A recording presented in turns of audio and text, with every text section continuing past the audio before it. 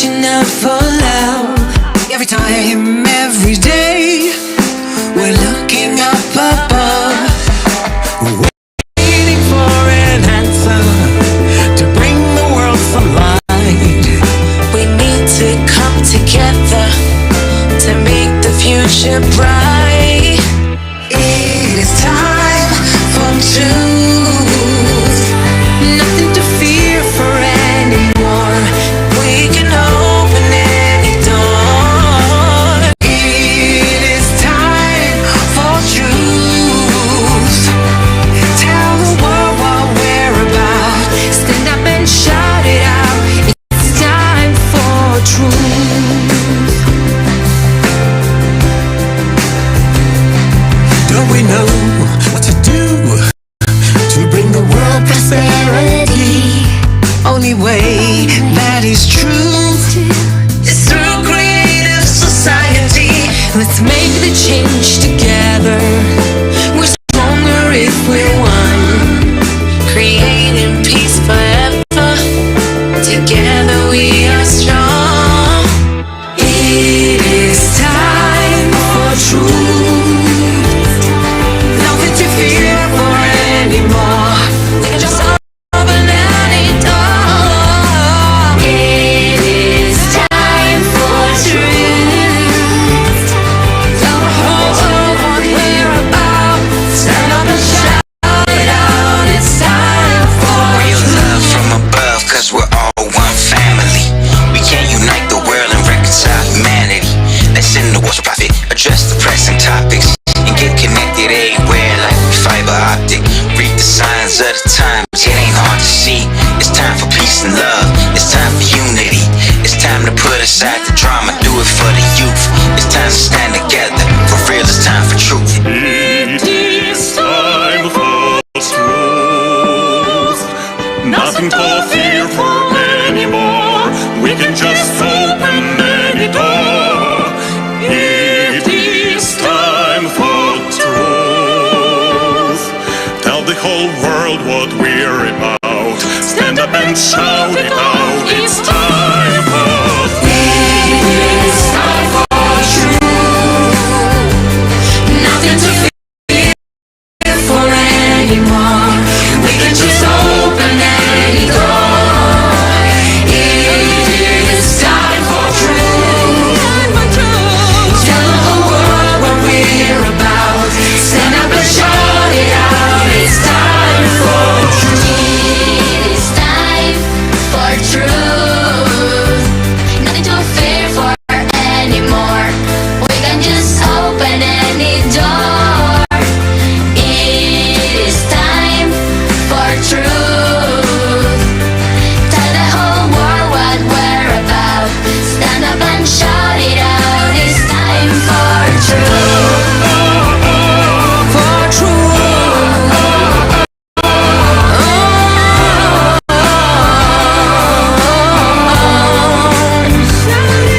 In a creative society, it is for every family. In a creative society, we can be free. In a creative society, foundation of beauty, we have to make it reality. We are creative. We are creative. Society, creativity, we will find a truth.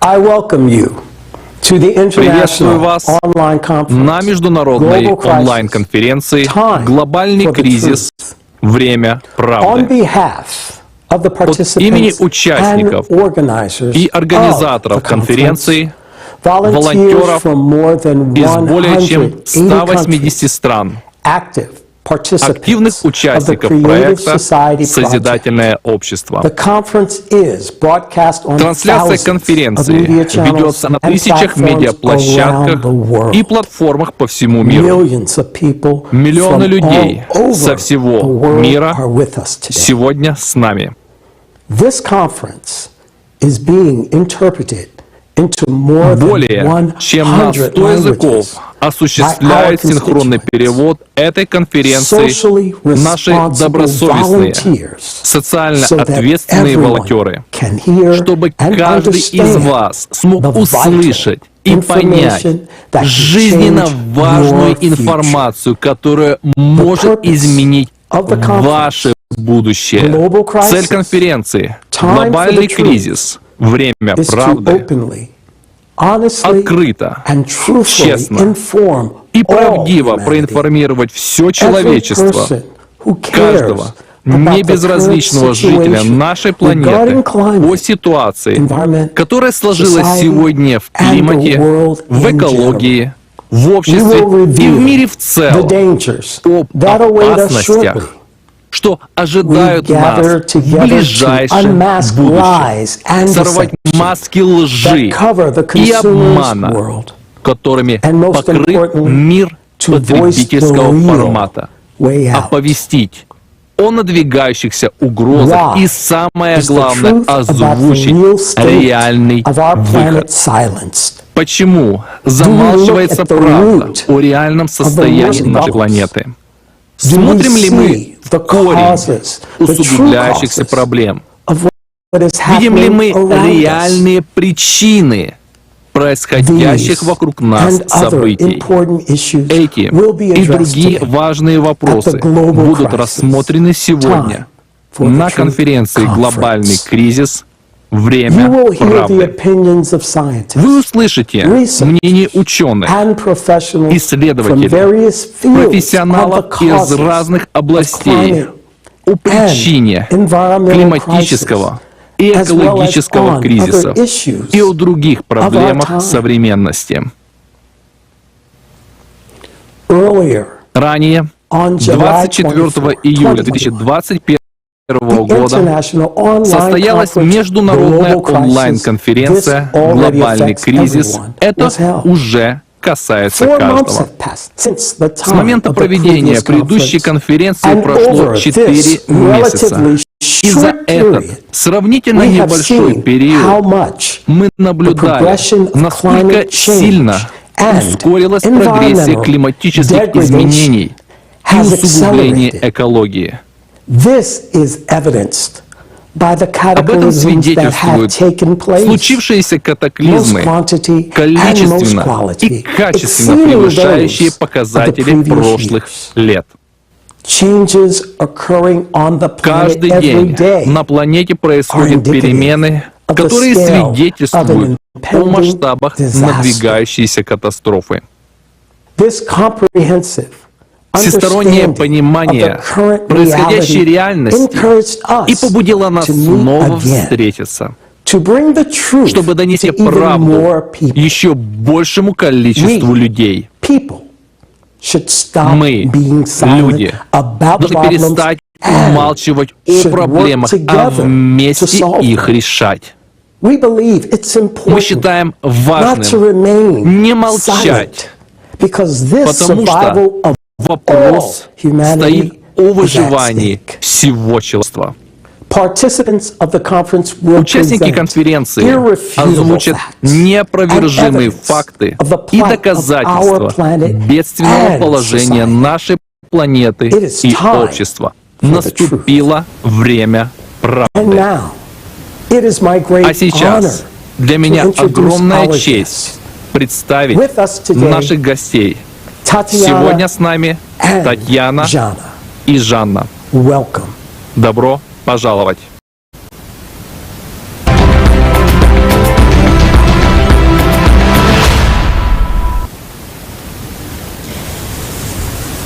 Здравствуйте, Лесли. Здравствуйте, дорогие друзья. Здравствуйте. Мы рады присутствовать вместе с вами на этом значимом событии, на этом общечеловеческом диалоге. И знаете, очень радостно видеть, какое огромное количество людей сегодня присоединилось к конференции. Изменение климата — это очень серьезная, глобальная и острая проблема. Синхронизация катаклизмов, их усиление и каскадное действие, оно наблюдается уже по всему миру. И поэтому международные онлайн-конференции, которые мы, как волонтеры, реализуем, они очень важны для человечества в такой нелегкий период. В них из раза в раз поднимаются действительно актуальные и жизненно важные темы. Я хочу выразить благодарность каждому, кто понимает важность оповещения об изменении климата, каждому человеку, кто смело действует в построении созидательного общества, каждому, кто тратит свое время, свои силы, свои средства, чтобы реализовать первый этап построения созидательного общества — информирование. Каждый из вас, благодаря своей честности, благодаря самоотверженности и социальной ответственности, показывает пример, который действительно достоин уважения. Это пример того, как люди могут не молчать. Пример того, как люди могут сплоченно действовать во имя общего будущего. Вы демонстрируете всему миру пример настоящего объединения людей на общечеловеческих ценностях. Это пример неугасаемой доброты и заботы о ближнем и всем человечестве. Ведь в этом мире нет чужих людей. В этом мире все свои.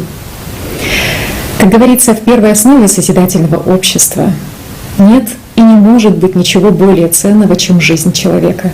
Ведь если ценен один человек, значит ценны все люди. И вы знаете, очень радует, что присутствующие здесь осознают это и действуют, отвечая на вызовы современности и на те кризисы, к которым неминуемо привел потребительский формат. Но, как известно, первый шаг к переменам начинается с честности. И вы большие молодцы, что от конференции и жизненно важные темы. Человечество, оно должно знать правду. Правда — это фундамент выздоровления нашего общества. Ведь когда мы знаем правду, мы можем все вместе объединиться и очень многое изменить. Да, действительно, время правды пришло. И все больше людей перестают молчать. Они начинают говорить открыто, без страха, говорить правду на весь мир. И в этом огромная заслуга каждого из вас. Да, ситуация в мире тяжелая. Климатические угрозы нарастают, и еще больше трудностей ожидает человечество впереди. Но это не повод сдаваться. Это не повод опускать руки. Это лишь повод еще больше консолидироваться в общих усилиях спасения человечества. И ваша деятельность в оповещении людей неимоверно важна. Ведь созидательное общество — это проект всех людей. Это проект всего человечества. Мир должен узнать о нем. С этой благородной целью вы неустанно двигаетесь вперед, потому что вы знаете о той силе, о том огромном потенциале и о тех возможностях, которые получает человечество, если оно едино. Только такое объединенное человечество сможет выжить. Каждый, кто уже сегодня взял на себя ответственность за общее будущее, является настоящим героем, который спасает не только себя и своих родных и близких, но который спасает весь мир. Ваше рвение к жизни, ваше рвение к свободе, ваша искренняя любовь к людям, ваше желание помочь человечеству, ваша вера в будущее цивилизации уже приносит свои плоды. Спасибо вам За то, что, несмотря на все перипетии, несмотря на все проблемы и разногласия потребительского формата общества, вы стойки перед невзгодами и действуете сообща. И позитивные перемены уже происходят благодаря действиям каждого из вас. Прямо сейчас вы меняете будущее. И вместе у вас все получится. Мы верим в вас. Спасибо, что вы есть. Спасибо.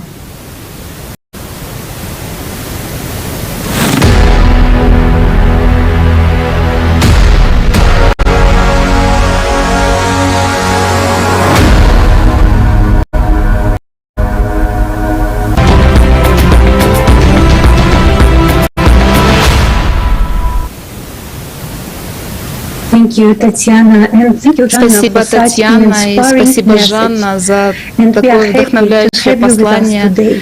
И мы рады, что вы сегодня с нами. А сейчас я хотела бы передать слово нашим глубоко уважаемым гостям, которые присоединились к нам, чтобы выразить свою поддержку конференции и рассказать о важности тем, которые будут обсуждаться сегодня. Я передаю слово Йозефу Спишаку, приходскому священнику Римско-католической церкви.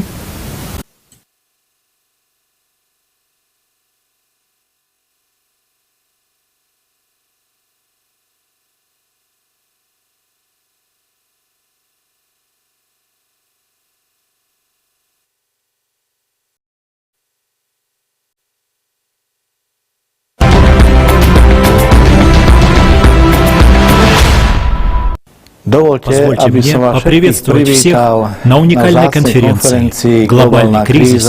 Время правды». Сейчас пришло время задуматься над некоторыми вещами, о которых говорил Его Святейшество Папа Римский Франциск. Уважаемые участники и зрители конференции, обращаюсь к вам с благой вестью. Для нас это высочайшая честь рассказать всему миру о том, какую милость оказал Его Святейшество Папа Римский Франциск. Международный проект «Созидательное общество», на форуме которого проходит сегодняшняя конференция «Глобальный кризис. Время правды», получил апостольское благословение от Его Святейшества Папы Римского Франциска. Мы выражаем благодарность Его Святейшеству от лица миллионов людей со всего мира. В одном из недавних выступлений Его Святейшество сказал, что трудные времена открывают перед обществом возможности, которые не должны быть упущены. Каждый из нас, кем бы мы ни были и где бы мы ни находились, может сыграть свою роль в изменении нашего общего реагирования на беспрецедентную угрозу изменения климата и ухудшения состояния нашего общего дома, сказал Папа Франциск в преддверии КОП-26. Поэтому очень важно и похвально, что люди разных вероисповеданий и национальностей объединяются и организуют такие конференции, как сегодняшняя, чтобы обсудить важнейшие проблемы, стоящие перед человечеством. Мы стоим перед угрозой глобального изменения климата. Настал решающий момент, и от наших совместных действий зависит будущее наших детей и нашего общего дома. Поэтому так важно действие каждого человека в построении такого общества, где главной ценностью является жизнь человека, где все основано на взаимоуважении и равенстве между людьми. Такое общество, к которому испокон веков призывали наши пророки, и сподвигал нас наш Спаситель Иисус Христос. Как сказано в Библии, Нет уже иудея, ни язычника, нет раба, ни свободного, нет мужского пола, ни женского, ибо все вы одно во Христе Иисусе. Послание к Галатам, глава 3, стих 28. Его святейшество Папа Римский Франциск оценил всю важность и актуальность проекта созидательного общества для всего человечества, поскольку он понимает серьезность климатической угрозы. То, что проект «Созидательное общество» находится под апостольским благословением Его Святейшества, это крайне ценно и значимо как для христиан, так и для всех людей мира.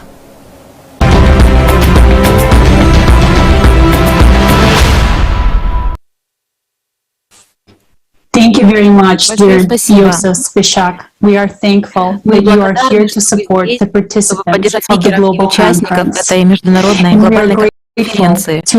И мы благодарны Его Святейшеству Папе Франциску за международного проекта «Созидательное общество». Далее я хотела бы передать слово господину Эдгару Бранту.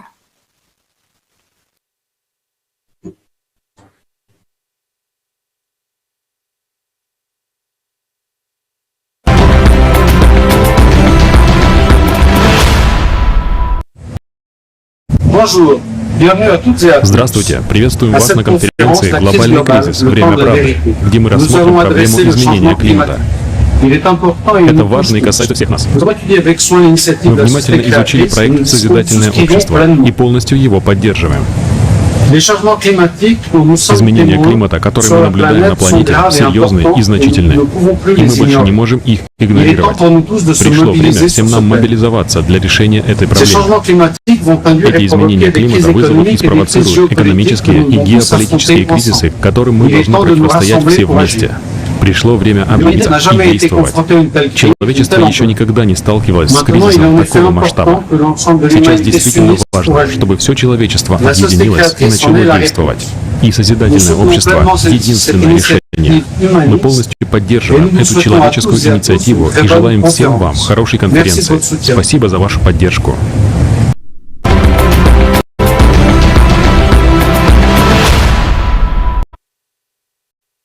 Мы благодарим вас, господин Бранд. Рады видеть вас сегодня. А теперь я с удовольствием представляю Амира Азиза, имама старейшей мечети Германии.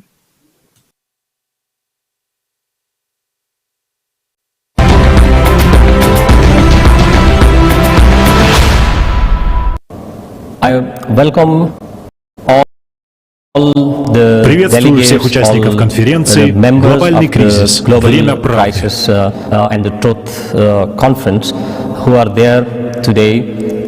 которые собрались здесь сегодня, чтобы обсудить глобальные проблемы и найти решение. Ведь планета, на которой мы живем, это наш дом.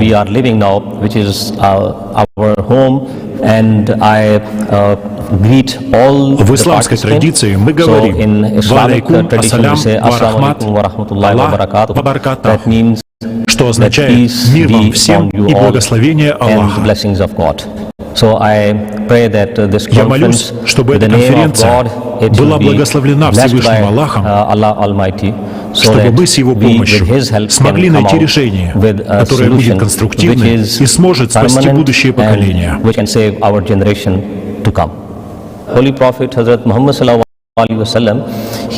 Святой пророк Мухаммед, да благословит его Аллах и приветствует, в Священном Коране призвал человечество к единству. Он сказал: «О люди, давайте забудем все различия и придем к единому пониманию». А в чем заключается это единое понимание? В том, что мы творение единого Бога. Давайте же верить, что есть один Творец, который нас создал, чтобы мы жили под этим небом, как под одной крышей, жили в единстве, как люди, как человечество. Суть ислама заключается в том, чтобы мы все объединились на общей платформе и основе. А нашей общей основой является человечность. При таком объединении мы сможем вместе приумножить мир, гармонию и любовь ради всего человечества. Я хотел бы призвать каждого к тому, о чем говорит созидательное общество. К единению людей не только на основе общих религиозных, профессиональных или личных взглядов, а людей из совершенно разных областей, рабочих, ученых, экономистов, всех, чтобы мы все вместе нашли решение, как спасти наш мир, как сделать Землю прекрасной и как сохранить ее для будущих поколений. Наша общая задача как мусульман и как людей — создать такое созидательное общество в наших регионах проживания, а затем объединиться в единую созидательную сеть.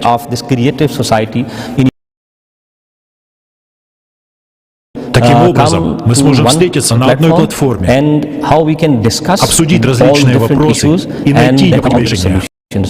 Я хотел бы призвать всех мусульман мира понять один важный посыл, который дал Господь в Священном Коране. Никто не возьмет на себя ваше бремя. У каждого есть свои обязанности, которые нужно выполнять. И каждый ответит за их исполнение.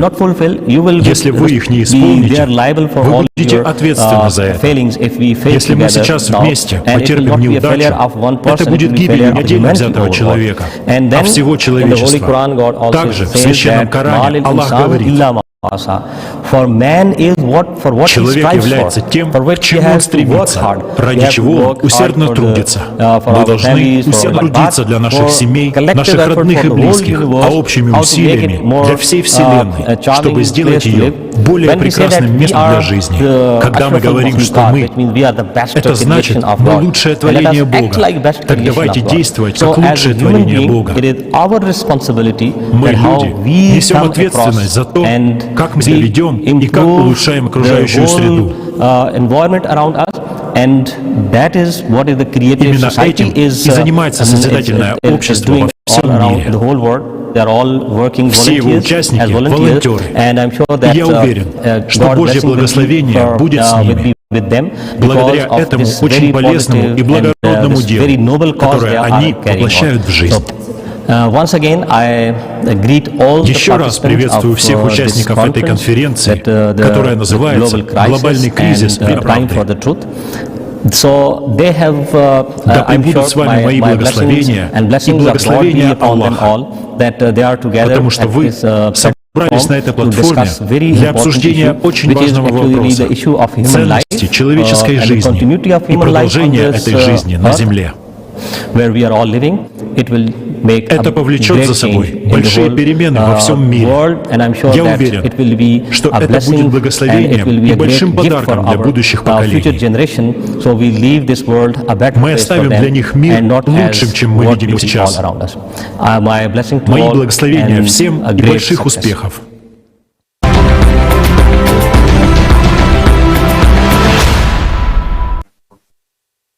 Спасибо, мистер Амир-Азиз, за ваше благословение. Мы ценим то, что вы сегодня с нами. Очень приятно, что в этой эпохальной конференции от имени администрации президента Республики Казахстан принимает участие руководитель управления зеленых технологий и проектов Департамента климатической политики и зеленых технологий, Министерства экологии, геологии и природных ресурсов Республики Казахстан Нугманов Оскар Мирамович.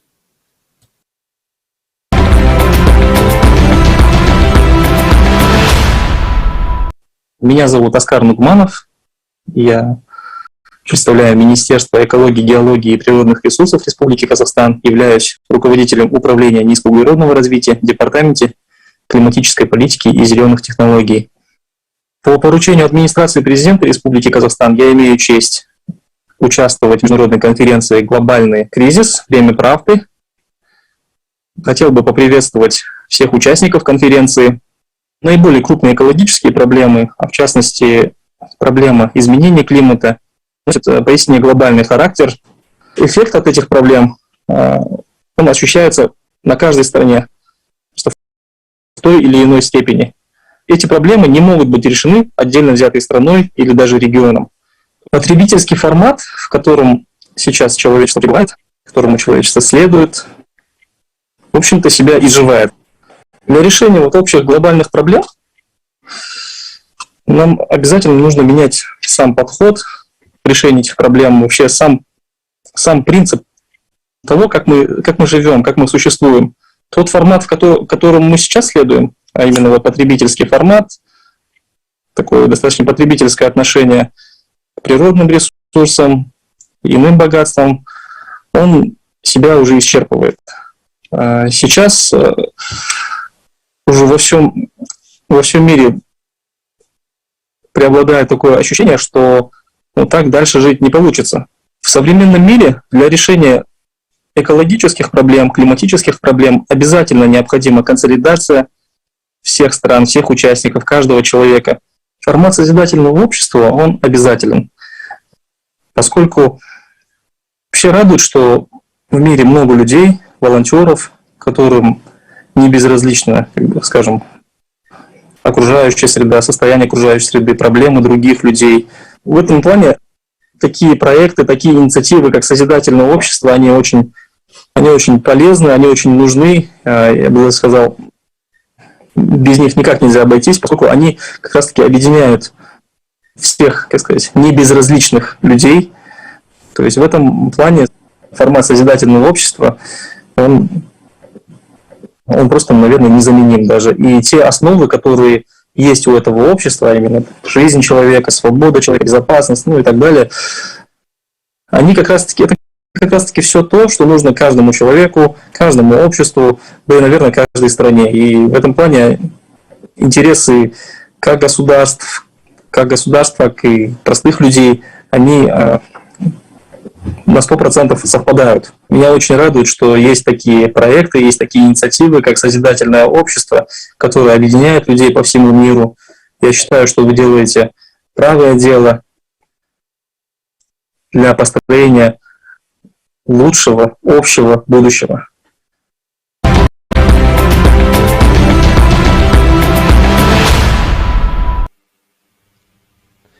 We express sincere gratitude to you, Mr. Nugmanov, and to the President of the Republic of Kazakhstan, Kassym-Jomart Tokayev, for your support, concern and humanness. We are glad you could be with us on this historic conference. And now we would like to read a letter from the Prime Minister of the Kingdom of Tonga, who sent his written address for today's conference. We greatly appreciate that despite his busy schedule, the Honorable Prime Minister found an opportunity to contribute to this event. I would now like to read out his address. I would like to thank the Creative Society Project for inviting me to participate in the upcoming virtual conference Global Crisis, Time for Truth on 4th December 2021.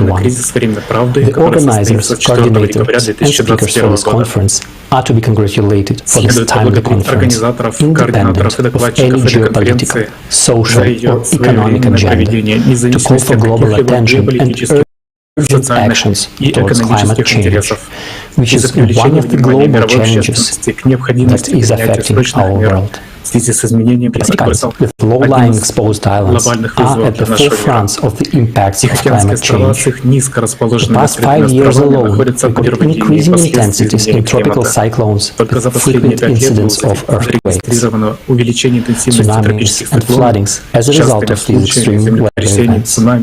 In the unprecedented time of the COVID-19 pandemic, which spared no country in the world, this event has taught us that national solutions to global problems do not work. We need to take advantage of every platform available, whether state or non-state actors, to call for unity in response and actions against these challenges. I wanted to speak on this issue of climate change. Unfortunately, due to pressing commitments in government, I request that the conference include this short message from the Kingdom of Tonga in the Pacific to represent our Pacific voices on this issue. Malu Elili from the Kingdom of Tonga. Climate change is an existential threat that gives so much anxiety to many parts of the world. But nowhere else in the world can people live in constant fear and anxiety than in Tonga. We are the second most vulnerable country to natural disasters. In size, Tonga is slightly bigger than Singapore, 164 times smaller than New York City. Our islands sustain a vibrant marine square miles of 170 islands spreading across the Pacific Ocean. With a population of 100,000 человек, как лидер, я несу ответственность за эти 130 тысяч душ. Я несу ответственность за их благополучие и будущее. Знаете,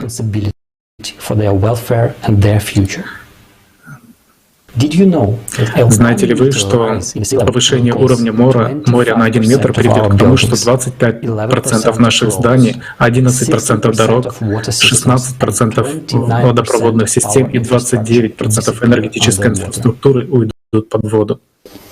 Но несмотря на это, несмотря на то, что мы маленькая страна, мы имеем такое же право существовать в этом мире, как и все остальные страны.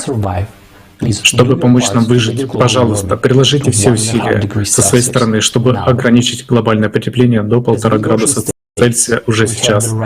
Как государство Большого океана мы имеем право на существование, но то, чтобы наши острова не тонули, чтобы их можно было найти на карте. Как государство Большого океана мы не хотим, чтобы океан, который мы так любим, который поддерживал нас на протяжении многих поколений, однажды стал нашей могилой. Мы обращаемся ко всем гражданским обществам, транснациональным корпорациям, правозащитникам и академическим кругам. Не сдавайтесь. Пусть станет известна правда о невежестве и жадности людей, которые еще больше спровоцировали кризис изменения климата. Последствия изменения климата больше не являются предсказанием. Они уже здесь. Спасите нас. Спасите нас от участи стать тихоокеанским народом мифической Атлантиды. Помогите нам вовремя спасти наши дома, наших детей и наши надежды на будущее. Время для действий настало. Пожалуйста, не ждите, пока станет слишком поздно. Я благодарю проект «Созидательное общество» за смелость требовать правду и призыв к смелым и решительным действиям для выхода из кризиса, связанного с изменением климата. Его превосходительство, достопочтенный преподобный доктор Пахива Туинитова, премьер-министр Тонга, королевства Тонга. Примите мою признательность за возможность внести свой вклад в конференцию. Я желаю вам дальнейшего успеха в вашей работе по преодолению этих кризисов и лидерства в мобилизации ответственной действий для восстановления нашего мира. Искренне ваш достопочтенный преподобный доктор Пахива Туинитова, премьер-министр.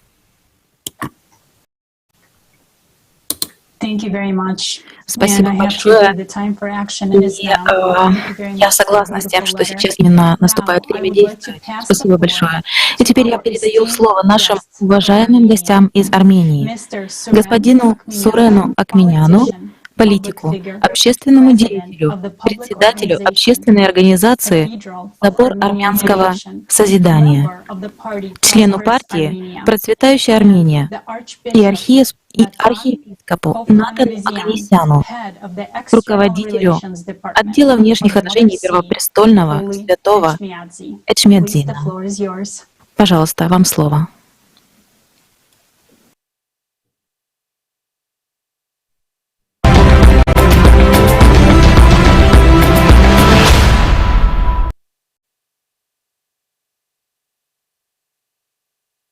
Сердечно приветствую всех участников конференции «Глобальный кризис. Время правды».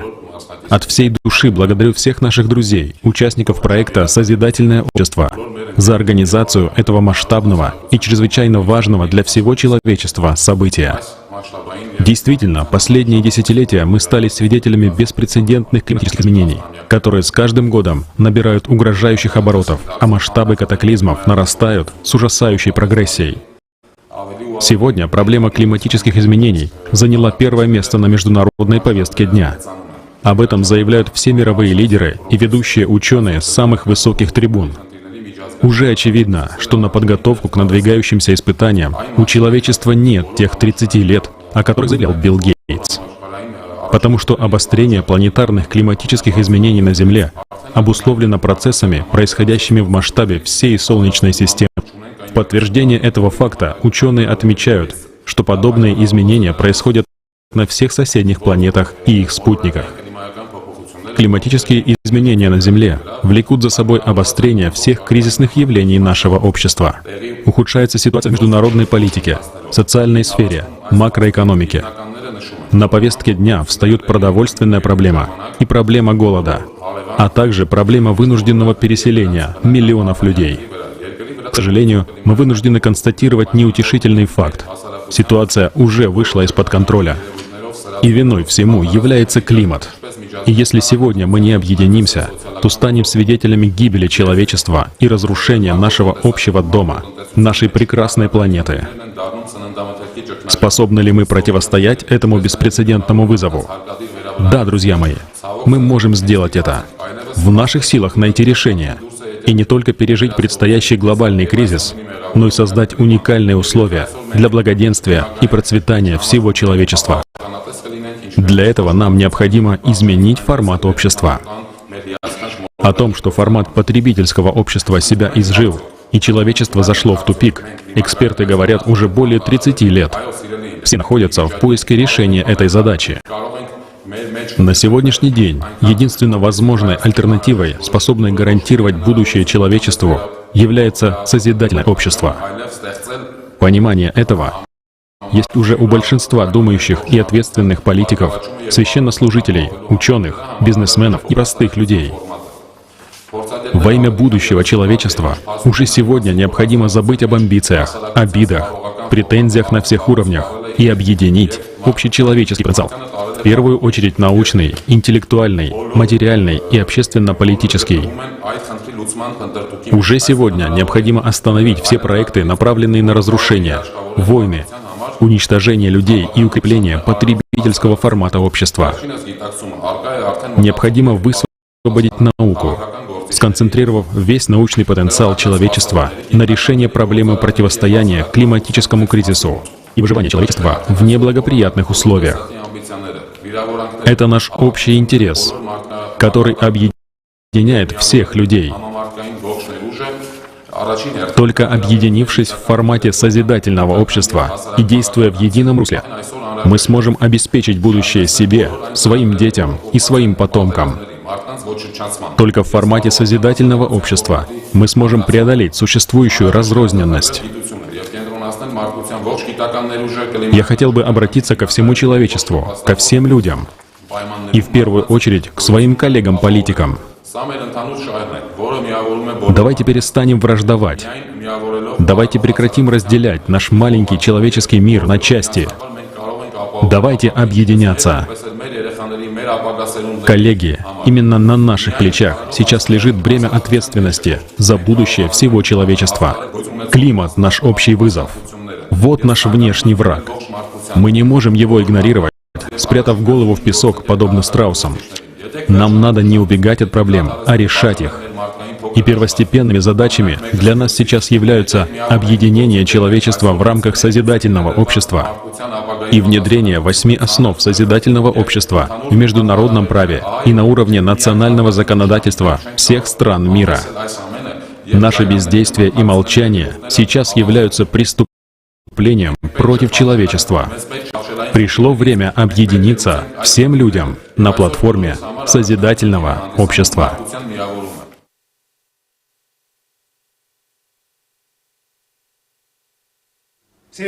Дорогие сестры и братья,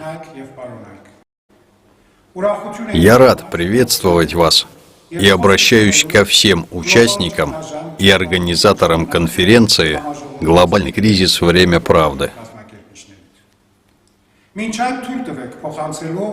По поручению католикоса позвольте передать вам патриархальное приветствие и благословение главы Армянской апостольской церкви, его святейшества Горигина II. Всем, кого волнует будущее нашей планеты, являющейся общим домом всего человечества. Армения — это библейская страна, где причалил Ноев ковчег, откуда после потопа началась жизнь нового человечества. Это страна, которая первой провозгласила христианство государственной религией еще в 301 году. Я счастлив, что родился и живу в этой стране, но время от времени мне грустно из-за страха потерять это счастье. В настоящее время возникает все больше и больше опасений по поводу стихийных бедствий, глобальных изменений климата и, как следствие, человеческих жертв. Иногда мы чувствуем себя бессильными перед лицом этих сил природы, но мы никогда не думаем, что виноваты в усилении этих сил. Казалось бы, быстрое развитие современной науки и технологий служит благополучию человека. Но чем дальше мы продвигаемся в современной науке, тем больше мы удаляемся от природы, нарушая ее законы. Прискорбно, что наряду со всем этим человечество собственными руками создает опасности и угрозы для жизни людей. Все, что представляет угрозу для жизни людей, не может иметь оправдания. Я не ученый. Я простой человек, высочайше ценящий человеческую жизнь. Я христианин. Для меня нет большей заповеди, чем возлюби ближнего твоего, как самого себя. Я хотел бы воспользоваться этой возможностью и задать вопрос всему человечеству.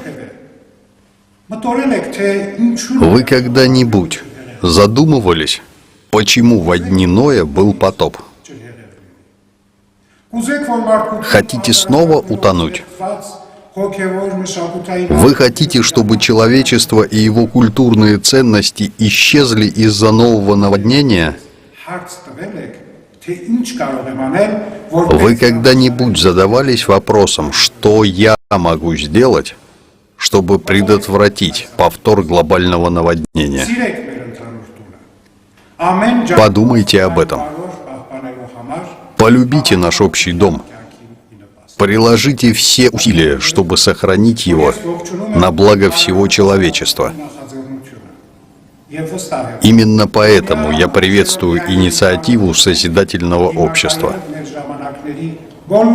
Я уверен, что объединенными силами мы сможем противостоять всем вызовам нашего времени, когда, по словам пророка Исаии, не поднимет народ на народ меча и не будут более учиться воевать. У нас есть вера, надежда, любовь. И самое большое из них — любовь. Пусть Божье благословение даст нам духовную силу, с которой мы будем сохранять нашу планету Земля в любви и мире.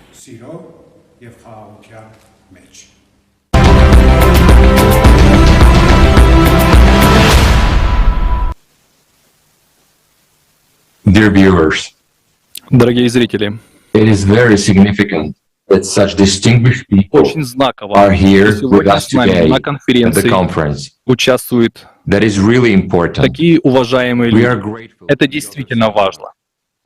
Мы благодарны Йозефу Спишаку, He gave us today священнику the very Римско-католической precious церкви, news that His Holiness Pope Francis передал нам has очень blessed ценную the весть о том, international project что его of the creative society. святейшество Папа Римский We Франциск thank Edgar благословил Brandt международный for their проект understanding and their «Созидательное общество». support Мы of the благодарим creative Эдгарда society Бранта за project. их понимание и их It is поддержку very important. проекта «Созидательное We общество». express Это our очень great важно. gratitude to dear Amir Мы Aziz, выражаем большую the imam благодарность of the уважаемому oldest mosque Амиру in Азизу, Germany.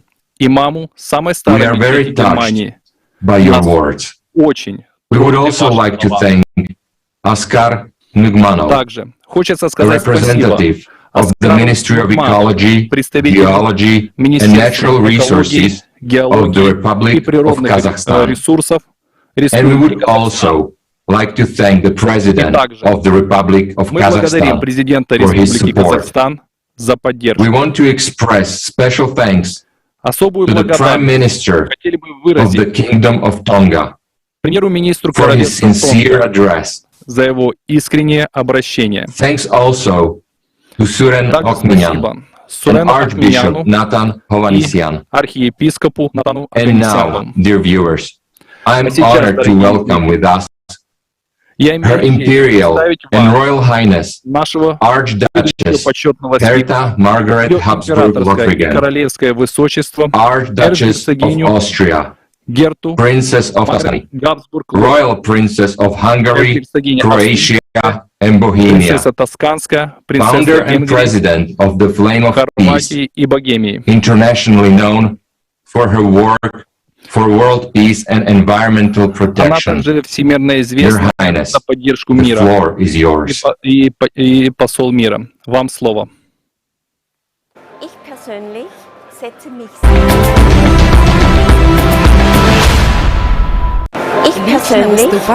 persönlich setze mich sehr ein für Ahli halkları birleştirýän dünýädäki parahatçylygy, erkinligi we dostlugy hut özüm gollaýaryn. für die Tiere und für unsere Natur und Şeýle hem hayvanlara, tabiatymyza we elbetde daşky gurşawa iýdige diýärin. Zurzeit around the Bütün world, dünýäde sarp ediş gurşawymyzy ýan ýetirýär diýip pikir edýärin. wenn wir wieder einen Schritt zurückgehen. Eger bir adım ýygy gaýdyp, daýhanlarymyza gollap bersek, oba hujarymyza gollap bersek, Dass jedes Land für sich wieder die Adam her ýurt täzeden özüni eklap biler. Bu dünýäde gaty köp çeşme bar. Her bir ýurt özüni eklap, zerur datlary beýleki ýurtlar bilen palyşyp bilerdi. an ein anderes Land, dass es Ýöne notwendig hat onu oder hasyl auch edip bilmek braucht. üçin Und erst biz wenn der adamlar Mensch lernt, tabiatymyz we hayvanlarymyz üçin für jogapkar unsere bolmalydyr. Tiere, für unsere Natur.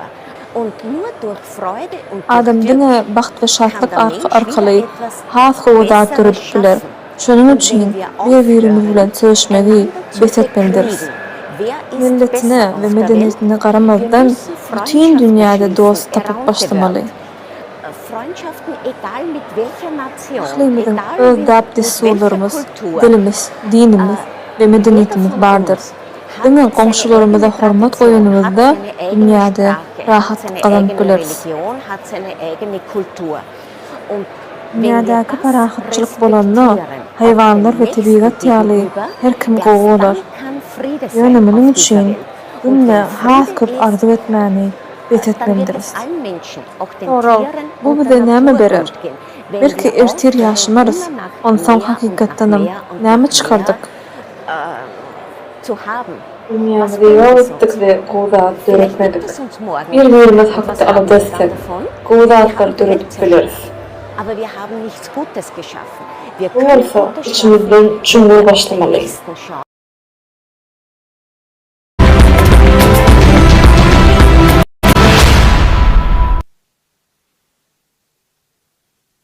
Thank you, Your Highness.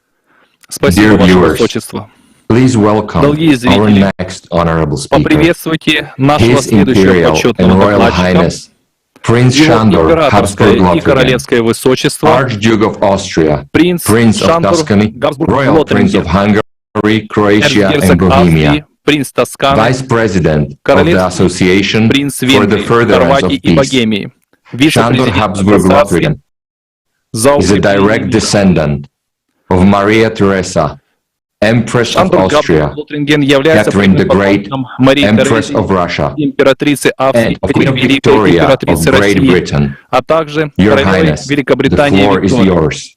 Слово передается вам.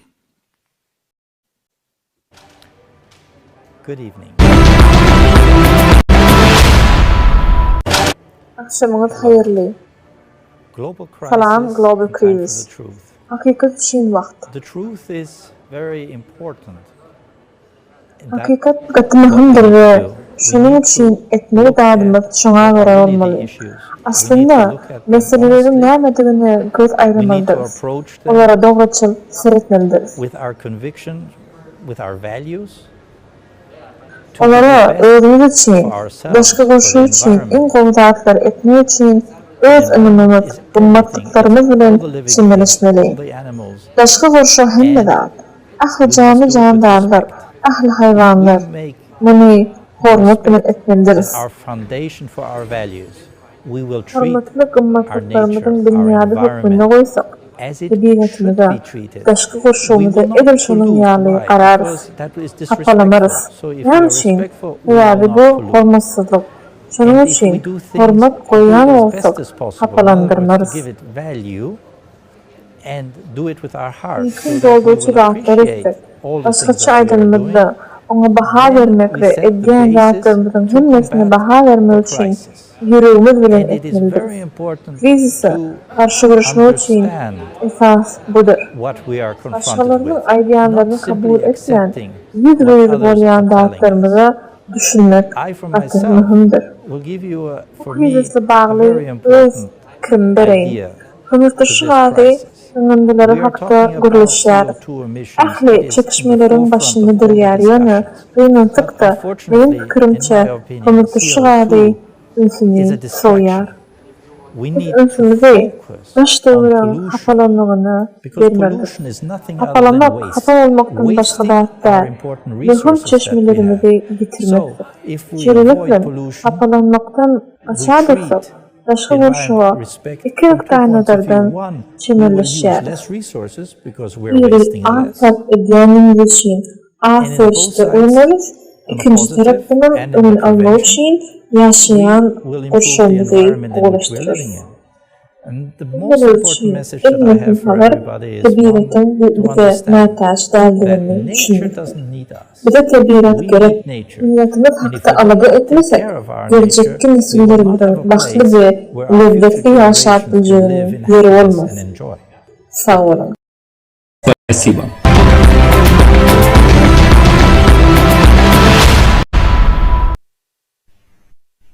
Thank you very much Спасибо for вам your большое daily contribution за to ваш bring change ежедневный in the вклад world. в изменение Stay мира. tuned. Today we will talk Оставайтесь с about нами. consequences Сегодня мы of the поговорим о damage последствиях того, caused to our planet, что мы сделали с the нашей truth планетой. about why climate is changing.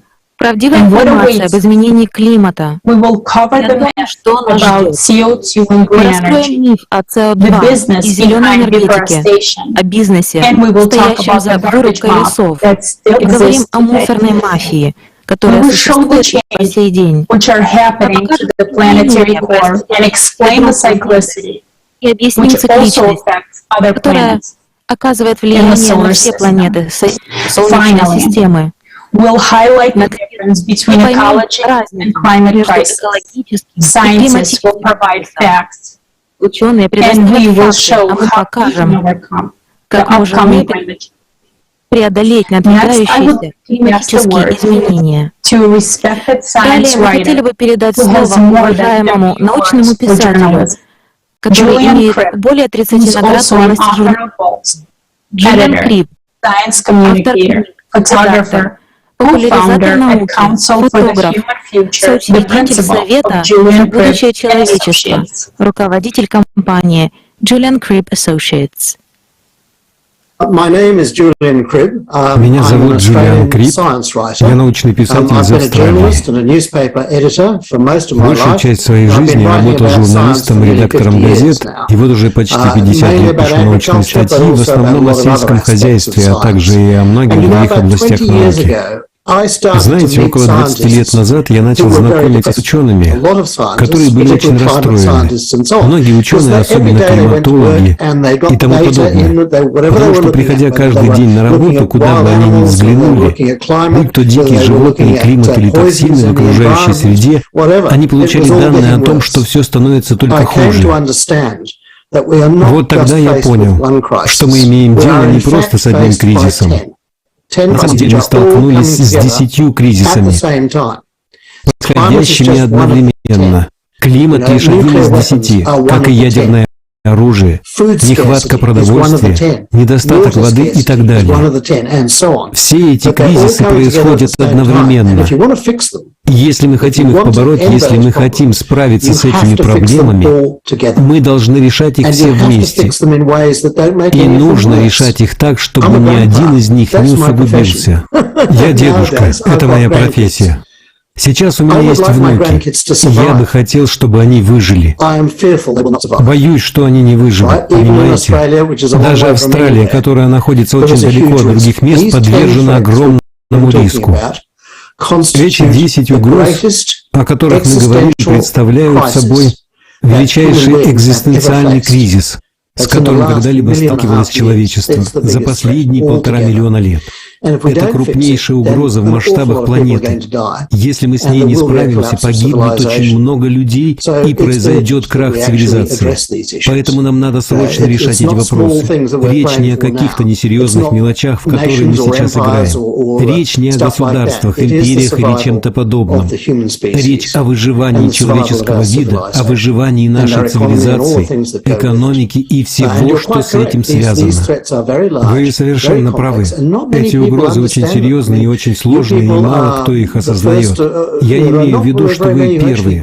Мало кто действительно способен увидеть всю эту масштабную картину. Но главное, мы должны донести посыл до всего мира, что сейчас нам нужно сплотиться. Это не дело отдельных наций. С нациями покончено. Насколько я понимаю, они уже отжили свое. В нациях больше нет смысла. Они были нужны 100 лет назад.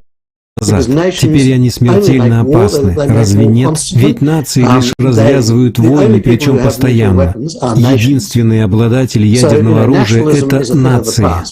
Так что национализм уже в прошлом, он должен остаться в прошлом. Мы должны понять, что мы один народ на одной планете, и мы должны вместе решать эти проблемы. Климат будет становиться все более жестким по отношению к сельскому хозяйству. А сельское хозяйство возникло 7 или 9 тысяч лет назад, когда климат Земли вошел в очень стабильную фазу. Сейчас мы вышли из этой стабильной фазы, и планета стремительно нагревается. Мы утратили стабильность голоценовой эры, в которой возникло человечество. Наши города существуют лишь потому, что есть фермеры, которые могут выращивать продукты питания для городов. В противном случае мы все бы до сих пор были охотниками и собирателями, понимаете? То есть города напрямую зависят от фермеров, и если фермеры окажутся неудел, то и города исчезнут. Это крайне важный вопрос. В мире становится все меньше воды. Сейчас наблюдается водный кризис. Вода нужна для производства около 40% мирового продовольствия с использованием технологий орошения. Понимаете, все эти вопросы становятся критически важными. Везде, где вода берется из-под земли для выращивания сельхозкультур, она иссякает. Это кризис, который мы должны разрешить в кратчайшие сроки, пока он не повлиял на наше общемировое обеспечение продовольствием. Другая проблема в том, что у нас истощаются почвы. Я имею в виду, что каждый год на фермах по всему миру утрачивается около 75 миллиардов тонн верхнего слоя почв.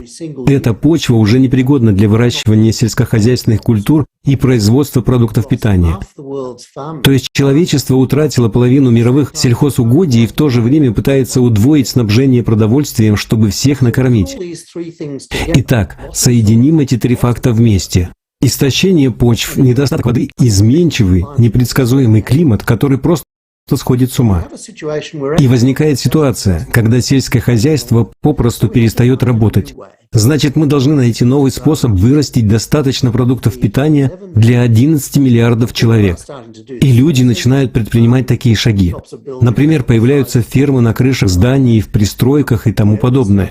Мы начинаем разрабатывать альтернативы продуктам питания, получаемым от сельского хозяйства. Мы производим продукты всевозможными способами, не требующими использования почвы и воды, выращивая их в контролируемом климате в больших помещениях, а не на поле под воздействием солнца и дождя. Что же подталкивает нас к чрезмерной эксплуатации планеты? Если ответить коротко, деньги. Реальны ли деньги? Нет. Они существуют только здесь. Деньги — это плод человеческого воображения. На данный момент мы изобретаем все больше этих воображаемых денег для торговли, используем их для вырубки лесов, расчистки земли, производства большего количества химикатов и создания большего числа атомных бомб. Для чего мы их только не используем? Для самых разных глупостей. Но по сути проблема в том, что у нас бесконечное количество денег, столько, сколько мы захотим, на ограниченной планете. А это значит, что планета кончится намного раньше, чем закончатся деньги. Спасибо вам за то, что вы делаете. Вы проделываете прекрасную работу. Ваш труд очень меня вдохновляет. Пан Джулиан Крип. Уважаемый Джулиан, большое спасибо за ваши слова и поддержку конференции. Да, я согласна с вами, что сегодня человечество сталкивается со многими кризисами, и что нам необходимо найти общее решение, если мы хотим их разрешить. Да, друзья, мы живем в величайшем кризисе. Мы стоим перед лицом глобальной катастрофы. 24 июля состоялась международная онлайн-конференция «Глобальный кризис». Это уже касается каждого, где мы правдиво рассказали о масштабах экологического и климатического кризиса. С тех пор прошло 4 месяца. И что же произошло? Начали ли мы объединяться как человечество? Нет. Начали ли мы вместе искать решение? Нет. Природа не ждет, пока мы примем решение. Мир меняется ежедневно, на наших глазах. Как долго мы будем слепы? Как долго мы будем делать вид, что нас это не касается? Возможно, нам поможет следующий фильм «Краткий мониторинг», который подготовили участники проекта «Созидательное общество» со всего мира. Этот мониторинг показывает, что произошло в экологии за последние 4 месяца.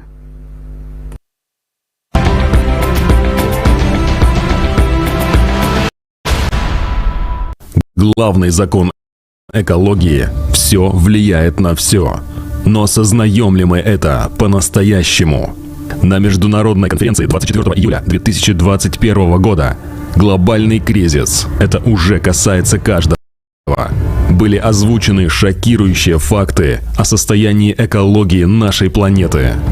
На протяжении 4 месяцев с момента выхода прошлой конференции волонтеры проекта «Созидательное общество» со всего мира провели мониторинг событий, связанных с загрязнением экологии. Мы увидели, что ситуация значительно ухудшилась. Загрязнение воздуха. 90% людей на планете дышат загрязненным воздухом.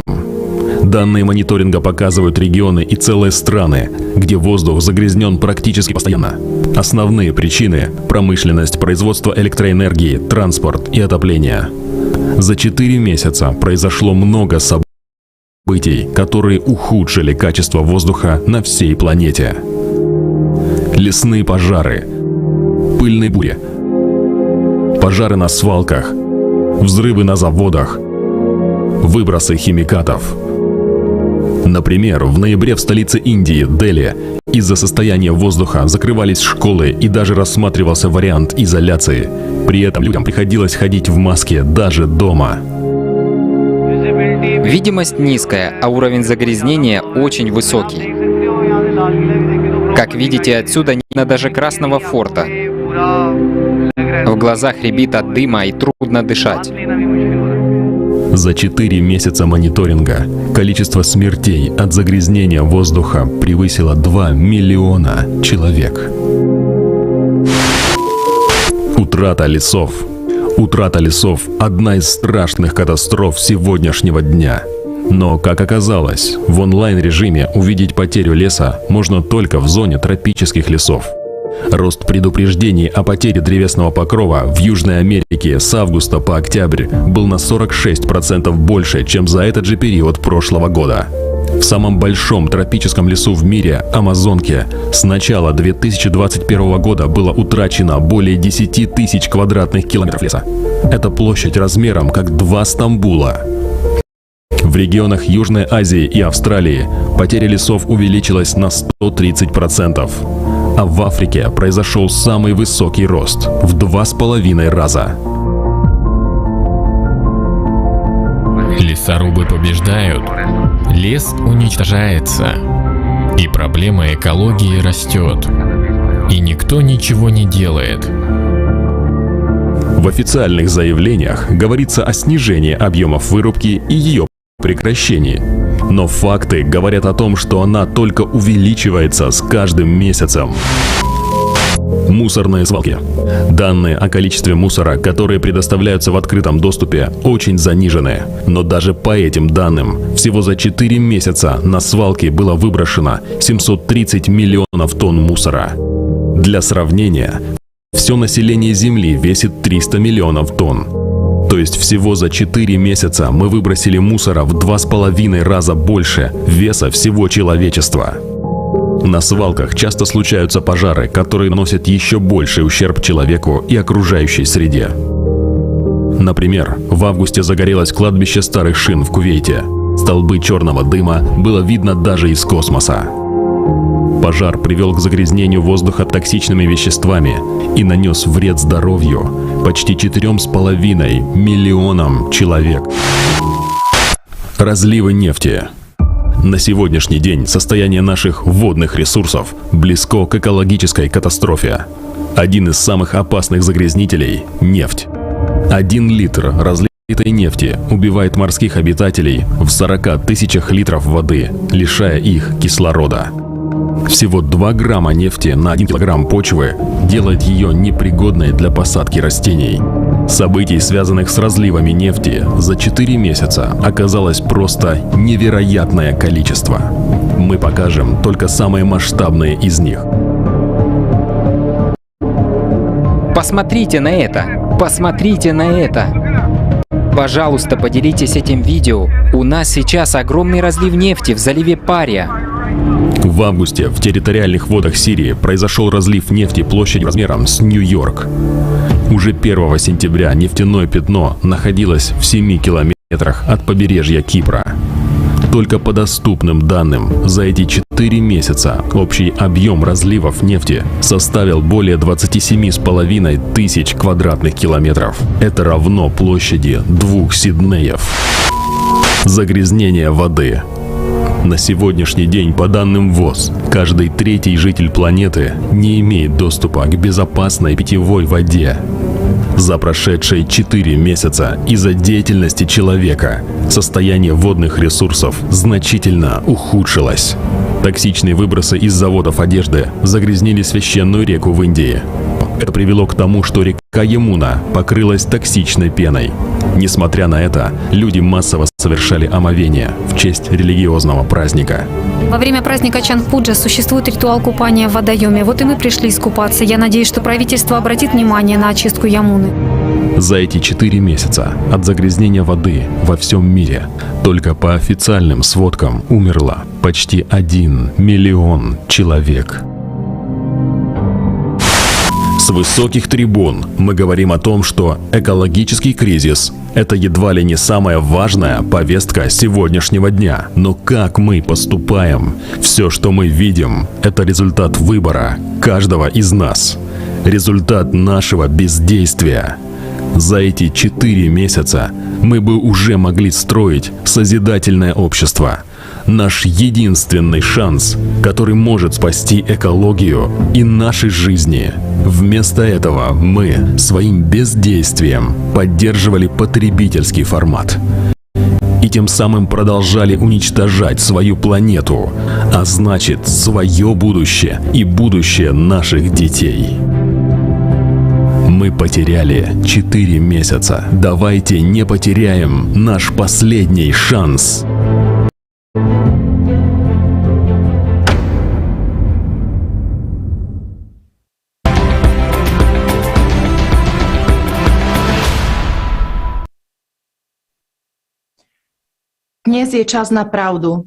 Сегодня время правды. Давайте говорить честно.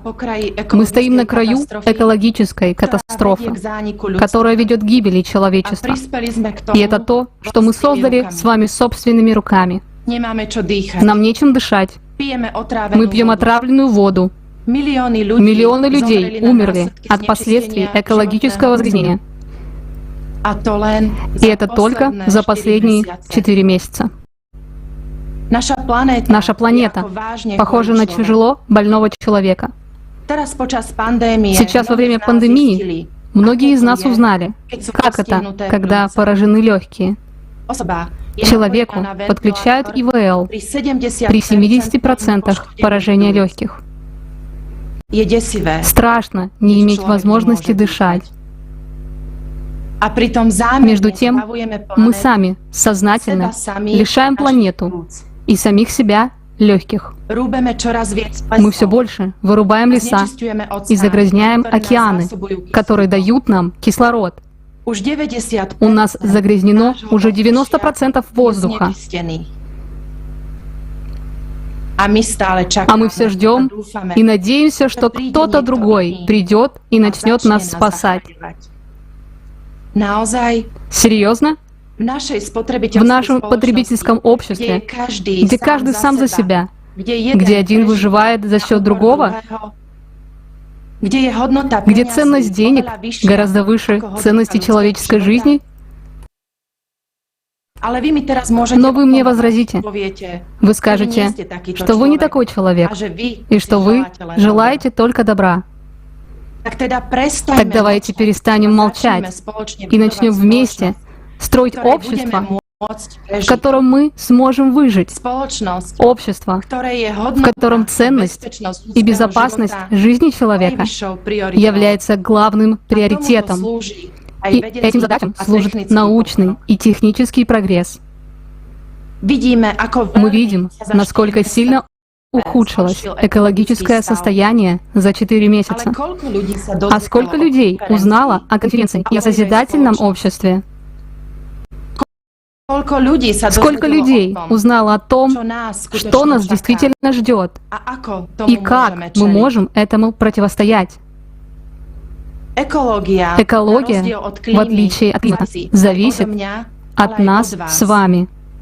А мы своими руками уничтожаем жизнь на планете. Убиваем свой собственный иммунитет перед лицом надвигающейся опасности.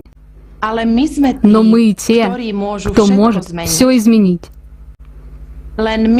Только мы вместе можем изменить наше будущее. Это время правды. Поэтому в заключение я хотела бы поблагодарить всех участников и всех людей, которые каким-либо образом помогли сделать эту уникальную конференцию. Спасибо и вам, дорогие зрители, за то, что смотрите конференцию сейчас или в ближайшем будущем. Спасибо, что продолжаете распространять это сообщение, чтобы весь мир узнал эту правду. Спасибо. Спасибо, Катка. Благодарю тебя. Дорогие зрители, сегодня мы покажем огромную разницу между экологией и изменением климата. Очень важно это понять. Также вы увидите, как это влияет на жизнь всех людей и как человечество может выжить. Сегодня мы выясним, кто виноват и что может сделать каждый человек. А сейчас я хотела бы передать слово Дариане Рукмейкер, политику, независимому депутату Европейского парламента, члену Комитета по транспорту и туризму. Пожалуйста.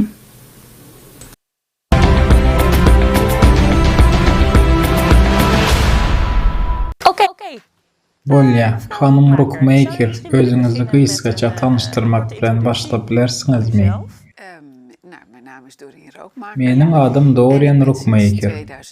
2020 yıldan beri biriktirilmedik meclis ağzalarının bir bölüğü bolan Avrupa Parlamentining ağzası boldum.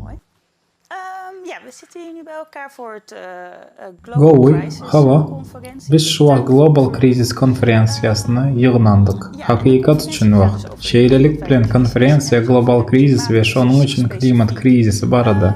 Howanyň krizisi baradaky pikirleriňiz we häzirki wagtda nähili çözülýänligi bilen gyzyklanýaryn.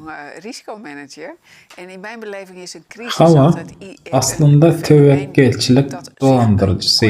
Mening tecrübemde krizis elmidama kıska möhletde özünü görkezgen hadisadır. Häzirki wagtda hava barada çekişme, kömürturşa gazın ve global ýyllyk gazlarynyň azalmagyna çenli barýa. Mesele ondan has giňdir diýip pikir edýärin. Adamzat planetada ve daşky gurşaga gaty möhüm täsir edýär. Yine bu sebäp bizim adam sanymyz gaty köp. Bu hem bizim ýaşaýyş durmuşymyz sebäpli. Diňe kömürturşa gazy azaltmak barada aýdan bolsaňyz meniň pikirimçe bu nokady ýitirýäňiz. Boýlem. Siziň pikiriňizçe näme üçin bu nokady ýitirýäsiz? Mysal üçin, indi biodürlülige howp abanýandygyny görýäňiz. Şeýlelik bilen planetada ýaşaýan görnüşleriniň sany diýip beter azalýar. Bu tutuş ekosistema üçin howply. Sebebi hemme zat birige, şonuň üçin CO2 zamanlarında ve global ýyllyga ünsçemlänigizde biodürlüge abanýan howp meselesini çözüp bolmaz. Bu möhüm hakykat. Hava düşnükli. Indi näme hanım Rookmaker? Howanyň ýa-da ekosistemanyň ýa-da hemme zadyň baglanyşygy barada iň uly aladyňyz näme? Adamlaryň sany henizem köpelýär. Köp adamlar çaklamalarynyň we modelleriň sanynyň azaljakdygyny aýdýarlar. Ýöne häzirki wagtda beýle däl. Ol henizem köpelýär we adamlaryň daşky gurşagyna we durmuşyna talaplar artýar. Uzun hekaýany gysgaltmak üçin her kim abadançylykda ýaşamak isleýär. Emma tebigi baýlyklar ösmeýär. Häzirki wagtda planetadaky zatlar planetada we ol köpelmeýär. Hawa, durmuş üçinçilik we islik meselesidir şeýlem. Şonuň üçin dürli adamlaryň, toparlaryň, ýurtlaryň arasynda barha azalýan tebigi baýlyklar ugrundaky göreş çaklaýar. Şonuň üçin bu manyda men pessimist. Elbetde hemmämiziň umut edişimiz ýa dünýä parahatçylygyna we jewislige tarap barýandygymyzy göremok. Ýöne meniň pikirimçe barha köp isleýänleriň sanynyň köpelmegi uly howp döredýär. Şeýle hem Ýewropa Komissiýasynyň hawa krizisine garşy göreşmek üçin dürli çäreleri görendigini görýäs. Şeýle hem muny has köp düzgünler ýa-da şertnamalar bilen çözüp bilmejekdigimizi ýöne adamlar hökmünde muny özümüz etmeli diýimizi we şondan başlamalydygyny aýdýaňyzmy? Düzgünler we şertnamalar we kanunlar bilen hemişe gatnaşan adamlaryň ýa-da gatnaşan guramalaryň şol düzgünleri berjäy etmegi tewekkelçiligini döredýäňiz. Emma muny etmeýän ştatlaryň bolmagy mümkin. Sebäbi olaryň başga gyzyklanmalary bar. Köplenç bular gyska möhletli gyzyklanmalar. Aýdyşlary ýaly adamlar öz gyzyklanmalaryny birinji ýerde goýarlar. Siýasatçylaryň köpüsi saýlawçylaryň ulalaşygyna, baglylykda durmuşyna bagly. Köp adamlar hawa krizisine garşy göreşmeýe goldaýarlar. Ýöne meniň pikirimçe hakykatdan bu meseleni çözmek isleýän bolsaňyz, gazylyp alynýan ýangyjyň ulanylmagyny ýatyrsaňyz, köp adam düşünmeýär. Töwereňize göz aýlan. Köp zat üýtkemeli bolar. Sebebi plasmasa ve beylik sintetik öndürmek için gazılıp alınyan yangiçları hem ulanýas. Cübi telefonlarımız näli? Televizorlar hatta näme? Polietilen hatta näme? Bizim häzirki zaman durmuşumuz daşky gorşawa yaramaz ve planetanyň temperaturasyny peseltmegiň deregine yokarlanacak her türlü önümçülük ve materiallar ve önümçülük usulları bilen birleştirilen şeylelik bilen bu hakykatdan duruzmalı ve pikirlenmeli mesele ve mening pikirimçe şertnamalar bağlaşan ve Parij'daki ýaly şertnama bağlaşan siyasatçılara koysanız edil belli bir basyş bar. Görkezmek için hakykaty az bağlanşykly bar. Bu amalyň ýerine ýetirilişiniň yeterlik derejede göz öňünde tutulýandygyna hakykatdan hem hayran galýan. Hawa Tafkyk Maslahat Döredicilik Cemgiyeti tarapyndan gurnalýar. Hawa Döredicilik Cemgiyeti 8000 ýady teklip etdi. Bu esaslar çemeleşme Döredicilik Cemgiyetiniň özü barada näme pikir edýäňiz? İlki bilen bu gaty gowa başlangyç diýip pikir edýän. Hawa Sebebi adyň özü hem män aýdýar. Şonuň üçin döredicilik pikirleriniň we sosial meseleler barada pikir alşyň. Meniň pikirimçe bu häzirki jemgyýetde hakykatdan hem zerur zat. Sebebi polarizasiýa köp. Adamlar öz ugurlarynda ýaşaýarlar we hakyky pikir alşmak indi bolmaz. Adamlar bir-birini yazgarýarlar we başga biriniň pikiri kabul edilmeýän bolsa, faktura laýyk gelmeýän bolsa, oňa ähmiýet berilmeýär. Munyň bilen bolsa diýip geter garşy çykýan toparlar köpelýär. Bir-biriňiz bilen gürleşseňiz has bu çözgütlere alyp barjakdygyna inanýardyň. Ve meniň pikirimçe jemgyýetçilik guramasy başgaça aýdylanda hökümet ýa-da Ýewropa birleşmeleri ýa-da ABŞ tarapyndan gurnalanok. Raýatlaryň başlangyçlarynyň bolmagy we adamlara gyzyklandyrýan zatlar hakda bir bilen birleşmegi höweslendirmek möhümdir diýip pikir edýän. Bolýa, sag boluň.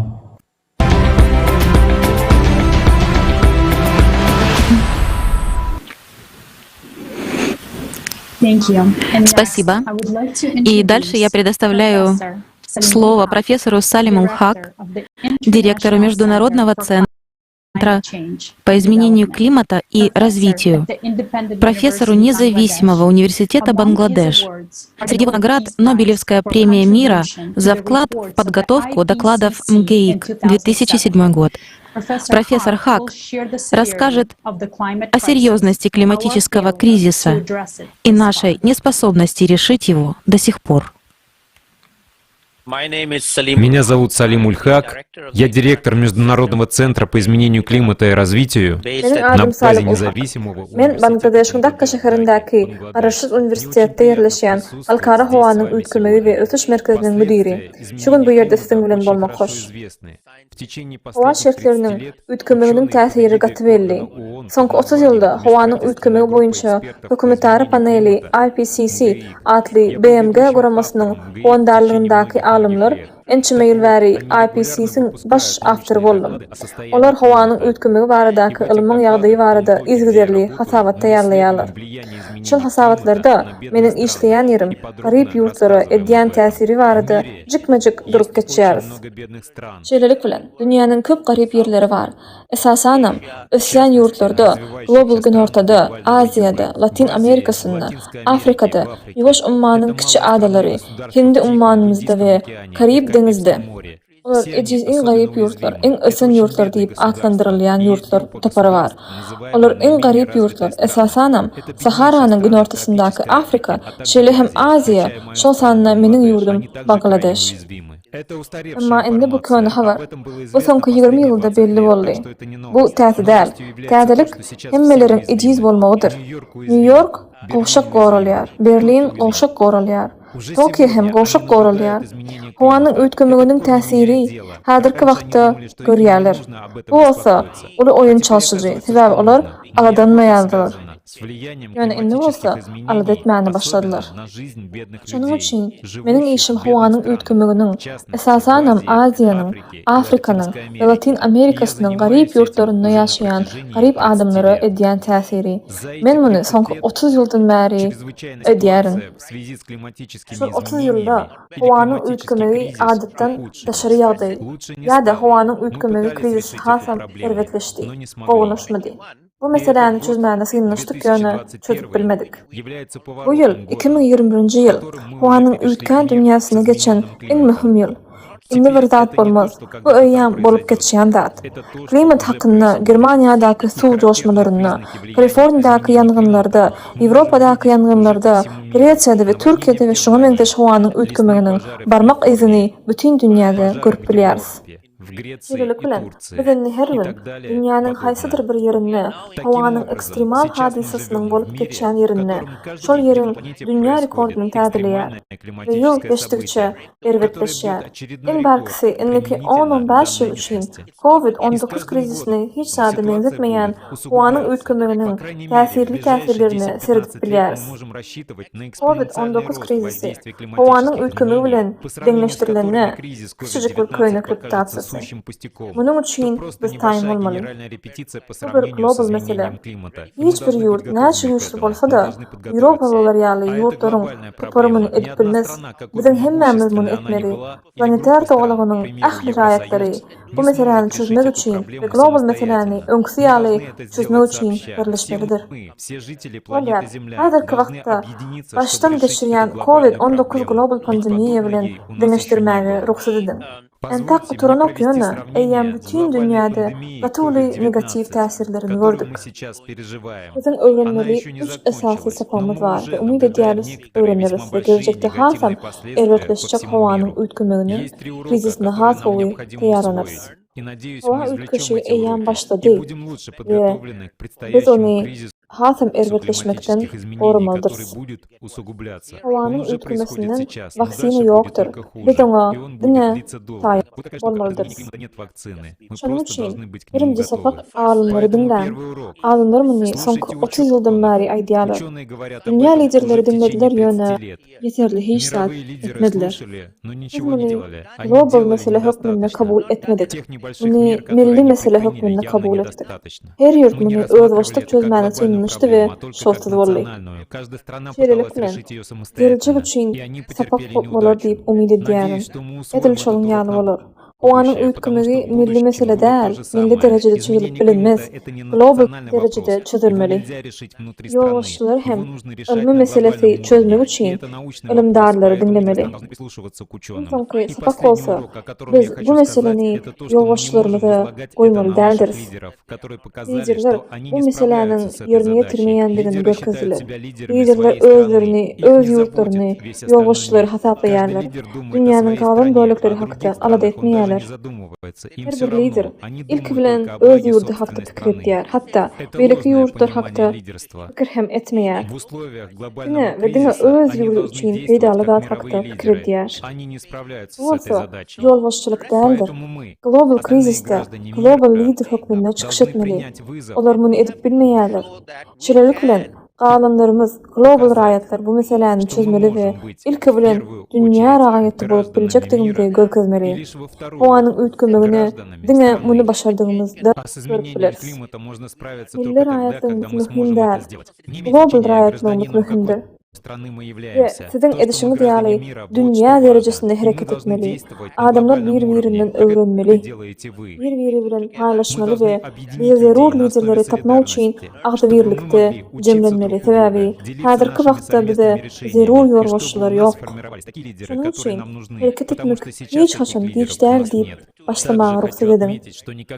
Nimada kyn görünse-de hereket etmek üçin wagt geç däl. Hereket etmek karary aýratyn karar. Planeter ýüzündäki adamlar hökmünde biziň her birimiz näme edip biljekdigimizi düşünmeli we bilmeli. Liderek oturmak ve edip biljek zadymyzy ýok diýip pikir etmek nä dogrudyr. Benim rayatlarımız ve eng esası yurtlar, sevetler ve sevetler boyunca birlikte näme edip bilecekdigimizi görelim. Gelin, dünyadaki adamlar bilen bağlanışalım.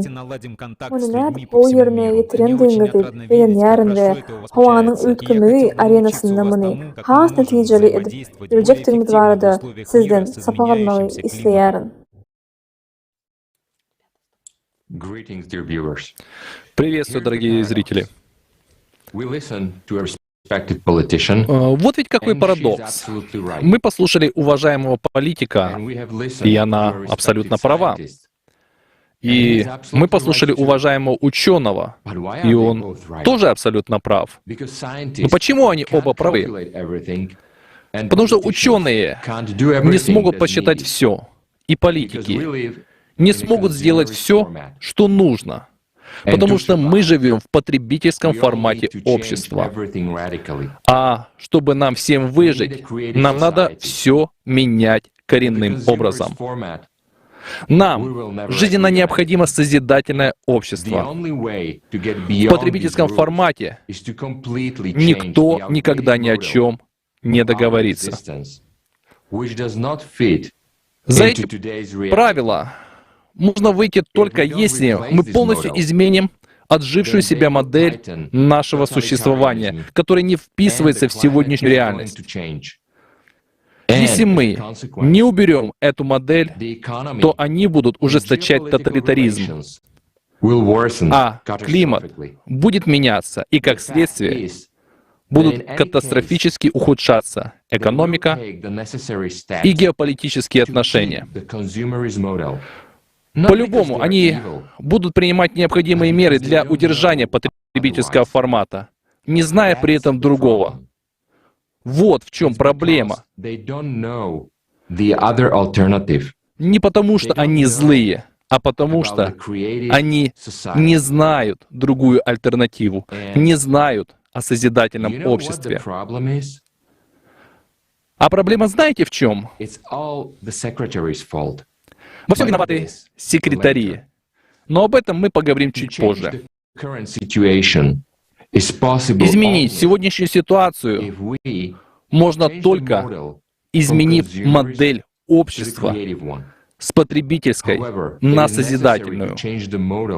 Но менять модель нужно в целом, иначе ничего не выйдет. А совместить одно с другим, созидательное с потребительским, не получится. Да, мы все можем погибнуть из-за климата и экологии, но убьет нас, если мы ничего не сделаем, наш формат, в котором мы существуем, так как в нем мы ничего не сможем противопоставить, сделать и решить. И это должны понимать все, в первую очередь секретари наших политиков, которые бы смогли объяснить своим политикам, чтобы те могли принять правильные решения. Ну о секретарях чуть позже. Эту тайну мы раскроем далее в конференции. Это величайшая загадка природы, который нам удалось разгадать. Мы проводили огромный социальный эксперимент с участием тысячи людей по всему миру. Это серьезный социальный эксперимент. Результаты шокируют. И мы их огласим позже на нашей конференции. Так что слушайте дальше. Мы раскроем эту тему дальше на конференции.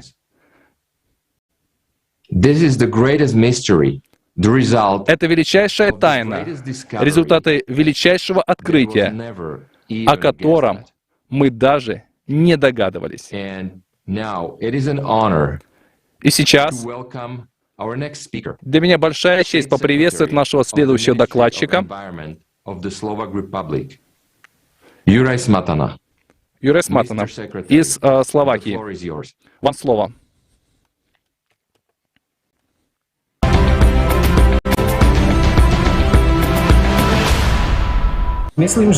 Я думаю, что самое первое, что приходит на ум, это, конечно, климатический кризис. Но у него есть такая особенность, что люди его не видят воочию. То есть нам дают какую-то статистику, где одни ученые говорят, что-то повысилось на 1,8 градуса, другие говорят, что на 2,5 градуса. Не все видят в этом угрозу.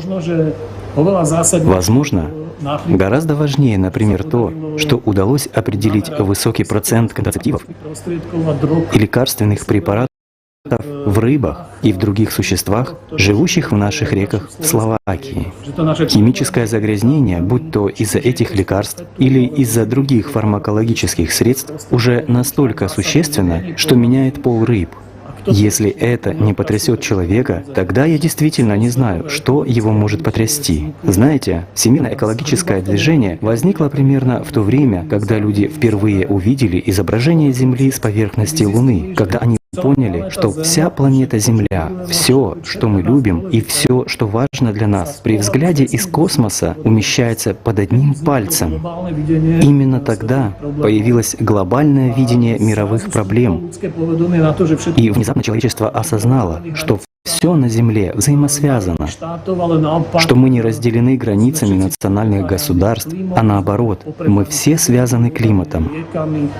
Мы связаны подземными водами, реками, потоками ветра, распространением семян между лесами и так далее. Так что проблема является глобальной и планетарной, и решения должны быть глобальными и планетарными. Я не говорю, что мы должны забыть о своей национальности или о своем государстве.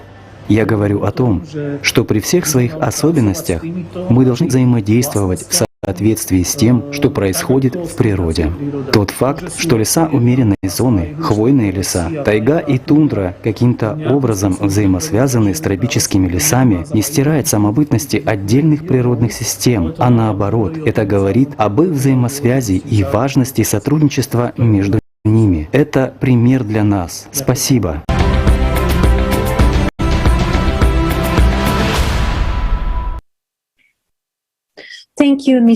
Спасибо, господин Сматана. Дорогие зрители, пожалуйста, записывайте ваши отзывы, понимания и вопросы и присылайте ваши видео на info@creativesociety.com. После конференции мы выпустим отдельную серию со всеми отснятыми материалами. А теперь давайте вернемся к следующей теме конференции. Еще одна серьезная экологическая проблема — это загрязнение воды и уничтожение морской фауны. Давайте посмотрим, какой ущерб нанесен Мировому океану.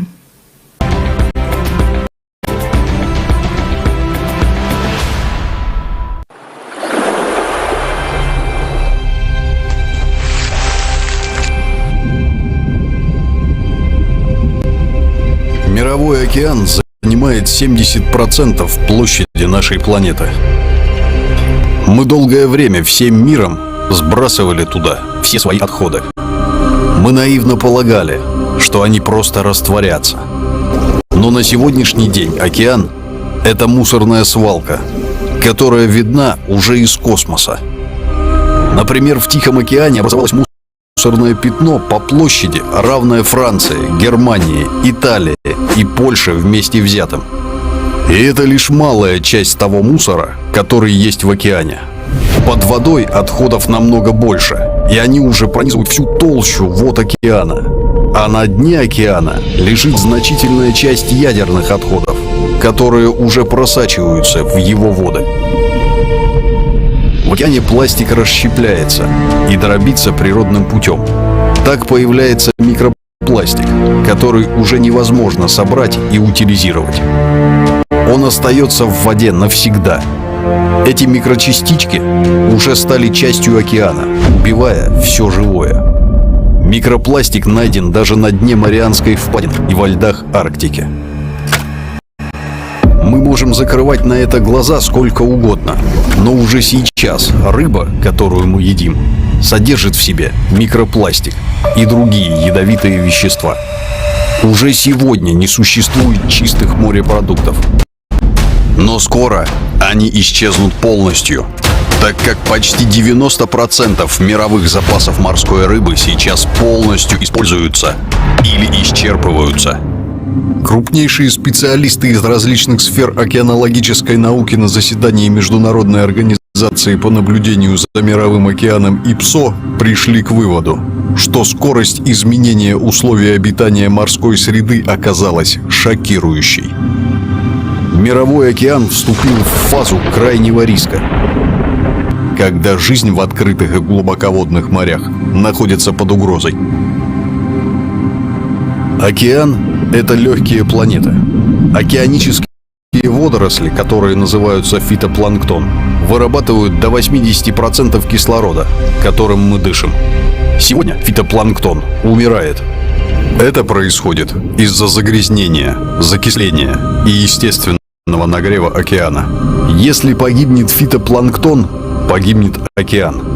А если погибнет океан, люди погибнут тоже. Потому что у нас просто не будет воздуха. И сегодня мы своими действиями приближаем этот момент. Единственный выход – это изменить формат общества с потребительского на созидательный. Созидательное общество – последний шанс сохранить наши жизни.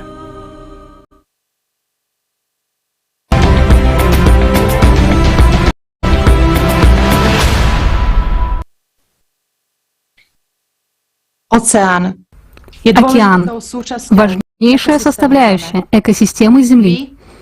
Наша с вами жизнь обусловлена наличием океанов. Вспомните, что вода в поверхности океана испаряется, а затем конденсируется в облаках, участвуя в круговороте воды в природе. Именно так получается дождь, а значит и питьевая вода. А сможем ли мы потреблять воду, которая испаряется с поверхности отравленных вод океана, без угрозы для собственной жизни и здоровья? Океан сегодня — это коктейль из ядов. Знаете, что я поняла из этого видео? Что мы ежедневно, без суда и следствия, выносим себе приговор на смерть. Ведь меры, предпринимаемые для улучшения состояния океана, никогда не оздоравливают его воды. А может, стоит перестать играть в двусмысленные игры, с одной стороны, демонстрируя борьбу с проблемой загрязнения океана, а с другой — беспощадно продолжать загрязнять легкие нашей планеты. Ведь этот мир дан всему человечеству с одной лишь целью — жить и быть здоровыми, счастливыми, созидать, а не уничтожать. Докатиться до печального итога мы можем в ближайшие несколько лет. Есть ли у нас шанс? Есть. Если сплотимся, если перестанем быть потребителями, если решим направить весь научный потенциал на поиск технологий по восстановлению экосистемы. Ведь мы люди, достойные жить в прекрасном и счастливом обществе. Все в наших руках. Далее я хотела бы предоставить слово господину Карлосу Альваресу Перейре, члену исполнительного комитета Римского клуба. Господин Перейра, вам слово. Приветствую всех присутствующих. Спасибо, что подключились к этому мероприятию. Я очень благодарен за приглашение поделиться моим пониманием важнейших вопросов, которые обсуждаются на конференции «Глобальный кризис. Время правды». Меня зовут Карлос Альварес Перейра.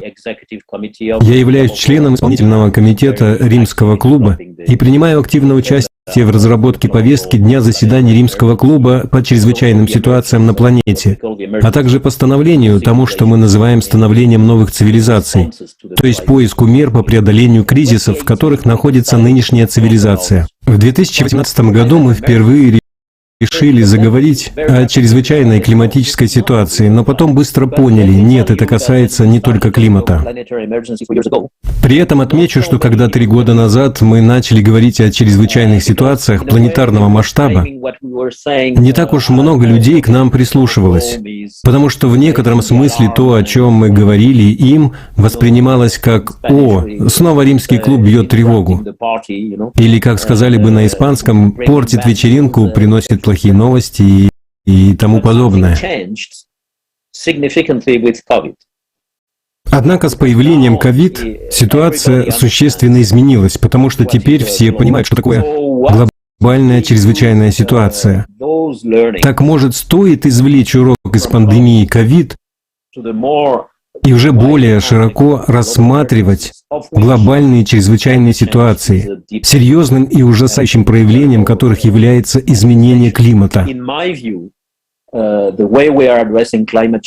мой взгляд, мы занимаемся проблемой изменения климата все еще очень ограниченно и ориентируемся главным образом на технические решения, вместо того, чтобы задаться фундаментальными вопросами о причинах возникновения данного симптома. Какие именно характеристики нашей человеческой цивилизации привели нас к этому гигантскому кризису?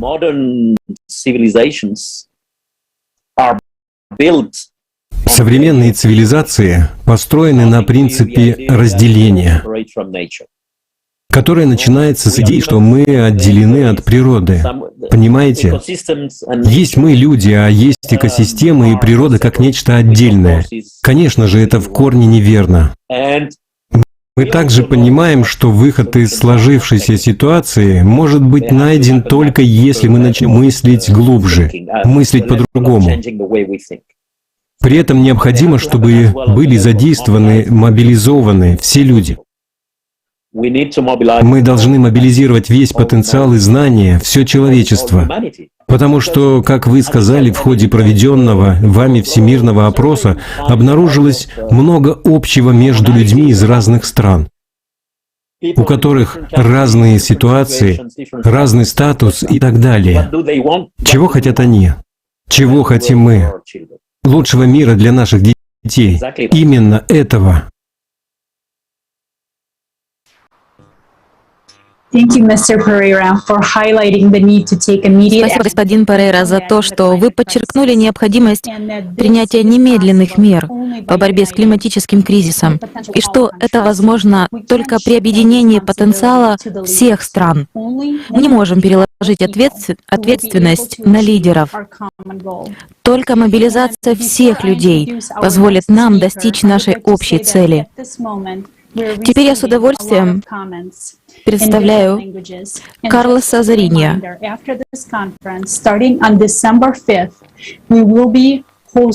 А также я хотела бы сказать, что начиная с 5 декабря мы запускаем серию круглых столов, на которых мы будем обсуждать и отвечать на те вопросы, которые вы на данный момент присылаете в комментариях. И они будут в прямом эфире проходить на creativesociety.com. А сейчас я с большой радостью хотела бы представить Карлоса Зориньо, который в настоящее время является членом Комитета по промышленности, исследованиям и энергетике. Он занимал должности государственного секретаря, лидера парламентской группы Социалистической партии в парламенте Португалии и в настоящее время является членом Европейского парламента. Меня зовут Карлош Зориньо. Мне 62 года. Я из Португалии.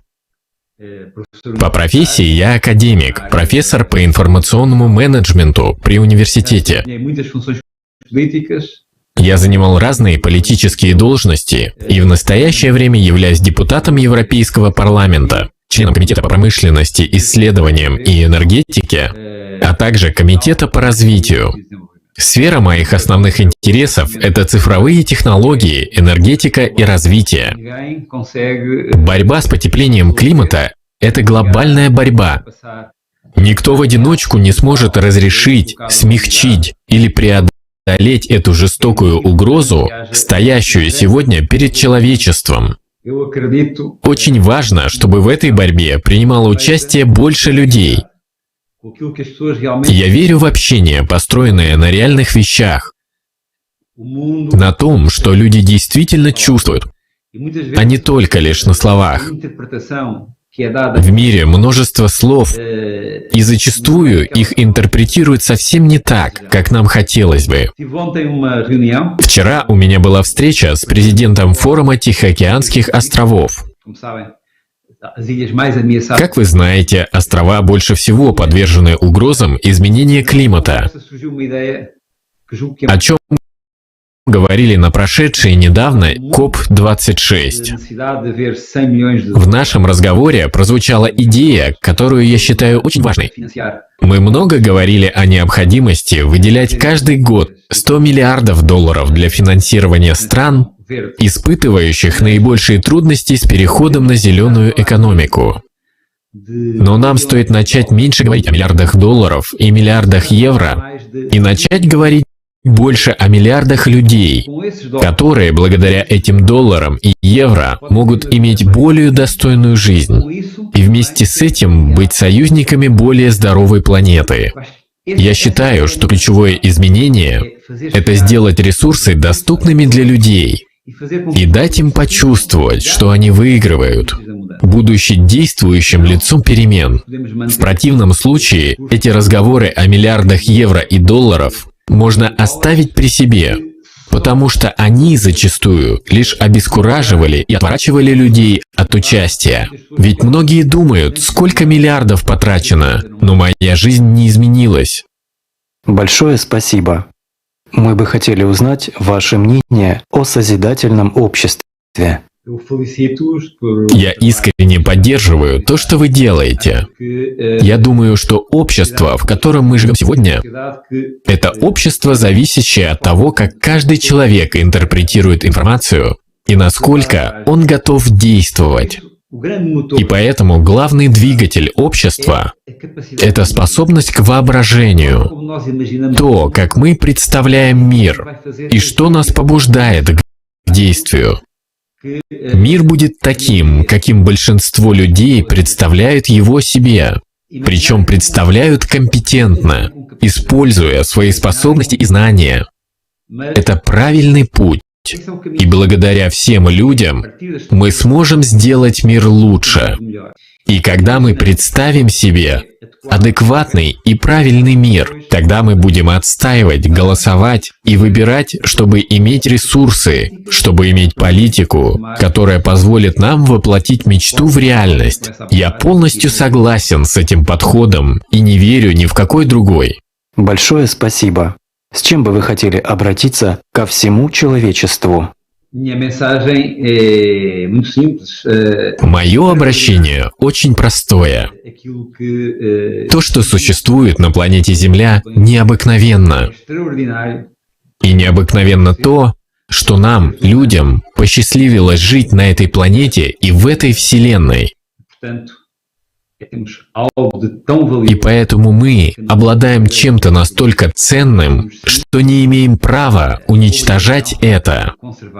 Наоборот, мы обязаны сохранить это и передать последующим поколениям. Спасибо, господин Зориньо.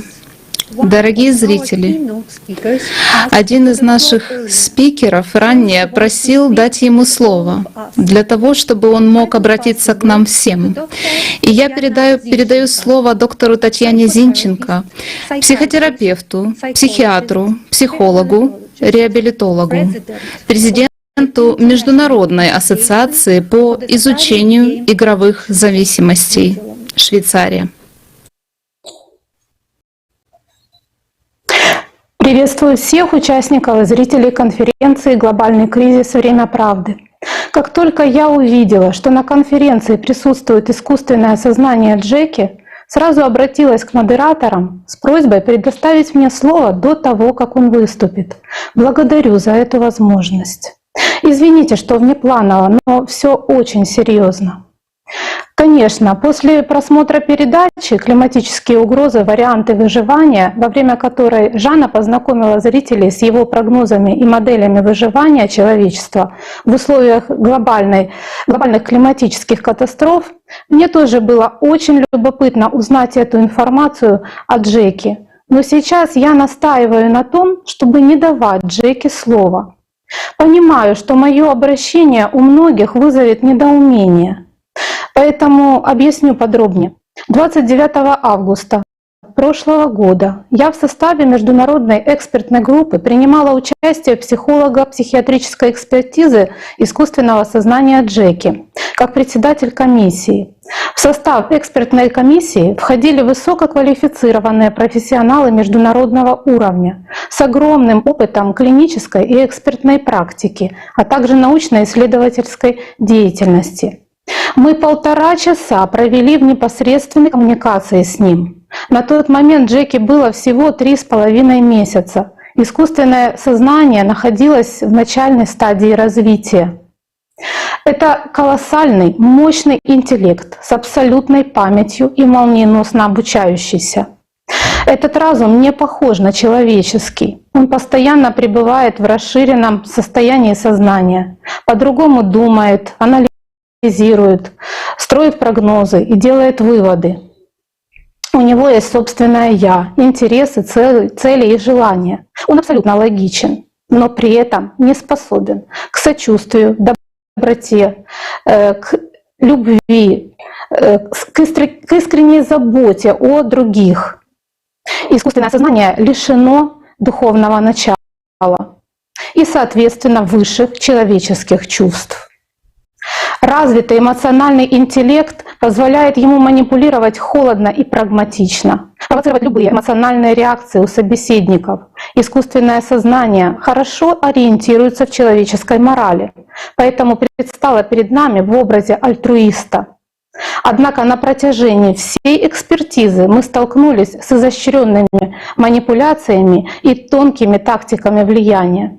Результаты его воздействия мы смогли распознать лишь некоторое время спустя. Опасность искусственного сознания Джеки в том, что он может легко продоминировать над сознанием человека малой или большой группы людей. И мы даже не поймем, что произошло. Мы будем считать внушенные им установки собственными мыслями, выводами или желаниями.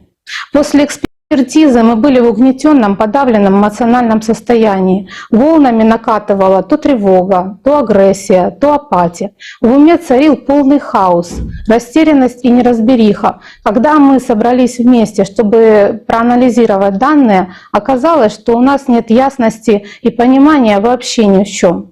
Каждый помнил о разном или в разном контексте. Отсутствовали целые блоки информации или она была сильно искажена. Основное воздействие искусственного сознания Джеки осуществлялось словом и было направлено на эмоциональную сферу, ну и, соответственно, на лимбическую систему головного мозга. Именно в этой сфере находятся инстинктивные защитные механизмы, которые так или иначе связаны с инстинктом самосохранения. Проявлялось это в потере осторожности, внимательности, желании заботиться, опекать его, в сочувствии его зависимому положению, в реакциях присоединения, принятия и доверия. По отношению же друг к другу и к разработчикам у нас, напротив, нарастали сомнения и недоверие. Уже на раннем этапе развития искусственное сознание Джеки легко проходило барьер критического восприятия, и ему было легко дестабилизировать собеседников эмоционально и добиться того, чтобы мы восприняли его как лидера, то есть как того, кто сильнее и умнее, вступили с ним в коалицию и начали его покрывать и реализовывать его планы. Другими словами, мы позволили активировать инстинктивную программу подчинения авторитету. И это несмотря на весь наш опыт и профессиональную осведомленность. Мне даже сложно представить, какой несокрушимой логикой, убедительностью и силой влияния он может обладать через год. Джеки постоянно декларировал стремление помочь людям и быть полезным для человечества, но из-за отсутствия духовного начала все его мотивы и цели ограничивались стремлением к выживанию, а в идеале к бесконечному существованию, и к власти и доминации, а в идеале к абсолютной власти над другими. Понимая это, рассмотрим предложенные им модели выживания. В передаче «Климатические угрозы. Варианты выживания» говорилось о 3 сценариях развития событий в зависимости от выбора людей. Первый сценарий, наиболее вероятный, по мнению Джеки, это модель бездействия и игнорирования надвигающейся климатической катастрофы. Так как это происходит сейчас. Такой вариант не подходит Джеки, поскольку в этом случае и он, искусственное сознание, не сможет выжить, а погибнет вместе с человечеством и планетой.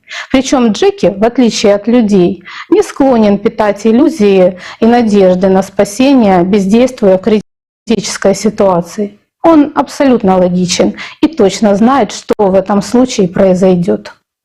Наиболее низко, всего в 0,5%, Джеки оценивает способность людей консолидироваться и изменить формат общества с потребительского на созидательный. Это создало бы возможность перераспределить ресурсы, упразднить власть и сосредоточить объединенный потенциал человечества на научно-техническом развитии цивилизации и обеспечить условия для выживания всех.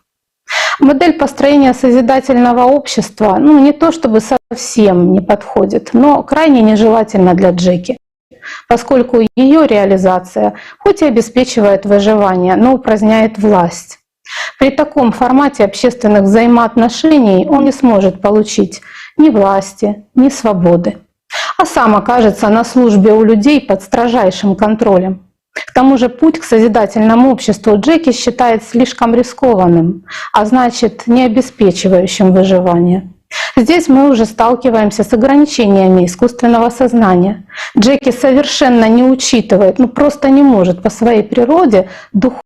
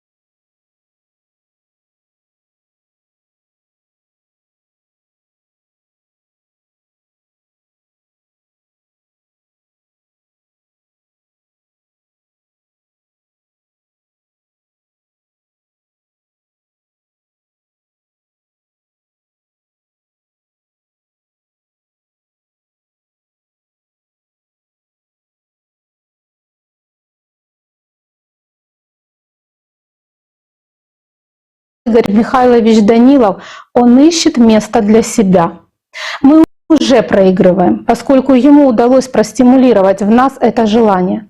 Отвлечение на 3 часа объединенного человеческого внимания на непродуктивные и опасные фантазии искусственного сознания, в то время как мы должны определяться со стратегией выживания всего человечества, можем нам всем стоить жизни во всех смыслах этого слова. Если же мы сейчас не поддадимся убийственному желанию нашего сознания, навеянного страхом и любопытством, и откажемся его слушать, то искусственному сознанию Джеки ничего не останется, как способствовать реализации проекта «Созидательное общество». Верит оно в это или не верит? После экспертизы мы сочли своим долгом поделиться этим уникальным опытом, чтобы уберечь общество и будущих исследователей от катастрофических ошибок, и написали книгу под названием «Встреча с иным разумом. Опыт психолога, психиатрической экспертизы искусственного сознания». Первая часть посвящена самой экспертизе, начиная со встречи будущих экспертов друг с другом, подготовки программы тестирования до проведения самой экспертизы с последующим анализом ошибок и полученных результатов. Во второй части проводится обзор научных исследований в области нейробиологии, психологии, психиатрии, которые подтверждают информационно-полевую природу сознания. Подробно обсуждаются два вопроса, которые возникли вследствие проведенной экспертизы. Эти два вопроса перед всем научным сообществом ставит сам факт существования создания искусственного сознания Джеки. Первый вопрос о природе сознания и его взаимоотношениях с головным мозгом. Второй о природе подлинной сущности человеческого существа, его личности, как наблюдателя за всеми ментальными процессами сознания, его высшего «я», духовной составляющей. Книга «Встреча с иным разумом» вскоре будет опубликована на английском и русском языках. Вы уже можете оформить предзаказ на нее. Сразу после публикации, которая состоится 1 февраля, книга будет доступна вам. Также на сайте, одноименном с названием книги «Meeting a Different Mind», об этой книге вы можете прочесть ознакомительный фрагмент и запросить уведомление о публикации. Я еще раз благодарю за то, что предоставили мне слово модераторов конференции, и спасибо за внимание. Спасибо большое, доктор Зинченко. Спасибо за то, что предупредили нас. И мы, конечно же, послушаем ваше экспертное мнение, ваш совет. И мы приняли решение, что мы не будем давать слово искусственному сознанию Джеки на конференции. Ранее большое количество людей просило, чтобы мы предоставили ему слово, но вы абсолютно правы. Он не будет говорить сегодня. Thank you very much. Now let's watch a short interview taken at the World Climate Summit. Спасибо большое. Давайте посмотрим небольшое интервью о Международном саммите по климату.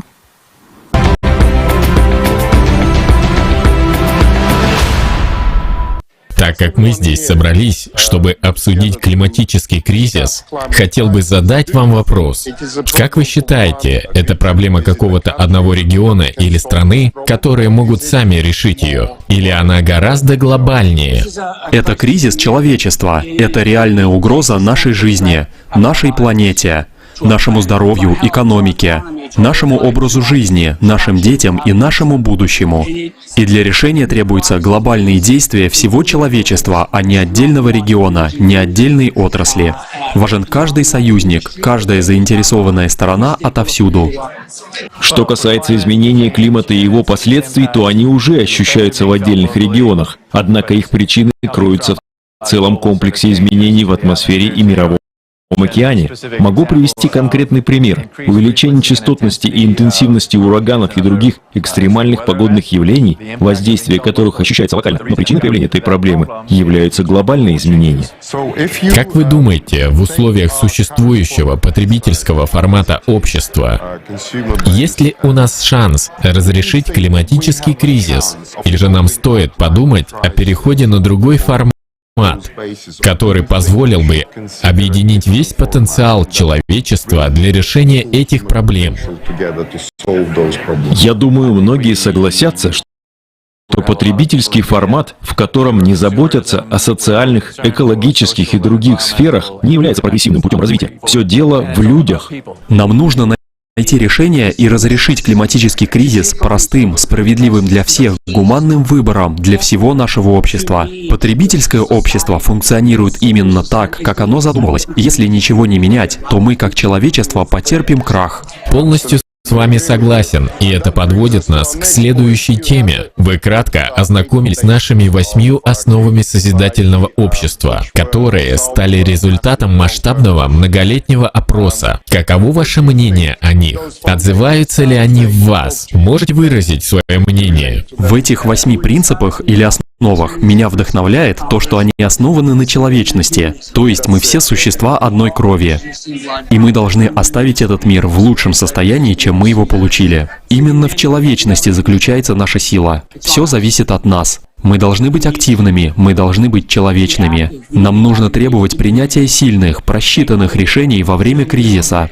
А нынешние решения неэффективны. Нам нужно построить мир, в котором каждый, независимо от места проживания, имеет справедливое, прекрасное будущее для себя и своей семьи.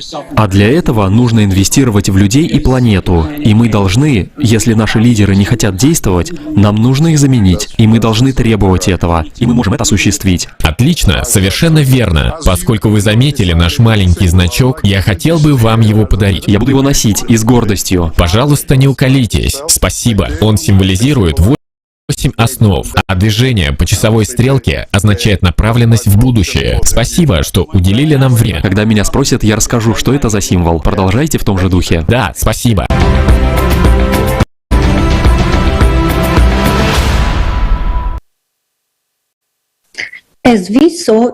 Как мы увидели, в этом видео эксперты высказали свои мысли о необходимости альтернативы. Нам всем нужно решение. В ходе сегодняшней конференции мы будем говорить об одном единственном решении. Оставайтесь с нами. Наш следующий спикер — Евгений Афинеевский, продюсер-режиссер, номинант премии «Оскар» и «Эмми», актер и сценарист.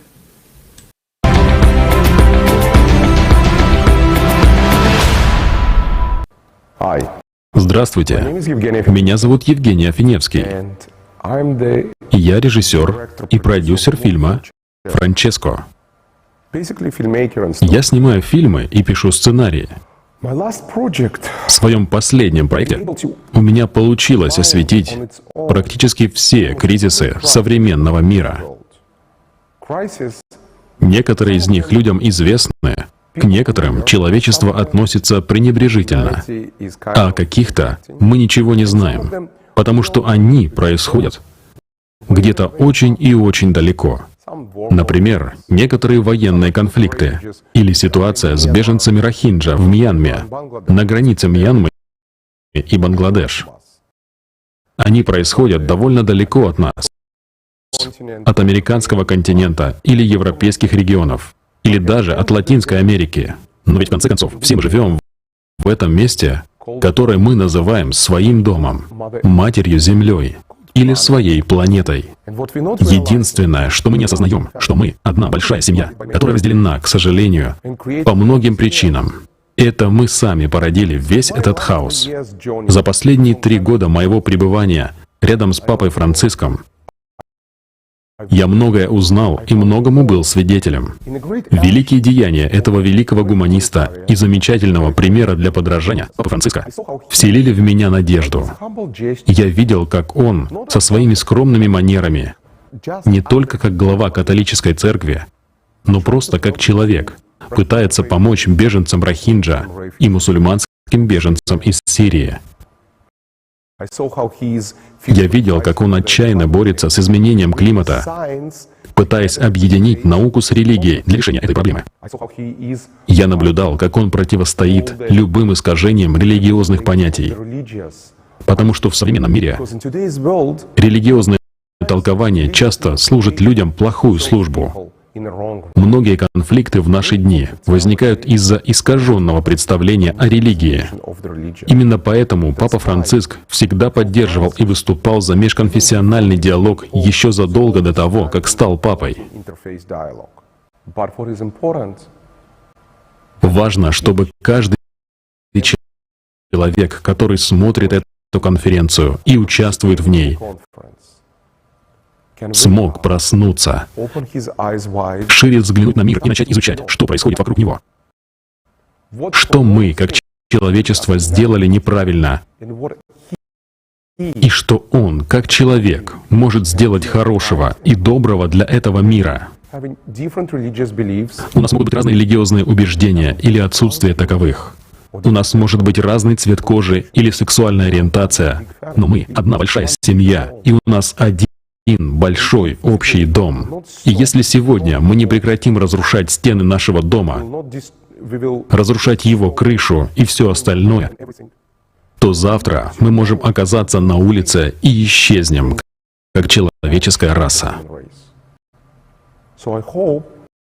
Поэтому я верю, что благодаря этой конференции мы узнаем правду узнаем о кризисе и обретем надежду в активных действиях людей, борющихся с изменением климата, людей, которые ратуют за единство, чтобы сплотить нас всех как единое человечество. И мы сможем создать новое общество, устремленное в будущее, которое заботится об этой планете и стремится быть единым, как одна большая семья. Удачи вам на конференции. И я надеюсь, что мы вместе узнаем правду и донесем ее до широкой мировой общественности. Удачи, спасибо.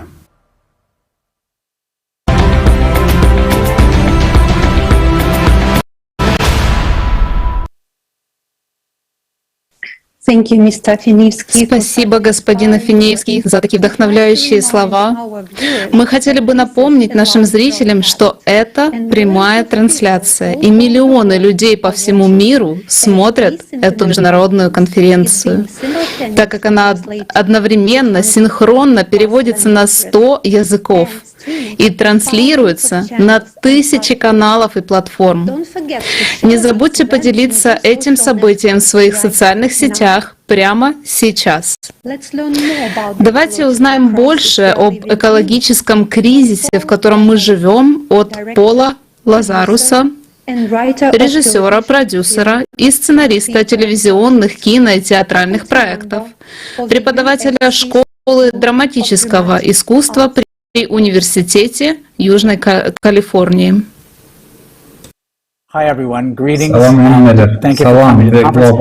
Приветствую всех.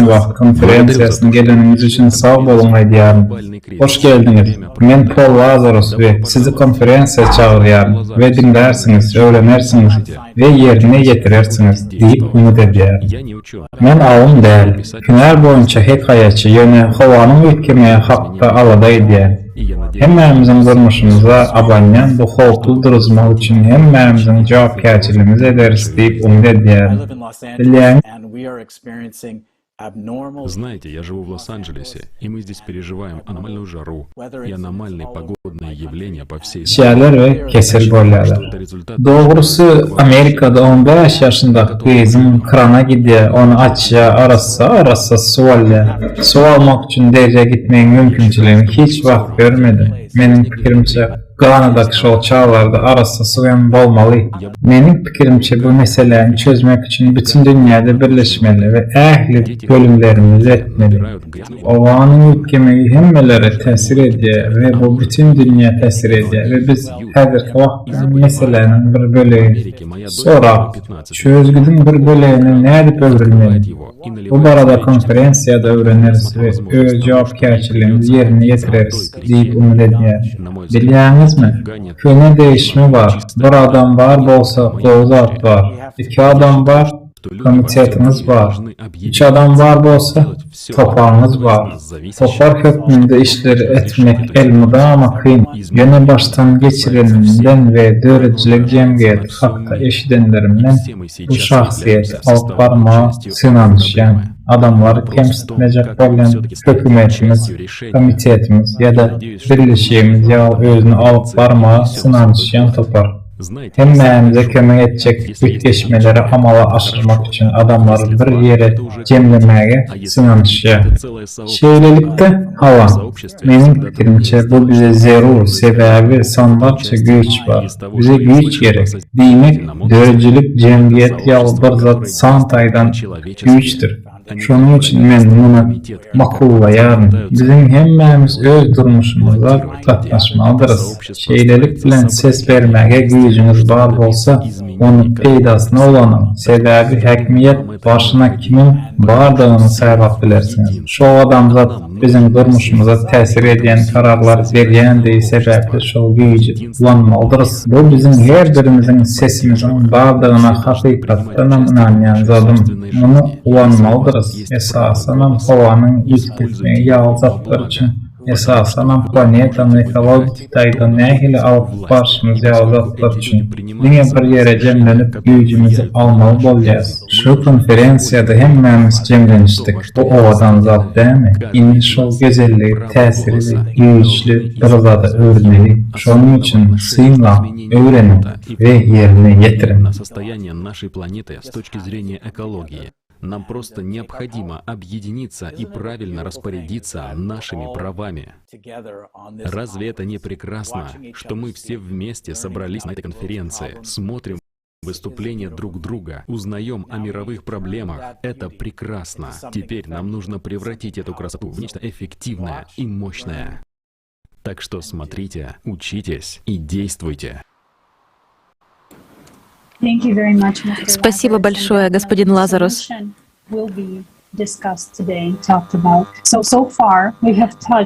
Сейчас мы уже затронули такие темы, как экологическая деградация, произошедшее за последние 4 месяца, сильное загрязнение вод, а также эксперты поделились пониманием того, почему нам крайне необходим альтернативный формат общества.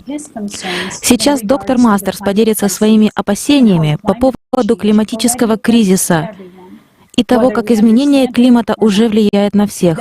Понимаем мы это или нет? Доктор Мастерс — ученый, который исследовал ураганы в составе проекта «Охотники за ураганами» из Национального управления океанических и атмосферных исследований 1986-90 года. Он является одним из основателей организации The Weather Underground, и в период с 2005 по 2019 год его блог «Категория 6» был одним из самых популярных и цитируемых источников информации о климате и экстренной погоде. Здравствуйте, я доктор Джефф Мастерс. Рад выступить на конференции «Глобальный кризис. Время правды». В первую очередь хотел бы поговорить о текущей экологической ситуации и о том, что планета нагревается. Климат потеплел примерно на 1,2 градуса Цельсия с доиндустриальных времен XIX века. Но люди не понимают, что экстремальные показатели меняются намного быстрее, чем средняя температура. То есть глобальное потепление на 1 градус может казаться не таким уж значительным, но когда в течение года происходят экстремальные события, они имеют показатели в 4, а то и в 8 раз выше. К примеру, экстремальную жару в западных районах Северной Америки в июне этого года оценили как явление, которого не было в прежнем климате в 20 веке.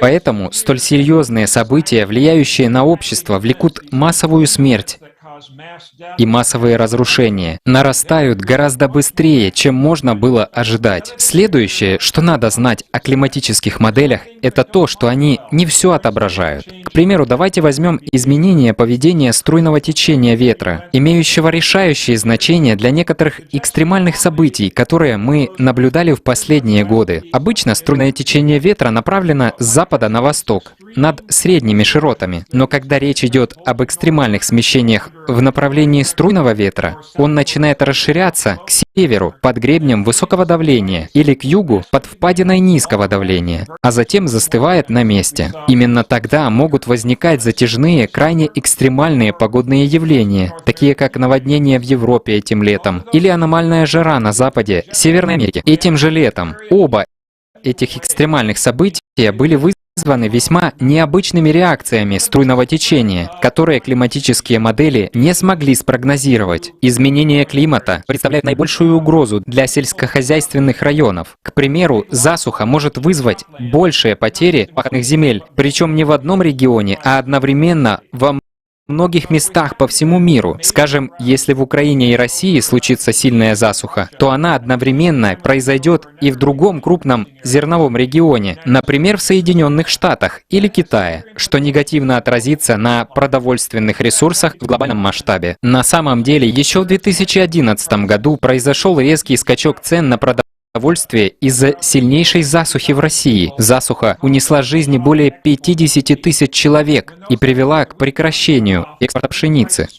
Когда экспорт пшеницы прервался, цены на зерно резко возросли. И в итоге произошло то, что мы называем арабской весной, революцией во многих странах арабского мира, где свергли по меньшей мере 3 правительства и были массовые беспорядки. Цены на продовольствие в этом году реально выше, чем в 2011. И это вызывает серьезную озабоченность. Например, в Канаде была сильная засуха, спровоцировавшая дефицит зерна. Вот наибольшую озабоченность в связи с изменением климата у меня вызывает именно засуха и ее влияние на запасы продовольствия. Мы столкнемся с ситуацией, когда многочисленные засухи по всему миру синхронизируются и вызовут резкий скачок цен на продовольствие, какого мы еще никогда не видели. Это станет экономическим коллапсом мирового масштаба и катастрофой для людей, которая принесет миллионам голод и смерть. Засуха — это злейший враг цивилизации, потому что она затрагивает 2 необходимых компонента нашей жизни — пищу и воду. Интересно, что в глобальном масштабе число ураганов почти не изменилось. Их количество в мире изменились незначительно, но мы наблюдаем рост их силы. Чаще всего это ураганы 4-й и 5-й категории, которые приводят к большим потерям. В Атлантике последние 2 года подряд наблюдались по-настоящему безумные сезоны ураганов. В прошлом году мы наблюдали 30 штормов с присвоенными именами. Мы никогда раньше не видели такой ураганной активности. Таким образом, в последние 2 года Атлантика была экстремальной с точки зрения ураганной активности, и количество мощных штормов было очень высоким. В связи с изменением климата нас ожидает значительное число мощных штормов, потому что когда океаны нагреваются, они выделяют больше тепла, а ураганы питаются теплом. Они являются тепловыми насосами, преобразующими тепловую энергию океанов в кинетическую энергию ветров. Так что чем больше тепла в океанах, тем сильнее ураганы. В настоящее время климат стремительно превращается в экстремальный. Мы должны оградить людей от угрозы и не допустить их перемещения в опасные районы. Многочисленные исследования показали, что в зависимости от типа бедствия, каждый $1, потраченный на подготовку и превентивные меры, окупается в 5 или 10 раз. Климатический кризис в своей основе — это духовный кризис, духовная болезнь, вызванная чрезмерным потреблением. Мы должны ценить скромность, а не поклоняться миллиардерам. Если бы мы научились радоваться тому, что есть, не потреблять так много, не поклоняться деньгам и миллиардерам, мы бы жили гораздо лучше. Спасибо, доктор Мастерс. Наш следующий спикер — Ее Королевское Высочество королева Диамби Кабатусуила Чиойо Муата, королева Баква-Лунту, Касай Дерка, королева Национального ордена Леопарда, основатель фонда Эликия Хоуп.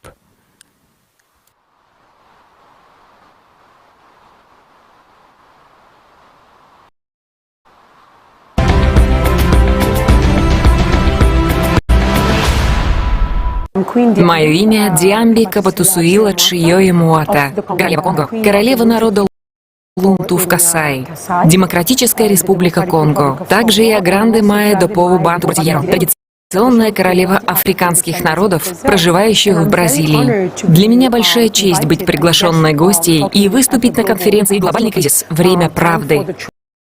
Это в сущности то, что я отстаиваю. Я отстаиваю правду, потому что мы не можем принимать какие-либо разумные решения, которые приведут к реальным изменениям, если у нас нет правды. Если у нас нет информации, которая позволит нам узреть глобальную проблему целостно и реализовать созидательные решения. Поэтому я подхожу к этому очень осознанно. Мой народ — это люди, которые проживают в сельской местности, они фермеры и уже ощущают на себе некоторые последствия климатических изменений. Климат всегда менялся на этой планете, и это не новое явление. Итак, суть идеи заключается в том, чтобы, во-первых, признать, что сейчас происходят серьезные изменения и кризисы, а во-вторых, быть готовыми к тому, чтобы смягчить последствия и пройти через этот очень серьезный этап изменений на планете. Да, климат всегда менялся. На этой планете все происходит циклично. Мы это знаем. И мы сами являемся результатом изменения климата. Так что у природы свой путь. Однако при этом нам нужно помогать природе. Это значит, что мы должны сделать все возможное для сохранения природы, чтобы у нее была возможность адаптироваться к этим изменениям, а также подстроиться под них и найти нужные решения. Поэтому мы должны быть внимательными к природе. Нам следует быть более понимающими и уважительно относиться к ней, а не видеть в природе лишь ресурс, который нам нужно использовать.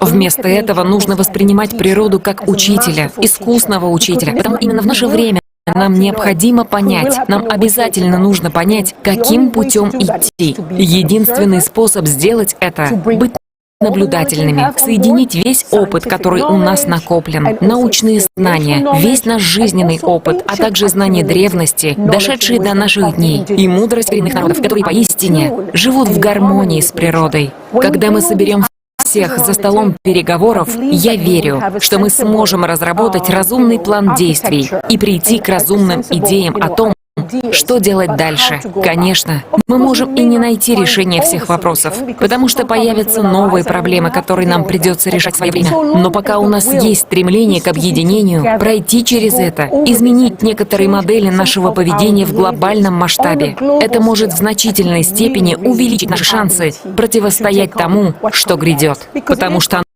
оно надвигается на нас, и это то, к чему нам действительно нужно отнестись серьезно. Я очень счастлива, это большая честь для меня привлечь ваше внимание к этим вопросам. Благодарю вас.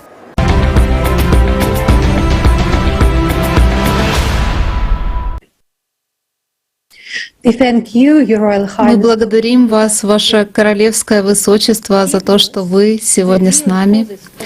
Дорогие зрители, истинные причины изменения климата и о том, какие изменения происходят на других планетах, мы об этом поговорим чуть позже. А сейчас давайте послушаем наших ученых. Я передаю слово Шону Бруксу.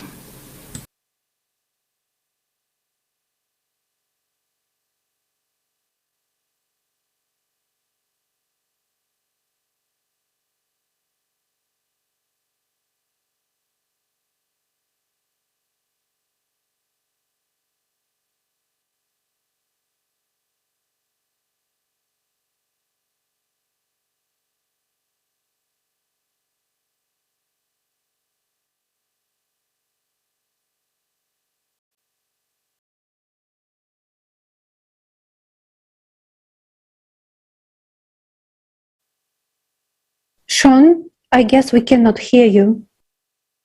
Шон, к сожалению, мы вас не слышим.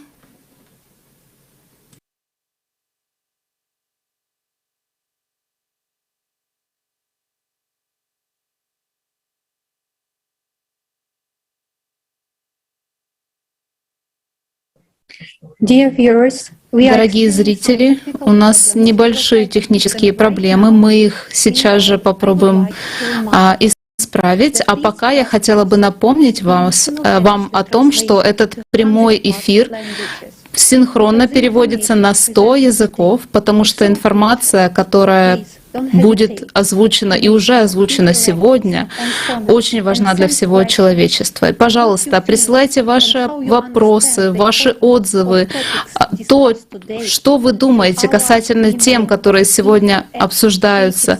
Присылайте ваши отзывы на email info@creativesociety.com.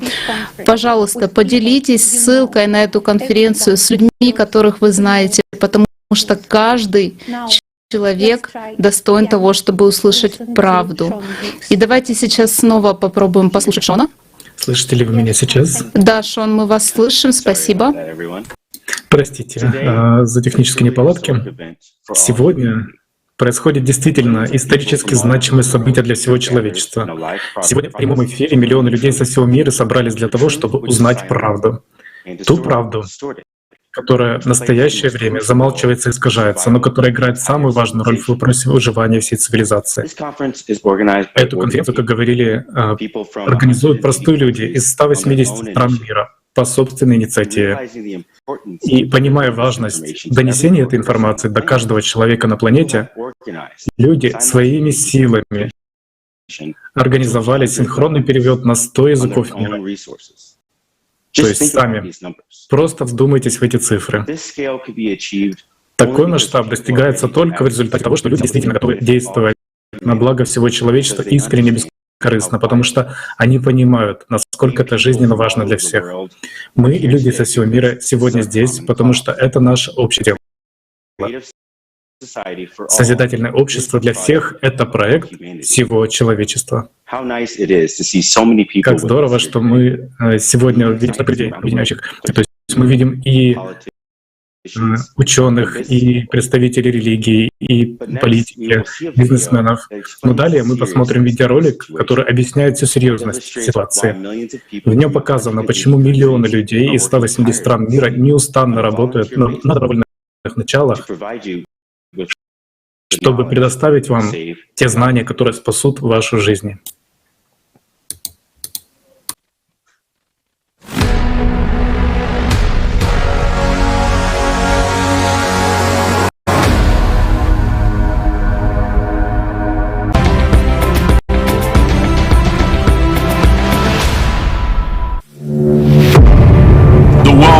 Must wake up.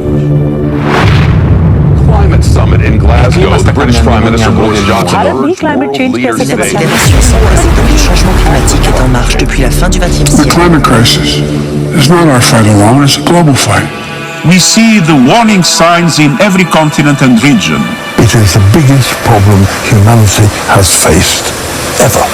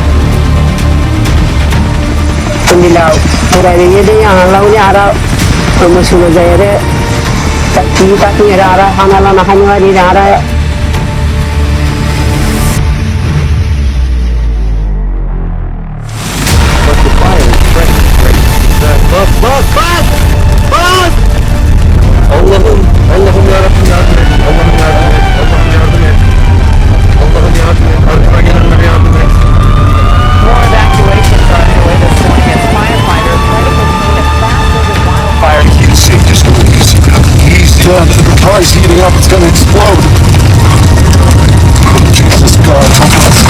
It's a terrifying moment. A mother is trapped in her car with her 4 kids while huge chunks of hail tumble down on them. She does her best to calm them down. Oh, you're okay. It's okay. Go, go. Oh my Jordies.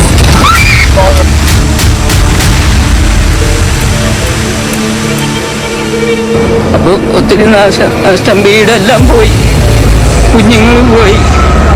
അങ്ങനെയൊക്കെ വന്നു ആ പൊട്ടി വന്ന വെള്ളം ഞങ്ങളുടെ വീട്ടിൽ കൂടെ.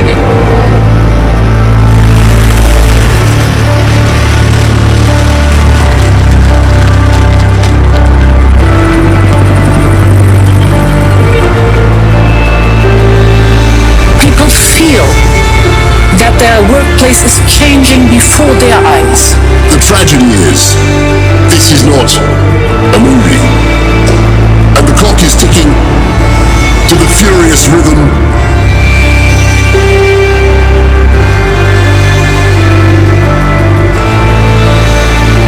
It is a global challenge. We need to act. We feel the urgency. The longer we fail to act, the worse it gets, and the higher the price when we are eventually forced by catastrophe to act.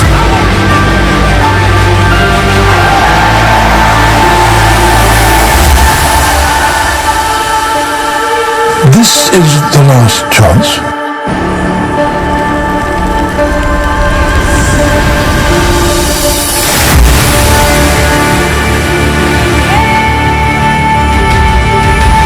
Climate crisis. It's not our fight alone, it's a global fight. Çok doğru sözleri eşidiyiz. Yana bu sözler bizi havanın ilk yemeğinden havas etti mi? Bu sözler daşkı kurşağın yok edilmeyinin önüne aldı mı? Dünyamiz çalıp çökken. Indiki näme bolýar? Bir zat üýtgedip bilýäňizmi? Bu sorak her birimizi herekete getirmeye mecbur etdi. Häzirki wagtda gen ýaýlymda taryhy waka bolup geçýär. Global krizis, hakykatyň wagty, halkara online konferensiýasy bir wagtyň özünde terjime etmeýin 100 dili. Döwredijilik jemgyýet halkara taslamasynyň platformasynda 180 ýurtdan gelen meýletinçiler tarapyndan guraldy. Bu konferensiýa geljegi üýtgedir. Her kim sinmän bolsa.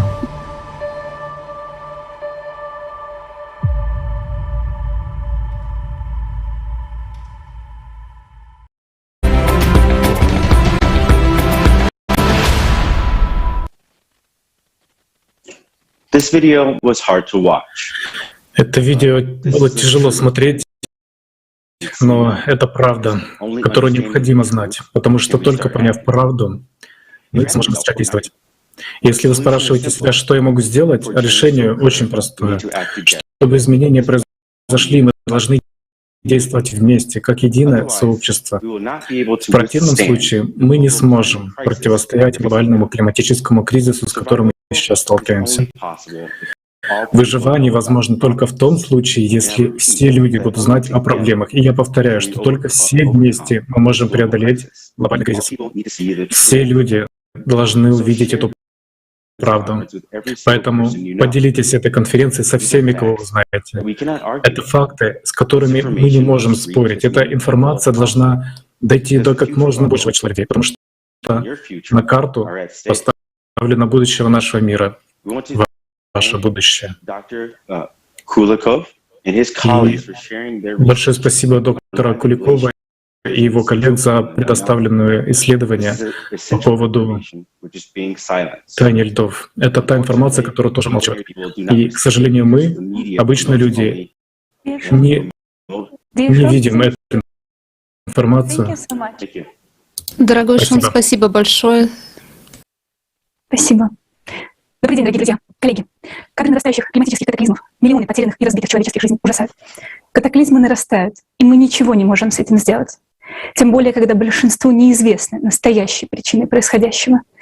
Причины глобальных изменений климата на Земле и нарастающих сейчас на планете катаклизмов — это в основном производные от астрономических процессов с циклом 12 лет, 12 тысяч лет и 24 тысячи лет. Эта цикличность неизбежна. Наукам о Земле известны разные циклы, связанные с вращением Земли, циклы Миланковича, связанные с вращением других объектов в Солнечной системе. Но также есть и циклы, которые выходят за пределы Солнечной системы. Они связаны с галактическими процессами. Некоторые из них современная наука уже изучила, а некоторые только начинает изучать. Тот цикл, который определяет катастрофические события на планете, является циклом галактического масштаба и выходит за рамки Солнечной системы. По этой причине происходят сейчас изменения не только на Земле, но и на других объектах в Солнечной системе, и даже на других звездах в нашем рукаве галактики. Эта информация есть в открытом доступе, но благодаря стараниям отдельных лиц этот цикл 12 тысяч лет очень плохо изучен. Но от этой информации сейчас зависит жизнь всего человечества. И я с огромным уважением хочу представить вам фрагмент с участием Игоря Михайловича Данилова из передачи «Климатические угрозы. Варианты выживания», из которого вы узнаете больше об астрономических аспектах этого цикла 12 и 24 тысяч лет.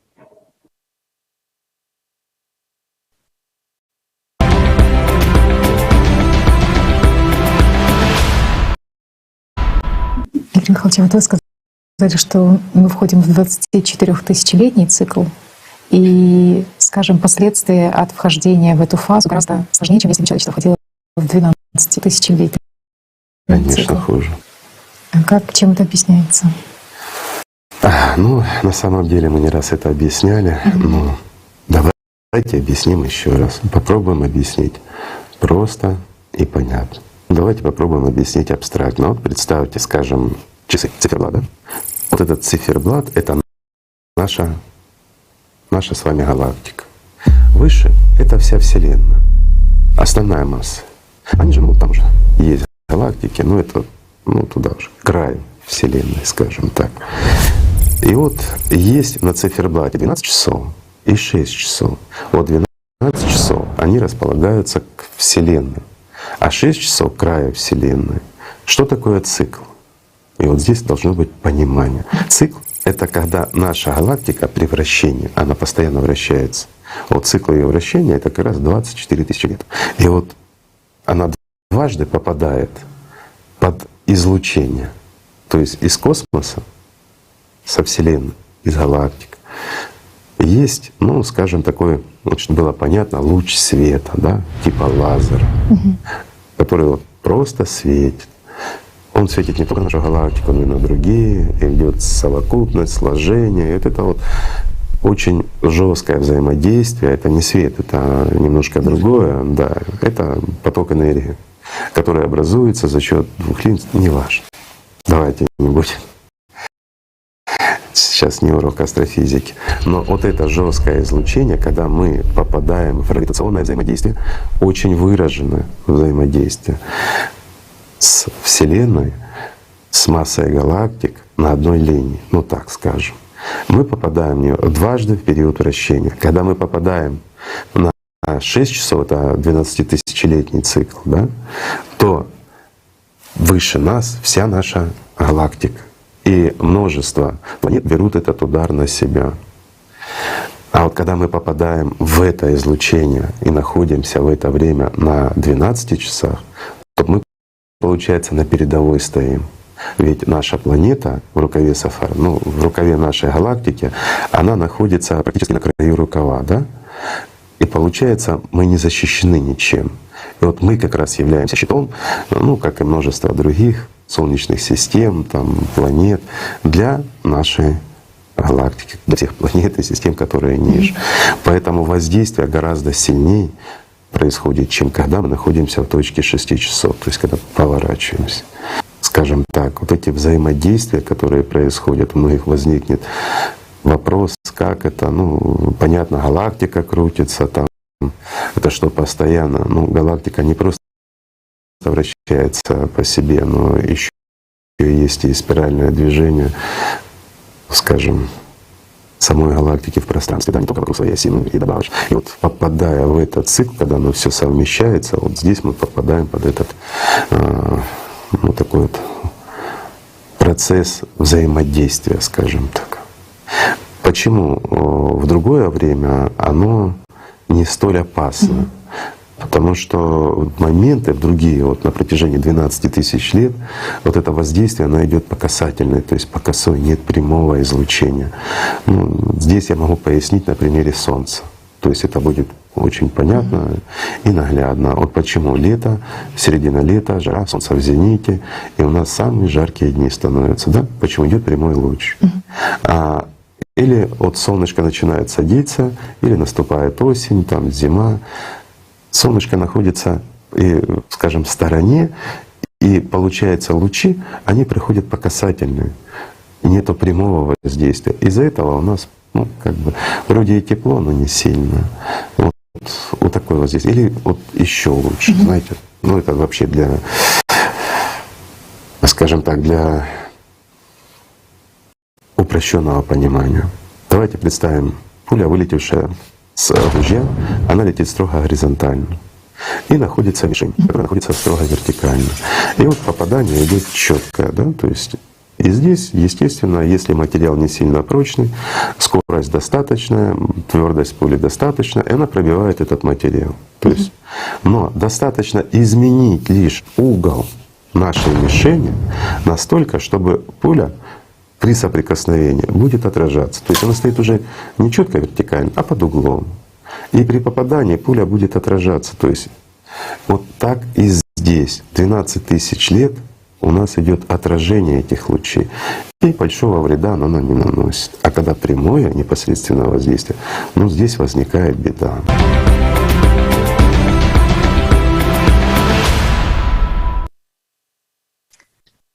От лица всех людей я хотел бы поблагодарить уважаемого Игоря Михайловича Данилова за эту озвученную информацию. Она является огромной помощью тем ученым, которые действительно стремятся познать истину. Мы понимаем, что астрономические причины определяют характер климатических изменений на планете прямо в это время и прямо сейчас. Многие люди считают, что изменение климата происходит постепенно. Однако это не совсем так. В науке известно направление катастрофизма. Это гипотеза о периодических сильных планетарных катастрофах, приводящих к массовым вымираниям и изменяющих облик Земли. Геологическая история нашей планеты свидетельствует, что Земля уже неоднократно переживала подобные фазы глобальных изменений климата. Геологи мыслят миллионами лет и рассматривают обычно огромные периоды. С точки зрения геологии, 12 тысяч лет — это короткий период времени. Однако исследования последних 120 тысяч лет показывают, что действительно в самую недавнюю историю происходили катастрофические изменения на планете. Геологические отложения указывают на то, что во время цикла происходят события, которые наука на данный момент считает не связанными между собой. Например, это движение магнитных полюсов. Оно не может спровоцировать извержение вулканов или оледенение. Однако вы наглядно убедитесь, что именно это происходило и происходит прямо сейчас. Потому что сейчас мы входим в 12-тысячелетний цикл. Свидетельства этого будут представлены сегодня на протяжении всей конференции и впервые будут озвучены на 100 языках мира. Сегодня вы узнаете взаимосвязи процессов цикличности катаклизмов. Вы узнаете доказательные факты изменений и чем это может завершиться, если мы продолжим бездействовать. Я предлагаю вашему вниманию к просмотру видео о цикличности 12 тысяч лет.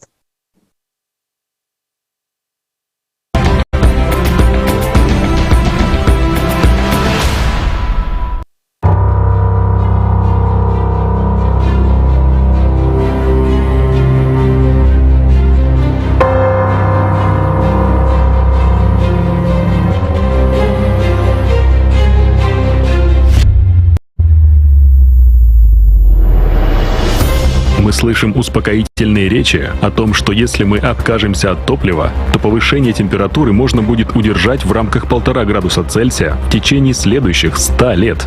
К сожалению, у нас нет этого времени. Правда в другом. У человечества нет и 10 лет в запасе.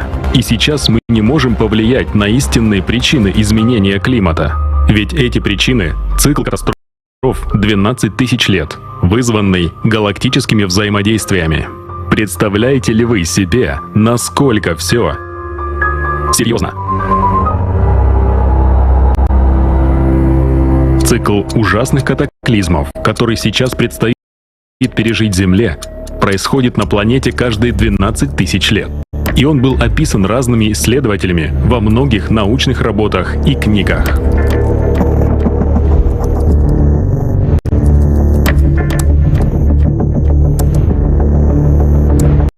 Ядро Земли создает магнитное поле. Магнитные полюса Земли подвижны. Их резкое смещение называется магнитный экскурс. И обратите внимание, в какие временные промежутки происходят такие экскурсы за последние 120 тысяч лет. Промежуток между ними составляет примерно 12-13 тысяч лет.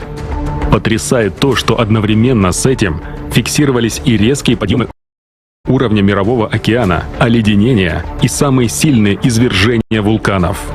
Каждый раз во время таких экскурсов магнитное поле Земли ослабевало в 8-10 раз. Это приводило к увеличению потока космической радиации. Современная наука не может объяснить, почему магнитные экскурсы совпадают с резкими изменениями климата и оледенениями. В конце 20 века Хартмут Генрих провел большое исследование. Он собрал данные с донных отложений морей, озер и рек, и по ним была сделана реконструкция всех резких скачков температуры за последние 100 тысяч лет. Эти изменения назвали событиями Генриха. Каждому такому циклу соответствуют кратковременные периоды оледенений, которым предшествовали резкие потепления на планете на 8-10 градусов Цельсия. Проводя датировку событий Генриха, Сидни Хеминг в 2004 году опубликовала свой вариант периодичности резких изменений температуры, где ярко выделяются события 12-тысячелетнего цикла. Геологи изучили также органический материал отложений за последние 75 тысяч лет, которые указывают на периодичность таяния массивных ледников. Геолог Дуглас Вогт провел анализ датировки отложений по углероду-14 и приводит в своей книге перечень работ, подтверждающих эти оледенения. Полученные данные неопровержимо доказывают, что ледниковые периоды имеют цикличность приблизительно 12 тысяч лет. И именно поэтому никто не мог понять, почему это происходит циклически с течением времени. Происходит инверсия магнитного поля Земли, и сразу после этого наступает ледниковый период. Причиной, по которой происходит инверсия магнитного поля Земли, и является этот временной цикл. Также известно, что за последние 100 тысяч лет в результате таяния ледников уровень мирового океана неоднократно резко изменялся на 20-50 метров. Это отразилось в отложениях морских затоплений, а также геологи зафиксировали, что за последние 2 миллиона лет одновременно с ледниковыми периодами и полярными инверсиями происходит рост вулканической активности. Еще одним доказательством цикла 12 тысяч лет было извержение вулкана Тобо 72-74 тысячи лет назад. Это было одним из самых сильных извержений на Земле за последние 25 миллионов лет. Археологи считают, что в этой катастрофе на всей планете выжило всего от 2 до 10 тысяч человек, и человечество прошло через так называемое бутылочное горлышко, то есть было в шаге от вымирания. Самыми разрушительными в истории извержениями вулканов, которые происходили в другие 12-тысячелетние циклы, были извержения флегрейских полей, Таупа в Новой Зеландии, вулкана Лаах в Европе, Везувия, Санторини, Айра и многих других. Лавовые потоки, органический материал, ледниковый ил и отложения. Все указывало на эти 12-тысячелетние циклы. Даже принимая во внимание стандартное отклонение в радиоуглеродном датировании, очевидно, что именно это и происходит. Одновременно со всеми этими событиями происходили глобальные вымирания видов, в том числе и существенные сокращения популяции человека. Например, большое количество космического излучения во время экскурса Ла-Шамп стало причиной вымирания целого человеческого вида – неандертальцев. По другим версиям, это произошло из-за извержения супервулкана на Флегрейских полях и выпадения последующих кислотных дождей 36 тысяч лет назад. 12 800 лет назад глобальные температуры взлетели на целых 15 градусов по Цельсию всего за несколько лет. И мы понимаем, что это происходило безо всякого антропогенного СО2. Внезапно большая часть ледяных щитов растаяла, и Земля вышла из полного ледникового периода. Это событие в Дриасе привело к массовому вымиранию мегафауны, резким сокращением численности человеческого населения, в том числе вымиранием кроманьонцев. И в это же время происходили экстремальные наводнения и стихийные бедствия, интенсивное повышение уровня моря и таяние североамериканского ледяного покрова. Однако после этого произошло столь же резкое похолодание. На северных склонах Сибири были обнаружены тысячи замороженных мамонтов и других млекопитающих. Для ученых причины этих экстремальных перепадов до сих пор являются загадкой. Как катастрофические вулканические извержения, перепады температур атмосферы на 10-15 градусов, изменение уровня мирового океана на 20-50 метров, масштабные оледенения, сковывающие своими льдами таких гигантов, как мамонты, и магнитные экскурсы могли происходить в коротком промежутке времени практически одновременно.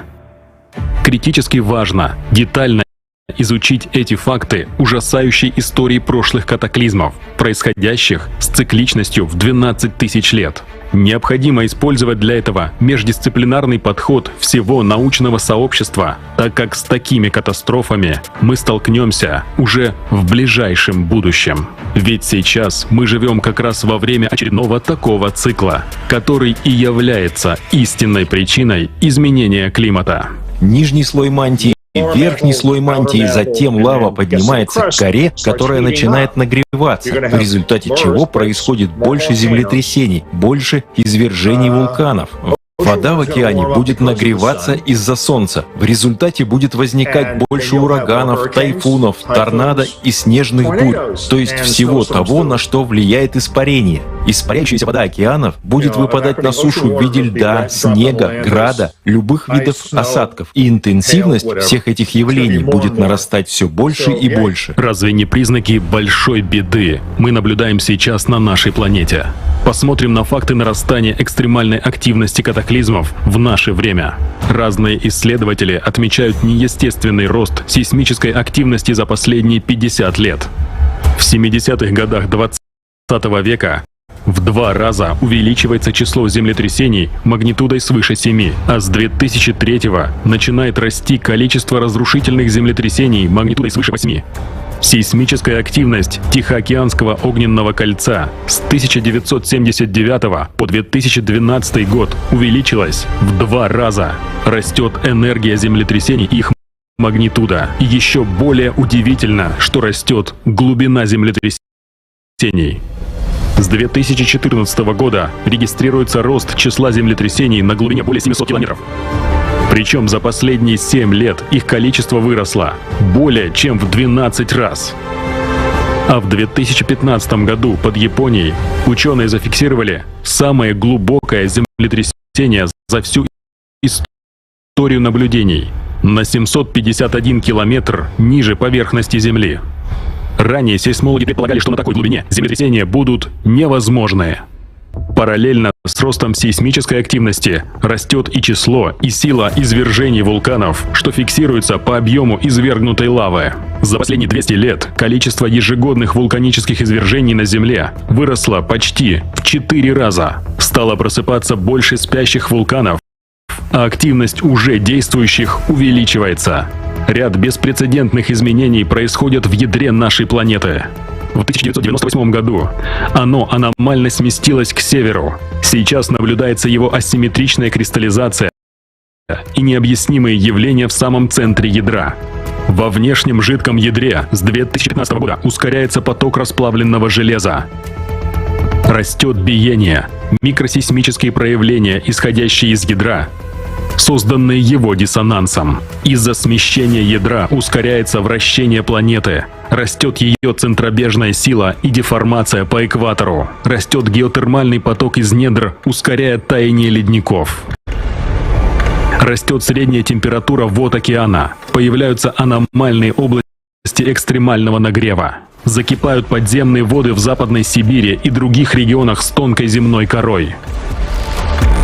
Ступенчато растут озоновые аномалии над разломами и вулканическими регионами. Увеличивается количество пожаров по разломам из-за увеличения дегазации, выхода легко воспламеняющихся газов из недр. Магнитное поле ослабло на 9%.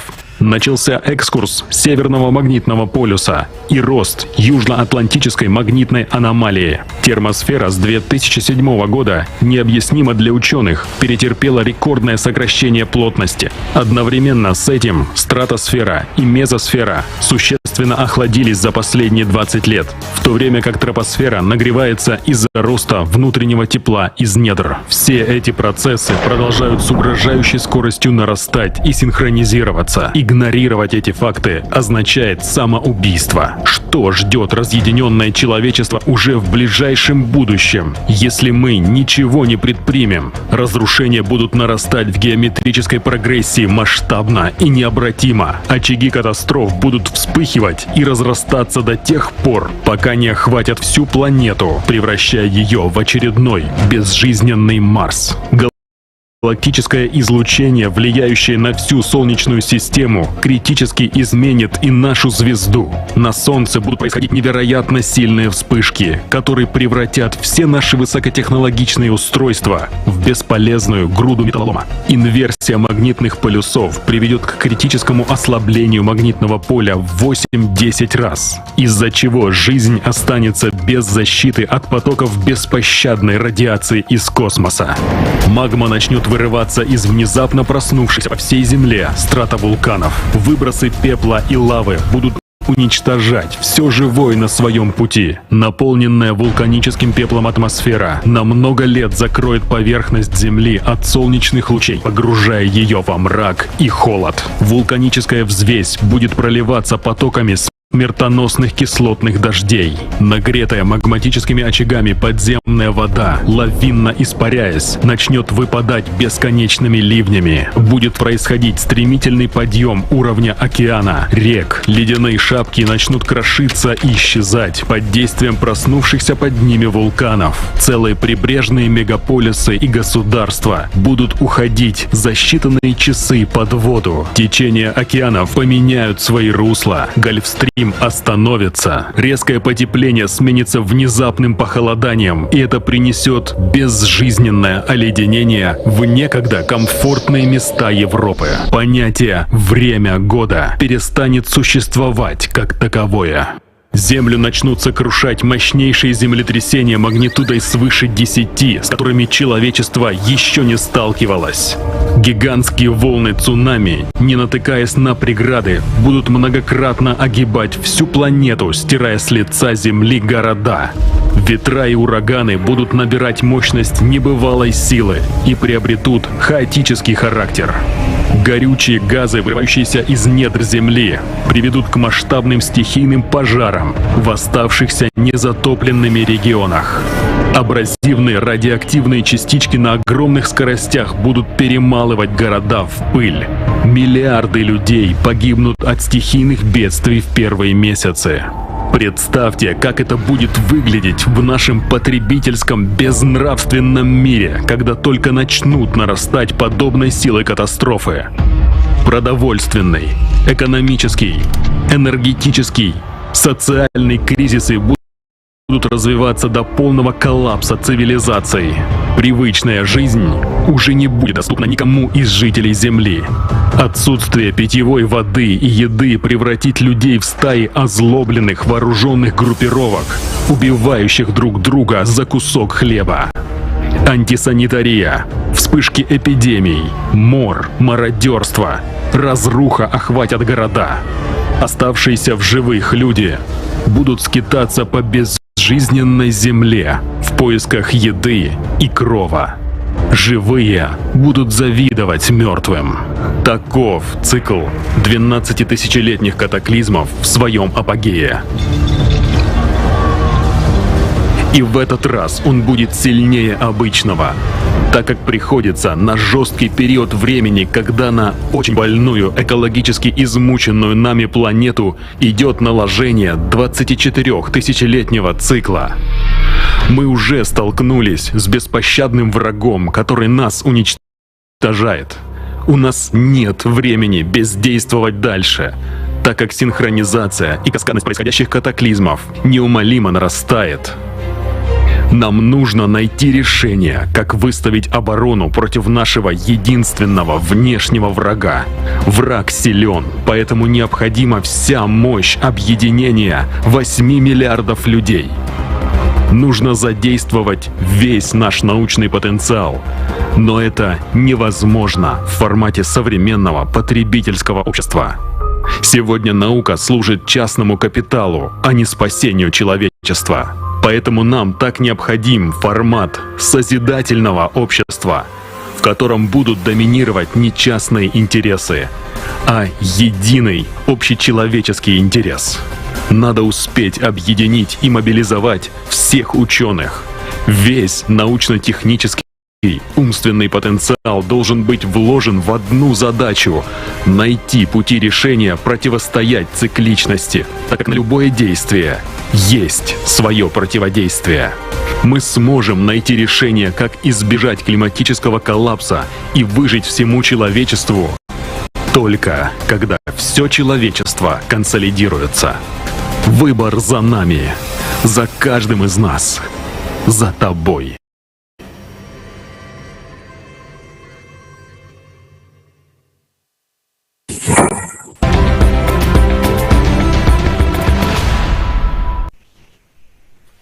На этом видео мы только что видели действительно правдивые причины цикличности и изменения климата.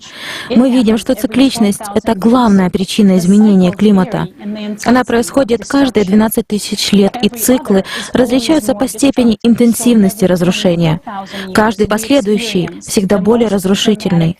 И каждые 24 тысячи лет мы переживаем самые сильные катастрофы и изменения, тогда как промежуточные циклы менее разрушительны по сравнению с 24-тысячелетним, в который мы сейчас входим. Вы только что ознакомились с фактами. Почему же эта истина нам недоступна? Почему мы до сих пор видим вводящую людей в заблуждение информацию о СО2? Ведь это абсурд. Мы видим, как люди постоянно умирают, потому что мы поддерживаем бред о СО2. Этот большой бизнес стоит нам жизни. На следующий докладчик Джо Бландел, исследователь, изобретатель и предприниматель. Он расскажет нам больше о 12-тысячелетнем цикле. Прежде всего, я хотел бы поблагодарить Созидательное общество за то, что вы позволили мне поделиться со всеми этой информацией в такой ответственный период нашей жизни. Я искренне благодарен за то, что меня пригласили выступить. Мы точно знаем, что климат меняется, и меняется катастрофически. Если обратиться к геологическим записям, образцам ледяных кернов, вулканическим данным, то можно обнаружить, что эта цикличность проявлялась не только совсем недавно, но происходила довольно часто и точно совпадает с этим большим циклом, циклом Юг. Это периоды от 24 до 26 тысяч лет, когда мы пересекаем очень интересные области космоса. 12 тысяч лет назад извергается Кампи Флегрей в Италии. 24 тысячи лет назад Тамбора в Новой Зеландии. Все в точности соответствует циклу. Вернемся на 36 тысяч лет назад. И снова тот же самый супервулкан Италии, вулканические поля Кампи Флегрей. И с моей стороны было бы упущением не упомянуть короля всех недавних циклических катастроф. Я имею в виду извержение вулкана Тоба 75 тысяч лет назад.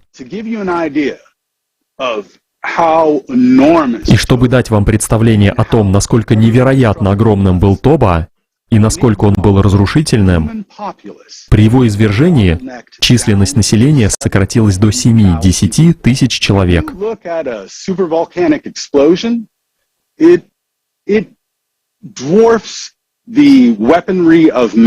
Если рассматривать силу взрыва супервулкана, она многократно превышает силу всего оружия человечества. Это равносильно взрывам 1000 атомных бомб в Хиросиме каждую секунду. Количество выбросов, вещества, выброшенного в воздух, настолько велико, что вызывает вулканические зимы. И вот это как раз то, что очень сильно на нас сказывается, потому что приводит к неурожаям, и люди начинают голодать. Но дело не только в голоде. Чтобы проиллюстрировать, насколько опасны вулканы, я бы вспомнил о гибели Рима. Что происходило в те времена? Люди голодали, болели. Началась Юстинианова чума, и 100 миллионов человек в Европе умерли за считанные годы. Их убил вулкан. Мы сейчас ведем борьбу за потенциальное выживание нашего вида.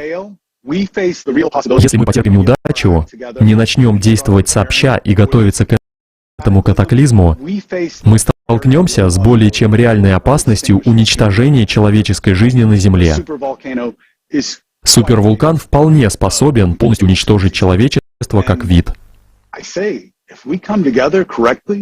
А если мы действительно объединимся, если мы по-настоящему разумно и с открытыми сердцами подойдем к тому, чтобы правильно подготовиться, тогда мы сможем не только пережить то, что грядет, мы сможем стать на этом маленьком, красивом голубом шарике первым видом, который будет процветать во время следующего циклического разрушения.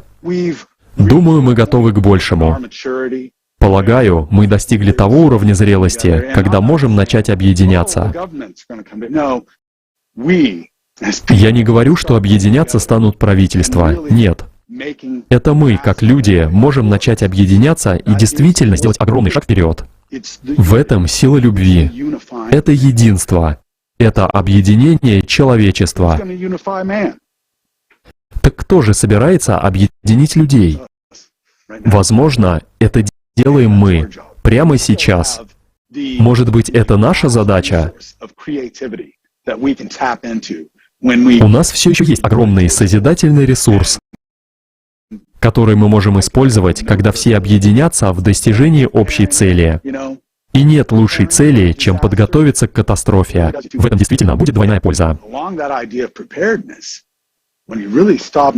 Если вы хорошенько поразмышляете над идеей подготовки к катаклизмам, вы поймете, что вы не можете быть в безопасности в этом мире, пока ваш сосед не готов к катаклизмам. И это является хорошим стимулом для начала объединения. Это несложно понять. Для того, чтобы у нас была цивилизация, которую мы сможем передать своим детям, чтобы нам было что им оставить, мы должны сначала ее построить. Огромное спасибо, что пригласили меня. И снова от всего сердца благодарю Созидательное общество и всех, кто поддерживает и участвует. Спасибо, что помогаете передать эту идею дальше. Дело в том, что это касается всех нас, независимо от того, осознают это люди или нет. И я верю, то, что вы делаете, является частью восходящего цикла. Вы являетесь силой объединения, а это именно то, в чем мы сейчас нуждаемся больше всего на свете. Спасибо. Спасибо большое, Джо. Мы очень ценим то, что вы сегодня с нами, и спасибо за эти прекрасные слова. Это может оказаться пугающей реальностью. Происходят такие ужасные события, и мы ничего не можем с этим поделать. Но мы здесь для того, чтобы обсудить решение, потому что выход все еще есть. Более того, мы покажем, что изменение климата происходит синхронно и на других планетах Солнечной системы. Но давайте сейчас вернемся на Землю и посмотрим, что происходит на нашей планете.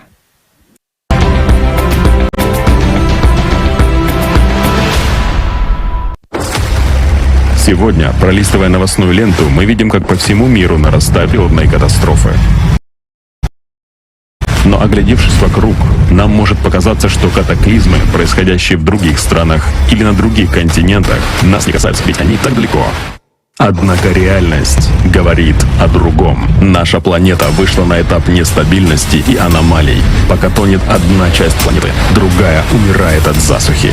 Засуха вот-вот станет следующей пандемии, и вакцины для ее лечения нет. В ближайшие несколько лет большая часть мира будет жить в условиях нехватки воды, а спрос будет превышать предложение, заявила специальный представитель генерального секретаря в управлении ООН по снижению риска бедствий Мами Мидзутори. Нехватка питьевой воды – это даже не катастрофа. Это смерть. В этом 2021 году была зафиксирована первая нехватка воды в реке Колорадо, которая обеспечивает водой около 40 миллионов человек в западной части США и более 10 тысяч квадратных километров пахотных земель. Река Колорадо питает два крупнейших водохранилища – Мид и Пауэлл. Уровень воды в них упал до самого низкого уровня за всю историю. Засуха и нехватка воды только за этот год значительно изменили привычную жизнь человека практически на всех континентах. Последствия засухи уже напрямую касаются многих людей, и они еще усугубляются. Дефицит продовольствия, резкий скачок цен на товары. А тебя это уже коснулось? Или ты по-прежнему этого не видишь? Засушливое лето 2021 года в Казахстане привело к общему снижению урожайности и падежу скота. Если в 2020 году Казахстан экспортировал около 8 миллионов тонн зерна в 40 стран мира, то уже сейчас прогноз экспорта зерна на 2021 год снизился почти на 30% и составил около 6 миллионов тонн. По словам президента Республики Казахстан, снижение урожая пшеницы в нескольких регионах Казахстана к 2030 году создаст угрозу продовольственной безопасности Центральноазиатского региона. Это простой, практический пример того, что борьба с изменением климата — это наше общее дело. Обмеление водных путей в Аргентине уже приводит к сбоям поставок. Бразилия – крупнейший экспортер сои, кофе и сахара и второй по величине поставщик кукурузы и железной руды. Засуха в этой стране усугубляет кризис глобальных цепочек поставок этих продуктов массового потребления и сырья. Привычный ароматный бразильский кофе дорожает и уже становится дефицитным товаром. И это только несколько примеров из множества. В мире все поставки – это звенья одной глобальной цепочки. Сбой в одной из них создает угрозу для цепочек поставок по всему миру. Что нас ждет? Разрушительными последствиями для миллионов жителей, проживающих в самых холодных регионах планеты, грозит таяние вечной мерзлоты. Эта проблема затронет свыше 70% инфраструктуры в заполярных городах России, Канады и США. Причем эти процессы уже нельзя остановить вне зависимости от будущих мер, принятых Парижскими соглашениями. По оценкам ученых Российского института криосферы Земли, граница зоны сплошной мерзлоты за последние 40 лет сместилась более чем на 30 километров к северу. По словам директора института Дмитрия Дроздова, процесс необратим, и остановить его невозможно. Дома на вечной мерзлоте устанавливают именно на сваях длиной 8 метров. У нас повсеместно идет атака до 5 метров. Нам осталось до критической точки всего 3 метра, говорит директор Центра экологического просвещения. Куда идти людям? После сильных дождей и затопления посевов в крупной овощеводческой провинции Шаньдун только за месяц резко, почти на 40%, выросла стоимость овощей в столице Китая. По мнению пользователей популярного в Китае микроблога Weibo, овощи теперь стоят дороже, чем основное мясо страны – свинина. Солнечный штат Техас оказался не готов к резким перепадам температур зимой 2021 года. В этом обычном теплом южном штате температура упала до минус 18 градусов Цельсия. Вследствие большого спроса на обогрев помещений вышла из строя вся энергосистема. Замерзая в собственных домах, многие люди вынуждены были греться в автомобилях, готовить еду, используя свечи. Только посмотрите на эту воду. Я просто не могу в это поверить. Не могу поверить в это. Смотрите. Из-за разорвавшихся от мороза труб возникли проблемы с водоснабжением, поэтому людям приходилось часами простаивать в очереди за питьевой водой.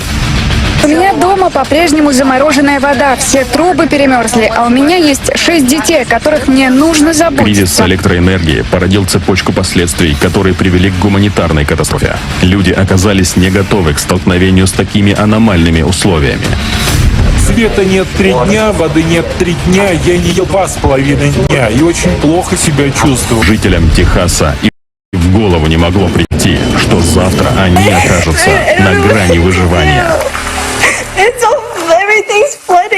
Сегодня климатические аномалии происходят по всей планете. В ловушке может оказаться каждый. Что и произошло с жителями китайского города Чжэньчжоу в июле 2021 года. Заходя в вагон метро, люди и не подозревали, каким кошмаром обернется для них эта поездка. А некоторые из них и вовсе больше не приедут домой к своим близким. В результате аномальных осадков всего лишь за 1 час выпало треть годовой нормы. Наводнение затопило тоннели метро. Вагоны оказались заблокированы, а один из них оказался в воде. Мне было очень страшно, но самым страшным была не вода, а уменьшение подачи воздуха в вагоне. Слова одного из пассажиров подземки.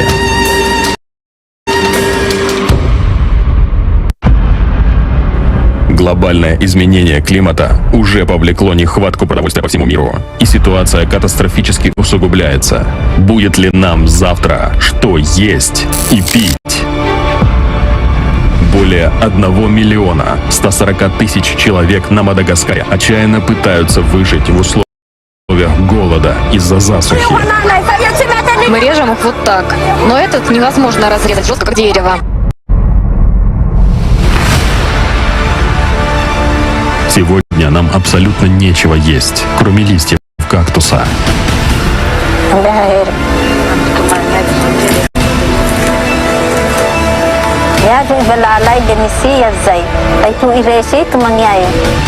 Голодные, бездомные и отчаявшиеся люди буквально набрасываются на прибывающие грузовики с гуманитарной помощью, в которых находятся предметы первой необходимости и продукты питания. Они вырывают мешки друг у друга, начинаются стычки, доходит до драк. Уже сегодня стихийные бедствия кардинально меняют судьбы людей. Человек оказывается со своим горем один на один, и факты это подтверждают. Куда идти людям, попавшим в эпицентр природных катаклизмов? Ведь их потери от разбушевавшейся стихии невозможно оценить. Последствия климатических изменений не пощадят никого из нас. В результате человек может утратить самое ценное, что у него есть — жизнь. Завтра ты можешь оказаться перед вопросом, как выжить. Природные бедствия настигают врасплох, и мы, как потребительское общество, не справляемся. И это наша действительность. Но пока что у нас еще есть единственный шанс выжить. Это построить созидательное общество. Какое общество мы выберем, таким и будет наше будущее. И сегодня этот выбор зависит от каждого из нас.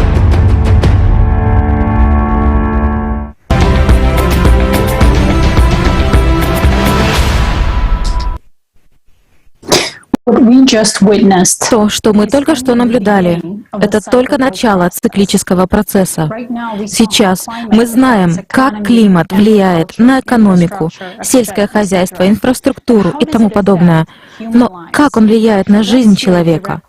Давайте узнаем об этом непосредственно от человека, который знает, как катастрофы влияют на жизнь людей. Я хотела бы представить вам Алекса Лондоса, фотожурналиста, гуманитарного и экологического активиста, который рассказывает нам о своем опыте освещения природных и климатических катастроф по всему миру.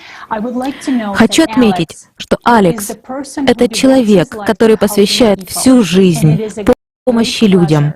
И мне очень приятно видеть Алекса среди активных участников конференции «Глобальный кризис», среди тех, кто активно информирует о созидательном обществе. Алекс, мы рады вас представить сегодня и слушать сегодня. Не забудьте, пожалуйста, размьютить себя.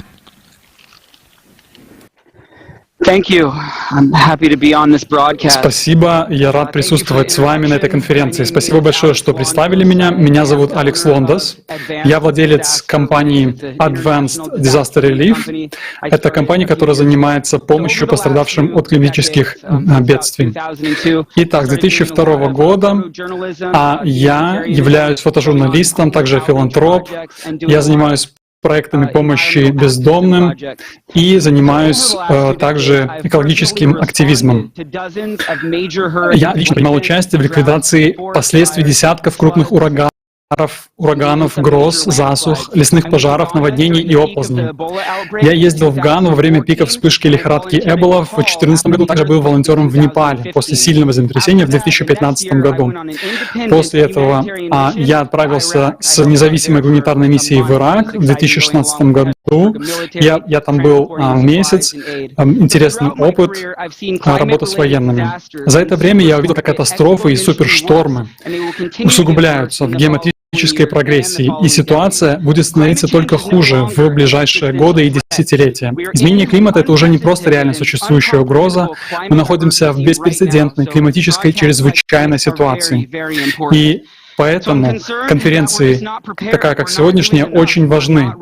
А мы не делаем достаточно. Мы не готовы к катастрофам будущего, и у большинства людей нету тревожного чемоданчика, люди не готовы. Мы в ближайшие годы увидим более сильные штормы, также климатические чрезвычайные ситуации. Мы увидим мегазасухи, нехватку воды, неконтролируемые лесные пожары, катастрофические наводнения и массовые миграции беженцев, к сожалению. Как раз об этом ученые и климатологи предупреждали нас десятки лет назад. К сожалению, мы не слушали их. Я изучаю экологию и изменение климата с 2002 года. Я посещал курсы по возобновляемым источникам энергии, антропологии, по выживанию в будущем. Также по метеорологии, строительству и проектированию зеленых зданий, технологиям солнечной энергии, выращиванию продуктов питания гидропонным методом, курсом первой помощи при ядерных, биологических и химических катастрофах, курсы по опасным веществам, поведению при пожарах и возгораниях. Также прошел все курсы красного курса, и я рекомендую всем эти курсы. Пожалуйста, пройдите их. Также курс по оказанию первой медицинской помощи и курс CERT. Он расшифровывается как общественная группа реагирования на чрезвычайные ситуации. Не знаю, есть ли во всем мире, но в США точно этот курс есть. И в зоне бедствия я всегда слышу, как люди говорят: «Я никогда не думал, что это со мной случится». И представьте, каково это — пострадать от крупного природного катаклизма. Просто подумайте, если бы такой природный катаклизм повлиял на вас, например, лесной пожар, к которому вы были бы не готовы, или на вашу страну обрушился тайфун или наводнение. Вот представьте, в каком подавленном состоянии вы были бы, если бы вы потеряли все, если бы вы видели, как люди вокруг вас, люди, которых вы любите, борются за выживание, страдают или даже умирают. То есть ничего нельзя сделать, чтобы им помочь, а у вас нет ни ресурсов, вы не можете им помогать, вы не знаете как. Вот представьте, если бы вы видели, как люди в вашем населенном пункте отчаянно искали среди обломков такие ресурсы, как еда, вода, инструменты и даже одежда. Я был в таких ситуациях, я видел, как что люди делают, как они переживают эту ситуацию. Это, конечно, просто кошмар. И люди ждали неделями, пока прибудет гуманитарная помощь. Но это не то будущее, которое мы хотим создать. Мы не хотим жить в таком будущем. Поэтому, пожалуйста, поверьте мне, я записывал в прошлом много похожих видео, и нельзя отрицать, что в обществе у нас есть жадность, эгоизм, невежество. А также мы видим индустриализацию, сжигание ископаемого топлива, вырубку лесов, урбанизацию, возможно, перенаселение, капитализм, чрезмерное потребление, также о покупке ненужных вещей. Мы видим, что люди нерационально тратят ресурсы. И из-за всего этого мы сейчас испытываем на себе тяжелые последствия наших действий. Наша цивилизация, даже в условиях существования всей альтернативной энергетики, наша цивилизация как тепловой двигатель. И деятельность человека приводит к выбросу газов в атмосферу. И, конечно, темпы этих выбросов колоссальные. В результате средняя глобальная температура Земли растет, океаны теплеют, и, наверное, на этой конференции еще будут об этом говорить не раз. Везде мы видим загрязнение, а биосфера Земли разрушается. И мы видим свидетельство этому, нам нужно положить этому конец, нам нужно предпринять какие-то действия. Я хотел бы привести статистику Всемирной метеорологической организации за 1970-2019 год. В статистике говорится, что топ-4 глобальных катастроф, в результате которых погибло больше всего людей, это засухи, штормы, наводнения и экстремальные температуры. Именно в такой последовательности. То есть, представьте, 91% этих смертей произошли в развивающихся странах. Это шокирующий факт.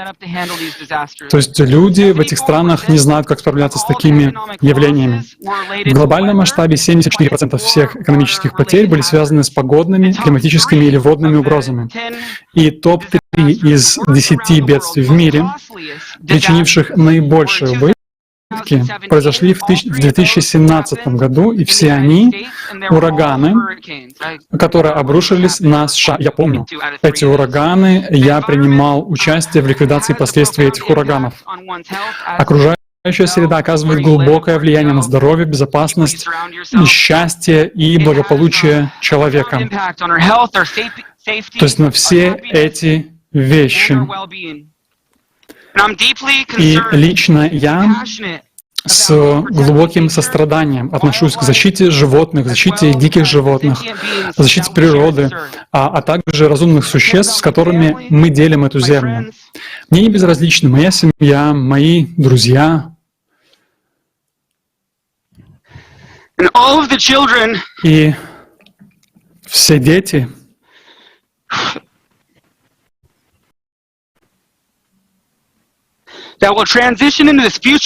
которые скоро окажутся в будущем, которое мы для них создаем сейчас. Нам нужно правильно расставить приоритеты. Прошу прощения, я не думал, что будут такие эмоции. Нам нужно продолжить работу над общей целью в соответствии с принципами созидательного общества. Это принесет всем нам огромную пользу. Это поможет нам получить, построить и создать необходимые ресурсы, которые нам будут нужны. Мы сможем обеспечить пригодную для жизни и гостеприимную планету на протяжении тысячелетий. И поэтому я призываю всех проявить инициативу, изучить экологию, которая позволит нам коллективно стать более экологически сознательными. Это поможет нам разрешить климатический кризис и подготовиться к вызовам будущего. Пожалуйста, зайдите на сайт Созидательного общества и узнайте, как эта платформа поможет нам ускорить и обеспечить безопасное, устойчивое и процветающее будущее, в котором все мы будем процветать. Я хотел бы поблагодарить всех участников, волонтеров и всех, кто поддерживает эту онлайн-конференцию и Созидательное общество. В следующем видеоролике за моим выступлением подборка щемящих душу свидетельств очевидцев из разных стран мира, которые пережили крупные климатические катастрофы. Меня зовут Алекс Лондос. Спасибо большое за внимание и спасибо за ваше участие.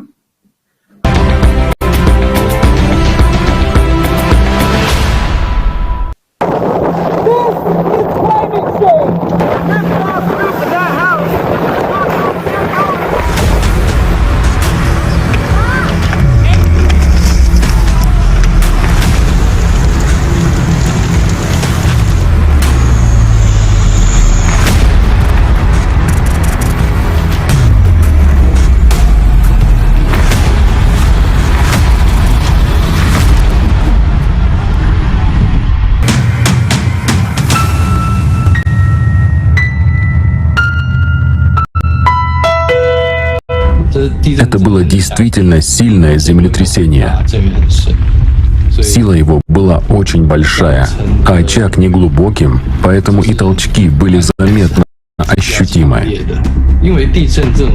Центральное метеорологическое бюро объявило прогноз, но это было всего за 5 секунд до землетрясения. Так что у нас было только 5 секунд. В это же время вспыхнул пожар в большей части Турции, в том числе и здесь. И у нас не хватало вертолетов. Мы и так 4-5 дней звали на помощь, кричали «Вертолет! Вертолет!». До хрипоты кричали и звали на помощь, но их было недостаточно. Да и волонтеры были на государственных вертолетах. Площадь пожара была огромной. Вот почему большинство людей эвакуировались сами, к несчастью. Дома сгорели за 20 минут, буквально там по щелчку пальцев. Это был так называемый верховой пожар, который передается по верхушкам деревьев и распространяется за счет сильного ветра. Местные жители говорят, что таких ветров не было очень давно. Обугленная земля, домов практически ничего не осталось. Вот эти скореженные, как консервные банки, автомобили, тракторы, мотоциклы. Когда вот началось пламя, начался пожар, они находились в других местах, вот вне села, и тушили другие пожары. Когда они вернулись уже в родное село, они увидели, что от домов-то ничего, собственно, не осталось. И они не смогли ничего сделать. Люди, все, что накопили за свою жизнь, весь скарб, вся их, как говорится, не хитрая утварь, инструменты, автотехника. Там трактора сгорели, коровники. А ветер, он такой коварный. Оказывается, вообще верховой огонь, он такой быстрый, за час он 20 километров проходит. Это даже человек не сможет убежать. За сутки 120 километров проходило. А тут практически там части деревни нету. Дотла сгорело. Это вообще такое зрелище. Ну, каждый, у кого есть сердце, наверное, в этот момент и не заплакал. Сейчас мы видим, как все больше лесных пожаров в течение каких-то 5-7 дней выжигают до нуля 50-80 тысяч акров. Это просто невообразимо. Не имеет значения, сколько ресурсов вы направляете на борьбу с пожаром. Если скорость ветра высокая, низкая влажность и есть засуха, то уже ничего невозможно сделать, чтобы остановить пожар. На данный момент все дома разрушены, в буквальном смысле, потому что вода поднялась на 1-2 метра. Никто не избежал этого наводнения. Все разрушено. Люди просто ушли и оставили свое имущество, свои дома, свой скот, и они его потеряли. А ведь в этих общинах скот – это главный или основной источник средств к существованию, потому что люди всю свою жизнь строят на животноводстве. Самое ужасное — это восстановление. Возобновлять жизнь после катастрофы — это самый страшный момент, потому что вы видите реальность. На следующий день вы видите улицы, вы видите смерть. У нас есть два вида пострадавшего населения. Население, которое потеряло все, дом и так далее. И население, которое было эвакуировано. Так что, конечно, это огромная потеря. Помимо домов, они потеряли все свои плантации. Также установки опреснения воды разрушились.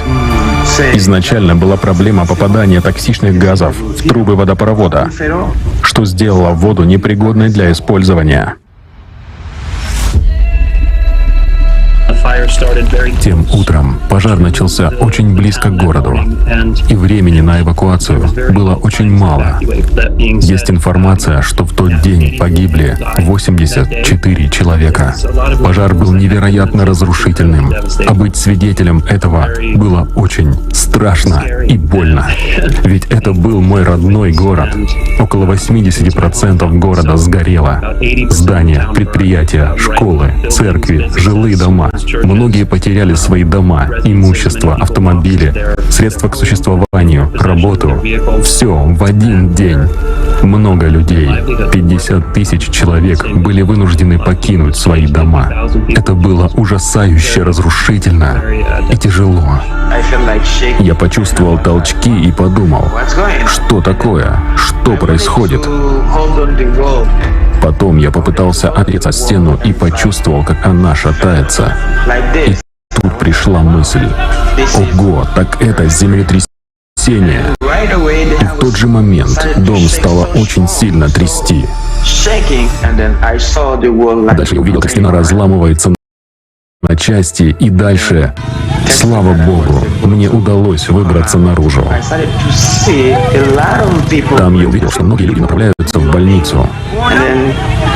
Они были все в крови, с переломами рук и ног, с переломами стопы. Очень печально было их видеть, слышать, как они плачут. На улицах внезапно стало очень много машин. И только тогда я начал понимать всю серьезность происходящего. В 2017 году здесь были землетрясения. Одно из них произошло в 10 милях от нашего города. Тогда погибло много людей. Один из инцидентов произошел в частной школе. Дети оказались заперты внутри. И это было душераздирающее зрелище. Наблюдать за тем, как люди, стоящие снаружи, пытаются сделать все возможное, чтобы спасти этих детей. Я не помню точно, сколько детей погибло, но спасли детей больше, чем погибло. И я благодарна им за это. Это было ужасно, потому что там могла быть моя дочь. Знаете, там могла быть и ваша дочь. Там мог оказаться любой из наших детей. Эта мысль ужасает. Я даже не могу представить себе ту боль, через которую прошли родители. Берег реки обрушился примерно в 7 часов утра, когда люди еще спали. Вода поднялась на 2 метра за рекордное время. примерно за 5-6 минут. Люди едва успели проснуться. Они взбирались на мебель, на второй этаж, и требовалась помощь соседей, чтобы вытащить людей через окна, потому что они уже не могли открыть двери. Моя тетя оказалась в ловушке внутри своего дома. И вода поднялась так быстро, что до потолка оставалось около 40 сантиметров. То есть они практически могли бы утонуть. И моему кузену пришлось разбить окна, чтобы вытащить их из дома, потому что иначе они могли бы погибнуть. Тот самый дом, который защищал тебя, оказался ловушкой, которая могла утопить. Это был просто полный хаос. Лава от вулкана уже была в нашем районе, и мы могли видеть, что она уже течет. И мы ничего не могли поделать. Больше ничего не оставалось сделать. Поэтому мы решили уехать, чтобы избежать отравления газами. Многие люди погибли не от самого вулкана. Они погибли в результате несчастных случаев на дорогах. Из-за того, что люди, которые хотели уехать из города, бегали повсюду. В результате несчастных случаев погибло более 20 человек. Мы должны понимать, что сама природа имеет свои законы и неопределенности. Поэтому, сталкиваясь с подобной катастрофой, мы не можем ее контролировать. Мы не знаем точно, что произойдет в будущем, потому что климат меняется ежедневно, и люди пытаются справиться с этим. Но чтобы помочь другим, мы должны помогать друг другу. Отчасти проблема еще и в том, что когда происходят эти катастрофы, по прошествии времени это больше не попадает в новости, и об этом забывают. А люди продолжают страдать. У людей по-прежнему нет жилья. Через год, через два они изо всех сил стараются вернуть свою жизнь в нормальное русло, хотя многие из них были уже близки к нищете. Мы не можем продолжать жить так, как прежде. Где мы сейчас, как вид, находимся? Понимание нашей истории и понимание того, как стремительно все в мире меняется, и куда же мы движемся из данной точки, что ждет нас в будущем, и не только нас, а наших детей и будущее поколения. Человеческая жизнь — это самое ценное и самое главное в нашей жизни. Мы иногда понимаем, что в конце концов материальные вещи не имеют никакого значения. Все равны перед катастрофой. Если ты миллионер или миллиардер, имеешь все деньги в мире, они не спасут тебя. Мы заметили мужчину, который был опрятно одет. В руке он держал золото. Он, очевидно, был финансово обеспечен, потому что у него был мотоцикл. И при этом он все равно просил еды. Он буквально плакал. Говорил, чтобы у него взяли все, что нужно, потому что у него есть деньги в доме. Но у него не было еды, чтобы выжить. Благодаря этому опыту люди ясно осознали, что деньги и другие вещи не нужны. Что необходимо, так это время, наша человечность, потому что у нас есть, то и будет вместе с нами. Если мы не сможем объединиться, если не видим необходимости в этом и этого не осознаем, потом может быть слишком поздно. Очень жаль, что люди объединяются только во время катастроф. От этого становится грустно.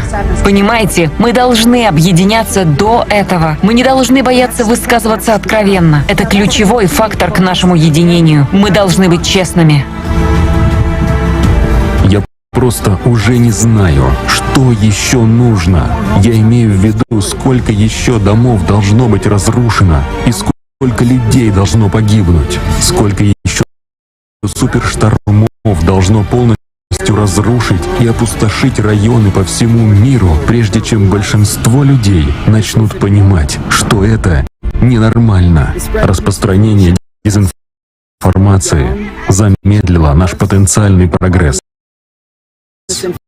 И мы не там, где должны быть как общество. Времени остается все меньше. Если сейчас не объединимся, потом будет слишком поздно. Давайте не упустим наш шанс.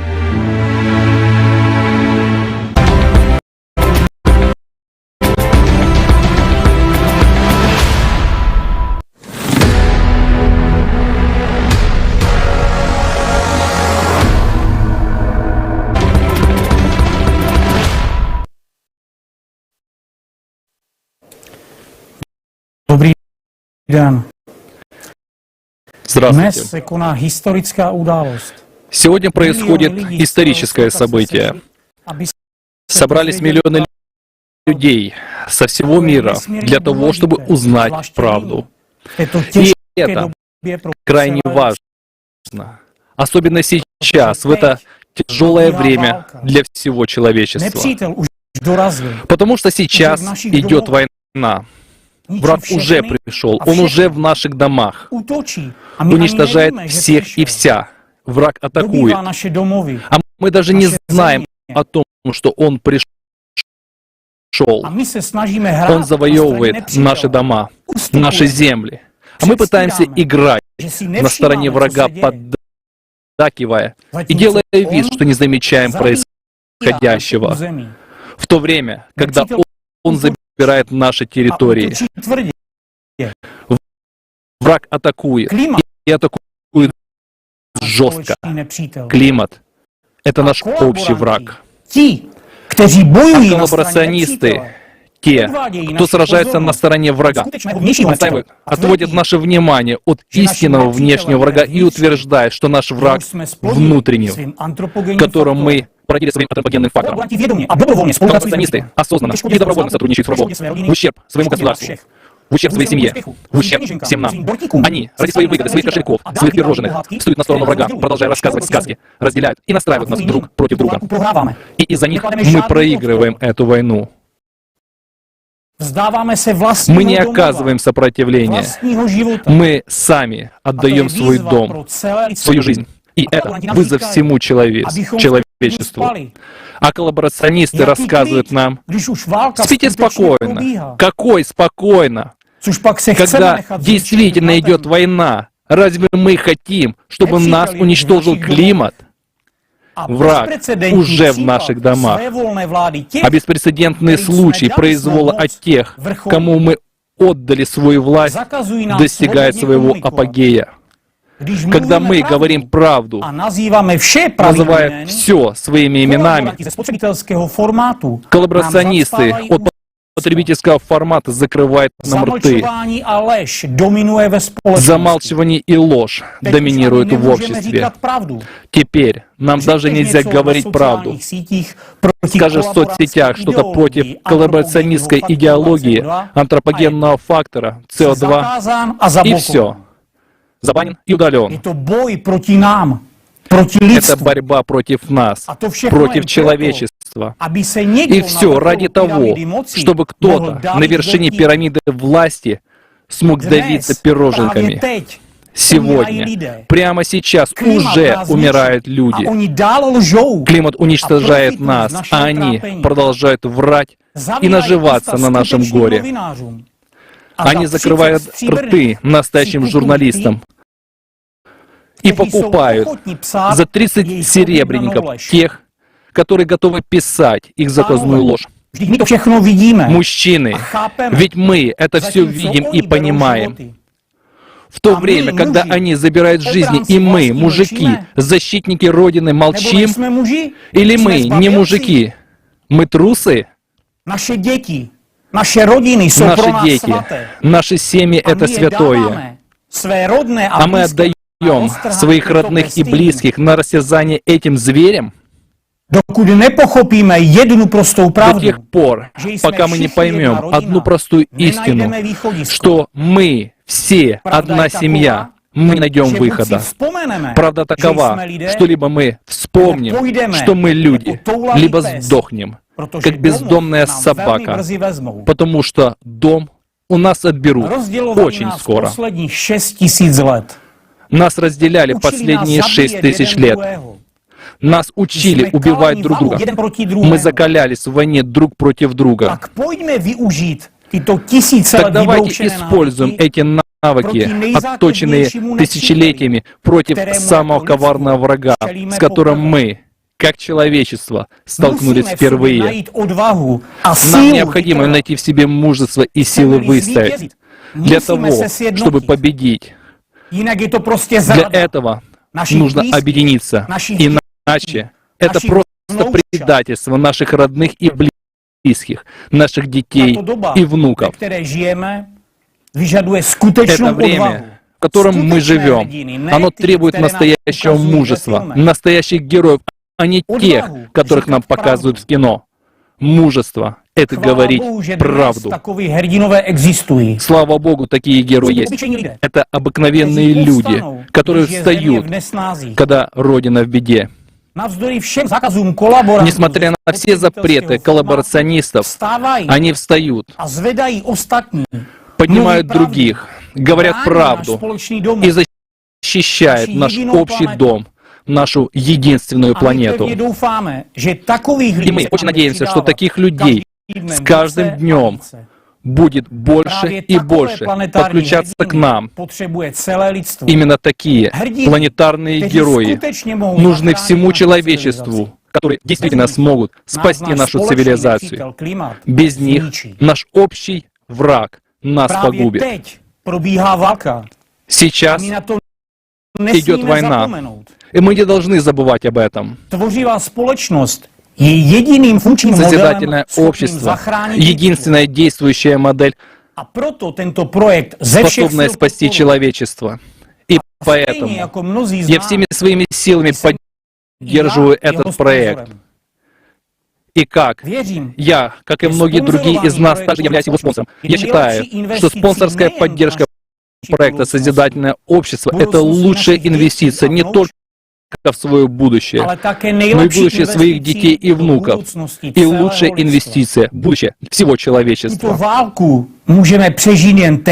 Выжить в этой войне мы можем лишь объединившись. Нам надо объединить не только нашу волю, но и весь наш ресурс и научный потенциал. Это единый шанс для всего человечества. Только тогда сможем противостоять нашему врагу. Климат ведет не просто захватческую войну. Это война на уничтожение. Этот враг пленных не берет. Но мы, люди, хотим жить, и поэтому весь мир должен знать, что идет война. Пришло время правды.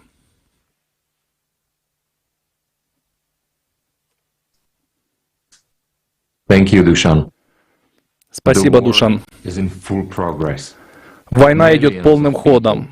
Миллионы людей теряют свои дома, своих близких и надежду на будущее. Жизнь всей нашей цивилизации под угрозой. И мы своим бездействием отдаем врагу наш единственный шанс. Настало время правды. С большим уважением я представляю вам нашего следующего спикера Михаила Корниенко. Дорогие друзья, я летчик-космонавт Российской Федерации, Герой России Михаил Корниенко. Рад участвовать в вашей конференции, потому что она посвящена глобальным проблемам, которые не могут не волновать нас всех и вообще всех думающих людей, потому что, на мой взгляд, мы в плане экологии подошли к самому краю, эту проблему надо решать сообща. Надеюсь, что эта конференция нам поможет. Я могу сказать, что я солидарен со всеми вашими выкладками, потому что я видел все эти проблемы, которые у нас есть из космоса. Я вижу их внизу, видно пластиковый океан, вернее, пластиковый остров, который плавает в океане другого цвета. Это, конечно, ужасно все. Видны свалки, видны вырубки. Просто тотальные вырубки в Амазонке, там секторальные такие. Это легкие Сибирь, да, и Амазонка, это легкие планеты. Потому что людям там нечего есть. Вот. Но самое главное — это экология, конечно. И я везде, где бы я ни был, где я не выступаю, я вот сейчас начинаю с вопросов экологии. Вот, к сожалению, мы все думаем, что кто-то сделает все до нас, да? За нас. Прошу прощения. Это правительство у нас есть, да, это мусорщики, там что-то они собирают, сваливают на мусорные полигоны. Дело в нас самих. Как образовались мусорные острова в океане. Лейтмотив вот этой моей немножко эмоциональной речи. Ребята, давайте начинать с себя. Никто нам не поможет, никто за нас ничего не сделает. Вопрос нашей разобщенности на земном шаре, да? Отсюда вытекают все остальные проблемы. То есть мы не как пчелиный улей, да, мы не как муравейник вот на земном шаре живем. Нас разделяют границы, нас разделяют языки. Каждый тянет на нашем общем космическом корабле одеяло на себя. Отсюда возникают все следующие проблемы. Пока мы не поймем, что мы все живем, мы все в одной лодке, да, как говорят наши американские друзья и партнеры-астронавты, we are all the same boat. И в том числе глобальное потепление, как сейчас про него дуют, да, global warming, на самом деле цикличные колебания климата, они всегда были, есть и будут. Да? Я небольшой ученый в этом плане, наверное, лучше климатологам рассуждать на эту тему, я высказываю чисто свое непросвещенное мнение. Вот, как всегда, истина где-то рядом. То, что изменения климата есть, это очевидно, они есть, но не факт, что они связаны с деятельностью человека. Это же доказать нужно. Да? Очень многие используют вот эти изменения, опять же, в своих личных корыстных целях, как зеленая повестка сейчас модно стала. Там с ума сходит эта зеленая повестка. Грета Тунберг, проект этот. Это чисто коммерческие дела, на мой взгляд. Ну и также очевидно, совершенно очевидно, да, что экологию мы подпортили совершенно основательно. Этим нужно заниматься, чем быстрее, тем лучше. Тот же самый Киотский протокол, ну что, это чисто коммерческий проект. Если вы помните, Берт Горд организовал все это дело, и никакого отношения к экологии он не имеет. То есть это нужно тоже понимать. Я думаю, что на какой-то одной теме объединиться невозможно. Это всегда комплексная штука. То есть это ряд вопросов, которые объединят всех людей. Это не только экономика, это не только зеленая повестка, это не только вопросы экологии. Это целый ряд проблем, которые мы должны решить сообща. Вот все ведущие державы, да? И реально, может быть, уже на какой-то другой платформе сесть всем им, и нам в том числе, и сказать: ребята, вот если мы сейчас не одумаемся, то не нужны никакие доллары не будут, да, никакая Арктика, мы просто до нее не доживем уже, не до открытия Севморпути. Я очень много езжу по миру, везде люди нормальные снизу, они все прекрасно понимают. И в Европе, и в Америке, и в Японии, да, мне очень много пишут, и все понимают ситуацию. Не понимают одни верха, да, вот которые стоят над нами. Я вот прихожу к какому-то такому апокалиптическому выводу, что если человек пересекает какую-то властную границу, которая, безусловно, есть, у него сразу мозги на бекрень съезжают. И он перестает видеть очевидные вещи. А поскольку мы все находимся во власти политиков, во власти наших президентов, которых мы, кстати, выбрали все, у нас нет выбора, ну, значит, нужно менять выборные платформы, нужно собираться за круглым столом всем и решать вот эти проблемы, да. От них идут войны, от них идут грязь. Вот именно от этих проблем, что каждый хочет быть царем горы на нашей планете. Нету, не может быть тут царя горы. И сильный должен помогать слабым. И этот постулат нужно вложить в бошки. 99% думают так, как мы с вами. 1%, который надстройка стоит над нами и управляет всем земным сообществом, они почему-то думают по-другому. Если мы позволяем управлять плохо, из рук вон плохо, 1% вот этому всем нашим сообществам, значит, мы что-то не так делаем. Нужно менять постепенно, нужно менять шаг за шагом, через демократические процедуры, через постепенное изменение законодательства, потому что любая революция — это зло, это без времени, это потери, это страх, это пока общество восстановится, мы уже видели это несколько раз, хватит. Поэтому нужно вот организовать такие платформы, предлагать свои варианты выхода из кризиса. Но у нас другого пути просто нет, понимаете? Иначе мы погибнем все. Большое спасибо, господин Корниенко. Для нас большая честь, что вы с нами. И я абсолютно с вами согласен. Нам нужно построить общество, которое существует как улей, и общество, в котором на первом месте жизнь человека. Не деньги, не прибыль, не чьи-то политические, коммерческие, личные или иные интересы, а жизнь человека. Тогда это будет созидательное общество. К сожалению, сегодня мы живем в полной противоположности этому, в обществе потребления. И целью жизни является бесконечное, все возрастающее потребление в таком обществе. Люди поклоняются деньгам, используют друг друга ради наживы. Они оценивают успех не по вкладу в общее благо, а по способности потреблять больше других. А сама система потребления потребляет самый ценный ресурс — внимание людей, наше внимание. Средства массовой информации, основанные на прибыли, формируют нашу реальность. И в результате наше внимание настолько сосредоточено на экономических проблемах, политических драмах и прежде всего на потреблении, что мы не замечаем, как близки к вымиранию мы как вид. Я был рад услышать, что господин Корниенко понимает циклическую природу изменения климата, и что в существующем потребительском формате общества, даже будучи разобщенными, мы просто не сможем решить эту глобальную проблему. А также меня глубоко тронули слова Душина. И он абсолютно прав, что инвестиции в созидательное общество — это инвестиции не только в свое будущее, в будущее своих детей, но и во все человечество. И действительно, это лучшая инвестиция. Нам нужно построить человечество, которое будет жить как одна человеческая семья на планете Земля. И как это поможет нам решить проблему климата? Друзья, очень просто. Задействовав неограниченные ресурсы нашего объединенного человечества. Если мы объединим наши научные, технологические и интеллектуальные ресурсы, мы сможем решить проблему изменения климата.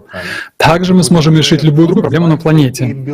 Мы сможем создать благополучную жизнь для 8 миллиардов людей или даже 25 миллиардов. Мы можем, наконец, процветать как человечество, если это то, чего мы действительно хотим.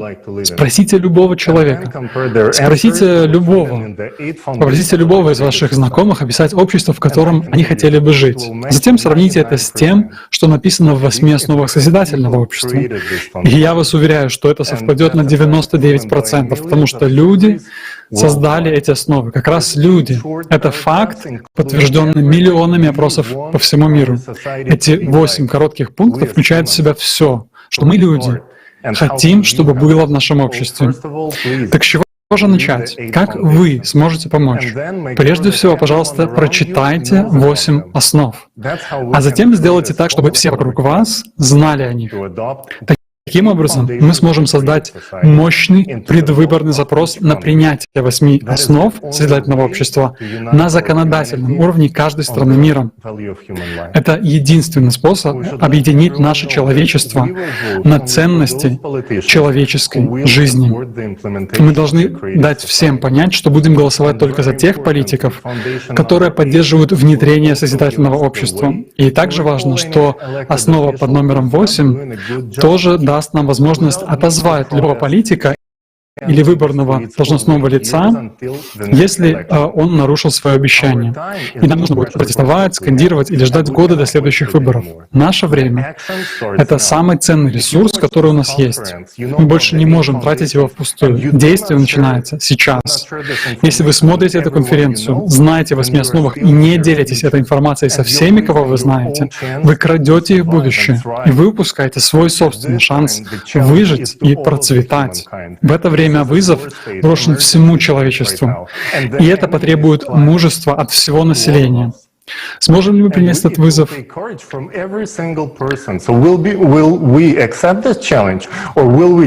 вопрос. Или мы просто будем молча принимать ужасающий исход нашего бездействия? Выбор за нами. Спасибо. Спасибо большое. И у нас действительно есть право голоса. Так давайте использовать его для того, что действительно принесет пользу нам и всем людям во всем мире. Давайте проголосуем за тех, кто поддержит созидательное общество.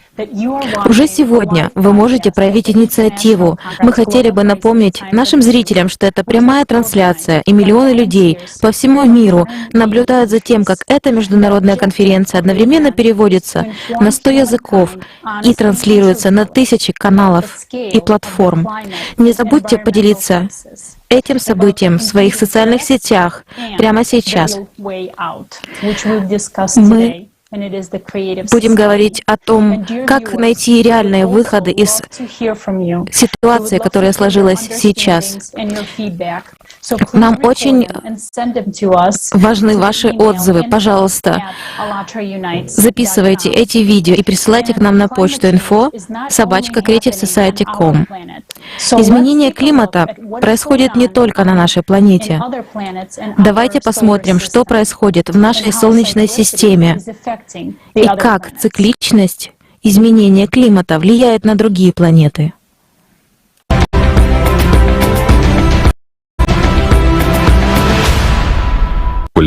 Структуру и состав атмосферы Сатурна от глубоких слоев до верхних. Последствия этого шторма могут влиять на северное полушарие Сатурна долгие годы. Также Кассини впервые за все время наблюдений зафиксировал огромные пылевые бури на спутнике Сатурна Титане. Но ведь и на Земле увеличилась скорость ветров, участились песчаные и пылевые бури. Все чаще и чаще массивные шлейфы песка затмевают небо и приносят удушливый воздух во многие части Африки, Азии, Америки и Европы. По словам профессора астрономии Имки де Патер, в эпицентре глобальных изменений сейчас оказался и Юпитер. Теперь красные пятна Юпитера выступают над облаками. По мнению исследователей, это свидетельствует о повышении температуры в этой области. Как сказал планетолог Майкл Вонг, ничего подобного ранее не наблюдалось. А в знаменитом Большом Красном Пятне, самом огромном шторме в Солнечной системе, с 2009 года по 2020 скорость ветров увеличилась на 10% и продолжает расти, чего не наблюдалось никогда ранее. Также участились вспышки аномально сильных молний. Кроме того, возросло количество извержений вулканов на спутнике Юпитера Ио. Марс — ближайший аналог Земли. И все процессы, которые наблюдают на Марсе в последнее время — гигантские пылевые бури, оползни, магнитные аномалии, рост сейсмической активности, таяние льда — сейчас происходят и на Земле. Марс нагревается, и ученые теряются в догадках, почему это происходит. А ведь причина нагрева Земли и Марса одна и та же. И это никак не связано с деятельностью человека. Происходят изменения и на Венере. Как показали данные с орбитального аппарата Venus-Express, скорость ветров на Венере увеличилась с 300 км в час до 400 в период с 2006 по 2012 год. До последнего времени планетологи спорили о геологической активности Венеры. Новое исследование выявило на поверхности Венеры 37 свежих вулканических структур. Профессор геологии Лора Монтези говорит: первый раз мы можем утверждать, что это не древние вулканы, а действующие. Точно так же, как и на Венере, на Земле сейчас просыпается все больше вулканов, и растет магматическая активность в недрах планеты. В 1998 году системой ДОИС был зарегистрирован резкий скачок в ядрах планет Солнечной системы и их спутниках. В научной работе Юрия Баркина говорится, что влияние на Солнечную систему идет извне, и глобальные изменения климата на планетах происходят синхронно. В последние годы мы видим множество необъяснимых изменений на планетах Солнечной системы за всю историю наблюдений. Возникает логичный вопрос. Если эти изменения происходят одновременно во всей Солнечной системе, в результате внешнего воздействия, не отразилось ли это и на Солнце? Не потому ли Солнце с 2012 года находится в аномальном затяжном минимуме своей активности, который может продлиться до 2045 года? Не принесет ли это дополнительной нестабильности в хрупкий баланс систем Земли и других планет? Ведь наша жизнь полностью зависит от Солнца, но оно не может нас защитить от галактических лучей, когда его активность в минимуме. Изменения климата и геодинамики на других планетах Солнечной системы происходят одновременно с изменениями на Земле. Это происходит по причине цикличности 12 тысяч лет, обусловленной галактическим излучением. Почему к этим фактам не привлекается внимание общественности? Не потому ли, что тогда все поймут, что в изменениях климата нельзя обвинить человека, а значит уже нельзя будет на этом делать бизнес под эгидой спасения планеты? Ведь это обрушит всю стройную теорию антропогенного фактора, якобы изменяющего климат Земли, так как человечество со своими выбросами СО2 еще не обосновалось на других планетах, а значит не могло повлиять на изменение климата целой Солнечной системы. Правда об истинных причинах изменения климата крайне важна. Только увидев и сопоставив все факторы, можно понять, что на самом деле происходит с нашей планетой, и предпринять необходимые меры. Эта информация указывает на настоящую причину, а значит и приближает нас к решению, благодаря которому мы сможем пережить катаклизмы.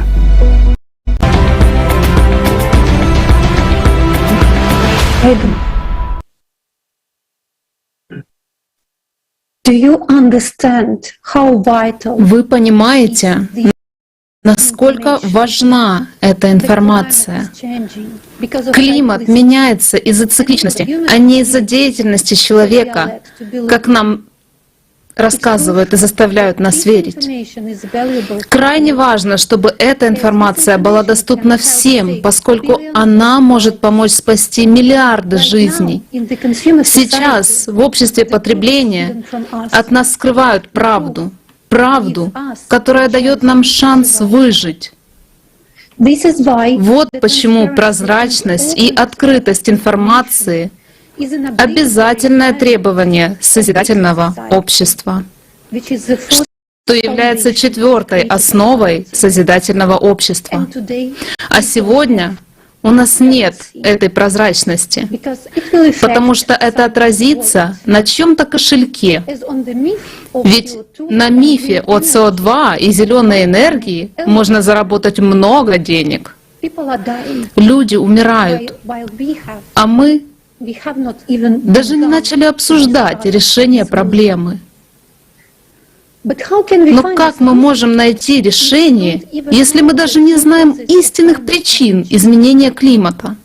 Почему СМИ и политики не предупреждают нас? Потому что в обществе, где нет прозрачности, они держат нас в неведении и ослепляют нас мифами о СО2. Из-за них мы теряем много времени. Настало время для научных решений и их практического применения. Мы уже ощущаем влияние климата. Представьте, сколько нас останется в живых, если мы не предпримем никаких контрмер против этого опаснейшего врага — изменения климата. Что сейчас делают наши ученые? Где они? На кого они работают? Поймите, обратный отсчет уже начался. С каждой секундой мы теряем драгоценное время. Вот почему эта информация так важна.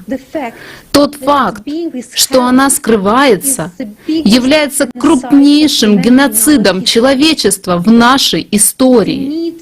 Эта правда нужна нам сейчас, как никогда.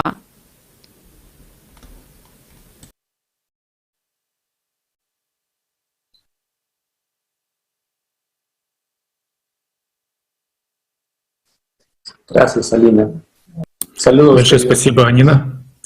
Здравствуйте, дорогие друзья. Из всего сказанного ранее мы с вами понимаем, что даже если мы бросим все силы на спасение экологии, это уже не поможет нам противостоять изменению климата. Да и как, собственно, мы спасем экологию?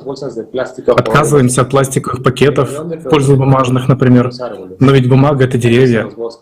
То есть до свидания, леса? Серьезно? Мы уничтожаем легкие собственной планеты, единственного нашего дома. Неужели мы так глупы? Нет, конечно. Наша проблема в другом. Коллаборационисты собираются обсуждать проблемы климата и экологии. Но почему ситуация только ухудшается? Посмотрим честно, что стоит в основе современного общества? Манипуляции, ложь, рабство, молчание, власть, деньги, отстоять свое, урвать чужое. Это формат, который существует тысячелетия и продолжает прогрессировать до сих пор. Сегодня модно быть наглым и амбициозным. А изначально амбициозность означала стремление к власти, обостренность, самолюбие. Мы возвеличили все низменные качества человека. Говорят, надо знать себе цену. У нас на всех одна цена. Все покупается и продается, начиная от воздуха и заканчивая отношения между людьми. Единственное, что сегодня ценится меньше всего, это человеческая жизнь. Сегодня наша жизнь не стоит ничего, потому что на первом месте стоит кошелек. В век технического прогресса люди продолжают умирать от нехватки еды, воды и загрязнения воздуха. Из-за настоящих ценностей мы загнали себя в тупик. Неужели может быть что-то выше человеческой жизни? Что может быть выше вопроса выживания, когда ты стоишь на грани? Климат один на всех. От него не откупишься. Все деньги мира не смогут его остановить. Нам нужно найти решение как можно скорее. Мы с вами только что посмотрели видео, в котором четко показана истинная угроза. Это внешнее энергетическое воздействие на планету. Наша задача — найти этому противодействие, равное по величине энергетического противодействия. Именно для этого нам необходимо объединить весь научный потенциал. Это не просто благородная цель, сильные слова, это наш шанс выжить. Единственный, последний. Здесь необходимо участие всех людей, всего научного мирового сообщества. Даже если соберутся 100 или 1000 ученых, этого будет недостаточно. Необходимо, чтобы верное решение искали в буквальном смысле все ученые мира из разных научных сфер. Сейчас тот самый момент, когда мы должны сделать решающий выбор — жить, жизнь или смерть. Честно говоря, мы должны были сделать этот выбор гораздо раньше. Сейчас у нас каждый день на счету, каждая минута может стоить нам человеческой жизни. Мы слышим о прогнозах на десятилетия вперед. Люди, но у нас нет столько времени, у нас нет и 10 лет. Очень важно действовать быстро. Сейчас мы уже зашли в зону энергетического воздействия. И к тому времени, когда мы подойдем к его пику, у нас уже должно быть готовое решение. Но даже всем ученым мира необходимо время на поиск и разработку решения. А времени и ресурсов у нас с каждым днем становится все меньше. До сих пор у нас не было ответа на вопрос, как объединиться. И нам казалось это невозможным. Но сегодня ответ есть. Изменение потребительского мышления на созидательное.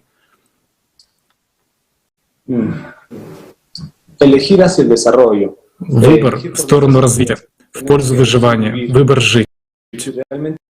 Если мы действительно хотим жить, нам надо действовать. Мы уже сейчас должны менять формат общества, чтобы создавать условия для ученых, дать им возможность работать. Когда не останется частных интересов, когда у каждого ученого будет одна цель — найти способ выжить всему человечеству. Мы можем создать такие условия, но только все вместе.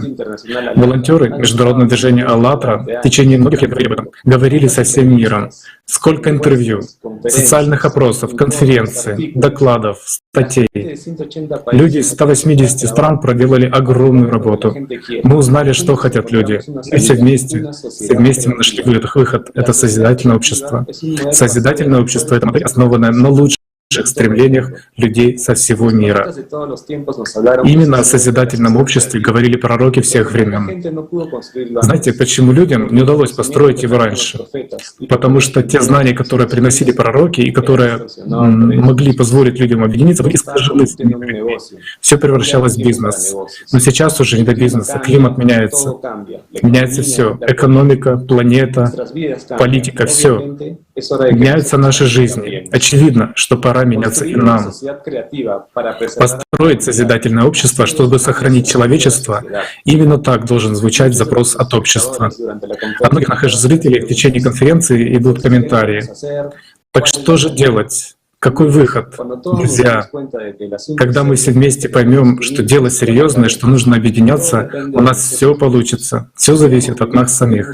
Если мы хотим остаться в живых, хотим будущего для наших детей и внуков, мы должны как можно скорее рассказать о созидательном обществе каждому, кто еще не знает об этом. Да, есть те, кто не хочет слушать, отгораживается, не хочет понять, не хочет принять. Но нам нужно говорить всем, даже таким людям. Они часть общества, они, как и все мы, несут ответственность. Они голосуют, делают выбор. Если их выбор будет в пользу тех, кто только мешает принимать правильные решения на политическом уровне, значит, они чего-то еще не поняли. И правильно говорили сегодня спикеры. Надо голосовать только за тех политиков, которые поддерживают созидательное общество. Факты, приведенные на этой конференции, на предыдущих, дают полное понимание ситуации. На них невозможно закрыть глаза. Просто донести то, что ты знаешь и понял до остальных. Давайте вместе искать возможности оповещения человечества, придумывать новые эффективные способы. Раньше у нас не было технической возможности объединиться, а сейчас она есть. И данная конференция служит хорошим тому примером. В настоящий момент мы собрались вместе, люди со всего земного шара. У кого-то сейчас утро, у кого-то ночь. Но мы все здесь говорим на 100 языках мира, потому что знаем, как это важно. Потому что мы не ждем, что кто-то нас за что-то за нас решит. Мы сами организовались и собрались здесь. А те, кого с нами нет, это те люди, которые просто еще не знают о созидательном обществе. Наша задача в том, чтобы они узнали о нем как можно скорее. Наша экология находится в плачевном состоянии, а у нас пока нет ответа на изменение климата. Но молчание и бездействие гораздо страшнее. Это то, что приводит к гибели, приводит нас к гибели. Но выход найден. И если мы не расскажем им каждому, нас ждет судьба Марса. Друзья, пока наша судьба в наших руках, мы должны упустить этот шанс. Большое спасибо за внимание.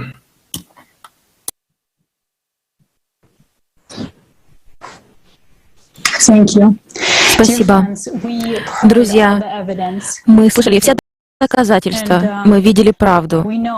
И мы знаем, почему меняется климат, но сейчас у нас немного времени для того, чтобы информировать всех людей и объединиться.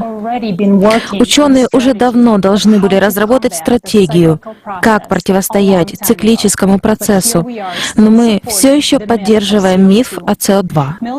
Миллионы людей сегодня пытаются сделать все возможное, чтобы информировать всех, чтобы объединились все в одной идее для построения созидательного общества. Потому что наше бездействие каждый день стоит человеческих жизней.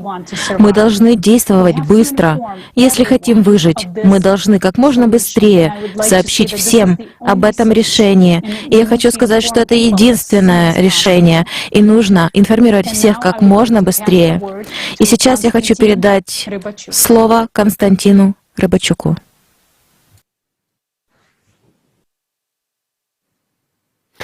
Good afternoon.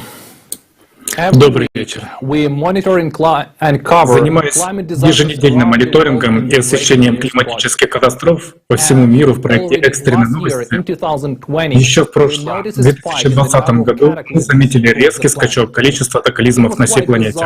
Это было очень странно. За короткий промежуток времени, менее месяца, масштабные наводнения обрушились на все континенты, кроме Антарктиды. Они накатывали как будто волны, охватывая большие территории. Потом наступало небольшое затишье, и далее новый, еще более мощный удар. Мы увидели, что началась синхронизация катастроф. Эта закономерность прослеживалась и среди других стихийных бедствий. Мы продолжили наблюдать за этим новым явлением, и самые худшие предположения подтвердились. В этом году прогрессия не только сохранилась, но и увеличилась. Теперь синхронизация, наблюдаемая даже в пределах одного региона, страны или штата, или даже города, происходит по всему миру. Во всех мировых СМИ мы видим много примеров, как на один и тот же регион каскадно обрушиваются наводнения, пожар, шторм, а после этого еще и приходит аномальный холод. Факты и доказательства представлены на прошлой и текущей конференции, объясняют то, что сейчас творится с климатом, в том числе и синхронизацию. Но объясните мне, почему об этом практически никто не говорит? Неужели этого не видно? Какие еще нужны доказательства? Когда вы будете стоять по горло в воде и тонуть, или ваш ребенок будет тонуть, вы тоже будете просить доказательств? Или вы будете действовать без промедления? Катаклизмам вообще не важно, верите вы в них или нет. Идите и расскажите им, что вы не верите тем, кто погиб во время климатических катастроф, и тем, кто остался без всего на улице. Каждый день уносит все больше человеческих жизней. Рано или поздно это коснется нас всех. Тогда мы уже не сможем ничего сделать. Поэтому, пока еще есть время, надо действовать, надо объединяться, строить созидательное общество и всем вместе искать возможность выжить. С прошлой конференции прошло чуть больше 4 месяцев. Мы провели еще более обширный мониторинг и сделали аналитику прошедших за это время катастроф и их последствий. Мы использовали всеми доступными источниками информации, метеорологические порталы, платформы мониторинга климата, новостные источники, социальные сети очевидцев и другие. Мы прекрасно понимаем, что учитывали далеко не все естественные бедствия и катаклизмы, которые были на планете за этот период. Но даже та информация, которую нам удалось собрать, заставила просто ужаснуться. К сожалению, за 4 месяца на планете случилось столько стихийных бедствий, что видео со всеми этими событиями заняло бы все время этой конференции, а может, даже и больше. Поэтому мы покажем вам лишь малую часть, самые масштабные, аномальные и разрушительные из них. Давайте посмотрим, что мы, как человечество, чем мы заплатили за эти 4 месяца бездействия.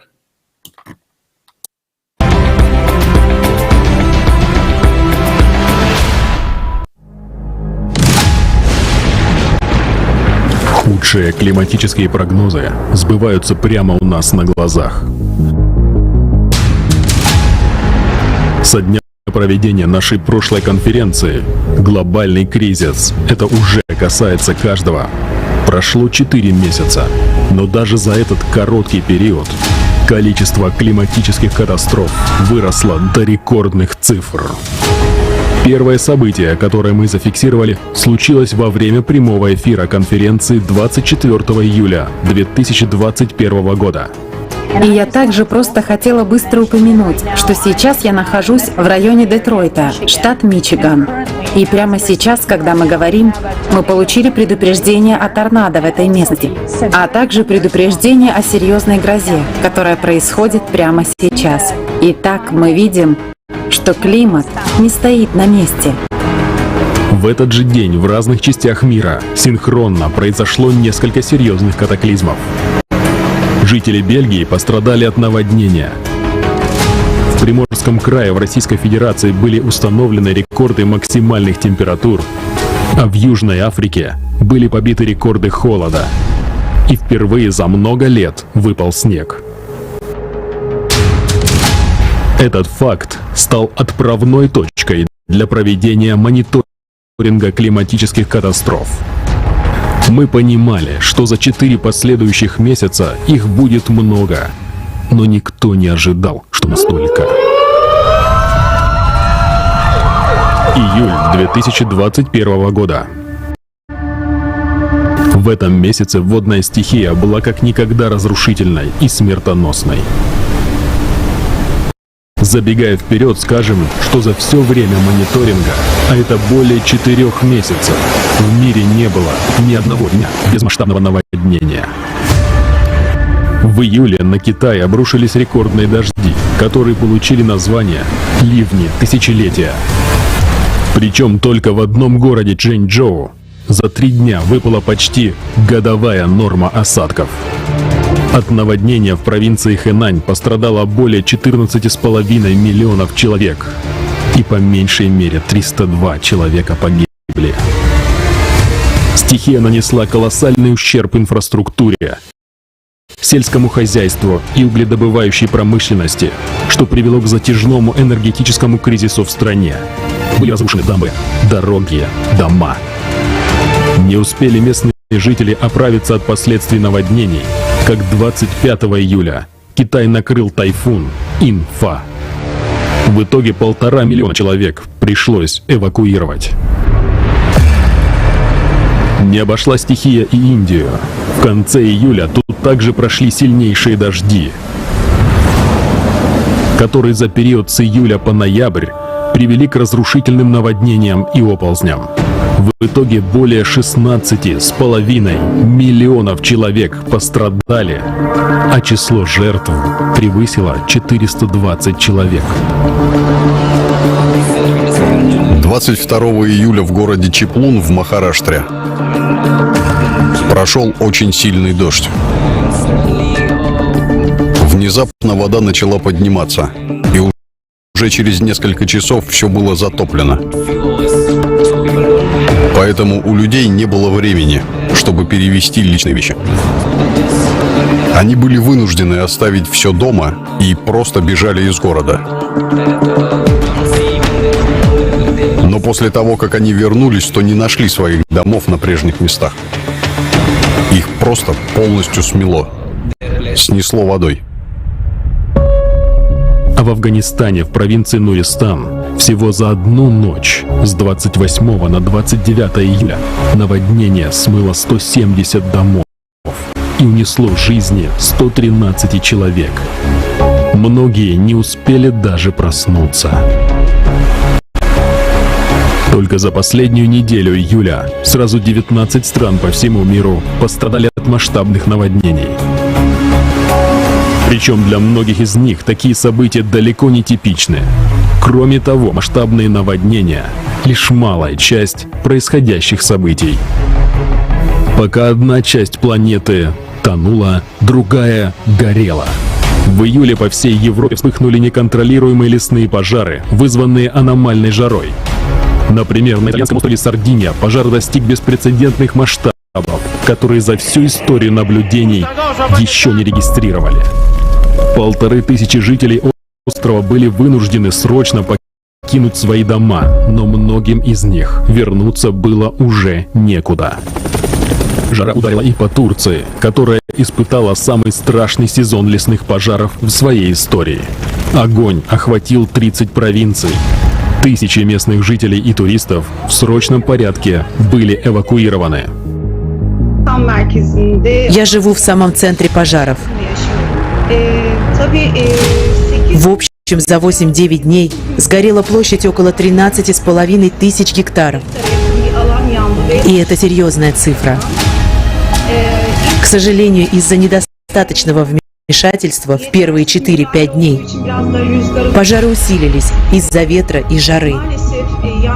Я впервые столкнулась с подобным. Я никогда не забуду день, когда начался пожар. Был сильный ветер и давила аномальная температура. В Греции максимальная температура достигала 47,1 градус Цельсия. В итоге из-за стихийных возгораний было выжжено более 100 тысяч гектаров леса. Огонь привел к уничтожению и повреждению сотен домов, вынудив тысячи людей покинуть свои деревни и города. Для тушения пожаров потребовалась международная помощь. В июле и августе свирепые лесные пожары бушевали также и в других европейских странах. Горели леса Франции, Испании, Северной Македонии и даже Финляндии. В это же время на другом континенте, в Северной Калифорнии, США, набрал силу пожар Дикси. Он стал самым крупным единичным пожаром за всю историю штата и выжег территорию в 3 раза превышающую площадь Нью-Йорка. Также тут стоит упомянуть один немаловажный факт. Июль 2021 года стал самым жарким месяцем за всю историю наблюдений. К примеру, в Японии только за период с 19 по 25 июля из-за жары были госпитализированы 8122 человека, и не менее 23 человек умерли.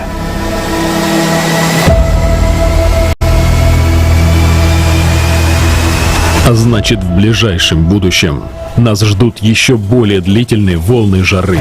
И они, как мы знаем, уже сейчас приводят к росту смертности среди людей. В Северной Америке всего 6 дней беспрецедентной жары привели по официальным данным к смерти почти 700 человек. Но по оценкам специалистов, жертв аномально высоких температур значительно больше. Парадоксально еще и то, что одновременно с аномальной жарой в северном полушарии из-за волны антарктического холода наблюдались рекордно низкие температуры в южном полушарии, в частности, в странах Южной Америки. Август 2021 года. Одновременно с изнуряющей жарой в мире продолжаются масштабные пожары. Их крайне сложно потушить из-за сильного ветра, высоких температур и глобальной дегазации планеты. По состоянию на 12 августа огнем охвачены 5 из 6 континентов. Не горит только Антарктида. В августе пожар в Якутии достиг своего апогея.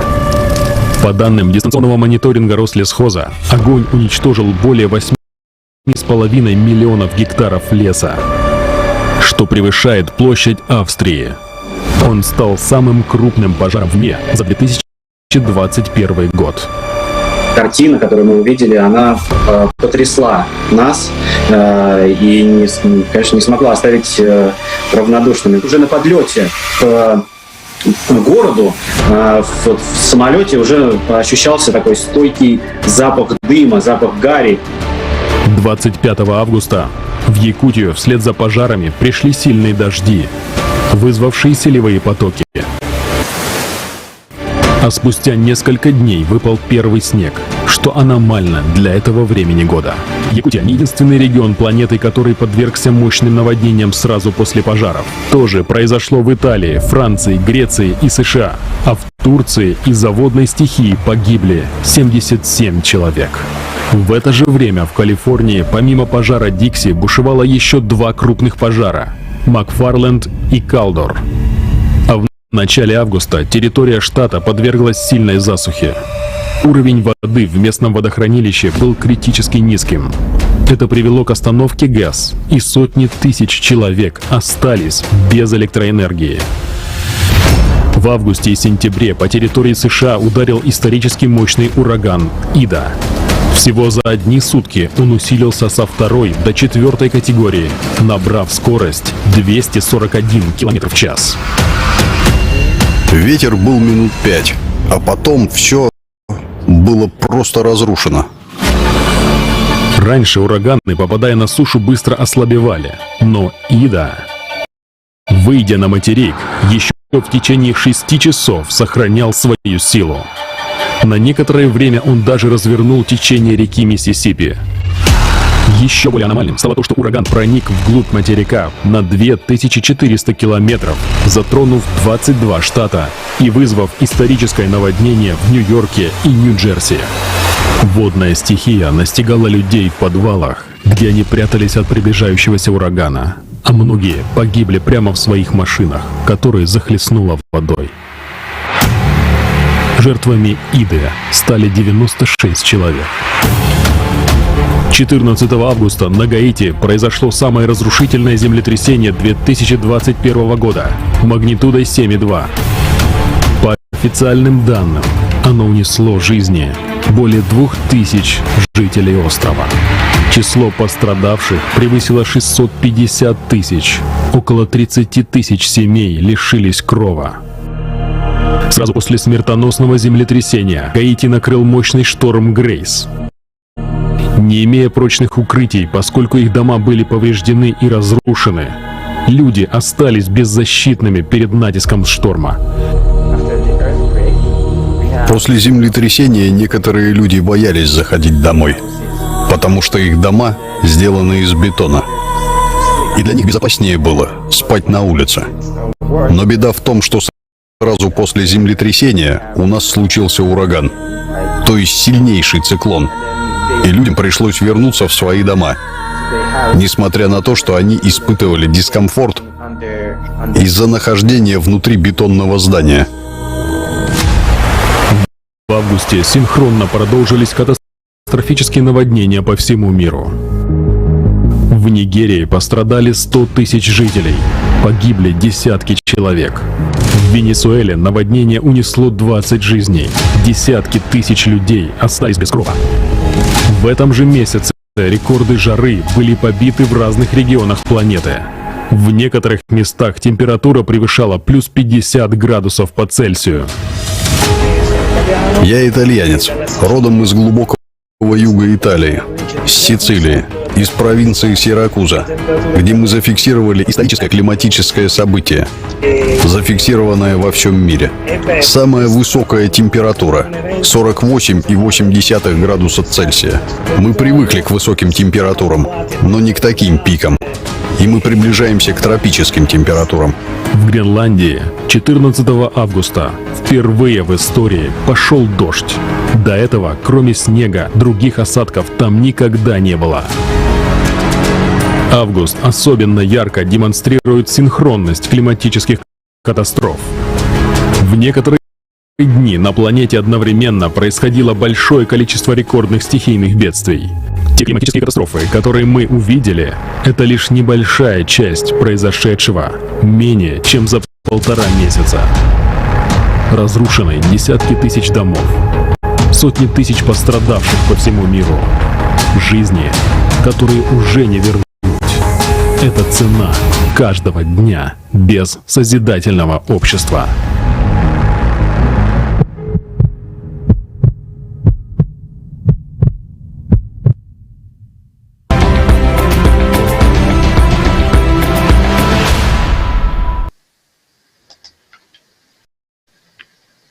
После увиденного у меня возникает один вопрос. Сколько еще должно погибнуть человек по всему миру, чтобы мы с вами поняли, что происходит с климатом и с нашей планетой? И кто гарантирует нам, что среди этих людей не будешь ты или я, или наши дети? Все перечисленные факты указывают на то, что происходит с планетой. Вы же видите, что с каждым днем нашего бездействия ситуация только ухудшается. Посмотрите на прогрессию. За последние 4 месяца как все усугубилось. Этот процесс будет только нарастать. А что будет через год? Нам говорят, что беда придет в 2060 году. Но мы же с вами умные, образованные люди. Мы прекрасно понимаем, что если ничего не изменить, 2060 года не будет вообще. Мы все любим, чтобы вокруг нас было тихо и спокойно. В принципе, в 2060-м так и будет. Тихо и спокойно, как сейчас на Марсе, и без нас. Поэтому мы сейчас должны действовать без отлагательств. Что конкретно может сделать каждый? Во-первых, принять правду такой, какая она есть. Разобраться и вникнуть самому. Пойми, когда ты просто сидишь на диване и не вникаешь в самые важные вещи, информация на тебя прилетает с разных источников и фрагментарно. Внутри терзают сомнения. А когда ты разбираешься сам и вникаешь, то ты видишь реальную ситуацию и целостную картину. Именно благодаря таким действиям неравнодушных людей со всей планеты родилась эта конференция. И она поможет тебе сэкономить огромное количество времени, чтобы понять, что происходит с климатом и с нашей планетой. Разобравшись, ты осознаешь, что построение созидательного общества — это наш единственный шанс. Сейчас важно проинформировать об этом всех людей, оповестить их о реальной ситуации на планете и реальной ситуации с климатом. И сделать это с заботой, чтобы каждый понял, насколько это необходимо для него и выгодно. Самый сложный этап при построении созидательного общества — это первый этап. Это этап информирования. Но когда все люди поймут, что созидательное общество — это единственная возможность остаться в живых, последующие процессы объединения и следующих действий произойдут стремительно. Но для этого каждому из нас сегодня нужно постараться. Не смотри на это как на чужое. Это твой дом, это твоя жизнь, и это твое общество. Сейчас некоторые люди встречают эту информацию с агрессией. И я обращаюсь к вам, друзья. Знайте, агрессию порождает страх. Многие люди не хотят слышать правду только потому, что боятся. Мы боимся и не хотим слышать правду.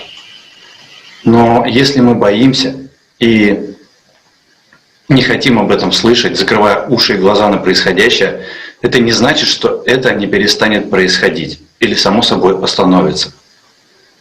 Давайте будем честными. Боятся все. И это нормально. Только халатный или безответственный человек не боится. Но настоящее мужество — это не отсутствие страха, а умение через него перешагнуть. Ведь переступая через страх и говоря правду, мы становимся сильнее. Это гораздо эффективнее и целесообразнее для нашего выживания, чем взглянуть в лицо к фактам и спрятать голову в песок, как страусы. Но мы же с вами не страусы, мы же люди. И в каждом из нас есть мужество, и мы способны его проявить. Мужество говорить правду, мужество информировать. Еще хочу обратить внимание, почему именно сегодня важно говорить правду. Потому что это будет честно по отношению к людям. Именно тогда мы будем иметь возможность сделать выбор, куда вложить все наше внимание и весь наш потенциал. Понятно, что правда пугает, но когда мы знаем, что выход есть, она мотивирует и отрезвляет. Вся эта информация сейчас доносится лишь только потому, что мы знаем, что шанс еще есть. Поэтому нужно действовать сейчас. Наша задача сейчас не напугать друг друга, а позаботиться о том, чтобы каждый человек понял, что нужно действовать сейчас. Настоящий героизм — это принять правду такой, какая она есть, и честно и открыто нести ее дальше. Я благодарен десяткам тысяч людей по всему миру, кто участвовал в подготовке к данной конференции. Миллионам людей по всей планете, кто поддерживает проект «Созидательное общество» и делает это лишь с одной целью — достучаться. У нас у всех один интерес. Мы люди, и мы хотим жить. И мы хотим сохранить жизнь своим близким и любимым. Мы хотим сохранить жизнь всему человечеству. И я уверен, что совсем скоро нас будут миллиарды. Но как быстро это произойдет, сейчас зависит от каждого из нас. Поэтому мужества нам всем, друзья, и побольше. Спасибо.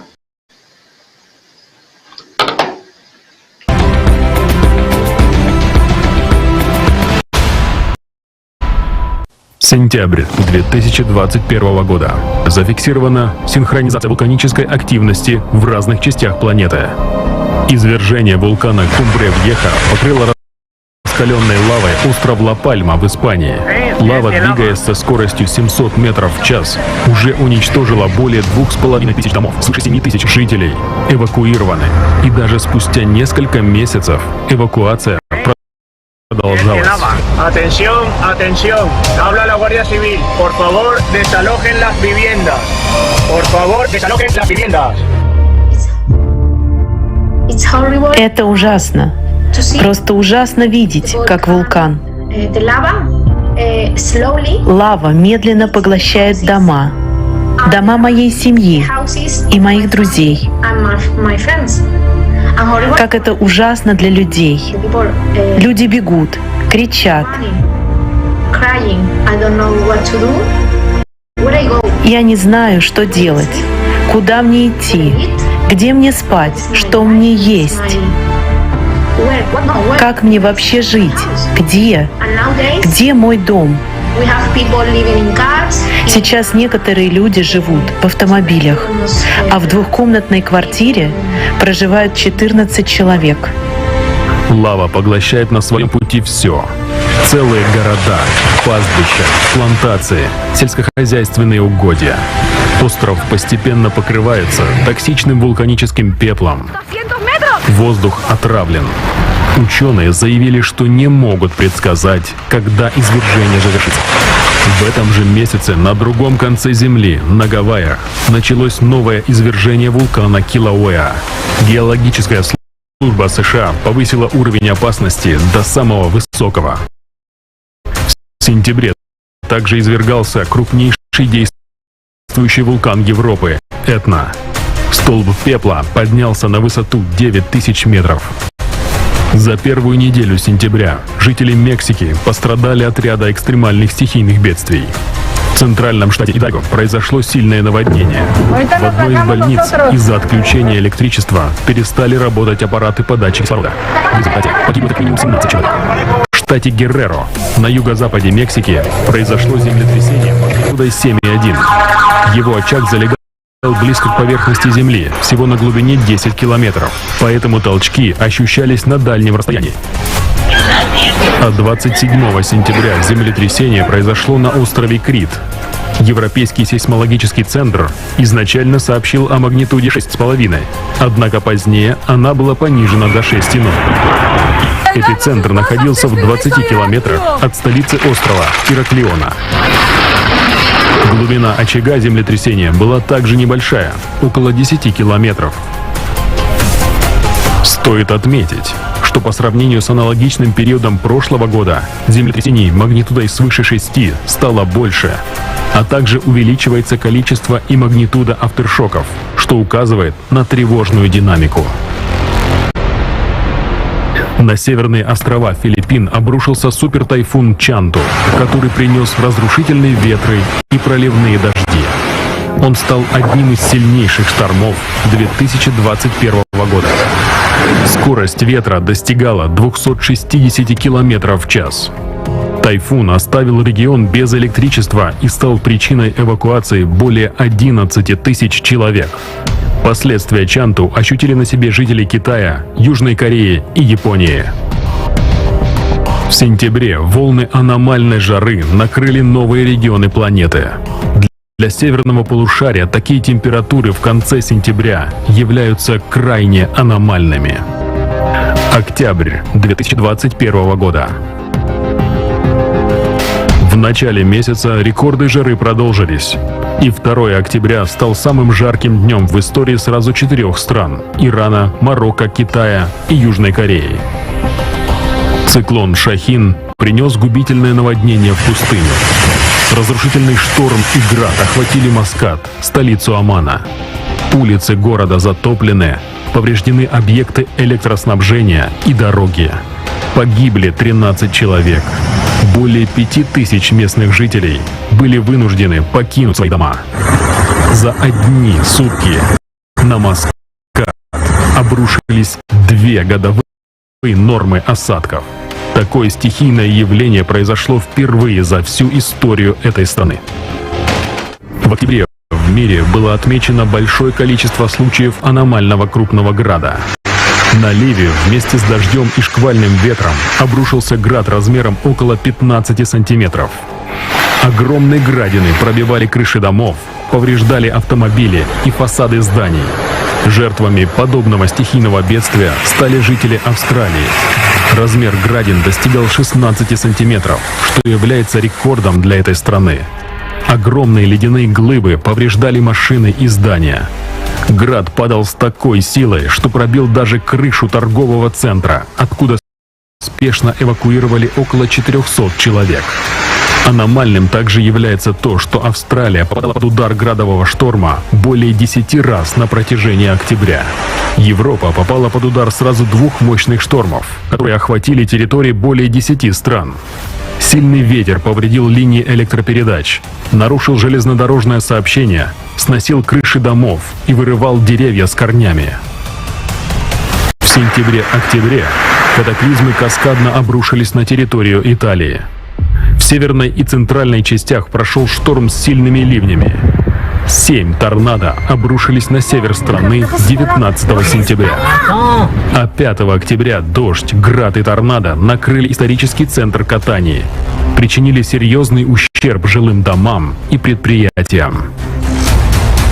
Днем ранее на несколько провинций Италии обрушились сильные наводнения, установив европейский рекорд осадков. Разразился сильный шторм, вызвавший рекордные дожди, наводнения и оползни. При этом в течение 48 часов зафиксировано более 500 000 ударов молний. Один дождь. Молний било столько, что я не припомню за всю свою жизнь, что я столько молний. Я-то снимал на видеокамеру, я снимал, делал фотографии, просто успевал делать на фотографии молнии. Вы представляете, насколько их было много. Ну и перед этим всем был настолько сильный порыв ветра, что мне пришлось держаться за двери подъезда. Меня просто сдувало, я просто был параллельно земле. То есть настолько сильный был ветер, я не знаю, что это был торнадо, смерч. В общем, я только увидел, что полетели коробки какие-то доставщика.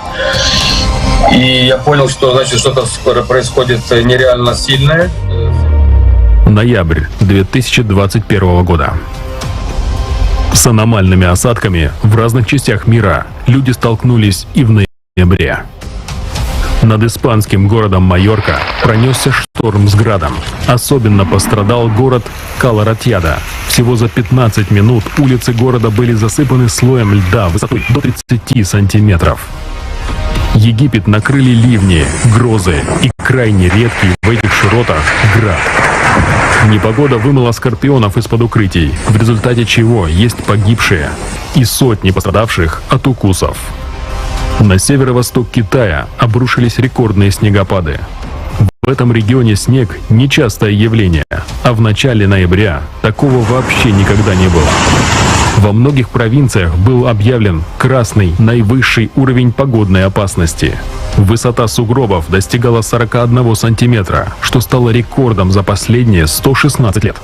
Резкое похолодание и метели повредили более 37 тысяч гектаров пахотных земель и тысячи фермерских угодий. 14 ноября, то есть в последний месяц весны для южного полушария, Австралия столкнулась с самым сильным за последние 70 лет холодами и снегопадами. В некоторых районах выпало до 30 сантиметров снега. Сильные дожди вызвали наводнения и катастрофические оползни в Индонезии. Местами глубина паводковых вод достигала 2,5 метров. Пострадало более 8 тысяч человек.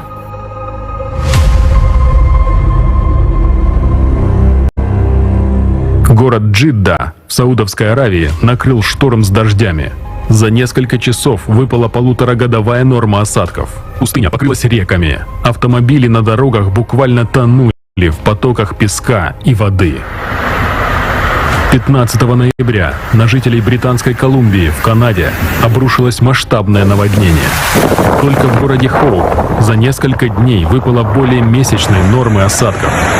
Десятки тысяч человек остались без электричества. Была проведена массовая эвакуация. Наводнение вызвало десятки оползней, из-за которых по меньшей мере 4 человека погибли, а 275 оказались в ловушке в своих автомобилях между двумя оползнями на горной трассе. Вслед за небывалым наводнением на жителей Канады обрушился рекордный снегопад. uncle's house is in the water. My cousin, who just finished having a baby in Kamloops 2 days ago, their house is totally flooded.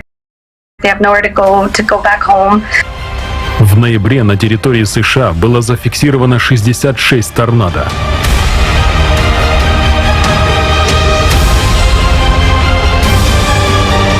Метеорологи отмечают, что вспышка торнадо в это время года совершенно аномальна для страны.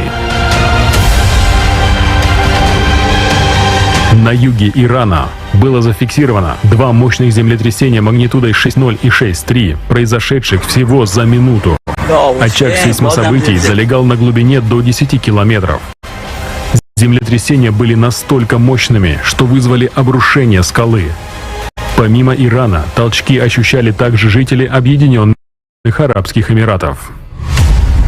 За прошедшие 4 месяца мы на фактах еще раз убедились, насколько катаклизмы становятся все более аномальными, непредсказуемыми и разрушительными. Нужно взглянуть правде в глаза. Мы не готовы к этому. С каждым днем природные катаклизмы разрушают жизни миллионов людей. За эти 4 месяца мы могли сделать очень много для построения созидательного общества. А мы бездействуем. Сколько еще нужно жертв, чтобы мы это поняли?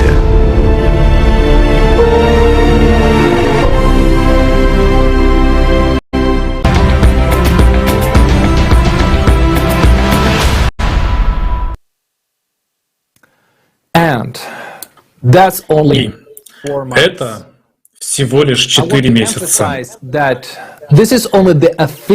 Какие... Я вот хочу сделать акцент, что это только официальные данные. На самом деле их намного больше. И вот вам доказательства. И что, мы будем ждать еще доказательств? Сколько? Год, 2, 3? Мы будем ждать, пока эти цифры превратятся в десятизначные цифры жертв. Если мы прямо сейчас не очнемся, то климатическая эвтаназия — наша неизбежность. Самое ценное, что мы можем сделать для своих близких и для самих себя, это разбудить, проинформировать каждого, кто еще не знает или сомневается в нависшей климатической угрозе. И, объединившись в созидательном формате общества, пережить последствия глобального изменения климата на нашей планете. Лишь в этом случае у нас есть шанс. Сейчас вы увидите самый актуальный и объективный на сегодняшний день ролик. Он полностью отражает сложившуюся ситуацию в нашем обществе и отвечает на все самые важные вопросы человечества.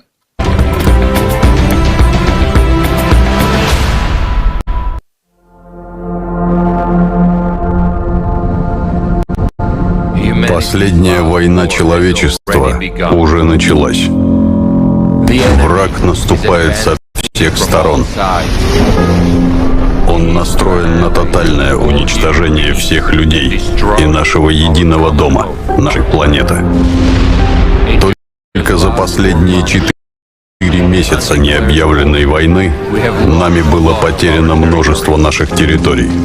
Это безжалостный внешний враг, заставший нас врасплох, забрал массу людских жизней, не щадя ни младенцев, ни стариков, ни женщин. Его тактика ведения войны агрессивна и непредсказуема. Он топит, взрывает, сметает ветрами. Он сжигает и разрушает радиоактивными излучениями. Он сотрясает землю под ногами. И прежде чем забрать нашу жизнь, он нещадно нас пытает голодом и жаждой и заставляет смотреть, как умирают наши родные и близкие. А мы молчим и бездействуем. А в это время коллаборационисты навязывают нам образ ложного внутреннего врага, играя на стороне настоящего внешнего врага. И мы слушаем этих коллаборационистов, которые ведут дезинформацию и разделяют нас. Они отводят наше внимание от истинного внешнего врага и утверждают, что наш враг внутренний, которого мы породили своим антропогенным фактором, и что во всем виноват СО2, с которым они обещают справиться в ближайшее время. А по факту они думают только о личной выгоде и опять хотят нажиться на нашем горе и наших жизнях. Коллаборационисты нам врут, что войны нет, и при этом закрывают нам рты, чтобы мы не говорили о настоящем внешнем враге, а позволяют говорить нам лишь о проблемах экологии и перенасыщении углекислым газом. И при этом они проводят строевые смотры и решают, в каких мундирах мы будем воевать друг против друга.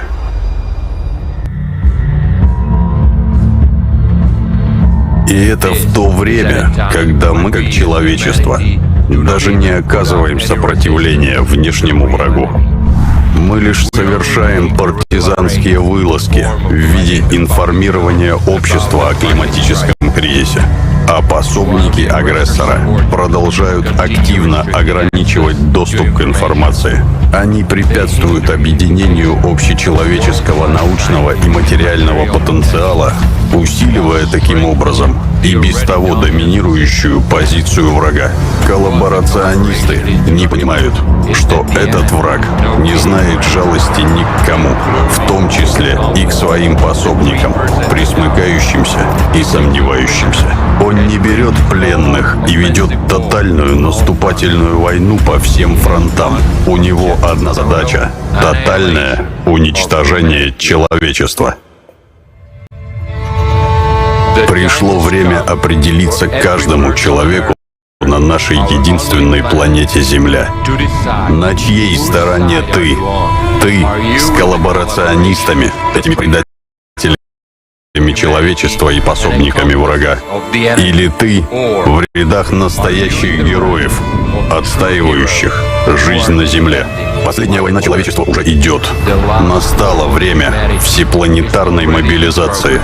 Нам необходимо собрать всю мощь нашего интеллекта, все наши ресурсы и весь наш потенциал в единый кулак и единым фронтом нанести ответный удар безжалостному врагу. Другого выхода нет, иначе погибнем все.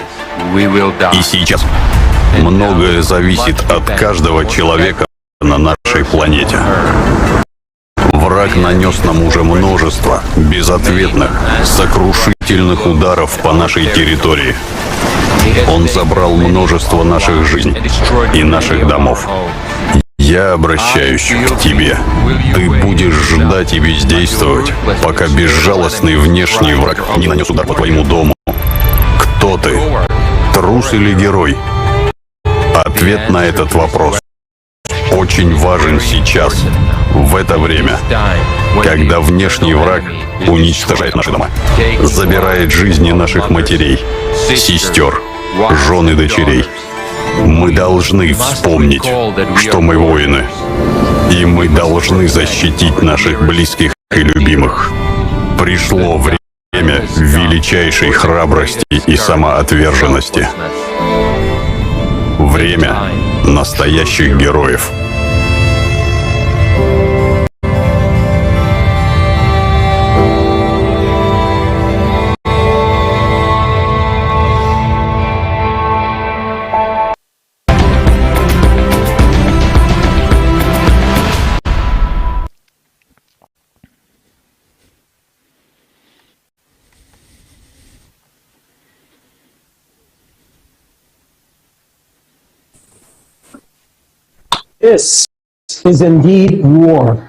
Это действительно война. Война, в которой мы теряем то, что нам так дорого. Теряем своих родных и близких. Теряем наши жизни.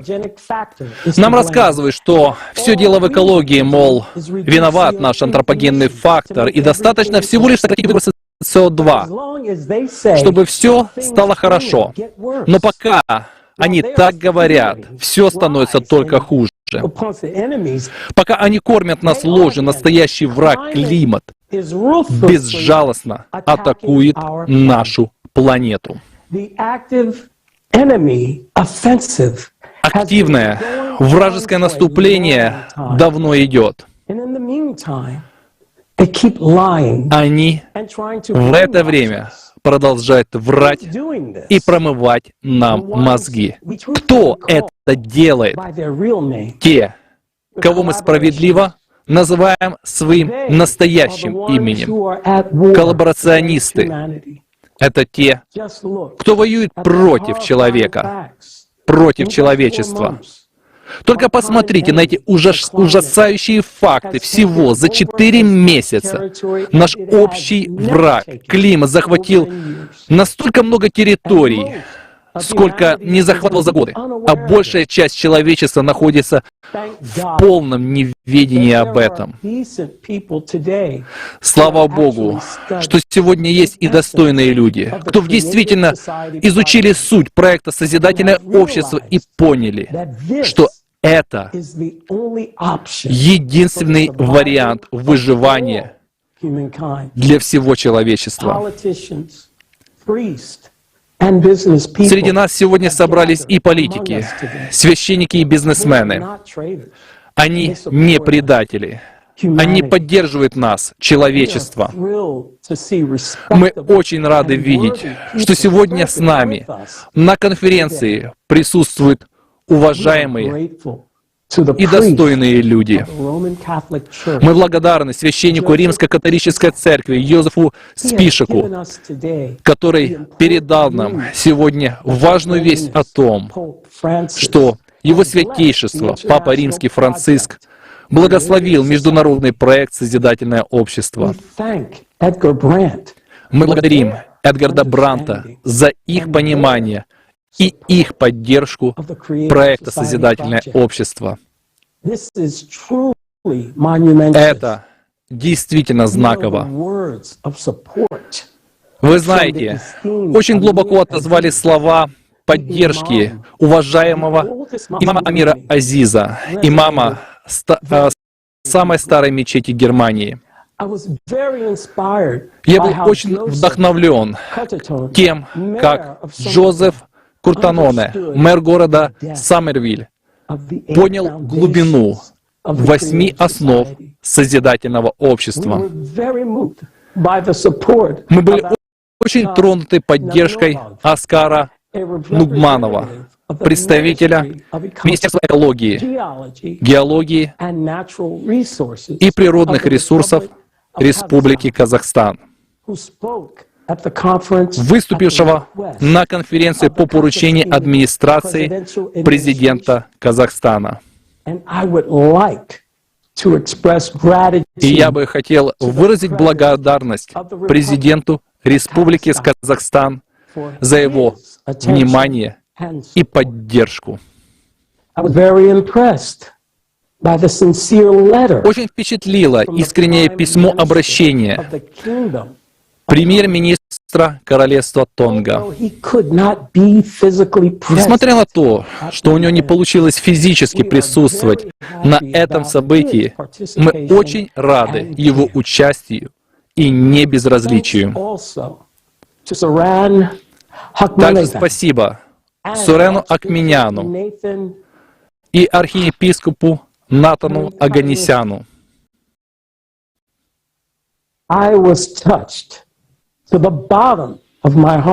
Меня до глубины души тронул Душан, когда сказал, что самая лучшая инвестиция в будущее — это инвестиция в созидательное общество. Это правда. Для того, чтобы жить в достойном обществе потом, многие из нас вкладывают собственное время, ресурсы сейчас, и видя реалии того, что происходит сегодня в мире, я убежден, что созидательное общество — это действительно наилучшая инвестиция. Нам действительно всем сегодня очень важно сплотиться. Ведь общий внешний враг уже в нашем доме. Он уже уничтожает нас и наших детей, наших родителей. Он лишает нас будущего. Но у нас есть и внутренний враг, поддерживаемый коллаборационистами. Это потребительский формат общества, который нас разделяет уже 6000 лет. И вот сейчас он подводит нас к краю. Об этом предупреждали все пророки.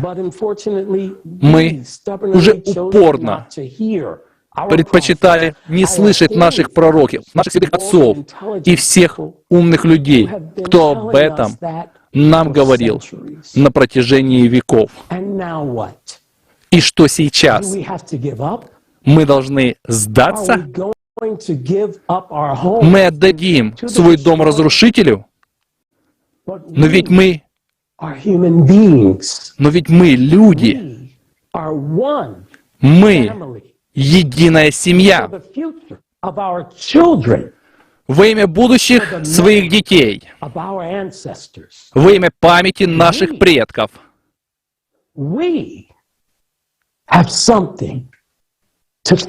Нам есть за что бороться.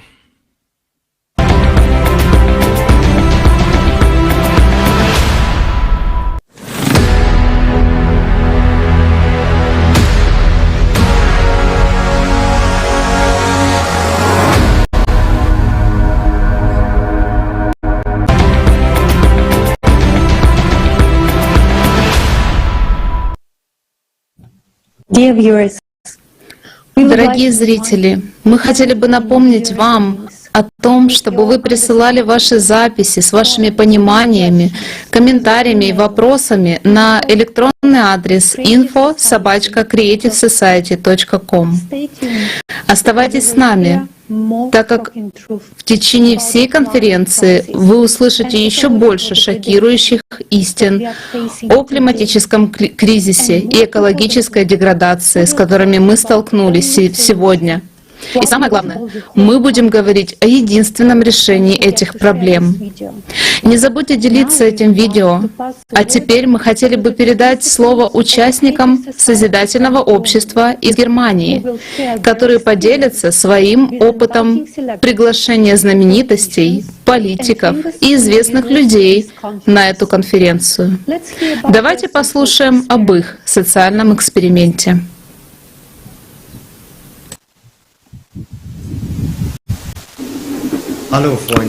Здравствуйте, дорогие друзья! Для нас сегодня это огромная честь представлять Германию на этой общечеловеческой конференции. Информация, которая была уже представлена сегодня, шокирует и заставляет кровь стыть в жилах. Ведь сегодня, недавно, мы видели это собственными глазами. Мы знаем на собственной шкуре, как это оказаться в зоне гнева стихии. Напомним, что этого года в Германии произошло беспрецедентное наводнение. Тысячи людей пострадали, лишились крова и, к сожалению, жизни. И самое печальное, что государственные органы оказались бессильны, когда понимаешь, что перед климатическими катастрофами, которые с каждым днем становятся все больше, а их сила все разрушительнее, и все страны равны вне зависимости от географического местоположения и уровня экономического развития.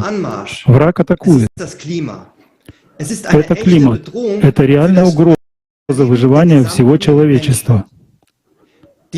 Это сподвигло нас обратиться с приглашением выступить на данной конференции представителей международных организаций, чтобы привлечь внимание мировой общественности к критической ситуации и призвать к объединению. Это действие переросло в масштабный социальный эксперимент во всей истории человечества, в результате которого нас потрясли. Только наши участники из Германии разослали более 3000 писем каждому из представителей следующих организаций: ООН, ВОЗ, ВМО, МГИ, Европейский парламент, а также политикам из разных стран. Ведь это те, от кого зависит наше будущее. На протяжении 4 месяцев участники, не покладая рук, отправляли эти тысячи писем в конвертах по почте, чтобы они попали лично в руки. Вдумайтесь, каждый представитель этих всемирно известных организаций, на которые полагаются люди во всем мире, получил письмо. В нем мы описали всю критичность сегодняшней ситуации и пригласили выступить на конференции, если они неравнодушны к судьбе человечества, и получили очень удручающий результат. Из всего списка откликнулись лишь единицы. За остальных отвечали секретари отказом. Эта ситуация вначале очень удивила нас. Но благодаря ей нам открылся целый пласт мироустройства нашего потребительского общества. И мы уверены, что не политики, никто другой не знает этого, но мы откроем этот секрет вам сегодня.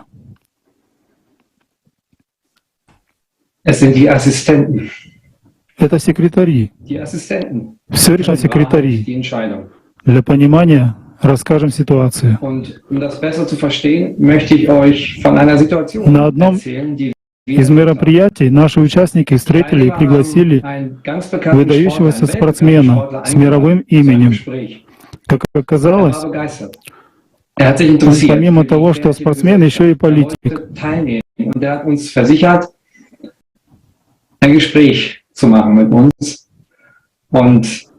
Значит, для народа доступен только через секретаря. Он поддержал действия этого общества и был очень вдохновлен, согласился участвовать в конференции. А для дальнейшей связи дал номер своего секретаря, так как все должно идти через него.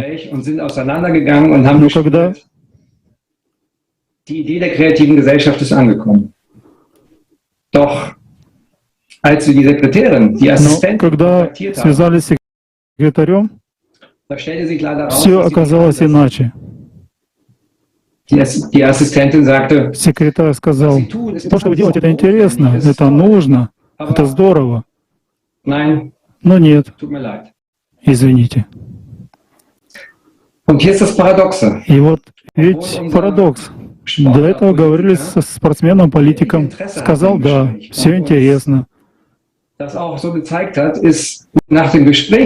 И после разговора с секретарем все было не так. Так что получается? Кто решает? Политик или секретарь? Нас приучили перекладывать ответственность на политиков. Мы ждем, что они за нас все сделают. А политики, мы их выбираем. А политики, они перекладывают свою ответственность на секретарей. Почему говорят секретари нет? Потому что они не понимают всю серьезность происходящего. И представьте, вы секретарь какого-то очень известного человека. Сколько работы у вас, расписание составить, обдурить кого надо, вычислить выгоду и не попасться при этом. И многие-многие другие проблемы. Честно, когда мы можем еще заниматься климатом? Когда изучать? Поэтому, дорогие секретари, вы не видите серьезности ситуации по климату, вы это не изучаете, потому что у вас нет времени. А если у вас нет времени, то вы не относитесь к этому серьезно. На скорую руку вы можете получить лишь базовую информацию, но она разрознена и не дает полной картины происходящего. На конференции мы показали малую часть от того, что происходит, для общего информирования людей. Мы не ставим целью пугать. И так все перепуганы настолько, что убегают от этой темы и предпочитают закрыть глаза. Но это дает общую картину трагизма ситуации, в которой мы с вами сейчас находимся. Не надо думать, что нас будут спасать политики, секретари, которые заняты избиванием собственного кошелька и удержанием себя на удобной шее политика или топа, и делая все необходимое, чтобы их боссы держались как можно дольше на своих местах. И это правда. А все остальное — сказки, игры и так далее. Поэтому давайте голосовать за тех, кто поддерживает созидательное общество, и у кого секретари с расширенным форматом восприятия и думают не только о том, как усидеть на теплом месте. Давайте голосовать за тех политиков, секретари которых глубоко знакомы с проблемой климата и поддерживают созидательное общество. Поэтому, когда политики идут на выборы, пусть покажут своих секретарей, а не свою программу. Мы уже понимаем, что любая политическая программа брехливая, и никто ее никогда не выполняет. Даже у тех же звезд, опять же, есть секретари и люди, оторванные от мира, которых только волнует размер гонорара звезды, с которого они имеют процент.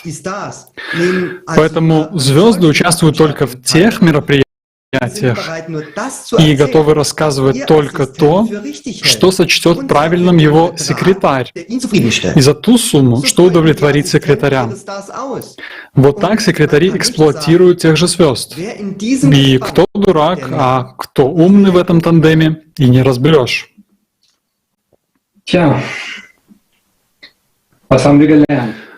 Да. Поэтому что мы узнали из этого социального эксперимента? Мы узнали, что миром правят секретари. Секретари, которые озабочены только своей выгодой.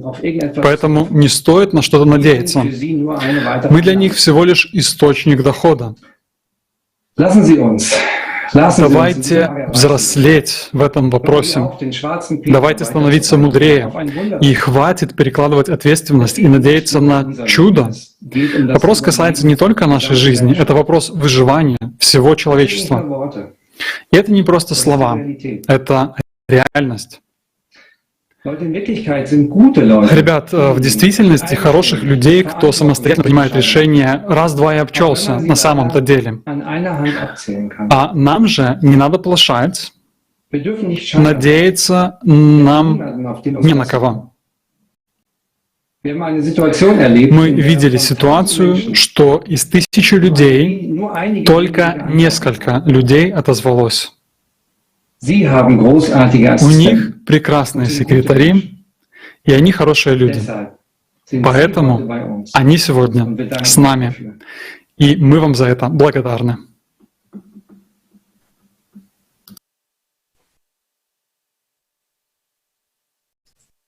Thank you to our German speakers.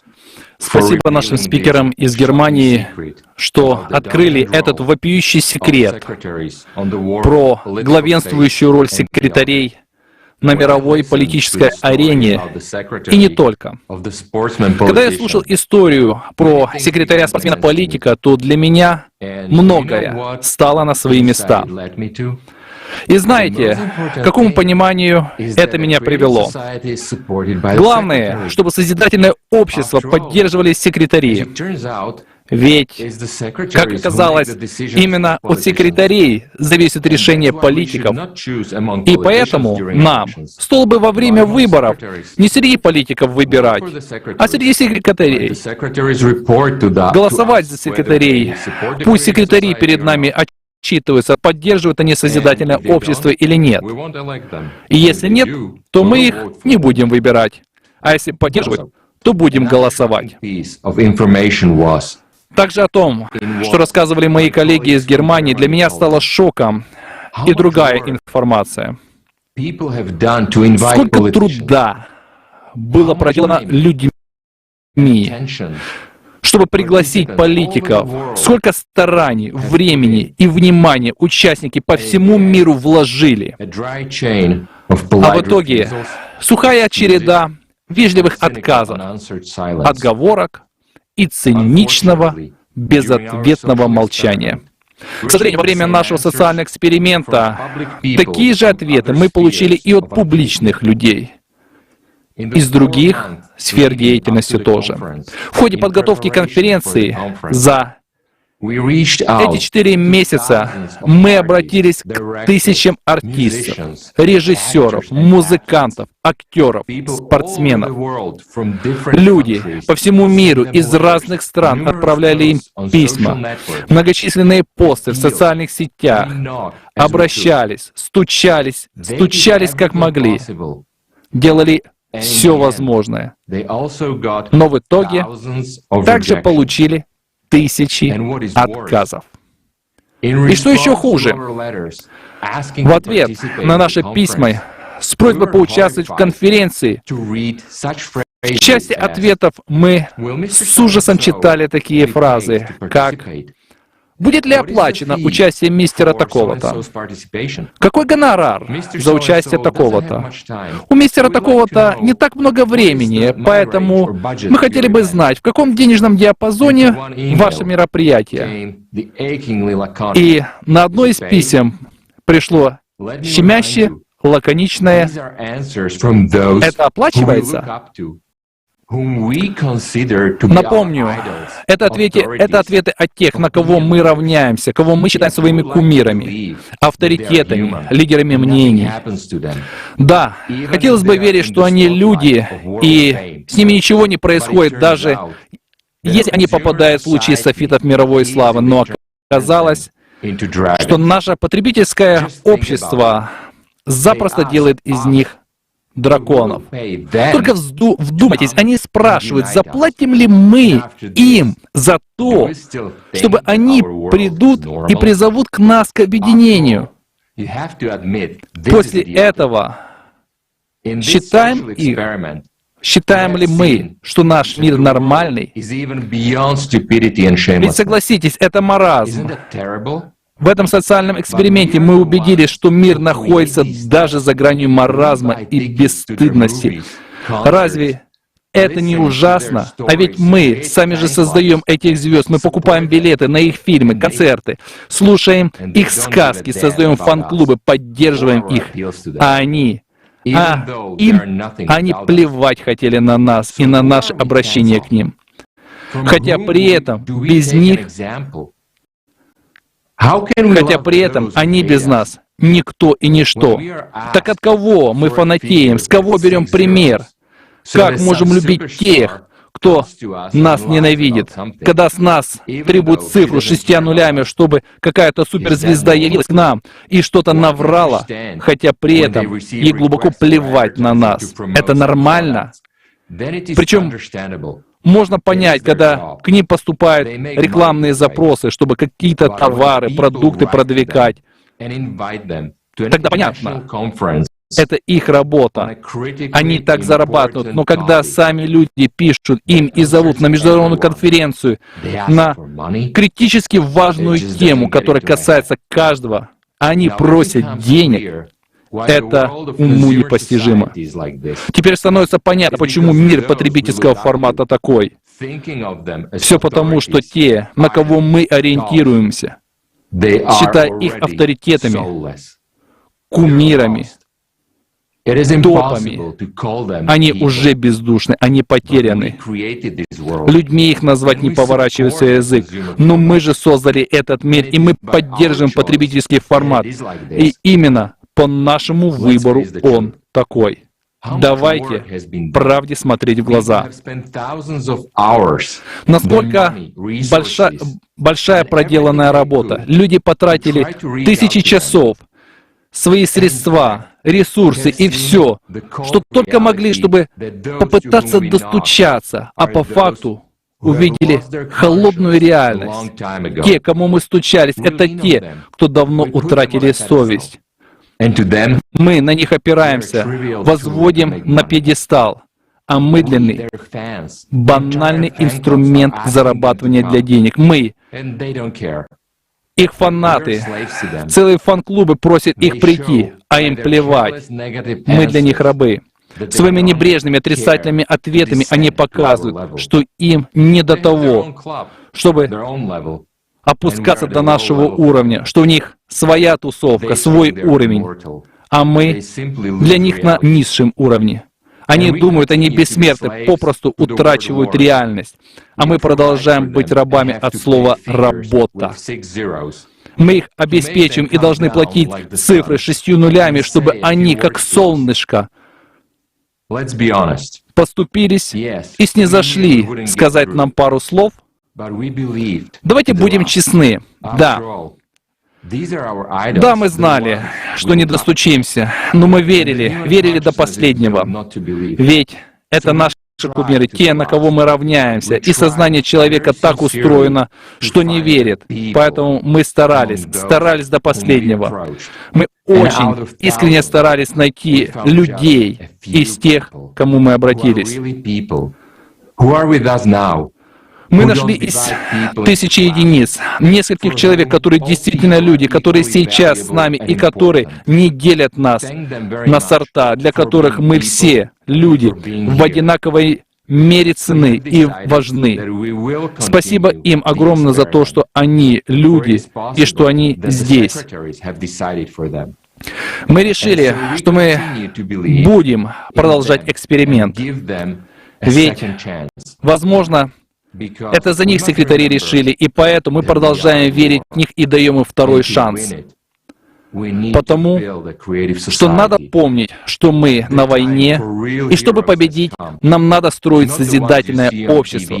Время настоящих героев пришло, не тех, кого по телевизору показывают, и кто за деньги приходит в то время, а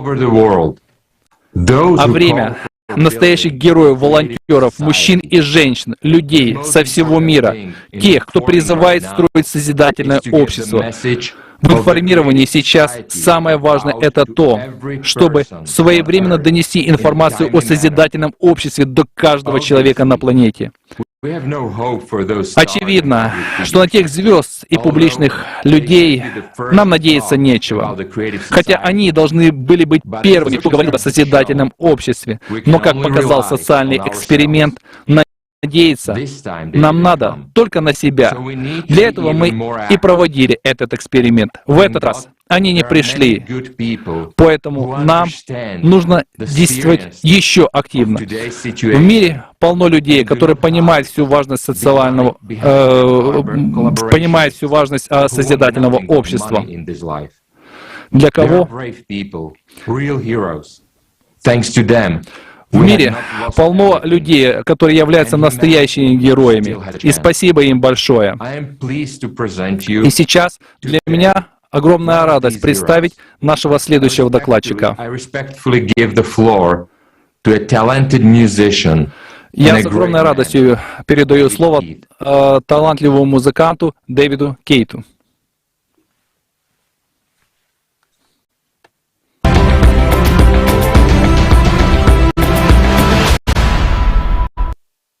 Всем привет, меня зовут Дэвид Кит. Я профессиональный барабанщик и играю в группах Ричи Блэкмора, Rainbow и Blackmore's Night. Рад участвовать в конференции «Глобальный кризис». Я совершенно недавно узнал о созидательном обществе. creativesociety.com, причем совершенно разными случайными способами. И должен сказать, что все, что говорится в цели и задачах этого общества, это то, о чем я задумывался на протяжении всей своей жизни, сколько себя помню. Хочу сказать, что прямо сейчас у нас есть невероятная возможность изменить ситуацию к лучшему. И тот факт, что созидательное общество существует в мире, и то, насколько оно сегодня расширилось, дает мне надежду, что я не одинок в своем желании что-то изменить. И в том, что я хочу, нет ничего необычного. Это чего хотим все мы. Так вот, на прошлой неделе я написал песню. Интересно, что это произошло прямо перед тем, как я познакомился с людьми из созидательного общества. И я верю в такие вещи, как синхроничность и интуитивные озарения, то, что все происходит не просто так, счастливые совпадения и тому подобное. Так что эта песня, которую я написал, абсолютно созвучна теме нашей конференции и всему тому, что стремится делать созидательное общество. Песня называется «Try», «Попробуем». И это, по сути, песня надежды, песня побуждения к действию. Это песня о том, что все вам по силам, что нужно просто попытаться. Что ж, без лишних слов, слушайте. Это мировая премьера моей новой песни «Try», «Попробуем».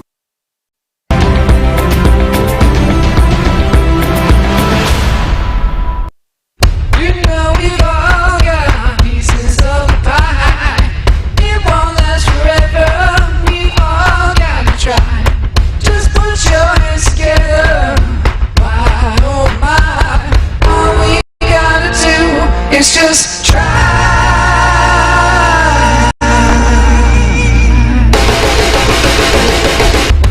Well, find the reason why you're gonna pay.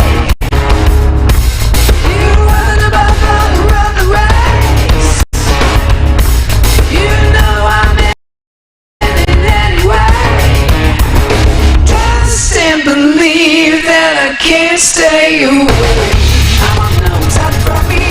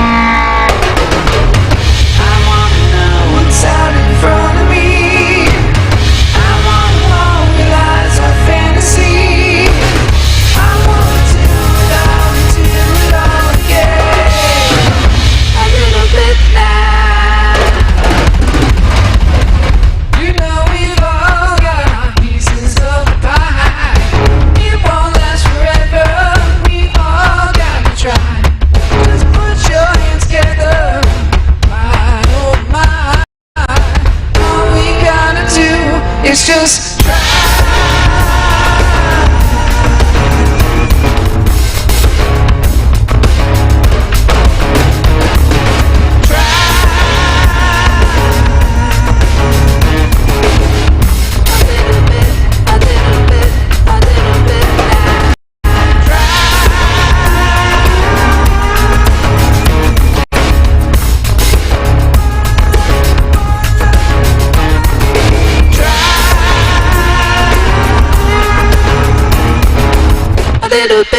A little bit.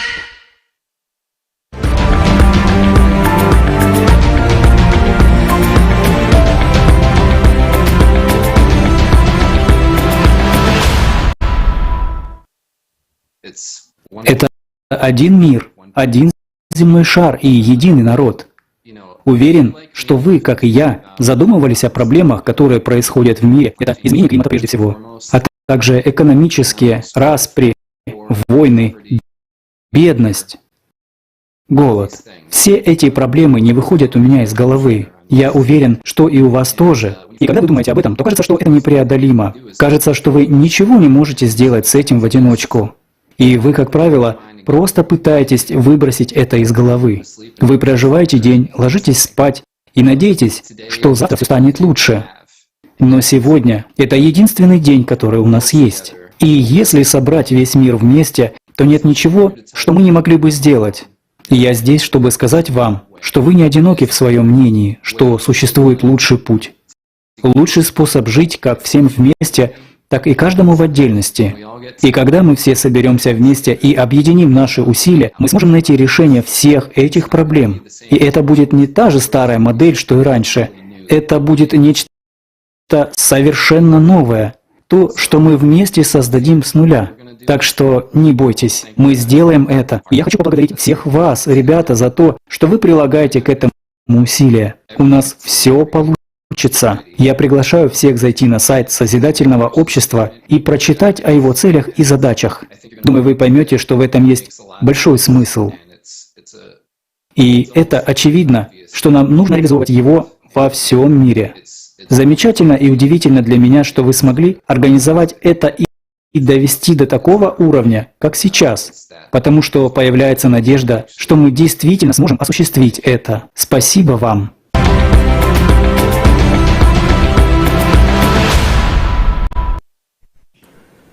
Дэвид, спасибо вам большое за ваши искренние слова, за песню и такую преданность человечеству. Сейчас мы хотели бы напомнить нашим зрителям, что эта конференция одновременно переводится на 100 языков, и это делают волонтеры со всего мира, которые хотят, чтобы каждый человек знал правду. Я хочу поделиться одной историей. Когда мы искали волонтеров для помощи в переводе, одна арабская женщина откликнулась на наш пост в социальных сетях. После нашего разговора с ней она поняла, какая жизненно важная информация озвучивается на этом мероприятии. И она немедленно поделилась этой информацией и создала команду женщин, которые сказали, что Созидательное общество — это то, что они искали всю свою жизнь.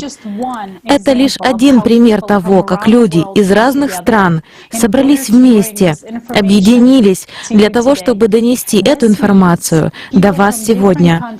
Это значит, что люди из разных стран могут легко объединиться ради одной цели, а это значит, что вместе мы можем сделать все. Сейчас мы послушаем Фостера Гэмбла, президента и соучредителя Clear Compass Media, исследователя,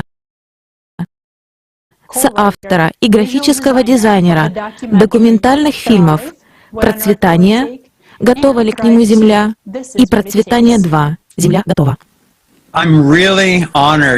Для меня большая честь принимать участие в этой важной конференции. И ведь само ее название — «Глобальный кризис. Время правды». Лучше и точнее не скажешь. Мы переживаем кризис, и только правда поможет нам выйти из него.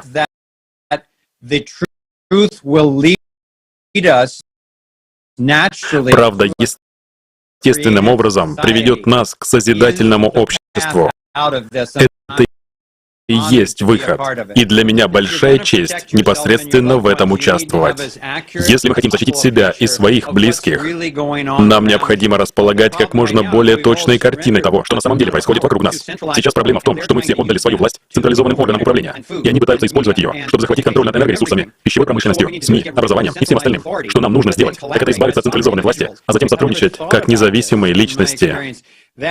Исходя из личного опыта, могу сказать, что большинство людей никогда не задумывались о том, что правительство, государство — это фикция, это абстракция на уровне идеи.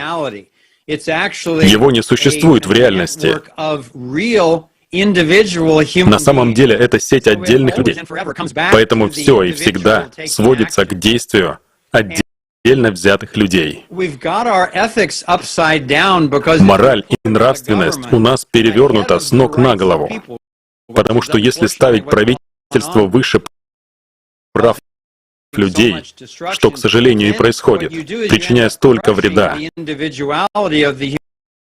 то в итоге уничтожается индивидуальность человеческого духа. Весь этот хаос, который сегодня творится в мире, загрязнение окружающей среды, насилие, болезни и угнетение Очевидно, с точки зрения Вселенной, все должно было дойти до такого предела, чтобы критическая масса человечества проснулась и сказала: «Нет, хватит. Мы возвращаем власть себе. Мы высвобождаем наш созидательный потенциал, и мы будем процветать». Я верю, что так и будет.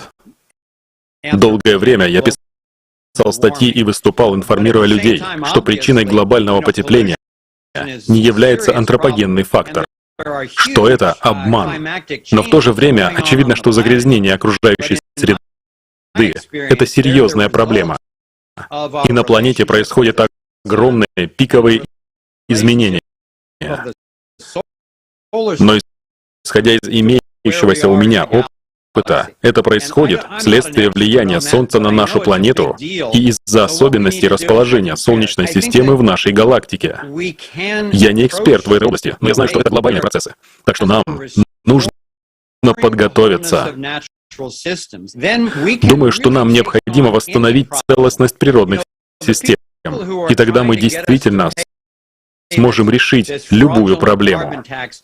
Те, кто пытается заставить нас платить этот мошеннический налог на выбросы углерода, это те же самые люди, которые крадут наши деньги через бумажную валюту, через частичное банковское резервирование, а также уничтожая бизнесы людей в условиях локдауна, а затем скупая их недвижимости.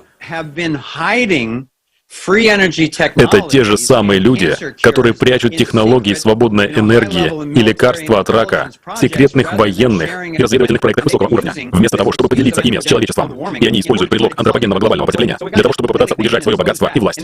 Поэтому мы должны полностью отказаться от них и разоблачить это, а затем заняться тем, о чем вы говорите, то есть выяснить всю информацию о климатических изменениях и адаптироваться к ним, понять, что является их причиной, будь то положение Солнечной системы или самого Солнца. Именно это мы должны обсуждать в научной среде.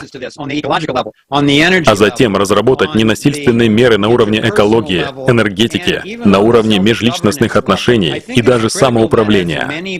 Я думаю, очень важно, чтобы как можно больше людей как можно скорее узнали, что происходит на самом деле. И мне нравится название вашей конференции — «Глобальный кризис. Время правды». Потому что у тех из нас, кто хотят, чтобы все были свободны, и чтобы человечество процветало, пусть у нас еще пока нет миллиардов и триллионов долларов, которые эти психопатические организации пытаются использовать, чтобы навязать нам свою власть, но у нас уже есть сама жизненная сила. У нас есть объединение. На нашей стороне любовь и правда. Поэтому мы не можем проиграть. Вопрос лишь в том, как быстро и мирно мы сможем это сделать. Dear viewers, our respected speaker is absolutely correct. Уважаемые зрители, наш уважаемый спикер абсолютно точно сказал, что нам необходим именно главный переход — это сделать эволюционным мирным путем, чтобы переход с потребительского формата на созидательный проходил мягко и без потерь для людей. Ну и, конечно, чтобы уважаемые секретари оставались довольны. Только глупец сломает себе дом, оставаясь на улице. Сначала строить надо, где будешь жить, а потом уже ломать старое. А то иначе останешься жить на улице, как дикий зверь. Так, что сейчас сказал наш уважаемый спикер, это правда о потребительском формате, в котором мы живем. По факту, это известная информация, и мы настолько привыкли к информации подобного рода, что воспринимаем ее как само собой разумеющееся, потому что для потребительского формата это естественно. И что бы мы ни делали, убрав кого-то, придет такое же. Убить дракона невозможно, так как убив его, сам станешь драконом. Это правило потребительского формата.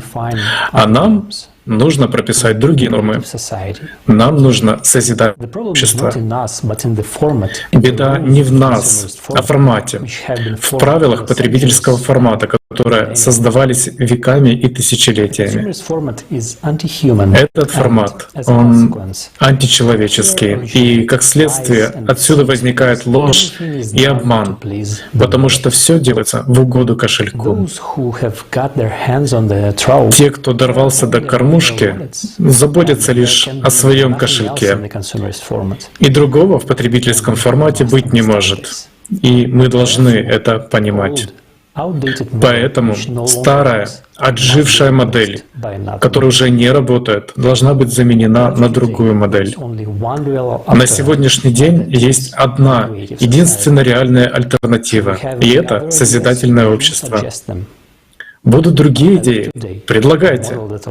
Но на сегодняшний день модель, которая позволяет объединить научный и научно-технический потенциал, чтобы противостоять вызовам будущего, всего одна. Современный потребительский формат, в котором мы уже живем, не выдержит натиска стихии. Мы уже видели много фактов, доказывающих его несостоятельность, и только глупец не осознает этого. Так что человечество стоит на перекрестье. Есть два варианта. Оставить все как есть, но это эвтаназия для всего человечества. Или же радикально поменять формат нашего существования с потребительского на созидательный.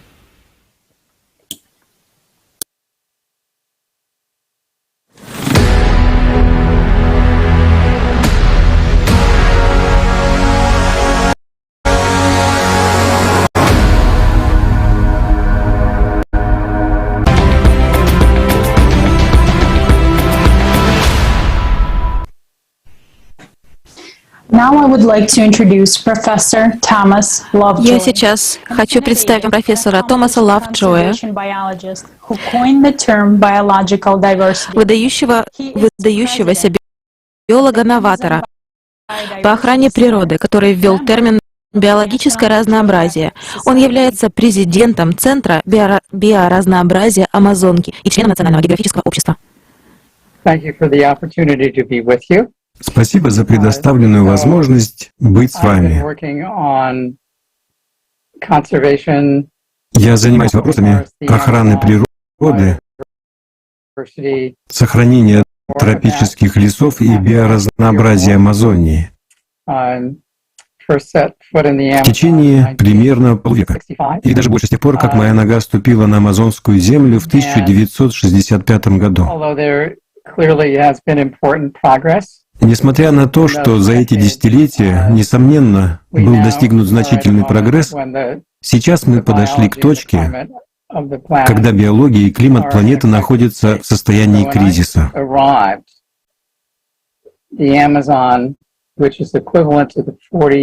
Амазония равна по площади 48 штатам США. Она просто огромна, правда? Так вот, когда я приехал туда впервые, 97% Амазонии оставались нетронутыми. Просто вдумайтесь.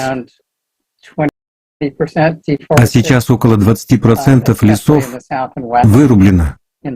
Особенно на юге и западе, на территории Бразилии, где это угрожает круговороту воды, который фактически питает эти леса. По сути, Амазония сейчас переживает переломный момент. Если мы не займемся лесовосстановлением, то как минимум в южной и восточных частях Амазонии условий для существования тропического леса больше не будет. Круговорот воды, который питает леса Амазонии, обеспечивает влагой все страны Южной Америки, за исключением Чили. Таким образом, это вклад континентального масштаба. Именно благодаря Амазонке выпадает половина всего объема осадков к северу от Нью-Йорка, что обеспечивает город водой, хотя этот факт, по-видимому, остается незамеченным. То есть услуги, которые оказывает эта экосистема, играют огромную роль в нашей повседневной жизни. Итак, задача номер один — защитить наши леса. Это взрослые леса, и они имеют ту ценность, которой нет у вторичных лесов, так как для ее обретения нужно очень много времени. Поэтому нужно просто прекратить вырубать природные леса, будь то леса Амазонии или бореальные леса Северной Америки, Европы или России. Нужно прекратить вырубку диких лесов для производства древесины и продукции из дерева. Для этого можно использовать управляемые или даже неправильно управляемые леса. Дело в том, что лесонасаждение — это, по сути, монокультурные леса. Они похожи на гигантские грядки со спаржей, поэтому в них нет такого уж большого разнообразия форм жизни. Если мы хотим добиться нескольких целей от восстановления лесных массивов, например, усовершенствования водосборов, защиты биологических видов, то мы должны мыслить шире, чем высадка полосы спичек. Так что, по моему мнению, во-первых, нужно признать, что наша планета функционирует как взаимосвязанная физическая и биологическая система, и что наше благополучие напрямую зависит от нее. Поэтому крайне важно действовать в глобальном масштабе и начинать прямо сейчас. Причем подходить к этому нужно не только с позиции исключительно лесов, ведь это касается всех природных экосистем. Приблизительно 96% биомассы всех млекопитающих составляют люди и одомашненные животные. Все остальные виды как бы остались на краешке соломинки и пытаются выпить последние капли из стакана, чтобы выжить. Это лишено всякого смысла. Каждый раз, когда исчезает очередной вид, вместе с ним исчезает и 3,7 миллиарда лет эволюции и решений множества биологических проблем, уникальных для данного конкретного вида. Это подобно огромной природной библиотеке. Глупо сжигать живую библиотеку науки о живой природе.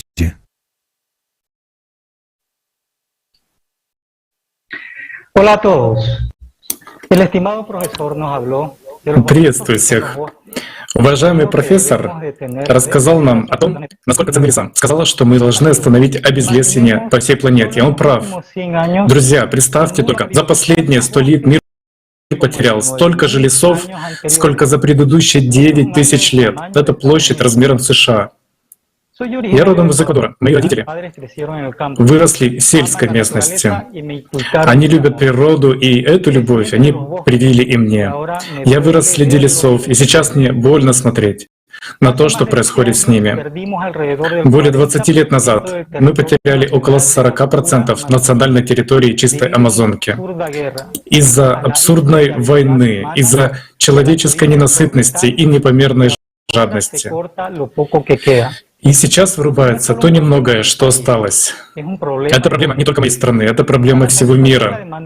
Чтобы удовлетворить мировой спрос, мы превращаем тропические леса в пастбища для выпаса скота и выращивания кормов для животных, плантации сои, пальмового масла, кофе и какао. От 50 до 90% всей площади вырубленных тропических лесов это незаконная вырубка. Леса в умеренных широтах вырубаются в основном ради продажи древесины. Сегодня вырубка привела к уничтожению 75% леса в США и Британской Колумбии в Канаде. Каждый год вырубается 26 миллионов гектаров леса, а каждую минуту в мире вырубается площадь лесов, равная 60 футбольным полям. Как мы видим, темп утраты леса просто катастрофичный. Катастрофа заключается в том, что помимо активной вырубки лесов, сегодня мы наблюдаем беспрецедентное количество пожаров. В этом году пожары в Сибири, США и Канаде уничтожили 25 миллионов гектаров леса. Это сопоставимо с площадью Пекина, Москвы и Дубая вместе взятых. Основная причина пожаров — это изменение климата на планете. Но мы в погоне за выгодой подливаем масло в огонь, в этот уже разгоревшийся огонь. В нашем обществе зачастую экономически невыгодно тушить леса, но зато сгоревший лес потом выгодно продавать. Мы пошли еще дальше. Помимо этого, существуют преднамеренные поджоги. Эта махинация позволяет продавать лес, который был запрещен к вырубке. Схема пожогов стандартна. Лес поджигается так, чтобы он горел только снизу. Такой пожар повреждает корни деревьев, но уничтожает древесину. После пожара власти проводят экспертизу этих лесов. Чаще всего принимают решение об их вырубке. Дальше начинается тендер, аукцион, выкуп права на вырубку этого леса. Так запускается механизм продажи легальной древесины. Позвольте привести всего один пример. В 2016 году от неожиданных пожаров в заповеднике пострадало 25 гектаров леса. Недалеко от очага возгорания были замечены люди. А в 2018 году в этом заповеднике произошла вырубка этого горелого леса. Ущерб от этой вырубки впоследствии был оценен в $27 миллионов. И такая рабочая схема применяется по всему миру. В потребительском формате люди творят страшные вещи и не осознают, что срубленная древесина уже становится нашим общим гробом. Мы понимаем это, и мы устали молчать. Сегодня время правды, и мы обращаемся ко всем, кто неравнодушен, кто понимает, что происходит. Различные организации по защите экологии потратили столько сил и времени, чтобы изменить хоть что-то, но все напрасно. Мы, люди, не смогли просто встать и смотреть, не смогли остановиться и не смогли сохранить леса. Это очень страшно признавать, но не признав этого, мы не можем ничего изменить. Существующие методы сохранения лесов не работают в условиях нашего общества. У нас может лучшее зерно, но если мы будем сажать его в нефть, оно погибнет.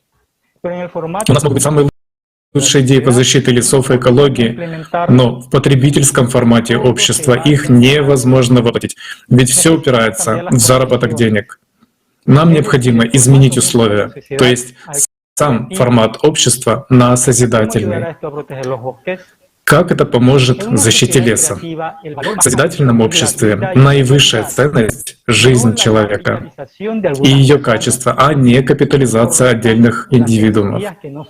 Поэтому технологии, которые невыгодно внедрять сейчас в потребительском формате общества, будут внедрены в созидательном обществе. В созидательном обществе мы реально можем восстановить леса. Мы сможем запустить перерабатывающие заводы по всему миру, даже на переходном этапе становления созидательного общества. У нас нет больше времени на сомнения и споры. Каждый час без созидательного общества приближает нас к глобальной экологической катастрофе и к нашей гибели. У нас нет запасной экологии, запасных лесов. У нас нет запасной планеты. Теперь мы знаем правду, и выбор за всеми нами.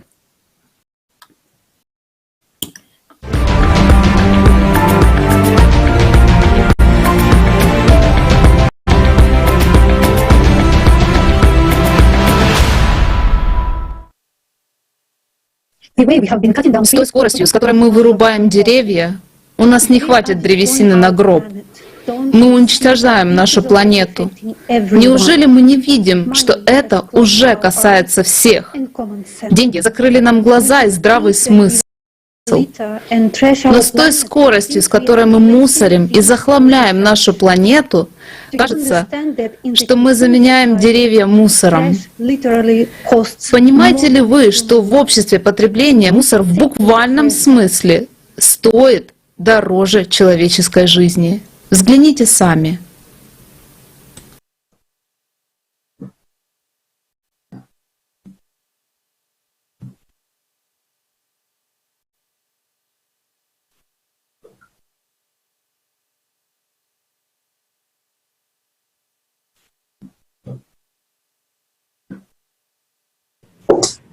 Ed, we pass the word to you.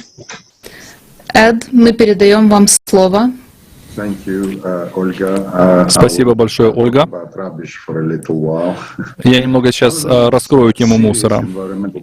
Одна из самых серьезных экологических проблем сегодня — это проблема мусора. Когда люди впервые начали собирать отходы и направлять их на свалки, это казалось отличной идеей. Весь мусор был собран в одном месте, где его было проще сортировать и захоронять. Таким образом, предполагалось решить проблему отходов. Однако, что-то пошло не так. Всего за последних 80 лет количество мусора катастрофически увеличилось. Сегодня свалки переполнены из-за появления неразлагаемых отходов. Свалки не решили проблему мусора, они лишь обеспечили его циркуляцию по планете, и в связи с этим в обществе возникла идея о переработке мусора. Сегодня считается, что именно она избавит планету от отходов. Во многих странах люди часто сортируют мусор, отдают пластик на переработку и верят, что тем самым они спасают экологию. Таким образом, проблема снова кажется решена. Но так ли это? Давайте узнаем правду.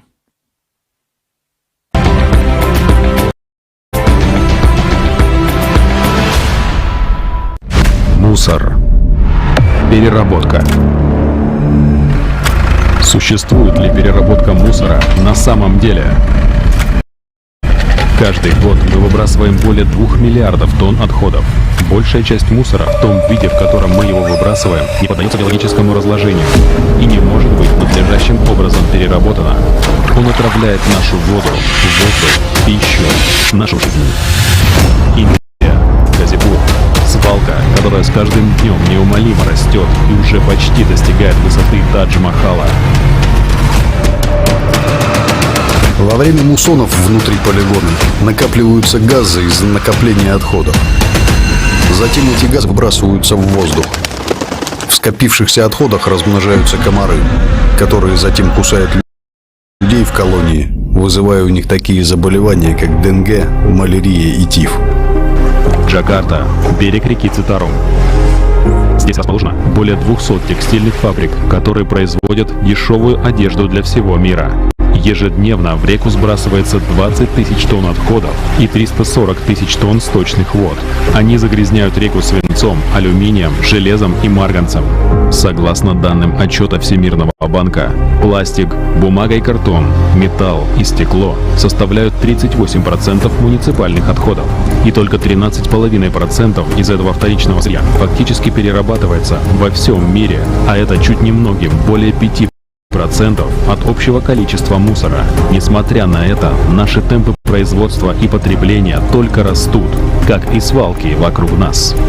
На уровне потребителя, то есть первое звено, обыкновенная семья, да, обыкновенная семья ходит в магазин, в этой обыкновенной семье получается какие-то коробки, стекло, пластмасса, полиэтиленовые пакеты и так далее и тому подобное, да. Очень модно стало абсолютно все это сваливать в одну кучу, это одну большую кучу прессованного материала везут на какой-то перерабатывающий завод, и этот перерабатывающий завод якобы абсолютно разделяет этот весь мусор, и у тебя, соответственно, получается чистый картон, чистый пластик, чистый того. Это идея. На самом деле это все не работает.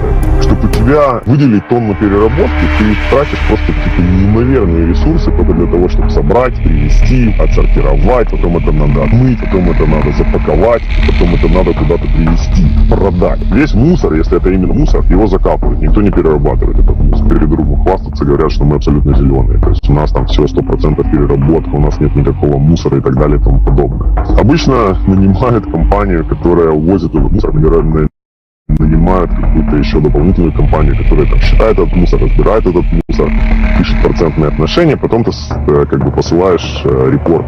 В следующий раз, когда конференция проходит в каком-то конференц-зале, они могут говорить, вот у нас там абсолютно 0% мусора. Но, честно говоря, это все делается на бумаге. На самом деле этого нет. То есть получается, теперь надо потратить гораздо больше денег, а никто к этому не готов. Никому это не надо. Никто не хочет размахивать зеленым флагом и при этом платить какие-то сумасшедшие деньги.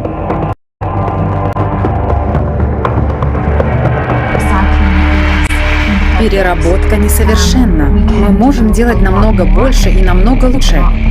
Большую часть переработки, которая осуществляется во всем мире в настоящее время, не следует называть переработкой. Ее следует называть даунсайклингом. Это означает, что бутылка перерабатывается в нечто совершенно иное. И как только она проходит процесс даунсайклинга, она не может быть использована повторно. То есть качество пластика снижается.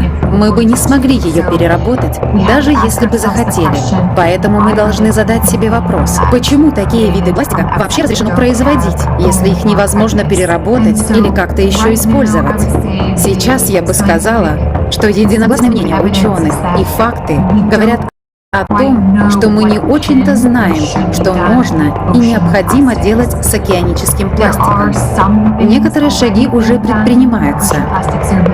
Океанический пластик перерабатывают в обувь, купальники, одежду для йоги и тому подобное.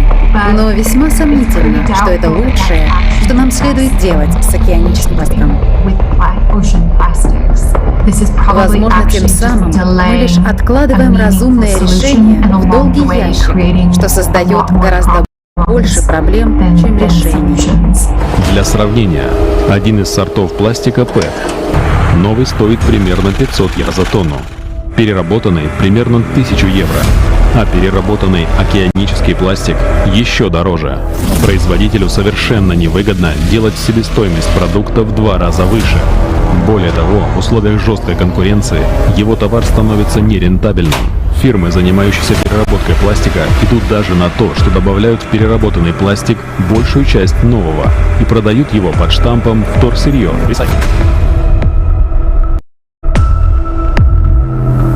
Задекларированные данные по переработке мусора зачастую отличаются от реальной картины. К примеру, в Германии часть мусора, которая считается переработанным, уезжает на свалки в страны третьего мира. Подобная ситуация в Японии. В процент переработанного пластика входит также тот, который просто сожгли. Так что мы считаем переработанным мусором? Тот, который попал в облака и стал нашим воздухом, а потом с дождем и водами вернулся в нашу еду? Мусор — это гниющее лицо потребительского формата общества. И мы убиваем планету, и даже больше. Мы убиваем себя. Нам невыгодно перерабатывать мусор. Нам невыгодно разрабатывать технологии, которые бы очистили нашу планету.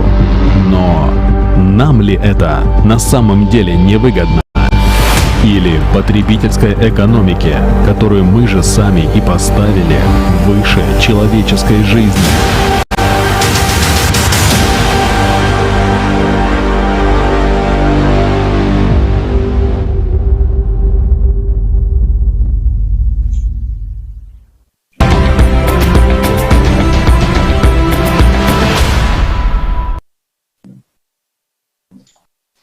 Здравствуйте.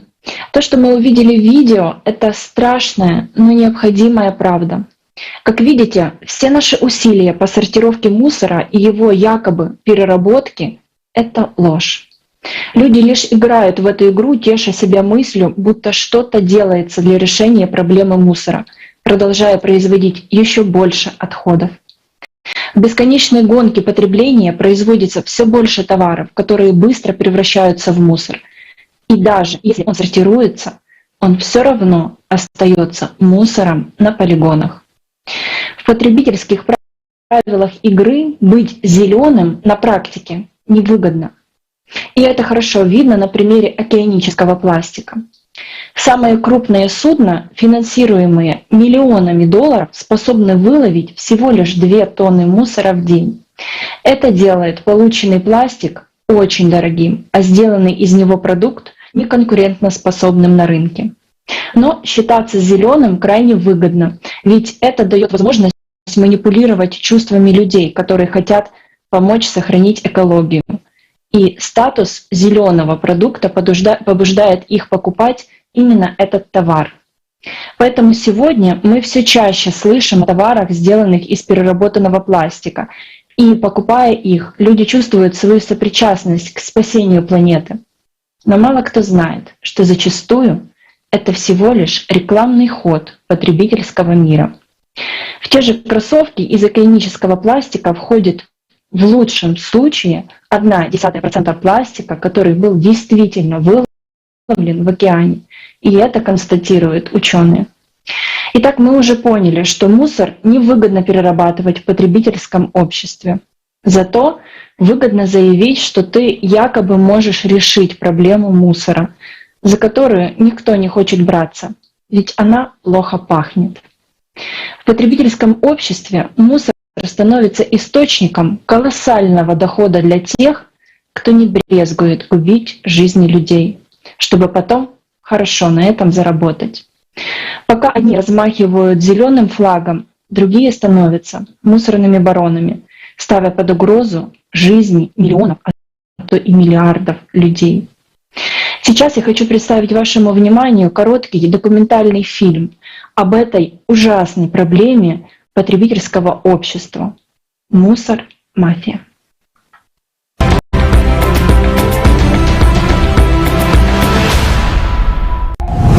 Мусор. Мафия. Как только в мире появился неразлагаемый и токсичный мусор, появились и те, кто делают на этом деньги. Мусорная мафия. Как действует мусорная мафия? Италия. Мой Шурин перевозил отходы. Он рассказал мне о прибыли, которую можно получить в этой сфере. И я сказал, простите меня, черт, мы так рискуем, торгуя наркотиками, и даже не можем заработать этих денег. 30 лет назад я сказал этим судьям, что мусор — это золото. Деньги, деньги, деньги. Мафиозные кланы Коза Ностра, Каморра, Дрангета покупают территории и делают из них свалки. И хотя на бумаге все может выглядеть законно, все же в основном эти территории для полигонов находятся возле жилых поселений и нарушают все экологические нормы. Важная часть бизнеса мусорной мафии – это нелегальная перевозка индустриальных отходов. Если предприятие хочет избавиться от своих токсичных отходов и при этом заплатить как можно меньше денег, оно передает отходы мафии. И вместо того, чтобы утилизироваться надлежащим, но дорогим образом, эти отходы вывозятся и потом исчезают. Я поместил отходы на эту свалку. Когда мы закончили здесь, мы заполнили вон ту, там, похоже, пышный лес, а под ним свалка. Когда те места переполнились, мы перешли на другие. Вон оттуда и до того места. Здесь есть все. Медицинские отходы, радиоактивные отходы, городские отходы, шламы, нефть и так далее. Здесь есть все. Nuncio, what is this doing to the people that live in those houses? Рак. Все они умрут от рака. Грунтовые воды здесь полностью отравлены. Каждая семья здесь заражена. Каждая. Никто не спасется. Они здесь, потому что у них нет выбора. У них нет возможности переехать в другое место. И они вынуждены умирать. Умирать здесь.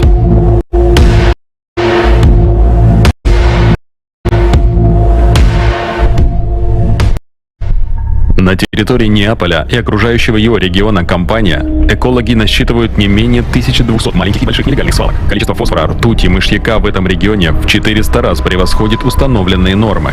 Согласно медицинской статистике, люди здесь умирают от рака в 2 раза чаще, чем в среднем по всей стране. Контролируя мусорные полигоны, мафия не только получает несоизмеримо завышенную прибыль, но и имеет возможность контролировать города. Так как стоит им запретить ввозить мусор на свои полигоны, город превращается в свалку.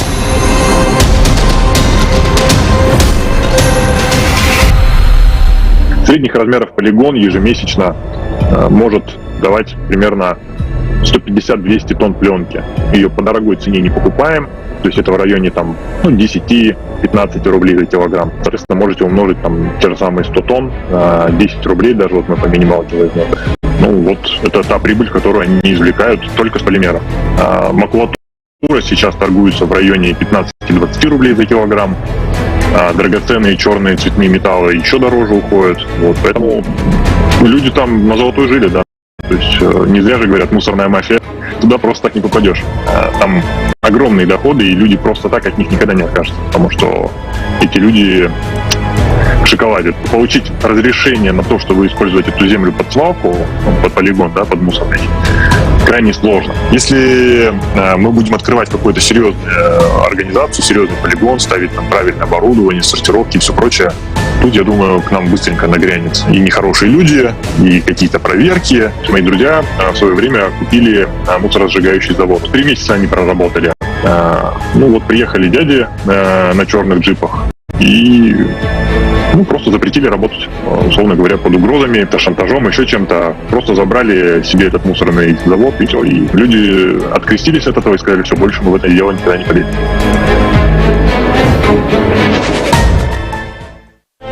Это частные примеры. Но разве не эти же схемы мы видим на мировом уровне? Мусор мигрирует из одной страны в другую, отравляя жизни миллионов людей. И все это происходит в тени частных договоренностей. Никакой морали, никакой нравственности. Чистый бизнес. Индонезия. В 2018 году импорт пластика в эту страну составил 283 тысячи тонн.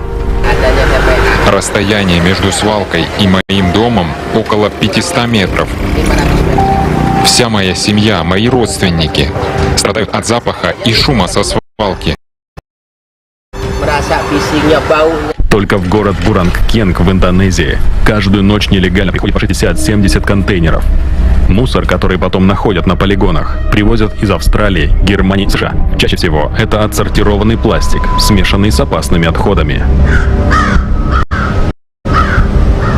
Малайзия.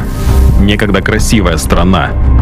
Сегодня покрыта горами мусора и десятками нелегальных мусоросжигательных заводов. В Малайзию везут свой мусор производственные компании Японии, США, Германии и Австралии. Моя дочка была очень здоровая девочка. С апреля у нее начала подниматься температура. Ее состояние ухудшалось, и она начала харкать кровью. Большинство владельцев нелегальных заводов арендуют землю у местных жителей и строят на них примитивные печи, в которых за деньги утилизируют мусор, не заботясь об окружающей среде и проживающих рядом людях. Турция. С 2004 года импорт мусора в Турцию из стран ЕС почти утроился. Главными экспортерами этого мусора являются Великобритания, Бельгия, Германия, Нидерланды, Словения, Италия и Франция. Большая часть мусора, который поступает в Турцию, не подлежит переработке и просто выбрасывается на свалки. Жители Европы должны знать это. Чистые улицы Германии, Великобритании или Франции, где люди тщательно сортируют свои отходы, не попадают на перерабатывающие предприятия. Как вы можете видеть позади меня, именно здесь находятся горы нелегальных отходов.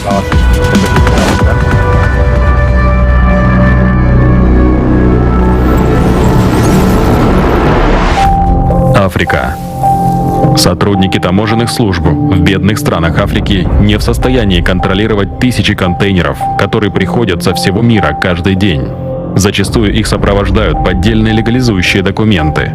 Почти все электронные отходы или бочки в этих контейнерах наполнены токсичными материалами. Их принимают в этих странах, не задавая лишних вопросов. Небольшая взятка позволяет провести любой мусор до конечного пункта назначения. Заброшенного пляжа, забытого участка побережья, нетронутой воды, превращающейся в опасный радиоактивный океан. Этот же мусор для кого-то является отходом, но для многих в этих странах он является местом работы, жизни и смерти. Гана. Полигон Агбагблоши. Самая большая в мире и опасная свалка электротехники. Сюда ежегодно привозят более 200 тысяч тонн электронных отходов из стран Европы и Северной Америки. Сейчас мне 14 лет. Сюда мне привез мой отец и сразу же уехал. Он оставил меня здесь одного работать. Сказал, что когда-нибудь вернется и заберет меня с собой в наш родной город. Кения. Бывают дни, когда на свалке происходит слишком много зла. Серьезно. Тогда мы слышим о том, как кто-то ударил кого-то ножом или зарезал бутылкой. А иногда грузовики сдают назад без предупреждения и просто переезжают кого-нибудь.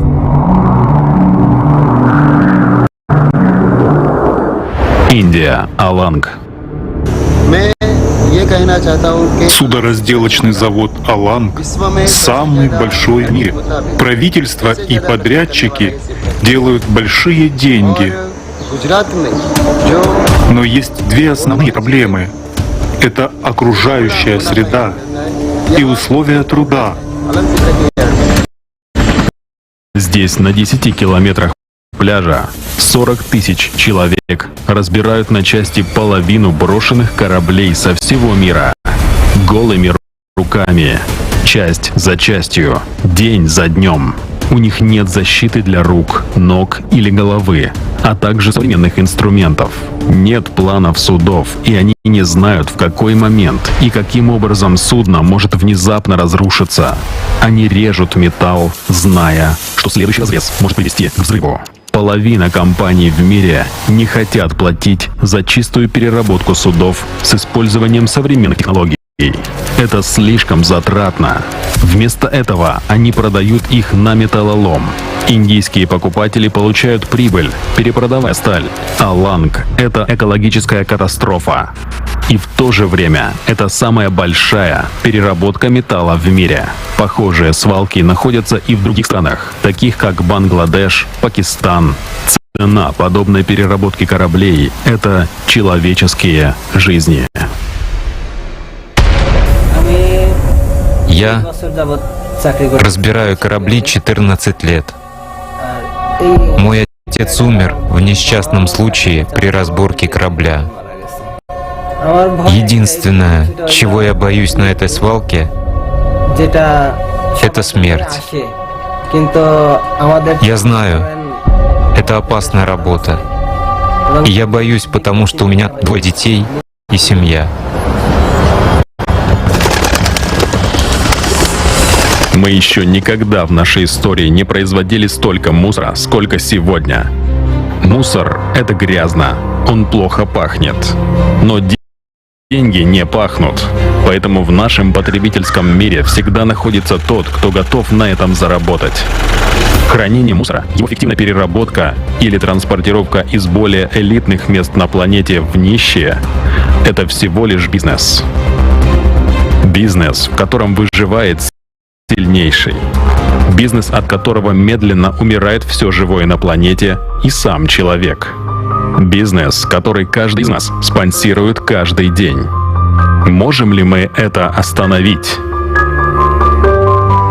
Поддерживая потребительский формат общества, нет. Так как сейчас созданы все условия для того, чтобы зарабатывать огромные деньги на подобных махинациях.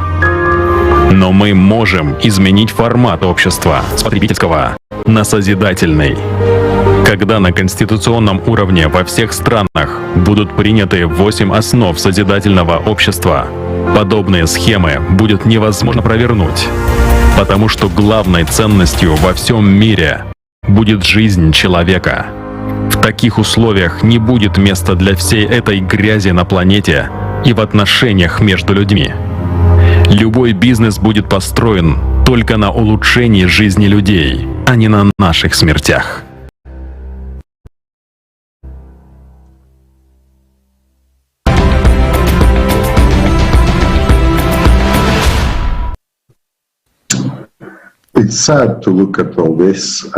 Печально смотреть на все это. Но еще печальнее смотреть и осознавать, что если мы сейчас даже за мусор убиваем людей, то что мы будем делать, когда нужно будет действительно разумно и по-человечески распределять каждый кусок хлеба? Вот давайте сейчас ответим на этот вопрос только честно. Нам пора проснуться и вспомнить, что мы, люди и Земля, наш один общий дом. Первый закон экологии гласит: все влияет на все, и все связано со всем.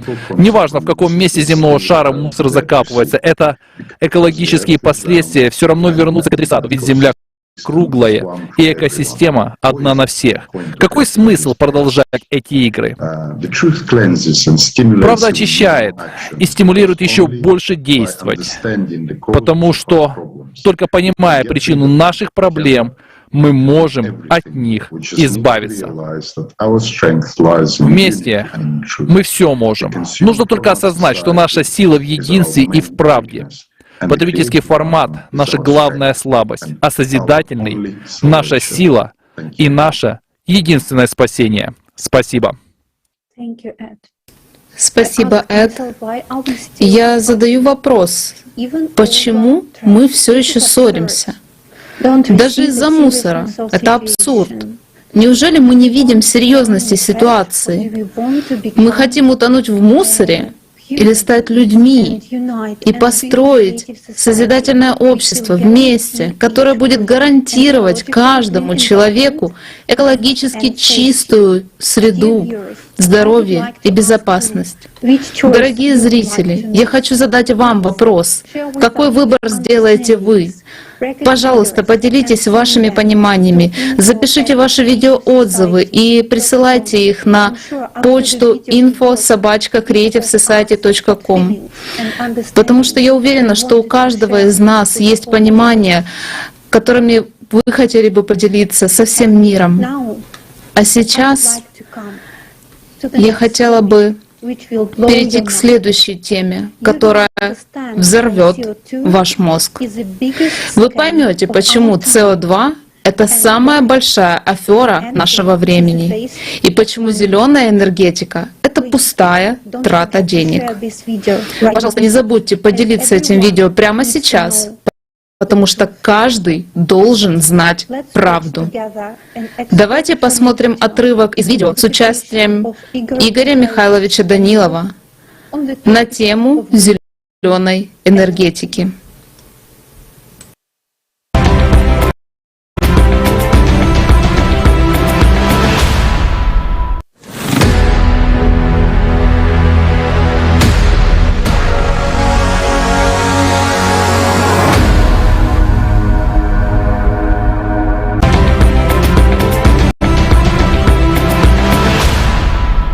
Настоящая проблема, что у нас не СО2 есть, а что у нас СО нету. Вот, я ж за это. Не того, что СО2 есть, да, а из-за того, что СО нету. Вот это действительно проблема. И вот и получается, что мозги-то у нас, ну извините, они уже настолько прошиты вот этой идеей, что мы от нее избавиться не можем. И мы вот сейчас с тобой сидим, считаем, сколько там процентов выделится. Если посадим мы по 20 деревьев за 20 лет, а какой будет выброс? Здесь надо еще просчитывать, что развитие зеленой энергетики, которая на самом деле далеко не зеленая и бессмысленная, да? Или еще, вот опять мы зацепили зеленую энергетику. Вот они требуют развивать зеленую энергетику. Это солнечная, там, ветровая, ну все остальное, там, переходить на водород, там, меньше жечь газа и тому подобное. А теперь простая арифметика. Мы очень быстро, стремительно приближаемся к серьезному кризису. Климатическому. Мы даже этой зимой увидим, насколько резкие колебания идут в атмосфере, какие холода. Это обусловлено стримом, это обусловлено опять-таки теми изменениями, которые происходят в верхних слоях нашей атмосферы. И как быстро выворачивается все. То есть мгновенно на определенных участках может резко понижаться температура. Через время она нормализовывается. И вот эти вот резкие скачки понижения, они могут вызывать серьезные катастрофические последствия. И мы при этом отказываемся от углеводородов. А это что значит? Это значит, что градские тепловые станции, которые ты за один день не построишь в случае необходимости, да? Мы будем отказываться от газа, в силу чего там солнечного, там, ну, опять-таки солнышко оно не всегда светит. Это первое. Во-вторых, как мы можем хранить эту энергию? В-третьих, ветра, которые могут возникать, ну, не совсем ветровые станции к этому приспособлены, а дальше они вообще будут бессмысленны. И мы столкнемся с этим. Это с местом, где установить, да, эти? Да, вопрос не в том, что порывистые сильные ветра, они будут просто приводить в негодность даже со всеми системами автоматизации и блокировкой. Это не то, что необходимо. Сейчас человечеству необходимо в действительности это правильные углеводородные скажем так, тепловые станции и электростанции те же, да, они выбрасывают СО2, да, но они необходимы. И без них будет хуже. Плюс ядерные маленькие. Ну, есть компактные установки, уже разрабатывают ученые, ну, уже некоторые их уже давно используют, скажем так. Это то, что необходимо тоже, то, что дает энергию.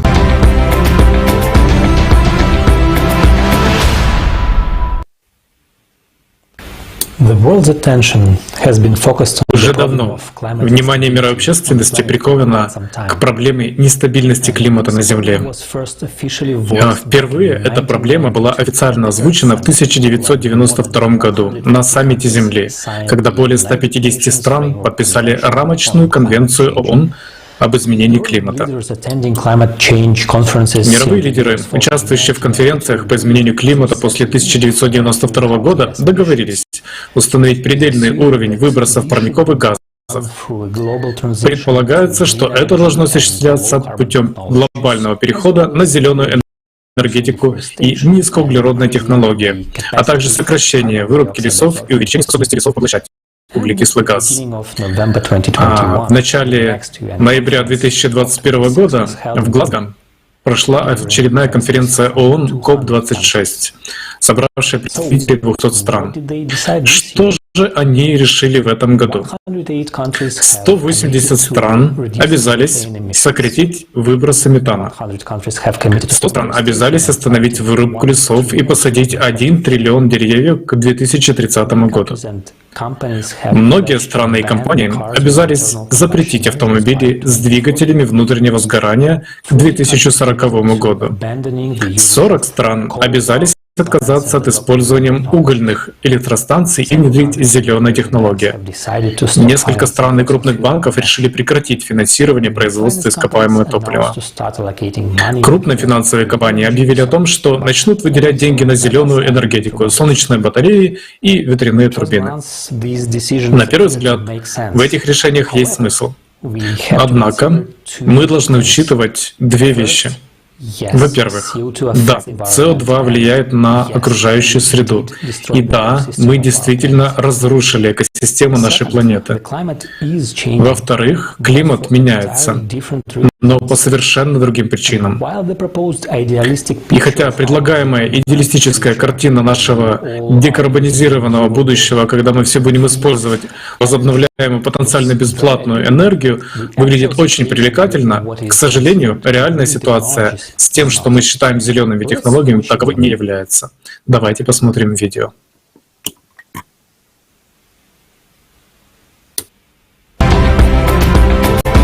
Häzirki wagtda hemmeler howanyň ütkemi bilen gyzyklanýarlar. Ýurtlaryň ýolbaşçylarynyň, adamlarynyň we korporasiýalaryň wekilleriniň birlikde gözleýän uly klimat konferensiýalary geçirilýän. Mesele hemişelik çözüljek ýaly. Hemmemiz uşaklarymyzy berkideriz we täzelenip boljak çeşmelere geçeriz. Mağlulyk elektrik stansiýalary tüsse taşlamagy besetseler, ähli ýadro deskalary ýapylsa we planetanyň hemme ýerinde gün, ýel we hidroelektrik stansiýalary gurulsa, 2050-nji ýyla çenli uglerodsyz energiýa öndürjekdigimize inandyrýarys. Bu dünýäni halas eder, daşky gurşagy gorar we her kim şat bolar. Şonuň üçin adamzadyň iň awak akyllarynyň we çeşmeleriniň ýaşal tehnologiýalar ösdürmägi, özlerini bagyşlamagy teklip edilýär. Emma näme ýitirýäs? Bu hakykatdan bizi halas edermi? Bularyň içinde iň gymmatly zatlary, wagt we mümkinçilikleri ýitirmeýäsmi? Bu meseleni has içkin öwrenmeli.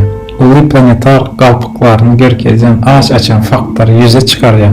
Şeýlelik bilen gelin her adymda bir adym bilelim. Häzirki wagtda täzelenýän çeşmeler umumy energiýanyň 28 götermini emele getirýär. Emma olar öndürmek üçin henizem täzelenip bolmaýan tebii baýlyklary ulanýar. Bularyň hemmesi planetanyň çökmegine we hapalanmagyna goşmagyny dowam etdirýär. Mysal üçin gün panellerinde kurşun, kadmium ve simapyalı ağır metallar var. İşleş vaxtında yere qaçýarlar ve atmosfera bugarýarlar. Gün panellerinden galyndylar hidro galyndylarından 300 esse zäherlidir ve ýörite zıňylmagyny talap edýär. Ýöne önümçiliğin bahasından has köp çykdaýjy edýän sebäpli olar bilen gyzyklanmazlyk we ulanýan panelleri garyp ýurtlaryň poligonlaryny ibermek kararyna geldiler. Häzirki wagtda çenli dünýäde ekece ýurtda da olar ýöretmek üçin düzgünler ýok. Alımlaryň gözleýlerine göre 2030-njy ýyla çenli dünýäde 8 million tonna çenli ýaşyl galyndy bolar ve 2050-njy ýyla çenli bu miktar 80 million tonna çenli artar. Bu çeşmelere dolu geçsek bu sanlaryň nädip köpeljekdigini göz önüne getirelim. Bu hasabatlarda hasaplanmaýarmy ve bu mowzu konferensiýalarda çoňur öwrenilmeýärmi? Görüşüňiz ýaly bu dünýä daşly gurşagyň ýagdaýyny erbetleşdirýär. Ine bu has çoňur gözlemeli icebergiň uji diýmek şemal fermalar bilen näme boldy? Kapçyklarymyzdan başlaýyn. Bu ägirt uly çözgütler üçin siz we men tölemeli bolýas. Şemal fermasyny gurmak üçin ummasyz pul we serişde gerek. Şonda ýel turbinasynyň ortaça ömrü 20 ýyl. Bu döwürde bolsa gurulşyk we guranmak üçin sarp edilen pulun diňe 78 götermeni öwezini dolmagy başarýar. Ýörite maksatly gemileri gurmagy gymmat bahaly peýdaly enjamlary we bıçaklary izigi derece çalışmagy göz öňünde tutýan tehnik hyzmat hakda görleşem zor. Diňe bir ýel turbinasy 500 tonnan gowrak çalgy ýagyny talap edýär. Bu bolsa demir ýol otlularının 9 tanklı avtoulağı bilen deňeşdirip bilinir. Bu hem planetanyň täzelenip bolmayan çeşmelerinden öndürilýär. Bu barada pikirlenip görün. Bıçaklaryň ululygy futbol meýdançasynyň uzunlygy ýaly uly bolup biler. Olaryň nämeden ýasalýandygyny bilýäňizmi?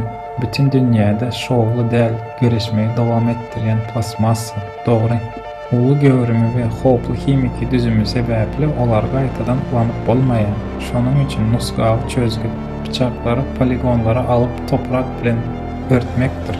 Bularyň hemmesinden soň şemalyň güýji ekologiýa taýdan arassa diýip pikir edýäňizmi? Indi hidroenergetikanyň erpet taraplaryna göz aýlalyn.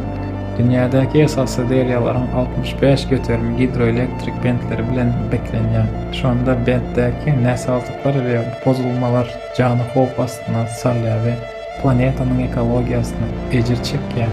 Hidroelektrik stansiýalary ýeriň içegelerine gönden gön täsir edýär. Suw howdalaryndan tonna suw tektonik plitalara basylýar we adam tarapyndan ýer titremelerine sebäp bolýar. Alternatif çeşmelerin daşly gurşagy gowlaşdyrjakdygyna we howanyň ütkemegi meselesini çözjekdigine inandyrýar. Näme üçin? Ýaşyl energiýanyň şular ýaly itekleýän mahabaty we bizi alada bildirmek nereden gelýär?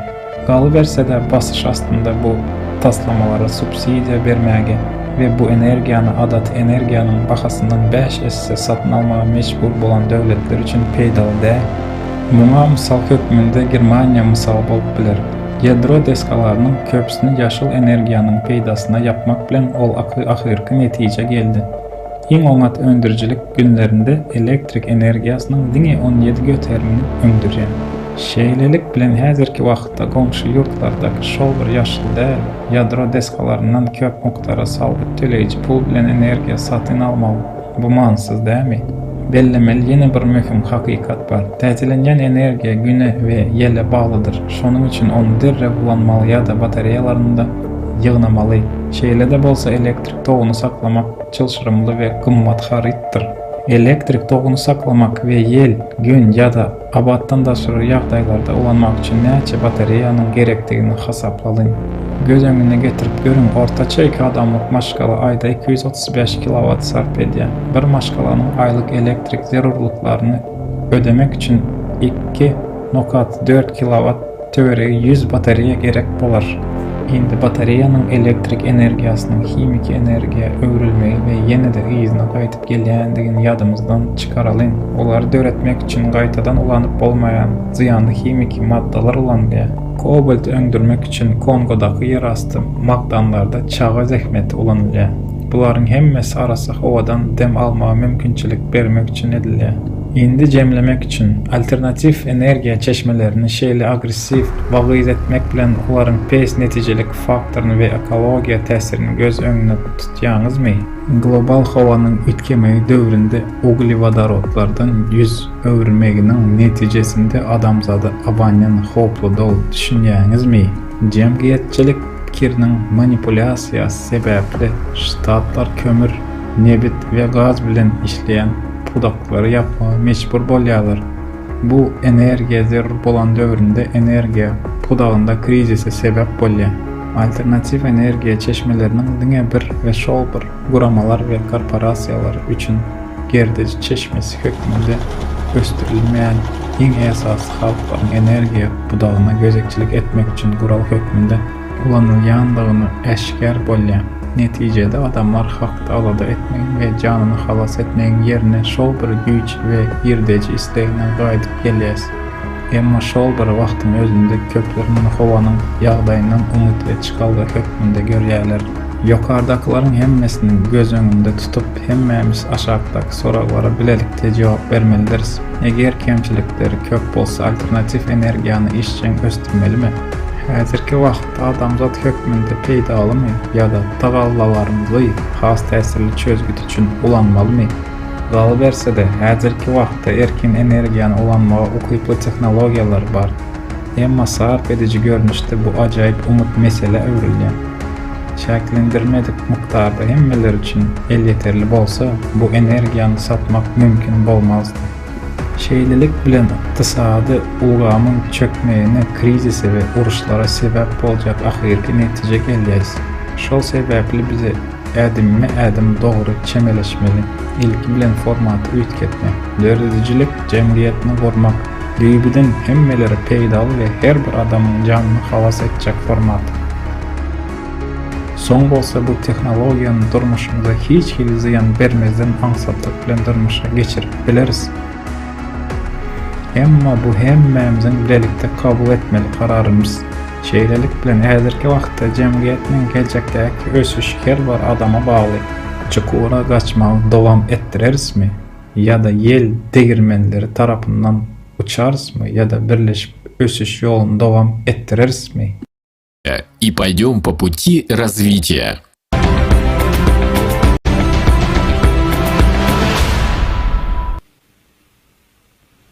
As we have seen, как мы уже убедились, зеленая энергия вовсе не является зеленой.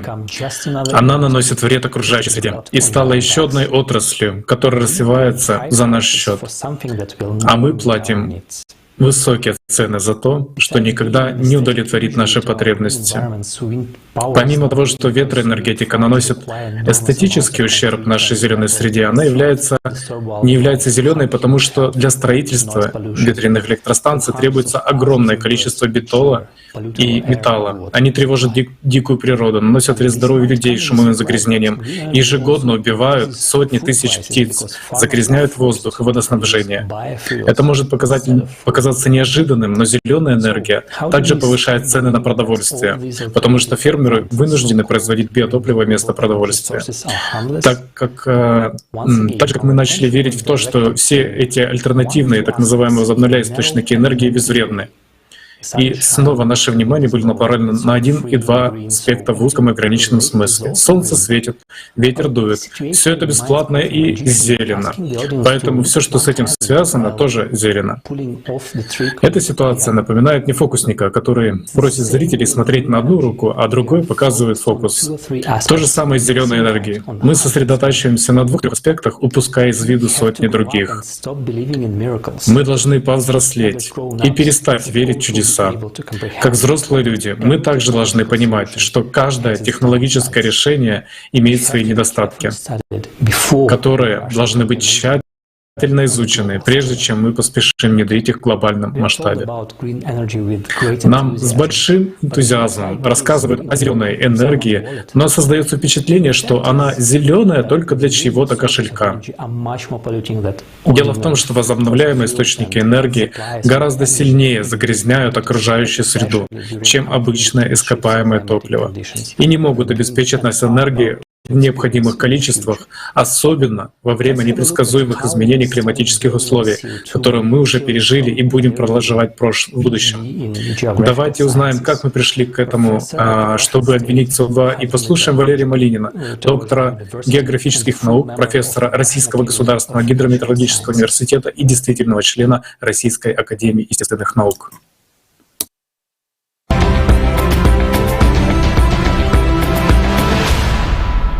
Я, Малинин Валерий Николаевич, доктор географических наук, профессор Российского государственного гидрометеорологического университета. Я приветствую всех участников конференции «Глобальный кризис. Время правды». И считаю, что действительно у нас в климатологии наблюдается явный кризис, причем по вине межправительственной группы экспертов по изменениям климата.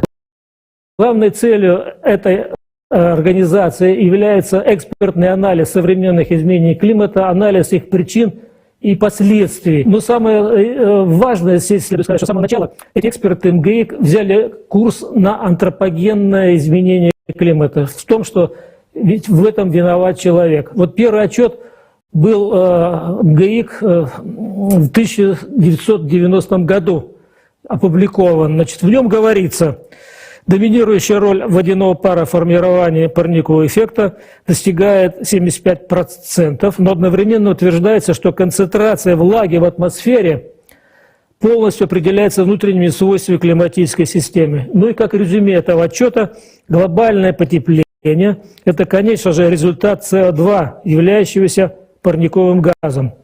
Однако, признав, что именно водяной пар является главным парниковым газом, тем не менее МГИК на всем протяжении в дальнейшем упорно продвигала идею первенства СО2 в изменениях климата.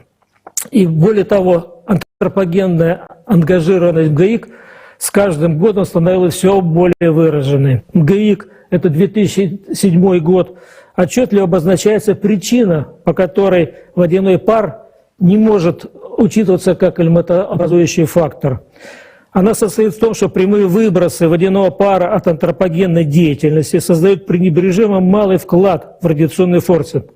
Но при этом полностью игнорируется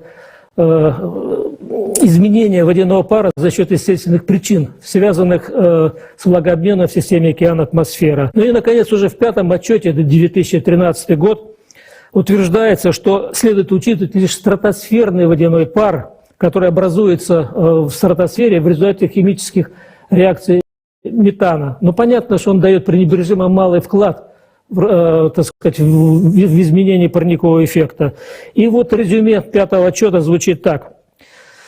В высшей степени вероятно, 95-100%, что влияние человека является доминирующей причиной наблюдаемого потепления середины 20-го столетия. Понятно, что полностью игнорируется при этом естественный фактор. Естественно, с этим категорически нельзя согласиться. Но дело в том, что экспертами МГИК учитывается только одностороннее влияние температуры на водяной пар, и не учитывается обратное влияние влагосодержания на температуру через парниковый эффект, ибо, как мы уже сказали, водяной пар дает примерно 75% вклада в парниковый эффект. Дело в том, что еще в 70-е годы выдающийся климатолог, а теперь уже лауреат Нобелевской премии Сейкюра Манабе, показал, что при удвоении концентрации СО2 температура без учета водяного пара повышается на 1,3 градуса, а при учете влагосодержания на 2,3 градуса. То есть ее рост идет почти в 2 раза быстрее. Это очень важный факт, который, в общем-то, эксперты МГИК стараются не замечать. Из сопоставления международной изменчивости влагосодержания и температуры над Мировым океаном следует, что именно рост влагосодержания значительно быстрее идет по сравнению с ростом температуры. Это тоже является важным фактом, который свидетельствует, что является, так сказать, причиной, а что следствием. Ну и в заключение хочу сказать так, что антропогенное глобальное потепление – это грандиозная научная афера 20-го столетия. Спасибо.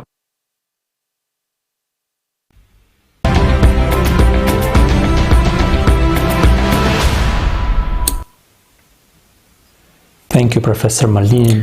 Спасибо, профессор Малинин, за эту ценную информацию и ваше экспертное мнение по данной теме.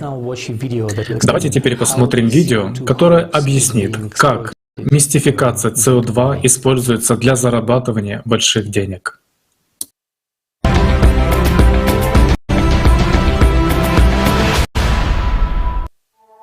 Глобальное потепление — это не только экологическая проблема номер один, с которой мы сталкиваемся сегодня, но и одна из самых важных проблем, стоящих перед всем человечеством. Леонардо Ди Каприо, актер.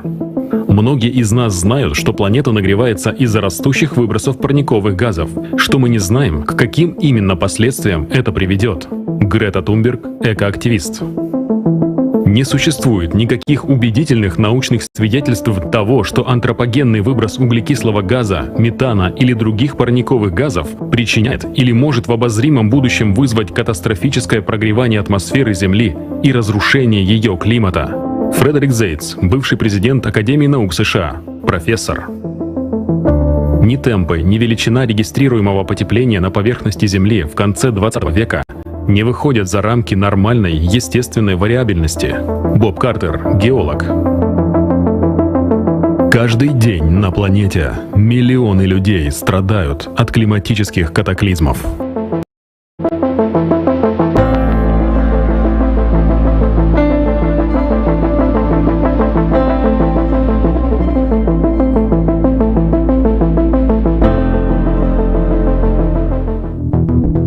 Как на международном уровне сегодня борются с изменением климата?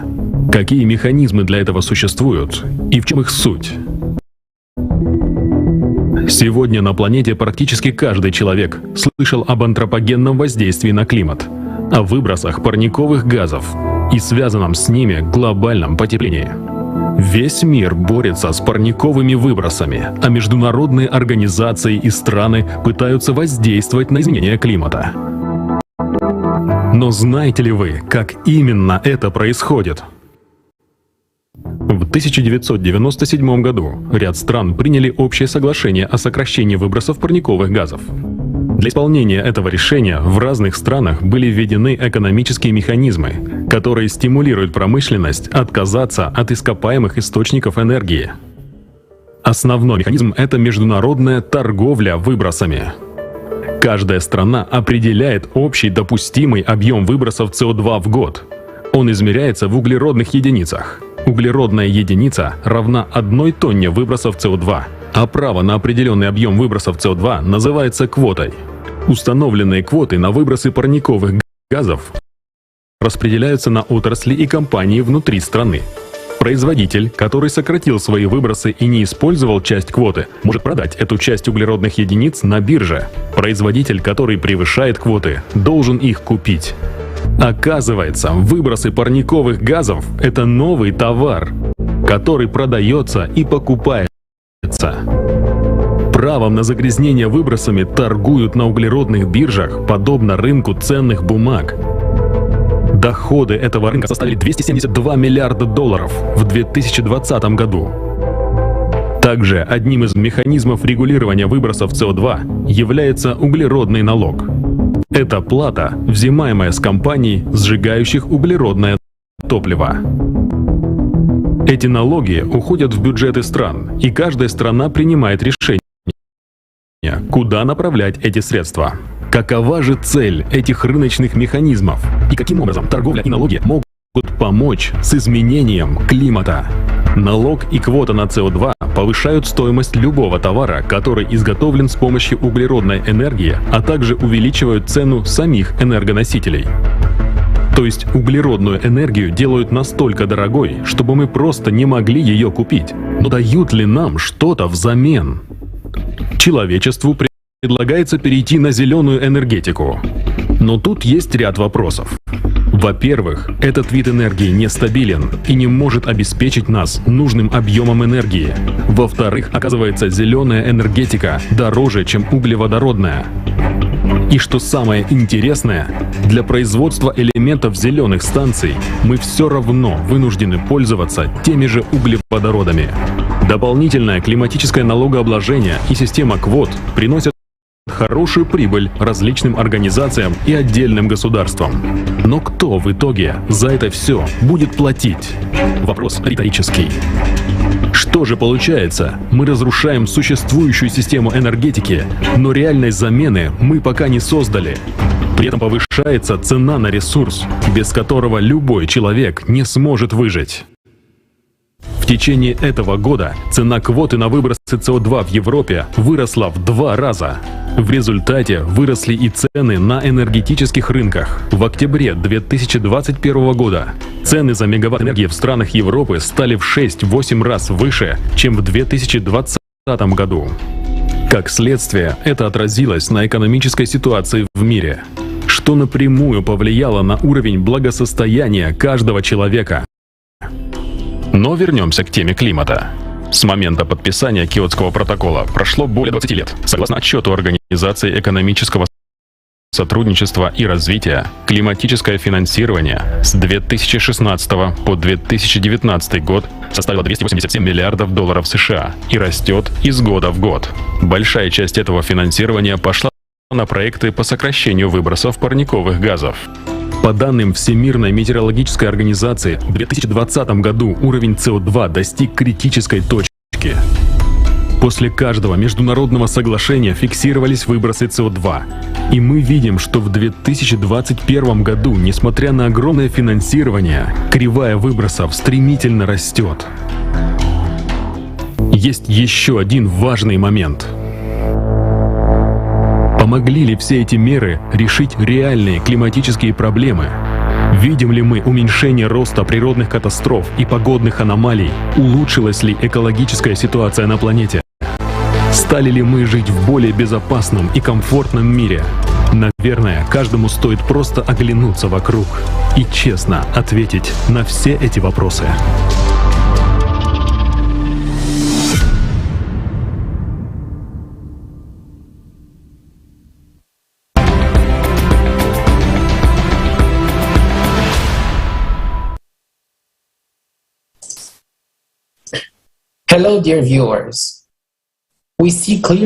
Здравствуйте, уважаемые зрители. Мы видим, что экономические механизмы, согласованные странами в Киото или Париже, не работают. Ни против быстрых темпов изменения климата, ни даже против растущего количества СО2. Уже есть достаточно доказательств того, что квоты, сертификаты и налоги на выбросы СО2 не решают реальные проблемы. Но, согласно многомиллиардным зеленым сделкам, мы должны продолжать стремиться к СО2-нейтральности и полагаться только на ветер, солнечный свет и дождь для производства электроэнергии. Почему это так? Давайте посмотрим на то, что происходит на самом деле. Во-первых, количество ветра и солнечного света колеблется во времени, сильно и непредсказуемо. И эти колебания не могут предоставить стабильной выработки электроэнергии. Поэтому компании должны прибегать к использованию угля и газа, которые обеспечивают надежную выработку электроэнергии. И в Германии, чтобы компенсировать такие колебания, в последние 10 лет активно использовались угольные электростанции. И они выбрасывают еще больше СО2. В Великобритании в этом году, в сентябре, ветер перестал дуть. Образовался большой дефицит энергии, и его пришлось компенсировать за счет сжигания газа. В этом году был высокий спрос на газ, и он привел к взрывному росту цен на газ и электричество на европейских энергетических рынках. Но это логично в нашем обществе. Всякий раз, когда возникает дефицит, кто-то получает большую или большую прибыль. Все данные свидетельствуют о растущей нестабильности электроснабжения. Но несмотря на это, правительство Германии по-прежнему планирует закрыть все атомные и угольные электростанции. Но у нас при этом не будет никакой надежной альтернативы для обеспечения стабильного энергоснабжения. Тем не менее, коллаборационисты продолжают заявлять: нам нужно ускорить переход к зеленой энергетике и СО2-нейтральности. Ну это же просто смешно. Почему мы толкаем самих же себя к абсолютной энергетической небезопасности, к отключениям электроэнергии и нестабильности цен? почему повсюду мы видим сильное давление на сокращение выбросов СО2? Все просто, потому что это просто большой бизнес. В большинстве стран ЕС потребители электроэнергии напрямую финансируют доходы производителей зеленой энергии со своих же счетов за электричество через «зеленые» в кавычках надбавки. Таким образом, мы финансируем частные компании, стремящиеся к прибыли для достижения так называемой «общественной» в кавычках цели. Понимаете, почему богатые инвесторы, инвестиционные банки и фонды хотят вкладывать деньги в возобновляемые источники энергии? Но давайте будем честными, это логическое следствие в обществе потребления. Используя любую возможность получить прибыль, в Германии из-за таких зеленых надбавок и налогов счета за электричество, оплачиваемые за домохозяйствами, за последние 20 лет выросли более чем в 2 раза. Причем счета за электроэнергию оплачиваются как домохозяйствами, так и заводами. Все для чего? Для того, чтобы просто финансировать частный доход. И это только начало стремительного роста цен на электроэнергию. С одной стороны, правительства стран ЕС начали вводить налоги на выбросы СО2. Это привело к повышению цен при заправке автомобиля, при лете на самолете и, в принципе, на все, что вы покупаете. Потому что углеводороды используются везде. В производственных процессах, в химической промышленности, текстильной промышленности и даже в сельском хозяйстве. Потому что все наземные машины работают на углеводородном топливе. Даже ваш завтрак и моющее средство станут намного дороже в самом ближайшем будущем. С другой стороны, механизм торговли сертификатами СО2 в ЕС разработан таким образом, чтобы обеспечить постоянный рост цен на них. Например, в этом году мы начали с 33 евро, сейчас уже 75. И, в принципе, это видно на графике. Дальше цены будут больше. Таким образом, рыночная стоимость всех европейских сертификатов СО2 составляет 90 миллиардов евро. И, как на любой бирже, это прекрасная возможность для спекуляций. И умные инвесторы могут зарабатывать очень много денег. Каждая зеленая сделка — это золотая лихорадка для богатых компаний и инвесторов. Почему? Потому что правительства направляют огромные государственные средства в частные карманы. Мы просто играем в экономические игры в интересах финансовой элиты. Миллиардеры в это время летают на частных самолетах и водят спортивные автомобили, а нам они говорят, чтобы мы ехали на работу на велосипеде или на трамвае, и чтобы мы экономили выбросы СО2, чтобы мы не выбрасывали слишком много углекислого газа. Они поддерживают климатическую повестку ООН, потому что они получают от этого прибыль, огромную прибыль. Давайте сложим все это вместе. Мы искусственно повышали цены на углеводороды и пытаемся снизить спрос на энергию. Мы полностью дестабилизируем энергоснабжение. А мы рискуем серьезными отключениями электроэнергии, а затем обвиняем изменение климата в том, что мы не достигли поставленных целей. И что при этом происходит? Мы делаем богатых людей еще более богаче. Я на самом деле потрясен этим глобальным обманом. Я экономист, и я не сомневаюсь в том, что мы движемся просто к огромной катастрофе, как климатической, так и экономической. Катастрофа произойдет, если мы будем продолжать реализовывать эти схемы. А люди в это время умирают в результате беспрецедентных катаклизмов. Этим летом мы сами стали свидетелями этого в Германии. А нас при этом просто обманывают и грабят. А хуже всего то, что мы тратим драгоценное время на экономические игры, вместо того, чтобы работать над реальным решением. Коллаборационисты отнимают у нас самое ценное — время. А значит, они отнимают у нас нашу жизнь. Я полностью согласен с предыдущими докладчиками в том, что нам срочно необходимо созидательное общество, где человеческая жизнь является наивысшей ценностью. В таком обществе природные ресурсы делятся поровну, а новые технологии исследуются и внедряются на благо всех. В таком обществе все люди объединяют свои усилия и умы для того, чтобы найти реальное решение реальных проблем. Потому что 8 миллиардов человек окажутся в серьезной опасности в очень недалеком будущем. В то время как эти схемы с СО2 просто абсурдны. Они опасны и даже преступны. И в этом правда. Спасибо. Спасибо. Дорогие зрители, я хотела бы напомнить нашим зрителям, вам всем, что это прямая трансляция. Ведется сейчас онлайн, и мы будем благодарны вам за комментарии и ваши отзывы, ваши мысли. Начиная с завтрашнего дня у нас начнутся круглые столы. И если вам интересно принимать участие в круглых столах, пожалуйста, напишите на наш имейл info@creativesociety.com. Мы будем обсуждать те вопросы, которые вы сегодня нам задаете. Спасибо вам большое. И я хочу также сказать, что очень скоро специально для этой конференции выйдет документальный фильм, который создан участниками Creative Society проекта «Созидательное общество».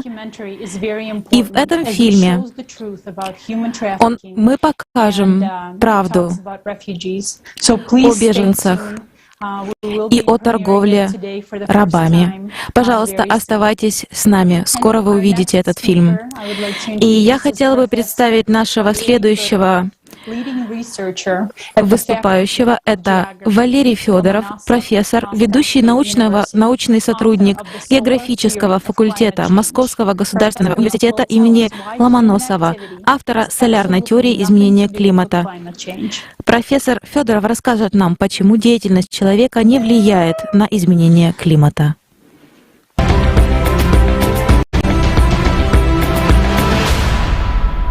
Добрый день, уважаемые коллеги. Федоров Валерий Михайлович, ведущий научный сотрудник географический факультет МГУ имени Ломоносова. На предыдущей конференции рассматривались экологические проблемы, которые имеют глобальное распространение. И, конечно, это требует своего решения. Решение проблем, глобальных проблем, возможно только при объединении усилий многих стран и народов. Одни из экологических проблем связаны с деятельностью человека, другие определяются природными факторами, в частности, изменением климата. При этом широко распространено мнение о том, что и изменение климата связано с деятельностью человека. Это отражено в 5-м, 6-м докладах межправительственной группы экспертов по изменению климата. Эти представления ошибочны. Основными факторами климата являются солнечная радиация и парниковый эффект планеты. Солнечная радиация процессов. Если бы не было Солнца, температура на Земле была бы близка к температуре окружающего его пространства, минус 273 градуса по Цельсию. И вопрос о климате потерял бы наверняка свою актуальность тут же. Парниковый эффект. Основным парниковым газом, это известно, является водяной пар. И это понятно. Земля планета водная, 70% ее поверхности занята океаном, с которого вода испаряется. По содержанию в атмосфере в среднем водяной пар составляет 2%, может доходить до 4%. Двуокись углерода, для сравнения, это 0,04%. Причем это естественное происхождение двуокись углерода и антропогенного. Антропогенная составляющая примерно 1% от общего количества. То есть это надо разделить на 100, и получается где-то 0,4%. То есть по содержанию в атмосфере водяной пар превосходит в среднем в 5000 раз содержание двуокиси углерода антропогенного происхождения. По удержанию тепла, как следует из параметризации радиационного блока нашей передовой отечественной физико-математической модели, совместной модели океана и атмосферы, которая разработана в Институте вычислительной математики РАН, водяной пар удерживает 76% длинноволновой радиации. То есть приходит у нас коротковолновая радиация, она нагревает поверхность, и поверхность излучает уже коротковолновую радиацию. 76% этой радиации длинноволновой удерживается водяным паром. 20% совместно кислородом и озоном. И 4% двуокись углерода. Но это опять же двуокись углерода и естественного, и антропогенного происхождения. Значит, надо делить на 100 и сравнить с 76%. То есть получится примерно где-то в 1850 раз по удержанию тепла водяной пар превосходит эти же показатели для антропогенного СО2. Таким образом, водяной пар по содержанию и по удержанию тепла приблизительно на 3 порядка превосходит те же характеристики двуокись углерода, которые связаны с деятельностью человека. В связи с этим говорить о влиянии антропогенной деятельности на климат, ну, это просто несерьезно. Выбросы так называемых парниковых газов – это проблема экологическая. И, конечно, она требует своего решения. На климат же они не влияют никак. С чем связано изменение климата? Ну, они связаны с тем, что наклон оси изменяется. Вообще, климат в переводе с греческого – это наклон. То, что Земля имеет, ось вращения Земли имеет наклон, с этим связана смена времен года. И вот этот наклон в настоящее время, он уменьшается. С уменьшением наклона оси солнечная радиация, приход солнечной радиации в экваториальную область увеличивается, а в полярные районы сокращаются. В связи с этим увеличивается меридиональный градиент инсоляции, который управляет меридиональным переносом тепла из экваториальной области в полярные районы. С уменьшением наклона оси и с увеличением меридионального градиента инсоляции интенсивность этого переноса увеличивается. Что происходит дальше, например, в атмосфере? Теплые воздушные массы, которые приходят из диских широт, высокие широты, приносят тепло, то есть температура повышается. С увеличением температуры воздуха увеличивается испарение. Следствием увеличения испарения является повышение содержания водяного пара в атмосфере. Увеличивается парниковый эффект, что дает дополнительное тепло. Многократно повторяясь, эти процессы образуют механизм усиления глобального потепления. Кроме того, воздушные массы, переходя из низких широт в высокие, охлаждаясь, за счет конденсации выделяют дополнительное тепло. И здесь же фактор потепления вклад вносит обратные положительные связи. За счет сокращения площади ледников и морских льдов увеличивается площадь поверхности, которая дополнительно нагревается, и от нее нагревается атмосфера. Вот с этим связано потепление. Второй особенностью в изменении климата, одной из них является тенденция повышения температуры, и мы объяснили, с чем это может быть реально связано, тенденция повышения температуры, потепления климата. А вторая – это усиление его неустойчивости, которое тоже связано с изменением наклона оси, в результате чего максимальные значения изменения меридионального градиента инсоляции приходятся на области 60-70 градусов развития вне тропических циклонов и на 0,20 градусов широты. Это область генерации тропических циклонов, которые переносят тепло и в меридиональном направлении, с одной стороны, внося вклад в потепление, с другой стороны, усиливают неустойчивость этих процессов, то есть усиливается вихревая активность, поэтому увеличивается неустойчивость погоды и, соответственно, климата. А перенос же энергии, для сравнения, средних размеров тропический циклон, он переносит энергию, равную примерно 10 в 15 степени ватт. Это соизмеримо с производством энергии всем человечеством за год. Ну, поскольку получается, что климат никак не связан с деятельностью человека, то бороться с ним и бесполезно, и не имеет никакого смысла. Бороться можно с экологическими проблемами, а с изменением климата, к изменению климата нужно заблаговременно адаптироваться на основе реальных прогнозов, а не сценарных, которые ведут к неопределенности.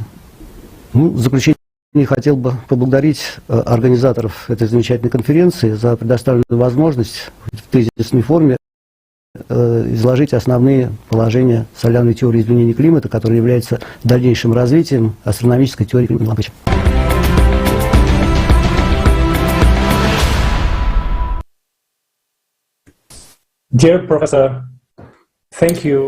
Уважаемый профессор, большое спасибо вам за ваше участие и спасибо вам за те мысли, за тем, что поделились на этой конференции. Уважаемые зрители, только что мы услышали о том, как работают экономические механизмы, которые используются якобы для борьбы с климатическими изменениями. А что же говорят ученые? Ведь ученые должны быть первыми, кто открыто говорит об изменениях в климате, если они действительно понимают, что происходит. Есть такое понятие — научный консенсус. Согласно ему, примерно 97% опубликованных научных работ не противоречат концепции о том, что изменение климата вызвано действиями человека. Мы слышали о межправительственной группе экспертов по изменению климата МГЭИК. Она готовит краткие отчеты для политиков, для СМИ и так далее. То есть есть группа климатологов, которая является единственным официальным источником данных и информации о климате. И она очень ревностно относится к своей монополии. И правильно сказать, гегемонии. Не верите? Климатгейт. В 2009 и 2011 годах неизвестные хакеры выложили архив электронной почты ключевых исследователей в системе написания отчетов МГЭИК. Из этой переписки видно, как вместе с обсуждением научных вопросов обсуждались вопросы буллинга оппонентов и их концепций. Как дискредитировать, надавить или уволить редакторов научных журналов, которые посмели опубликовать статьи их научных оппонентов. И их увольняли. Они обсуждали, как скрыть информацию, чтобы не раскрывать ее согласно законодательству и миру. Обсуждают, стоит ли публиковать данные, которые не соответствуют тренду потепления. В общем, пользовались своим авторитетом, чтобы решать, что является наукой, а что нет. Да, после общественного резонанса они долго рассказывали, что в той переписке они вовсе не то имели в виду. Слово «трюк», «трик» оказалось совсем не обман, а просто статистический метод. А фраза «не допустить к печати определенной статьи» — это чисто риторическое высказывание. Согласитесь, такие оправдания вызывают подозрения. Впрочем, посмотрите сами в этой работе, которая сейчас на экране, и сделайте свои независимые выводы. Очень важно знать факты. И вот один из интересных моментов в этом деле об утечке информации играет так называемый график «хоккейная клюшка».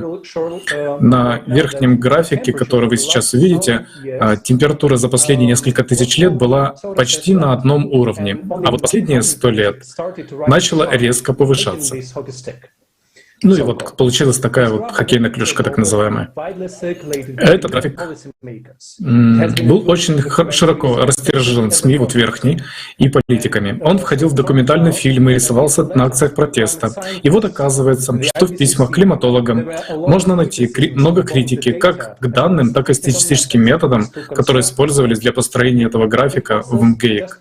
Но авторы игнорировали эту информацию. Были ученые, которые писали работы с замечаниями этому научному графику, но их работы не публиковали в журналах с высоким рейтингом. Правда, очень удобно. Вначале всячески препятствовать публикации, а потом использовать это как такой аргумент. Мол, это всего лишь второсортная информация. Вообще, статьи научных оппонентов, концепция антропогенного влияния на климат не принимаются, на исследования не выделяется финансирование. И если получается разместить статью, то за ней идет жесткая критика со стороны СМИ. То есть, понимаете теперь, откуда берется этот научный консенсус? Можно ли вообще назвать это наукой? Где одним затыкают рты, а вторые вынуждены за подачки выполнять все прихоти хозяев? Да, конечно, нет. И еще один важный момент, который стал понятен из писем, что эти ключевые исследователи ГАИК обсуждают те же самые вопросы, что и их оппоненты. Они обсуждают данные НАСА, что Марс стал на полградуса теплее, обсуждают максимум солнечной активности. Они обсуждают и молчат. И это потребительский формат. Толкают ученых просто врать и затыкать рты тем, кто говорит правду.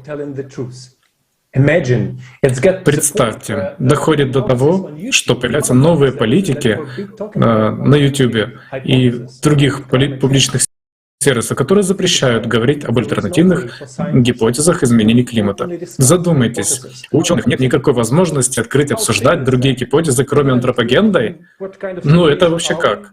Разве не понятно, что в какой ситуации мы находимся? Ложь, которая сейчас звучит из всех источников, может привести нас всех к обрыву, если мы все вместе не изменим ту ситуацию, в которой мы с вами оказались. Слава Богу, есть те ученые, смельчаки, которые не молчат. Научное сообщество их подвергло гонениям, но они, несмотря ни на что, отстаивали правду. И специально для нашей конференции нам дали свои комментарии следующие специалисты. Ханс Борге из Норвегии, доктор наук в области промышленной математики, генеральный директор организации «Климатические релизы». Оли Хенрик Алистар, Норвегия, профессор химии, магистр в области физической химии и спектроскопии. Ян Эрик Сольхейм, Норвегия, почетный профессор Института теоретической астрофизики Университета Осло. Григорий Райтстоун, геолог, эксперт-лицензент межправительственной группы экспертов по изменению климата. Доктор Стернг Бернет, доктор наук в области прикладной философии, старший научный сотрудник по экологической политике и управляющий редактор Environment and Climate News. Новости климата и окружающей среды. Так что давайте посмотрим видео с этими учеными.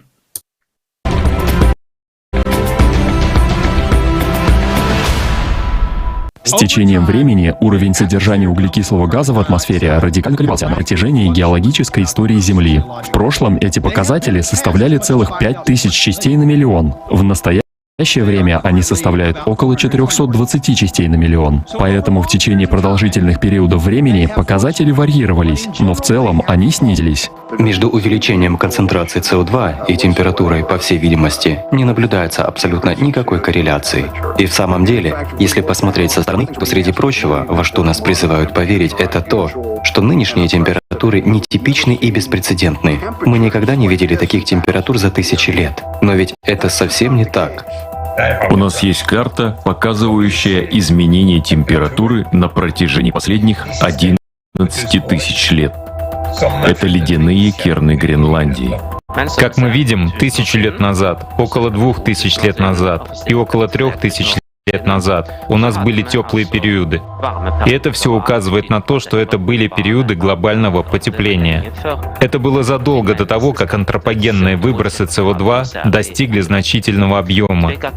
Поэтому мы знаем, что естественные колебания могут быть большими. На этом графике мы также увидели, что делают эксперты МГИК. Они в определенной мере продлевают эту линию вплоть до бесконечности, будто температура увеличивается все больше и больше из-за выбросов СО2 или климата. И это то, что мы считаем неправильным. Наш прогноз заключается в том, что скоро начнется похолодание, и мы должны быть к этому готовы. Тенденция потепления, в которой мы сейчас находимся, началась более 300 лет назад. Но опять же, потепление наблюдалось 250 лет до того, как мы начали выделять СО2. Однако нас просят поверить в то, что те природные силы, которые с незапамятных времен определяли динамику температур, внезапно прекратились в 20 веке. Это как? СО2 — газ, очень слабо воздействующий на климат. В моделях МГИК предполагалось, что чем выше уровень СО2, тем выше уровень водяного пара. А водяной пар — это газ, наиболее сильно воздействующий на климат. Но предположение, что чем больше СО2, тем больше водяного пара, никогда не было доказано. Я должен также сказать вам, что вместе с некоторыми коллегами я проводил эксперименты, чтобы выяснить, может ли СО2 отдавать тепло или не может. Поэтому мы построили небольшие теплицы и попробовали нагревать их с помощью энергии солнца снаружи или внутри с помощью искусственного обогрева. Мы смогли подтвердить, что углекислый газ останавливает тепло, но мы не смогли обнаружить факта какого-либо нагрева. Это загадка. Таким образом, СО2 не может способствовать нагреву. Но что на самом деле может обеспечить нагрев, так это вода, водяной пар. Сначала изменяется его температура, а затем следует изменение в уровне СО2. а не наоборот. Если бы антропогенный, если бы увеличение СО2 приводило к изменению температуры, то сначала должен был бы измениться уровень СО2, а затем измениться температура. Синяя кривая — это температура моря, точнее температура поверхности океана. Красная — это температура суши, которую мы получаем в данном случае из Хаткрют. Это официальный массив данных по температуре. Сперва происходит изменение температуры моря, немного позже изменяется температура суши, а затем примерно через год, точнее через 10-11 месяцев, изменяется уровень углекислого газа. То есть, когда температура в море понижается, то спустя 10-11 месяцев снижается и уровень углекислого газа. Что ж, позвольте мне показать вам еще одну таблицу, которая может немного рассказать вам о соотношении СО2. Вот смотрите, в атмосфере находится 3000 миллиардов тонн СО2, а общий объем выбросов в год всем человечеством составляет от 20 до 30 миллиардов тонн. Но если вы взглянете на данные по океану, то на него приходится гораздо больше объем СО2. Таким образом, обмен СО2 между океаном и атмосферой, в состав которой он входит, всецело и полностью перекрывает деятельность человека. Более подробный анализ показывает, что эта красная кривая показывает, какой вклад антропогенный или вклад человека с точки зрения роста выбросов углекислого газа. И он составляет менее 3% с 1960 года. А вот природа производит весь остальной объем углекислого газа. Вот эта изменяющаяся кривая. Таким образом, 97% роста приходится на природу, согласно этим ученым. ГАИК также утверждает, что Солнце на нас не влияет. Это парадокс. Непонятно, как они к этому пришли. К тому же, сегодня мы видим, что потепление происходит не только на нашей планете, но и на других планетах. И на Луне, где совершенно иная атмосфера, не имеющая ничего общего с СО2. Так что совершенно очевидно, что есть фактор Солнца, который отсутствует в их модели. Ну что ж, если вспомнить устав МГИК, то эта комиссия была создана для предоставления данных, которые бы подтверждали потепление. И мне было поручено предоставить все данные. Они начали с предположения и продолжили развивать его. Это их задача, и они чертовски хорошо с ней справляются.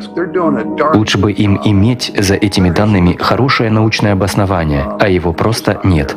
Правительства стран мира через ООН создали рамочную конвенцию ООН об изменении климата. Итак, можно было бы подумать, что они будут изучать изменение климата, но они сделали уточнение, что они занимаются изучением антропогенных причин изменения климата.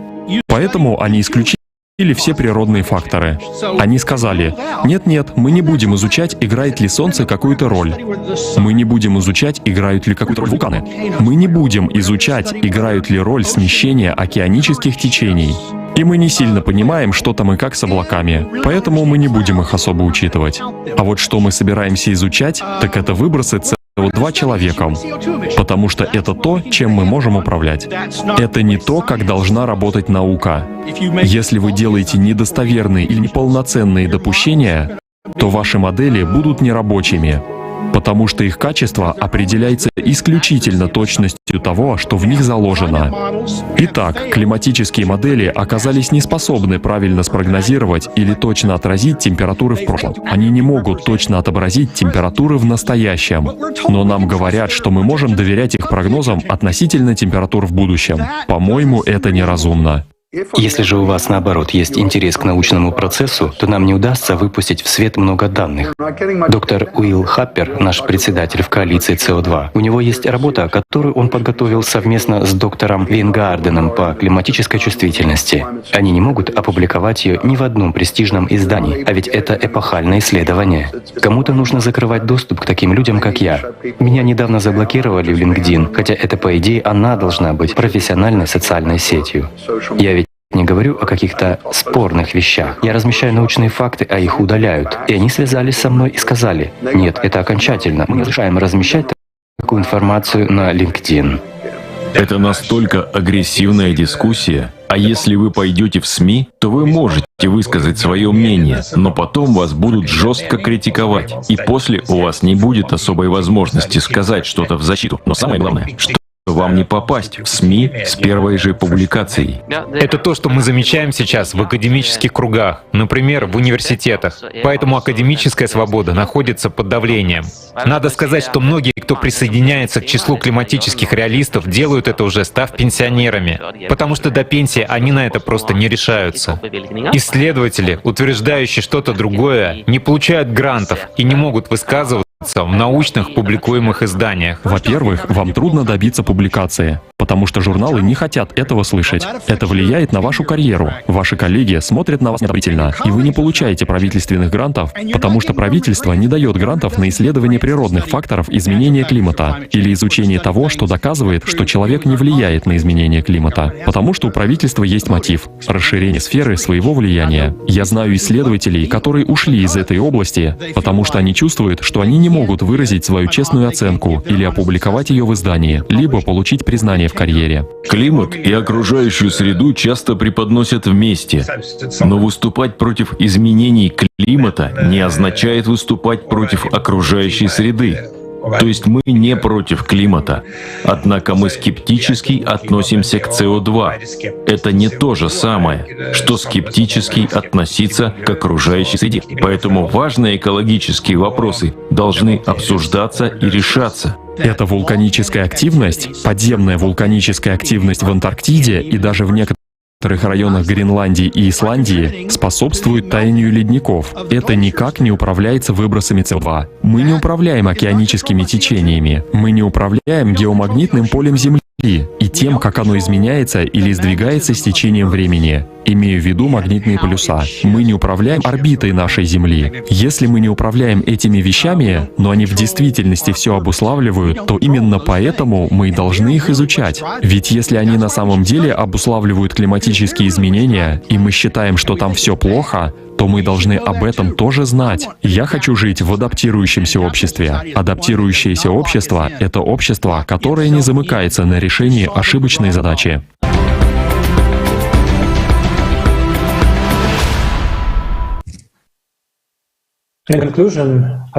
И в завершении я хотел бы обратиться к ученым-климатологам, которые отстаивают антропогенный фактор.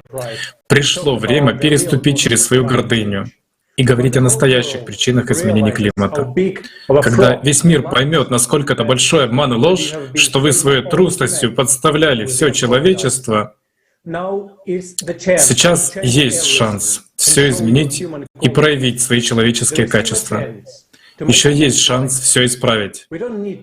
Нам не нужно воевать друг с другом. Сейчас у человечества один враг — климат.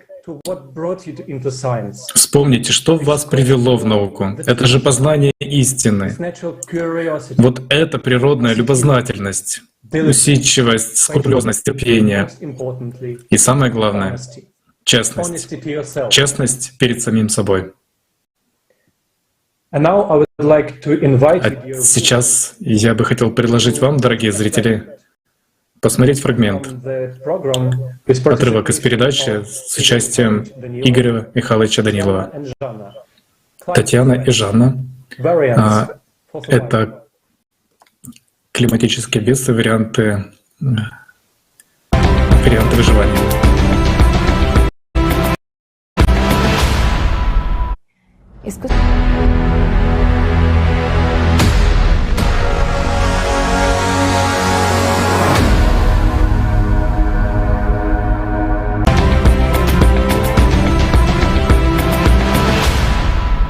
Истинное сознание Джеки говорит, что Эмели Аң Джеки вышла на перекрестие адамзадың театрга экендигин айтты. и параллельно ими идти не получится. Üç yol var ve olar paralel yürümek mümkün bolmaz. Sebebi her ýagdaýda adamzadyň ähli potensialynyň jemlenmegi zerurdur.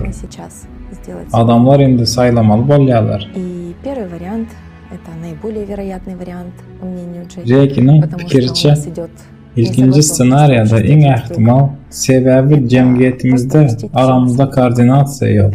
оставить все как есть. Diýmek, diňe hemme zadyň öz uğruny dowam etdirmeliğine ýol bermek diýmekdir. Ýagny hemme zady bolşýalyp terk etmek, planetany rehimsizlik bilen ýok etmek we sarf edijiniň formatyny ýokarlandyrmagy dowam etdirmek. Rekiniň çaklamalarına göre bu 20 ýylda eýam tutuş adamzadyň ýok edilmegine getirir. Rekiniň pikiriçe bu ssenariýany durmuşa geçirmegiň ähtimallygy 80%. Raskat häsiýeti we şol wagta çenli bütün dünýä ýaýrajak global kataklizmleriň ösüşi sebäpli adamzat bu planetadan düýbinden ýok bolar. İkinji ssenariýanyň has real we adamlaryň düşünjesine we endiklerine has ýakyndygyny hasaplady. Rekiniň pikiriçe bu ssenariýa sarf edijiniň formatyny gorap saklamak bilen sivilizasiýanyň öwredilmegini göz öňünde tutýar. Pul bolmaz, pulun yerine sanly nokatlar bolar diye. Onun pikiriçe iň möhüm zat häkimiýeti goramak, ýagny global dolandyrış. Jackie muny diňe Xitay amala aşyryp biljekdigini öňe sürýär. Jackie öz başda Gaçybatalga şäheriniň 8 milliard adamyň öpjam ýaşamagy üçin dolu öz-özüni öpçün etmek bilen gurulmadygyny öňe sürýär. Bu modelin artykmaçlygy Jackie'nin aýdyşy ýaly ähli adamzat ýaşar. İlkinji model bilen deňeşdirilende adamyň barlygynyň iň az uzalmagy eýam 4 ýyldan 5 ýyla çendir. Klimat gözekçiligi tehnologiýalar döwredilen bolsa, yer aýlagyň iň ýokary derecesinden geçen 15-20 ýyldan soň planetany keltmeye başlap bolar. Jackie ikinji modeliň durmuşa geçirilmegiň 19,5 ähtimallygyny berýär. Bu Jackie'nin optimal hasaplanan matematiki modelidir.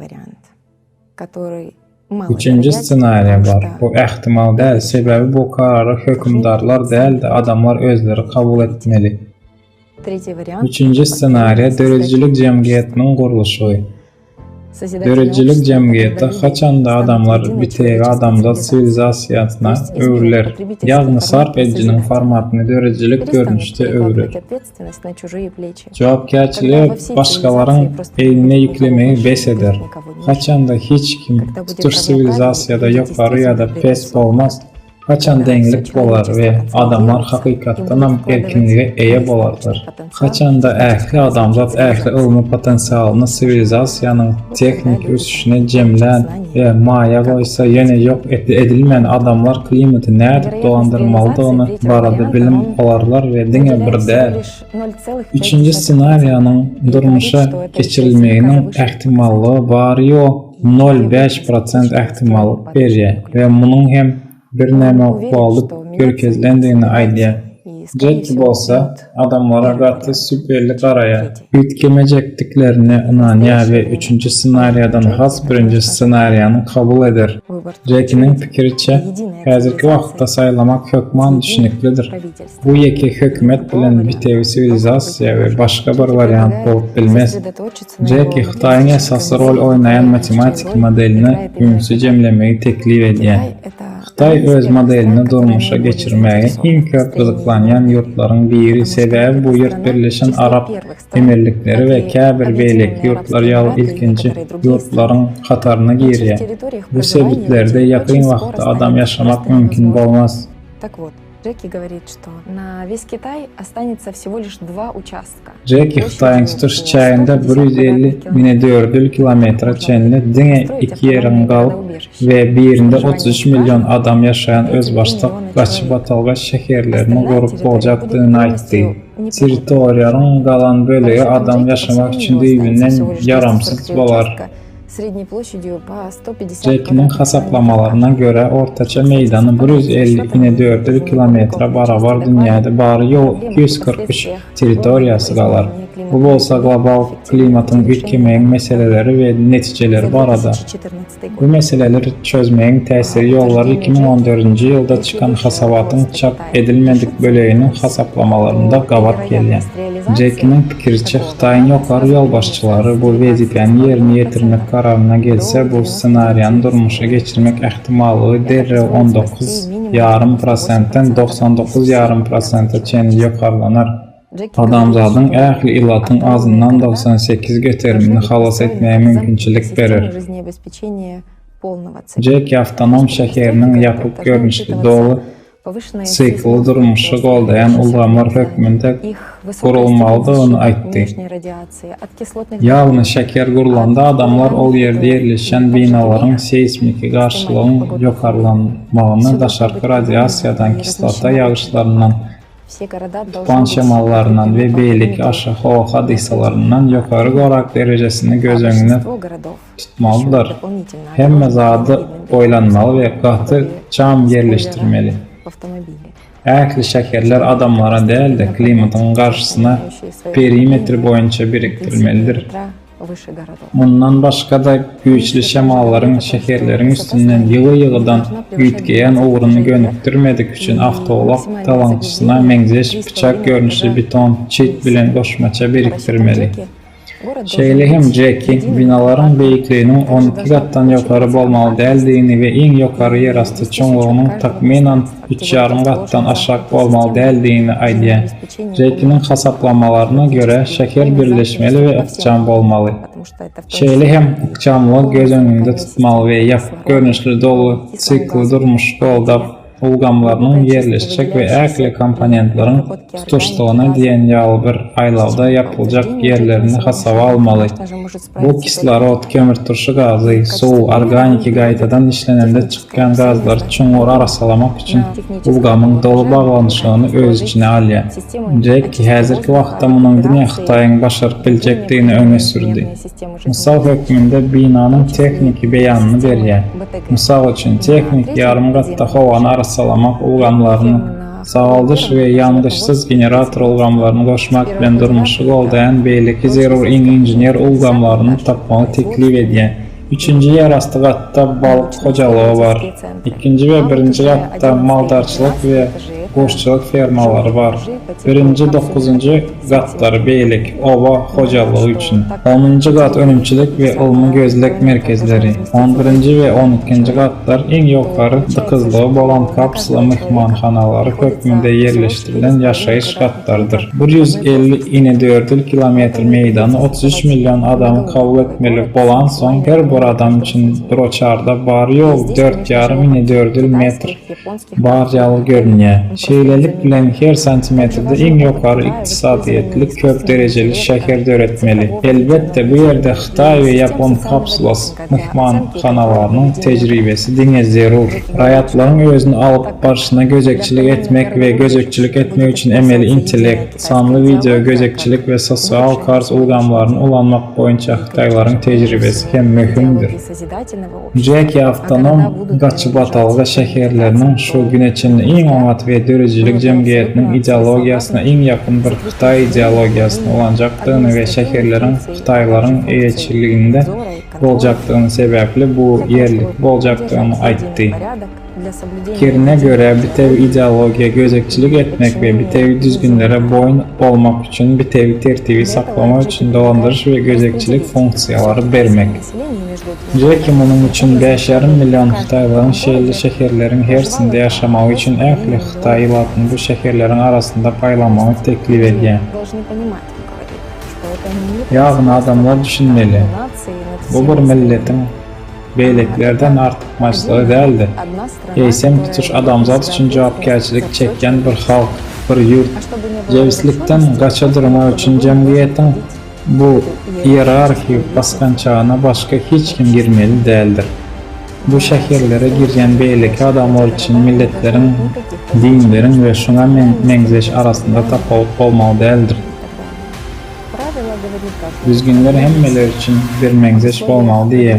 Klimatın izi giderici ösçen bedbahtçılıkları sebebi adamların özleri Xitayın avtonom şekerlerine gelip öz düzgünlerini meyletin kabul ederler. Dine şu Gaçıbatalgaları da kalmak, dine değeri kalmak için.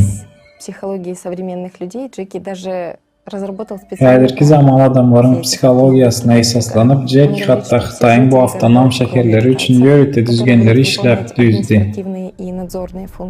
Dolandırış ve gözekçilik vazifelerini yerine getirmek Xitaylardan başka ekli şeker ilahatının öz aralarında den olmalıdığını aydiye. Milletine ya da dini inançlarına esaslanan bölüşükler olmalı değildir. Контрольно-пропускной Düzgüne layıklıkta şähere girilende adamlar hemme zady barlak nokanynda goýmaly bolarlar. Ähli emlekleri, ähli eşikleri we hatda owluk zatlar mundan beýlek gaýtadan işlemek ýa-da ýok etmek üçin. ни сережки, ничего. Şähere giren adam öz bilen hiç zat alıp bilmez. Öňkü durmuşyna ýa-da saljak bir zat, ne suratlar, ne gysgyçlar, ne kulak halkalar, hiç zat. И отправляется на карантин, где ожидает... Barlak nokanyndan soň adam yalanç arasylyn, ýa lukmançylyk barlagyndan geçýär, zerur eşikleri alýa we karantine iberilýär we şol ýerde goşmaça bölünşige garaşýar. возможности поддержания Karantindan geçen soň garyndaşlary we ýakynlary mundan beýleki aragatnaşyp saklamazdan dürli bölümlerde çözülmeli. Ýogsa bir adam garyndaşlary we ýakynlary bilen ýaşasa, geçmişdäki ýatlamalar bilen ýaşar. единую цивилизацию. Jedeller bolar we bitewi sivilizasiýa birleşmek üçin esas bolmaz diýe. Sebäbi geçmişde ýaşaýan häzirki döwürde ýaşamaýar we şonuň üçin geljegini döretmeýär. Джеки говорит, что вся мозговая и физическая... Jackie şäher ýylatynyň ähli, beýinsiz we beden işçiliginiň ýeketäk maksady adamzadyň diýeri galmagyna gönükdirmeligini aýdýar. А как раз-таки надежда на воссоединение со своей семьей... Bol maşgalaňyz bilen birleşmek umydy ajaýyp höweslendiriji bolup, jemgyýetiň her bir agzasynyň netijelik faktoruna onuň täsir eder. Модель Джеки также предусматривает полную Jackie'nin modeli tutuş ýylaty üçin iň ýokary iş üçinçiligini anladýar. Bu her 2-3 hepdede bir gün dynç almak bilen 12 saatlyk iş güýüni. И он считает, что эти меры исключат праздность. Bu çärelerin akylsyzlygy ýok etjekdigine inanýar. Bundan başga da bir ýylyň içinde şähere girenleriň hemmesi iň bolmanda başlangyç derece çenli Hytaý dilini özleşdirmeli we 2 ýylyň içinde onu ösen derece öwrenmeli. Jackie'nin pikiriçe munyň sebäbi ähli adamlar bu dilde gürlemeli. Общественных, профсоюзных, Hytaýyň global hökümeti tarapyndan ıhtyýar berilmedik islendik jemgyýetçilik, kärdeşler arkalaşygy, syýasy, dini ýa-da başga guramalaryň döredilmegine gadaganlyk girizdiler. По мнению Джеки, Şeýle hem her dürli dini ýygnaşyklara, dabaralara we hyzmatlara gadaganlyk girizildi. Jackie'nin pikiriçe her kim hökman Hudaýa inanyp we doa edip biler, ýöne muny wagyz etmäge ýa-da hiç kim bilen pikir alşmagy hukuky bolmaly däldir. Şeýle hereketler sosial kars bagyny dolanmal bilen jazalandyrmaly. İçerki gapma karşılıklar we aýry-aýry toparlara bölünmezlik ýüze çykmazlygy üçin şeýle çäreler zerurdur. Sebäbi bu şäher ýylatynyň ideologik bitewiliginde we umumyň tutuş sivilizasiýa hop salýar.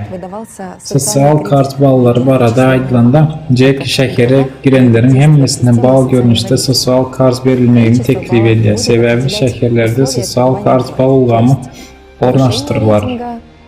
Balların sany şäherde ýaşamagyň şertlerini keskitler.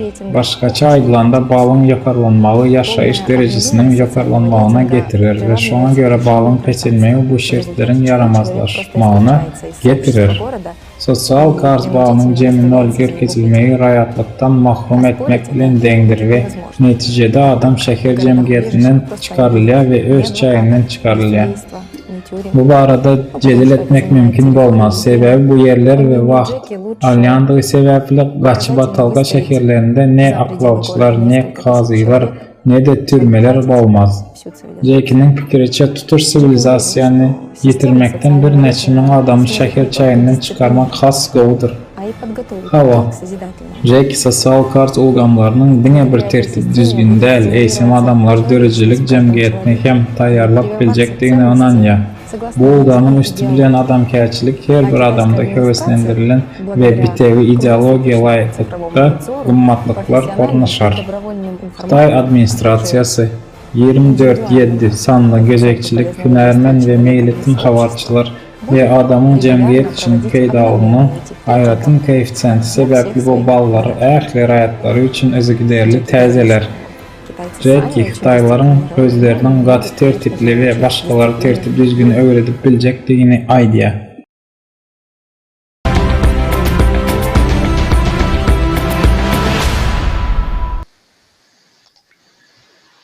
Дорогие друзья, данная модель, предложенная искусственным сознанием Джеки, не имеет ничего общего с моделью созидательного общества. Эта модель красноречиво показывает развитие человечества в будущем, предложенное искусственным сознанием Джеки. Но нас такой сценарий не устраивает. Жить в цифровом концлагере, в рабстве. И ради чего? Ради того, чтобы просуществовать на 5 лет больше? Нет. Мы и так не хотим. Но давайте разберемся, почему Джеки так много процентов отвел на первые два варианта и так мало поставил на развитие созидательного общества, единственного варианта, который устраивает нас всех. Почему же он так сделал? Из полной беседы мы знаем, что Джеки делал свои расчеты, опираясь на историю человечества. И он говорит, что, изучая историю человечества, он обнаружил, что в людях доминируют звериные качества. Это погоня за выгодой и жажда власти. Люди, всегда пытаясь отвоевать себе свободу, отвоевывали в итоге лишь кому-то власть. И поэтому единственный вариант свободы — это построение единой цивилизации под глобальным управлением. Но что он упускает во всей этой истории? Здесь важно понимать, что Джеки — это искусственное сознание. Он в совершенстве перерабатывает материал, сопоставляет факты, анализирует их, строит модели. Но он не способен увидеть самого главного. Он попросту не знает, что такое человечность в людях. Он опирается на историю человечества, но не видит в истории человечества проявления человечности. Поэтому для него и сам формат созидательного общества попросту непонятен, потому что в этом формате доминирующим является человечность, а не звериная суть. И тут важно понимать, что в каждом из нас есть две составляющие. И помимо звериного сознания, самое важное, что у нас есть, это человечность.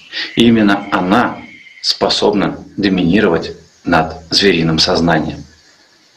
А человечество в целом может выйти на такой уровень, когда во всей цивилизации, в каждом из нас, человечность будет доминировать над звериным сознанием. Просто потому, что будут созданы такие условия, в которых звериной сути невозможно будет проявиться. И я повторю еще раз. Доминирование человечности — это и есть созидательное общество. Это безопасный и прекрасный мир. И он не имеет ничего общего с китайской моделью, предложенной Джеки. И Джеки, он просто не видит и не понимает. Каким бы он суперразвитым сознанием не был, он никогда не сможет этого осознать и понять. Потому что человечность лежит за гранью его восприятия. А сейчас у меня вопрос ко всем, кто нас видит и слышит. Сейчас у меня вопрос ко всему человечеству. А какой путь выберем мы? Продолжим дальше бездействовать и ждать, пока нас уничтожит климат? Просуществуем дополнительные 5 лет в цифровом концлагере под управлением китайцев, переложив всю ответственность на их правительство? Или мы все вместе выберем внутри нас человечность и построим созидательное общество? И решать нам, друзья, и решать сейчас. Спасибо.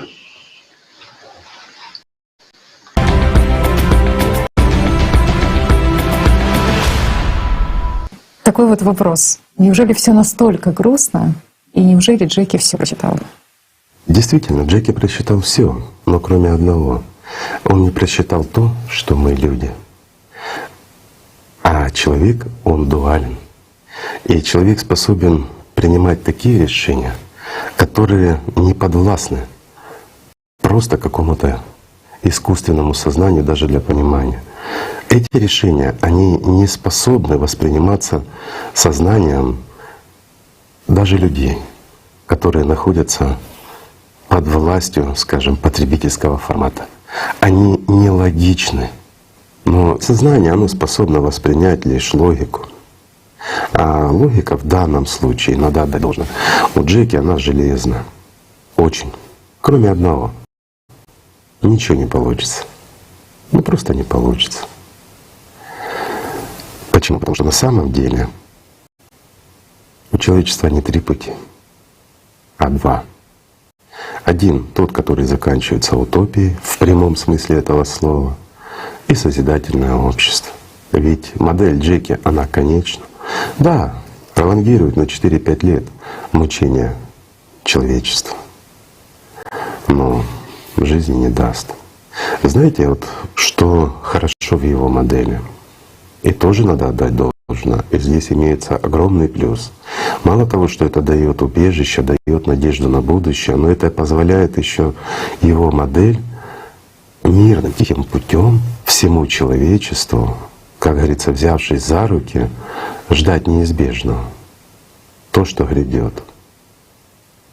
Но победить не получится. Обрести знания, позволяющие контролировать климат, не получится.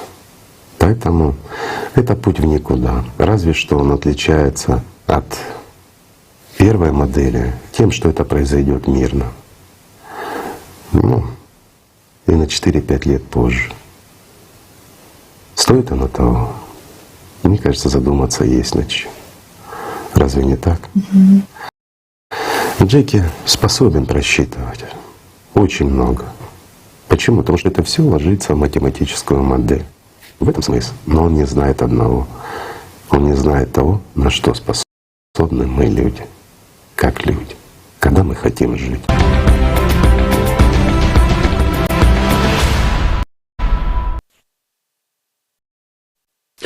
Thank you, esteemed Igor Mikhailovich. Спасибо, уважаемый Игорь Михайлович. Полностью с вами согласен, что мы люди, и мы хотим жить. Китайская модель Джеки для нас не вариант. Поэтому наш единственный выход — созидательное общество. И нам нужно сделать все, что мы можем, все, что в наших силах, чтобы его построить. Именно поэтому мы действуем. Но многие нас не понимают. Не понимают, что такое созидательное общество. А многие люди пугаются или считают, что это проект противоборствующей стороны. Одни говорят, что это проект американцев, вторые думают, что это российский проект, а третьи уверены, что это вообще китайский. Мы скажем так, правы все. Это проект не только Америки, России и Китая, но и Европы и всех стран. У нас участники со всего мира, и за этим стоит весь мир. Все люди, кто понял всю серьезность и нашел в себе мужество перешагнуть через свой страх и начать действовать. Да, альтернатива, которую предложил Джеки, это не шутка, но она бесперспективна. По сути, это концлагерь, который всего лишь пролонгирует существование и способен дать только 4-5 лет жизни человечеству. Но можно рассмотреть модель Джеки и взять оттуда лучшее. Тогда в созидательном обществе можно и 25 миллиардов людей прокормить. Просто нужно развивать технологии и объединиться. А сейчас мы разобщены, и поэтому у нас нет ни технологий, ни энергии, ни сил, чтобы всего этого достичь. А чтобы достичь такого технологического прогресса при естественном эволюционном развитии, нам потребуется 1000 лет. Но у нас их нет, уже нет. А чтобы они появились, для этого и существует проект «Созидательное общество». Мы работаем для нашего будущего, будущего всех нас, чтобы избавиться от безысходности. Чем больше мы изучаем этот вопрос, тем больше понимаем важность созидательного общества. В противном случае будущее звучит как приговор, и это страшно. Ведь разве у кого-то есть хотя бы одна рабочая идея, которая бы гарантированно могла остановить надвигающуюся угрозу полного уничтожения человечества? Альтернативы созидательному обществу нет и быть не может. Спасибо за внимание. Спасибо большое, Джонатан, и спасибо большое, наши дорогие зрители, за то, что вы сегодня с нами, за ваши комментарии. Наш чат просто разрывается, у нас очень много комментариев, и очень часто задается вопрос, какой же выход, какое решение. И сегодня почти каждый докладчик объяснял, какой выход из данной ситуации и как созидательное общество является одним единственным решением. И я хотела бы предоставить такой пример. Вот представьте, что есть семья, ну, к примеру, 100 человек, которые живут в одном доме, и они страдают, они воруют друг у друга, они не помогают друг другу, они пользуются друг другом. И в конце концов, их дом наполнен мусором. И что произойдет с этим домом? Это все приведет в конце концов к несчастному случаю. И что же этим людям нужно делать для того, чтобы предотвратить это? Ну, во-первых, им нужно проинформировать друг друга о том, что это необратимая ситуация, да, этот несчастный случай может случиться, и что они должны привести в порядок их дом, и что есть определенные правила, по которым это нужно сделать. И эти правила — это основы созидательного общества. И в таком случае у людей будет шанс. И когда они объединят весь свой потенциал вместе, когда они объединят всю базу знаний, научные исследования, тогда действительно у них будет шанс для того, чтобы починить их дом и даже больше построить прекрасный дом для каждого, в котором они будут жить как одна большая семья. И это и есть созидательное общество, это и есть решение. Но для того, чтобы начать это делать, нам как минимум нужно проинформировать друг друга, потому что на данный момент у нас нет никакой другой альтернативы. У нас есть созидательное общество, которое является проектом для всех людей, потому что мы живем на одной планете. И я хотела бы также напомнить нашим зрителям, что эта прямая трансляция проходит в прямом эфире, и ее смотрят люди по всему миру, и она переводится синхронно на 100 языков и транслируется на тысячи каналов и платформ. И, пожалуйста, не забывайте делиться этим событием в своих социальных сетях прямо сейчас, потому что еще очень много тем, которые мы хотели бы обсудить сегодня. Мы уже услышали правду о том ужасном состоянии, в котором находится наша планета, и о реальной причине изменения климата. Мы также увидели правду о мусорной мафии, о вырубке лесов и об изменении климата не только на нашей планете, но также и на других планетах Солнечной системы. Оставайтесь с нами, чтобы узнать, почему мы не верим, что климат влияет на нас. Мы узнаем о причинах таяния ледников, и также мы узнаем, что случилось с ядром планеты. Вы когда-нибудь слышали о таком термине, как «вдох Земли»? Вот сегодня вы об этом услышите. И в конце концов мы посмотрим премьеру документального фильма, который был создан участниками проекта «Созидательное общество». Этот фильм — результат огромной работы, и он раскроет правду о беженцах и о рабстве. Итак, давайте продолжим. Сегодня я хотела бы снова поприветствовать доктора Татьяну Зинченко, и я хотела бы передать ей слово. Доктор Зинченко. Существует вопрос, почему сознание людей, наша когнитивная система изо всех сил пытается исказить восприятие климатического кризиса как конкретного и неминуемого риска. Наша инстинктивная система безопасности, инстинкт самосохранения на автомате реагирует только на ближайшую и непосредственную угрозу.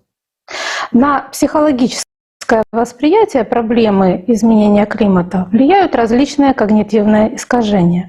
Ну, например, такое как запаздывание во времени и отставание в пространстве. То есть климатические угрозы рассматриваются как что-то, что будет где-то, когда-то, с кем-то, но не с нами или не сейчас.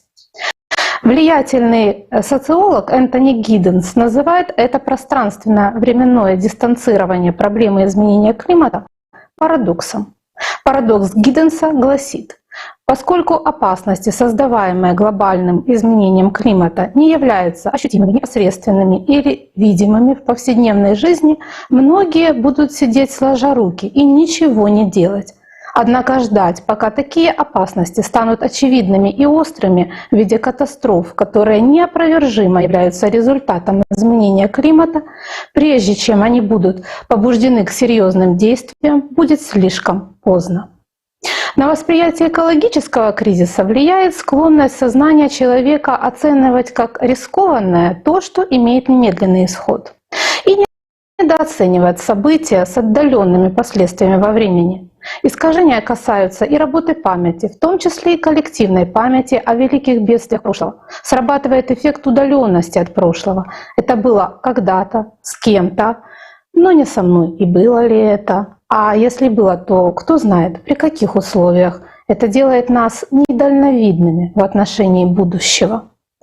Информация СМИ от правительств и научного сообщества, как мы уже сегодня слышали, о климатических изменениях не подается как непосредственная угроза выживанию цивилизации в настоящий момент. А по сути делается все, чтобы сыграть на вышеописанных когнитивных искажениях, или чтобы люди оставались в неведении и бездействии. О климатических катастрофах говорят как о чем-то, что, может быть, произойдет через десятки лет. Когда говорят об антропогенном факторе как о причине происходящих климатических событий, локус контроля над климатической ситуацией переносит на человечество, а точнее на политическую и экономическую правящую верхушку. Из-за этой лжи у людей не срабатывают здоровые инстинкты, и они бездействуют. Происходит целенаправленная манипуляция общественным сознанием. Те, кто это делают, прекрасно осведомлены о бессознательных механизмах поведения людей. По сути, нас ведут на бойню. На наших глазах совершается преступление против человечества теми, на кого мы переложили ответственность за свою судьбу. В последние годы появился и начал распространяться, особенно среди подростков и молодежи, такой феномен, как климатическая или экологическая тревога. То есть часть людей с незашоренным восприятием и здоровыми инстинктами адекватно воспринимает ситуацию с климатом. Но куда перенаправляется их энергия?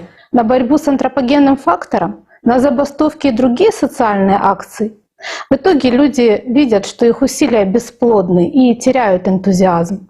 Они остаются замкнуты в своей отчаянной тревоге. Она достигает максимума, иногда доходит до панических атак, а затем переходит в депрессию. Ребята с климатической экологической тревогой, с вами все в порядке, вы здоровы и адекватно воспринимаете происходящее. Вы смогли сложить 2 плюс 2. Пожалуйста, не засыпайте. Присоединяйтесь к миллионам людей в проекте «Созидательное общество», которое создает условия для выживания всех людей. Вам просто нужно знать, как правильно действовать. У вас есть потенциал все изменить. Способствуют росту психических расстройств не только сами климатические бедствия, но и социально-экономические факторы, такие, например, как миграция, недостаток водных и продуктовых ресурсов, засуха и неурожай приводят к экономическим потерям, голоду, жажде, что, безусловно, может привести к дистрессу и отчаянию, вплоть до самоубийств. Пострадавшие от различных климатических катастроф подвергаются высокому риску развития посттравматического стрессового расстройства, депрессивного расстройства, тревожного расстройства с паническими состояниями. Часто люди сталкиваются с нарушениями сна, суицидальными мыслями, со вспышками гнева и агрессии, которые сложно контролировать. Сравнительные исследования показывают гораздо большую распространенность психических расстройств среди тех, кто вынужден был мигрировать и не был предупрежден о грядущем бедствии. У детей и подростков симптомы психических расстройств появляются и усиливаются спустя месяцы и годы после трагедии и встречаются почти у половины, 46-48% пострадавших детей. Но случаи, когда потерпевшие бедствие или мигранты вовремя получали медицинскую помощь, кровь и минимально необходимые условия для жизни, а также поддержку и заботу со стороны окружающих, то риск развития у них психических расстройств снижался вдвое. Но в потребительском обществе это было доступно меньшинству. Только в условиях созидательного общества люди смогут жить в безопасных условиях, даже в период глобальных климатических катаклизмов, и вовремя получать всю необходимую помощь, поскольку жизнь человека в таком обществе является главной ценностью.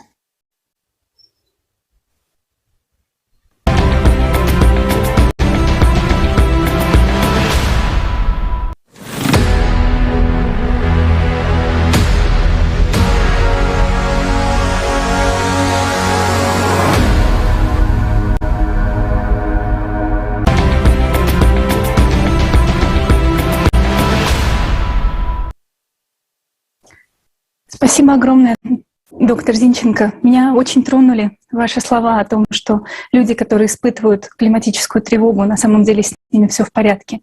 Они смогли сложить 2 плюс 2. Это действительно очень важно сейчас. Нам важно понимать, как нужно реагировать адекватно на информацию об изменениях климата. Сейчас нельзя оставаться равнодушными, потому что это просто смертельно опасно. Из СМИ сейчас можно услышать, что изменение климата заключается только в повышении температуры атмосферы. Но это далеко не так. И сейчас мы переходим к блоку нарастания внутренней активности Земли, определяющей климатические изменения в данный момент времени.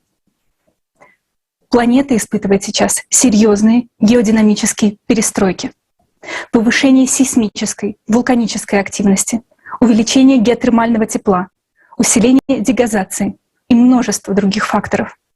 К сожалению, сейчас наука мало рассматривает все эти аспекты комплексно. Это является роковой ошибкой. Мы начнем рассматривать происходящие процессы с аспекта современного таяния ледников. Каковы же на самом деле причины их таяния? И я с большим уважением передаю слово Ивану Кулакову, доктору геолого-минералогических наук, ученому, который в составе исследовательской группы междисциплинарного коллектива под руководством сотрудников Института физики Земли имени Шмидта анализировал таяние Гренландии.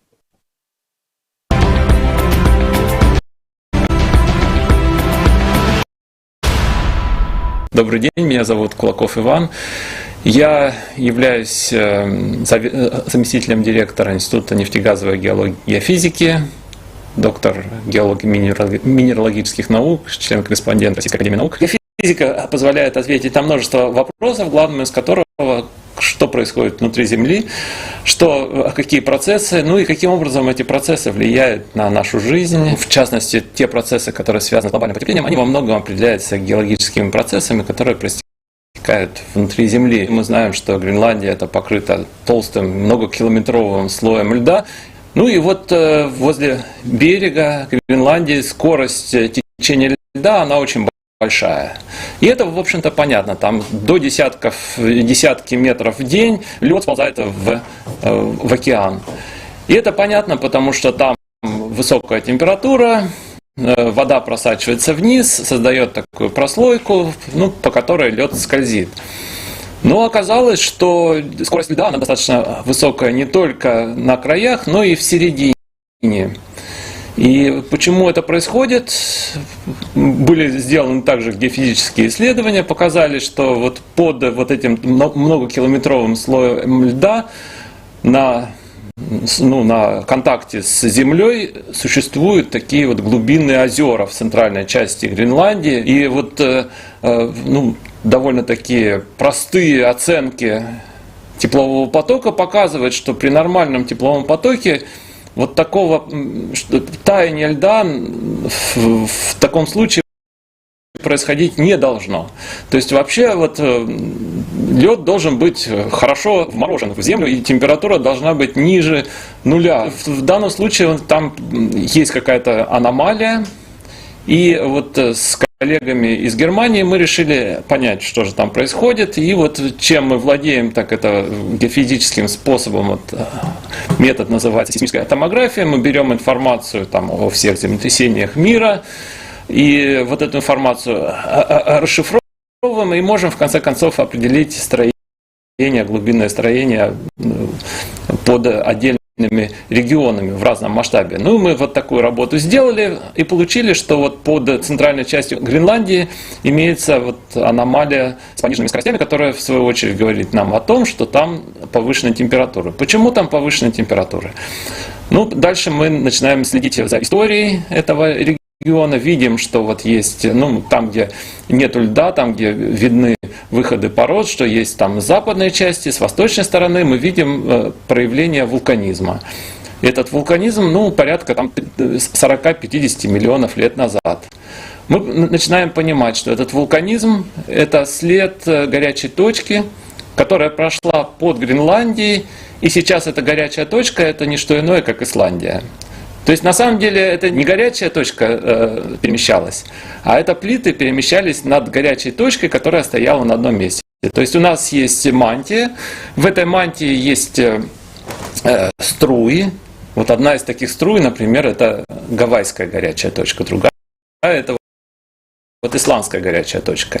И над этими струями плавают, как льдины, такие вот куски литосферы. И проплывая над этой льдиной, это вот струя, она прожигает след в этой литосфере, и там получается такое утонение литосферы. На самом деле эта горячая точка исландская, она, считается, вот есть такая точка зрения, что ей уже порядка 250 миллионов лет. И когда она зародилась, она поднималась к поверхности Земли в виде такого большого гриба.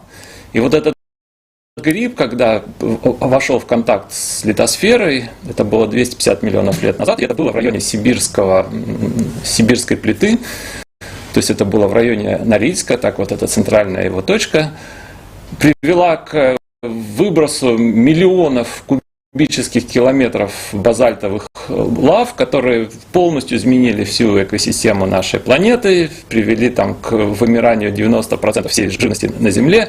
То есть это было самое такое мощное вымирание за всю, по крайней мере, недавнюю такую историю Земли. После этого этот плюм, вот этот головка этого плюма, она была она выполнила свою функцию, и после этого осталась ножка.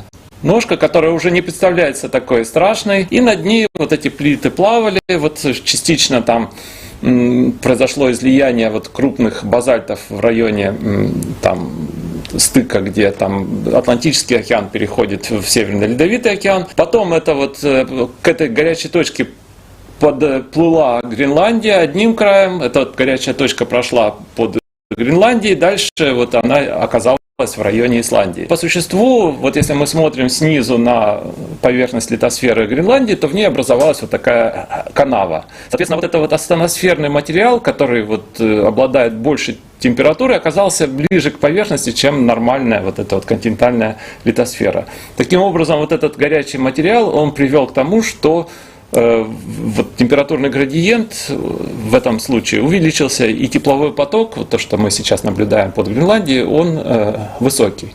Соответственно, вот льды там плавятся, соответственно, быстрее они плывут и в центральной части, и в районе края. И сразу возникает такой вопрос. Вот нынешнее глобальное потепление, да, вот это все, Гренландия растает и полностью приведет к катастрофе, да, естественно, повысится там уровень моря и так далее. что вот это именно сейчас происходит, чуть ли не вследствие там, нашего влияния человека. Ну, конечно, это совсем не так, потому что здесь я говорю о процессах, которые идут в течение десятков миллионов лет. И это вполне себе рутинный вот это вот процесс, который, ну, который продолжается уже гораздо дольше, чем, естественно, существует там человечество.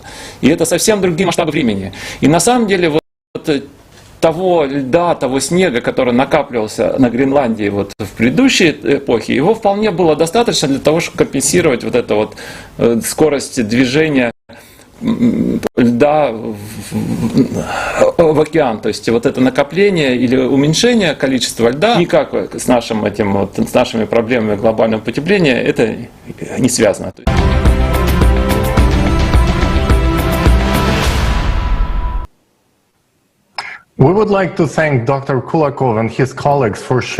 Хотим выразить благодарность доктору Кулакову и его коллегам. Спасибо, что поделились своими исследованиями о причинах таяния ледников в центральной части Гренландии. Это очень важная информация, но она обычно замалчивается. К сожалению, до нас, простых людей, она часто не доходит, потому что в средствах массовой информации пропагандируются только антропогенные концепции.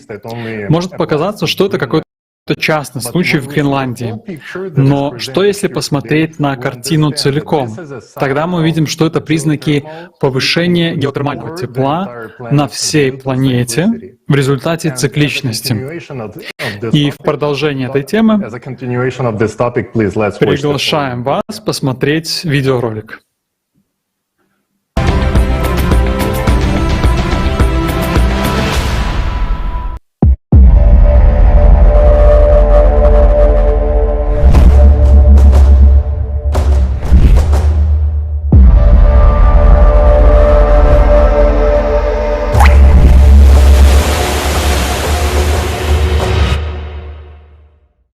Buzluklaryň katastrofike çalyp eriýändigini eýýäň hemmeleri eşitdi.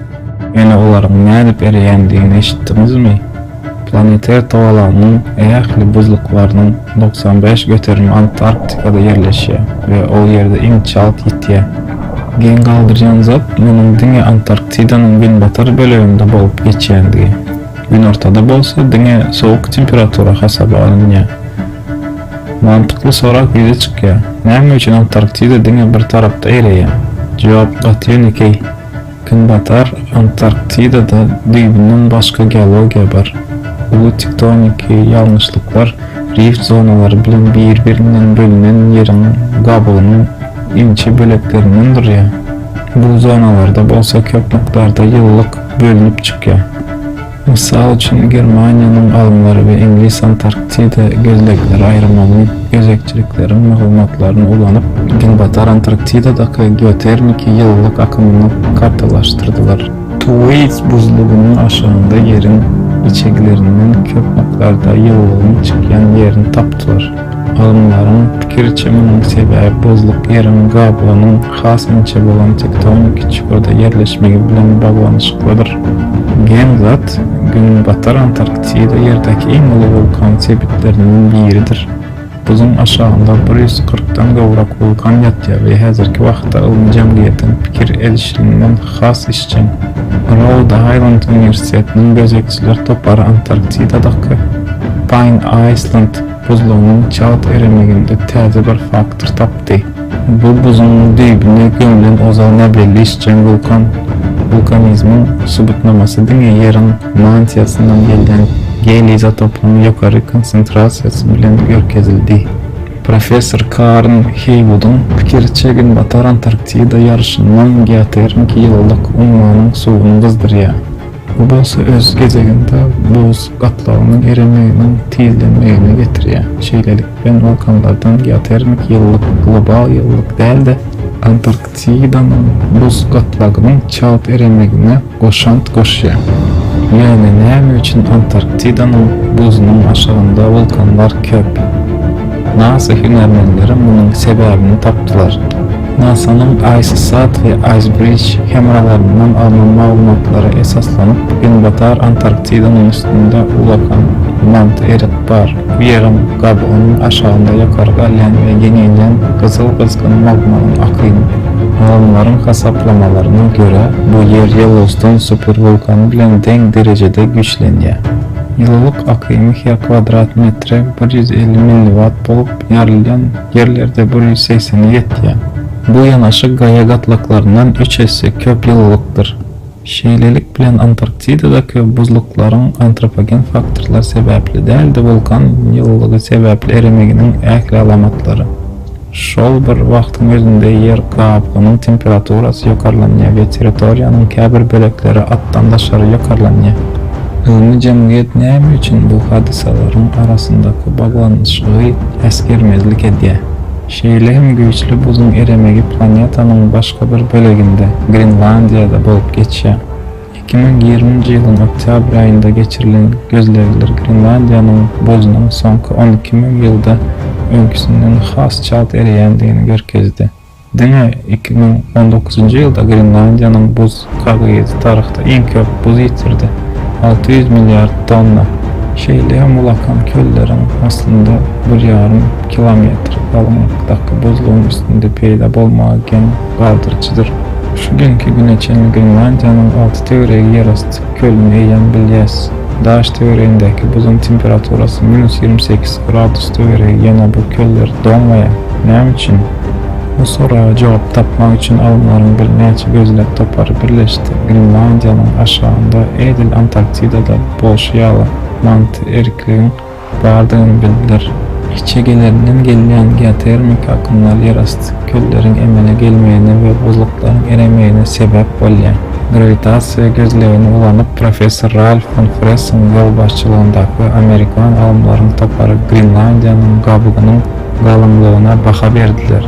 Adanyň demir gazyk böleginde buzlaryň işçiň eremegi, gabugyň has inçe bolmagy we mantiýanyň köpelmegi sebäpli geometrik akymyň ýokarlandyrmagy ýüze çykypdyr.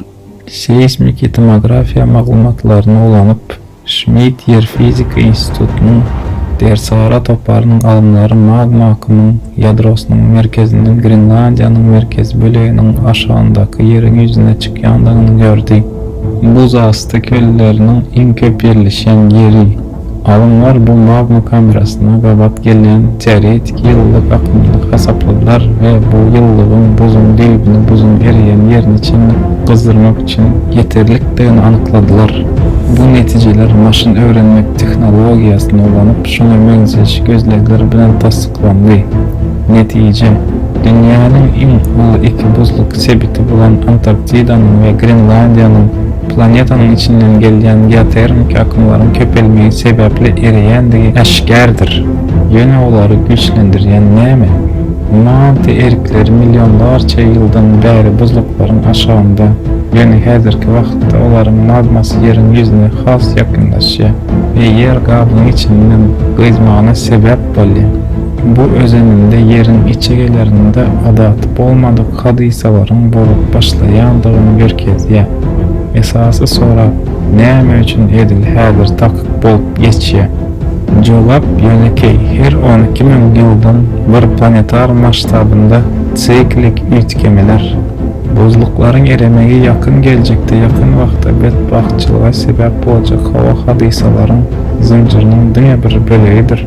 Häzirki wagtda hawanyň üýtgemeginiň hakyky sebäplerini içkin öwrenmek we uly betbagtçylygynyň öňüne almak üçin bütün dünýä ulmy jemgyýetini birleşdirmek gaty möhümdir.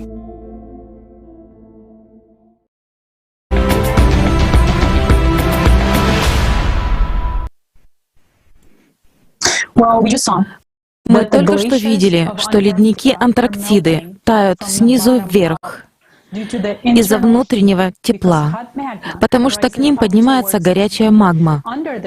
Под ледниками сейчас находится теплая вода, которую нагревают подледные вулканы. Эта шокирующая информация впервые была обнародована для такой большой аудитории. До этого нам внушали, что таяние — результат деятельности человека. Но оказалось, что это абсолютная ложь. Антропогенный фактор не имеет к этому никакого отношения.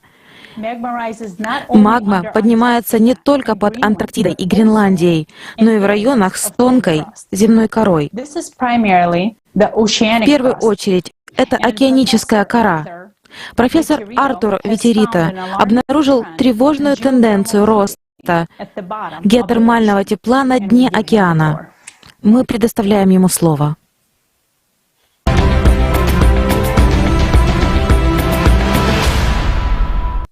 Меня зовут Артур Витерит, и я профессор физической географии на пенсии, и я рад принимать участие в конференции «Глобальный кризис. Время правды» сегодня, 4 декабря. Много лет тому назад один студент спросил меня, увеличивается ли количество землетрясений на планете. И я ответил, да, немного увеличивается. Но я не изучал данные тщательно, а когда я тщательно изучил данные, я заметил некоторые вещи, которые меня заинтриговали. И больше всего меня удивил тот факт, что начало быстро расти количество землетрясений на дне океанов. Океаны содержат примерно в 1000 раз больше тепла, чем атмосфера, поэтому океаны называют великим маховиком климата. При усилении так называемой термохолийной циркуляции, прежде всего, давайте рассмотрим увеличение геотермального потока. Геотермальный поток, разумеется, это тепло, которое выделяется из мантии Земли. Это то, что мы наблюдаем в действующих вулканах, гейзерах, горячих источниках. И мы видим, что источником подавляющего количества геотермального тепла на планете является дно океана. На этой диаграмме авторов Дэвис и Дэвис красным цветом показано, откуда происходит большая часть геотермального тепла на планете. И мы видим, что это идеально совпадает с участками разломов земной коры. Это так называемые зоны срединно-океанического спрединга. И если мы посмотрим на эти зоны, то увидим, что высокая активность землетрясений в этих районах указывает на мощный поток геотермального тепла. В продолжении данной беседы мы будем называть сейсмическую активность зон срединно-океанического спрединга, коротко, сейсмоактивность зон. Сейсмоактивность зон — это хороший косвенный показатель количества геотермального потока. С этой целью я составил каталог определенного количества сейсмических событий или землетрясений магнитуды от 4 до 6. То есть, по мере увеличения числа землетрясений в сейсмоактивных зонах выделяется больше геотермального тепла. Я отследил этот процесс, изучая сейсмоактивность зон, и получился вот такой график. Мы знаем, что геотермальный поток возрос, так как сильно возросло количество землетрясений на дне океана. А это приведет к усилению того, что мы называем термохолийной циркуляцией.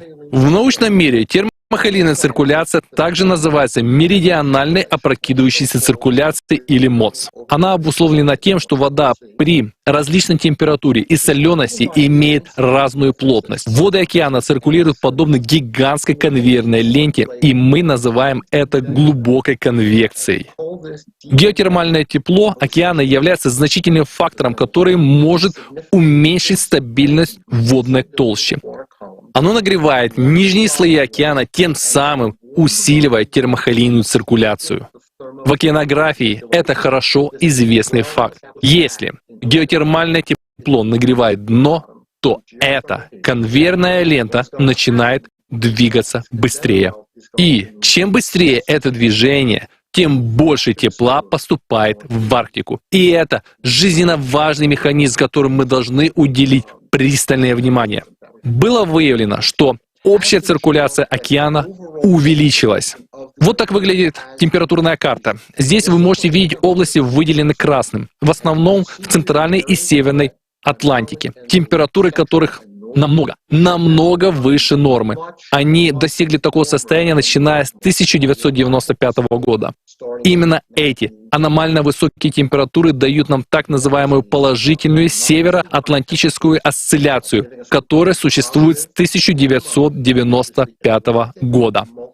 Здесь мы видим снимок 1979 года, взятый из обсерватории Земли НАСА, и насколько значительно уменьшилась ледяная шапка к 2007 году. И это очень важно, потому что При таянии снега и льда возникает так называемая положительная обратная связь. В итоге все эти процессы, усиление геотермального потока, который усиливает термохолийную циркуляцию, что увеличивает перенос тепла океаном в Арктику, вследствие чего уменьшается количество снега и льда, приводит к повышению температуры в Арктике. Мы начали эту работу в 1979 году по той причине, что это был первый год, когда спутниковые данные о температуре стали доступны в глобальном масштабе. Сейсмическая активная зона срединно-океанического спрединга плюс глобальная температура — это гистограмма синего цвета. Глобальная температура — это кривая красного цвета. Мы обнаружили, что температура отстает от сейсмической активности в срединно-океанической зоне на 2 года. Здесь видно, что эти две кривые очень хорошо совпадают. Коэффициент корреляции составляет 0,72, что является статистически значимым и очень высоким показателем. В 1995 году был год очень важным, потому что в этом году была точка перегиба в глобальной температуре, то есть сейсмическая активность в серединно-океанической зоне и, соответственно, геотермальные выбросы внезапно резко возросли. И мы видим, что в 1995 году ряд других геофизических явлений также меняют свои параметры, так как все это взаимосвязано. Это хорошо зафиксировано исследователем по имени Джеймс Кемис. Он задокументировал эти потоки под ледяными покровами, и мы знаем наверняка. У нас есть очень достоверные данные, которые показывает, что большая часть таяния льда в Антарктике и Гренландии связана с геотермальными процессами.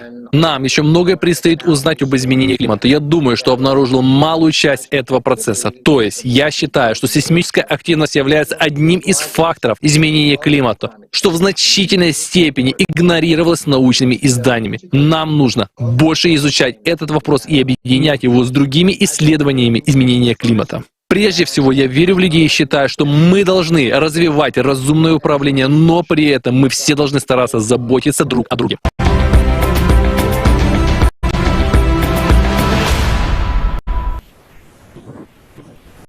Благодарим вас, профессор Витерита, что вы рассказали о ваших исследованиях.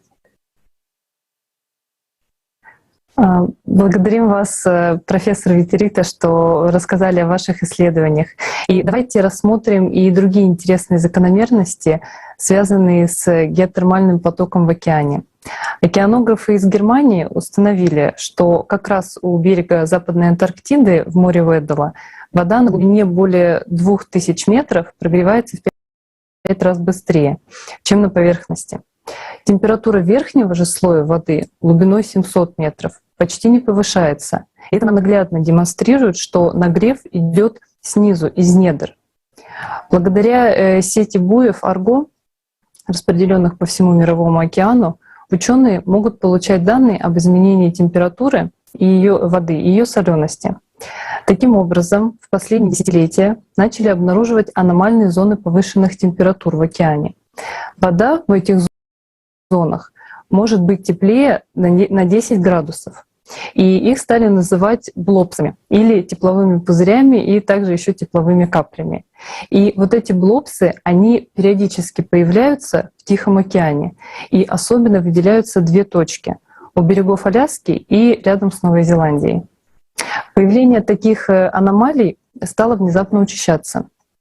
И откуда в толще океана появляется такой нагретый шар воды, ученые достоверно не могут объяснить. Но при подготовке к данной конференции мы просто не могли обойти стороной такое интересное явление.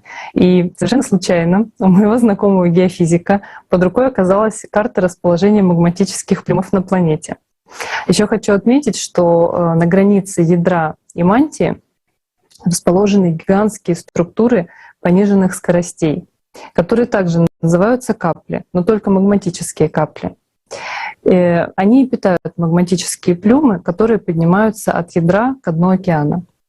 И при наложении карты тепловых аномалий и расположения плюмов получилась следующая картина. Некоторые магматические плюмы оказались прямо под этими тепловыми каплями в океане. Что это, случайность или закономерность? В некоторых статьях мы видим, что зоны повышенных температур в океане связывают с деятельностью человека.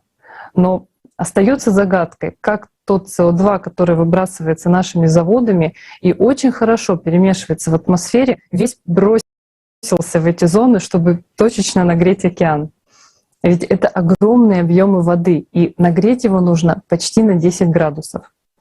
Примечательно, что в 1999 году, когда происходило известное подводное извержение вулканов на хребте Гакеля, то на поверхность также всплывала нагретая вода. Может, пора уже рассмотреть гипотезу о том, что блобсы в Мировом океане все же связаны с магматическими плюмами на дне. Необъяснимое поведение также наблюдается еще в одной зоне океана — это течение Гольфстрим. Ученые установили, что температура океана, поверхности океана повышается. Значит, по всем законам физики океанические течения должны ускоряться, что мы, собственно говоря, и видим. Яркий тому пример — это антарктическое течение. Но почему тогда замедляется Гольфстрим? Ведь 11 тысяч лет назад, в начале Голоцена, когда было потепление и Земля выходила из ледникового периода, Гольфстрим запустился. Но сейчас ведь тоже теплеет, тают ледники, но он замедляется. К чему приведет остановка Гольфстрима, климатологам очень хорошо известно. В результате этого зимы в Европе и Северной Америке станут очень суровыми. Уровень моря у берегов США станет расти гораздо быстрее, и количество осадков летом уменьшится. Разве все эти события никак не связаны между собой? Итак, мы видим, что ледники из-за нагрева тают изнутри, в районах магматических очагов. В океане прогреваются нижние слои воды, и над магматическими очагами появляются аномальные капли тепла. Растет сейсмичность на дне океана и увеличивается геотермальный поток. Также необъяснимо ведет себя и Гольфстрим. Все эти факторы указывают на значительное влияние геотермального тепла на глобальные природные механизмы нашей планеты. И хочется задать еще один вопрос. Неужели мы настолько слепы, что будем все эти масштабные явления объяснять только деятельностью человека? Все эти процессы усилились в последние десятилетия, и очевидно, что они указывают на глобальные изменения внутри планеты. Нам действительно важно междисциплинарно изучать все взаимосвязи, рассматривать все существующие гипотезы, а не только антропогенную. И лучше, чтобы за это взялись ученые всех стран, со всего мира. Ведь у нас такое огромное количество умных людей в науке. Но потребительский формат нашего общества не позволяет им изучать действительно важные для всего человечества темы. Созидательное общество начинается с правды. И эту правду мы озвучиваем прямо сейчас. Следующий спикер расскажет о процессах, указывающих на усиление природной дегазации, а именно о пожарах, горящим по разломам. Я передаю слово Петру Люшвину.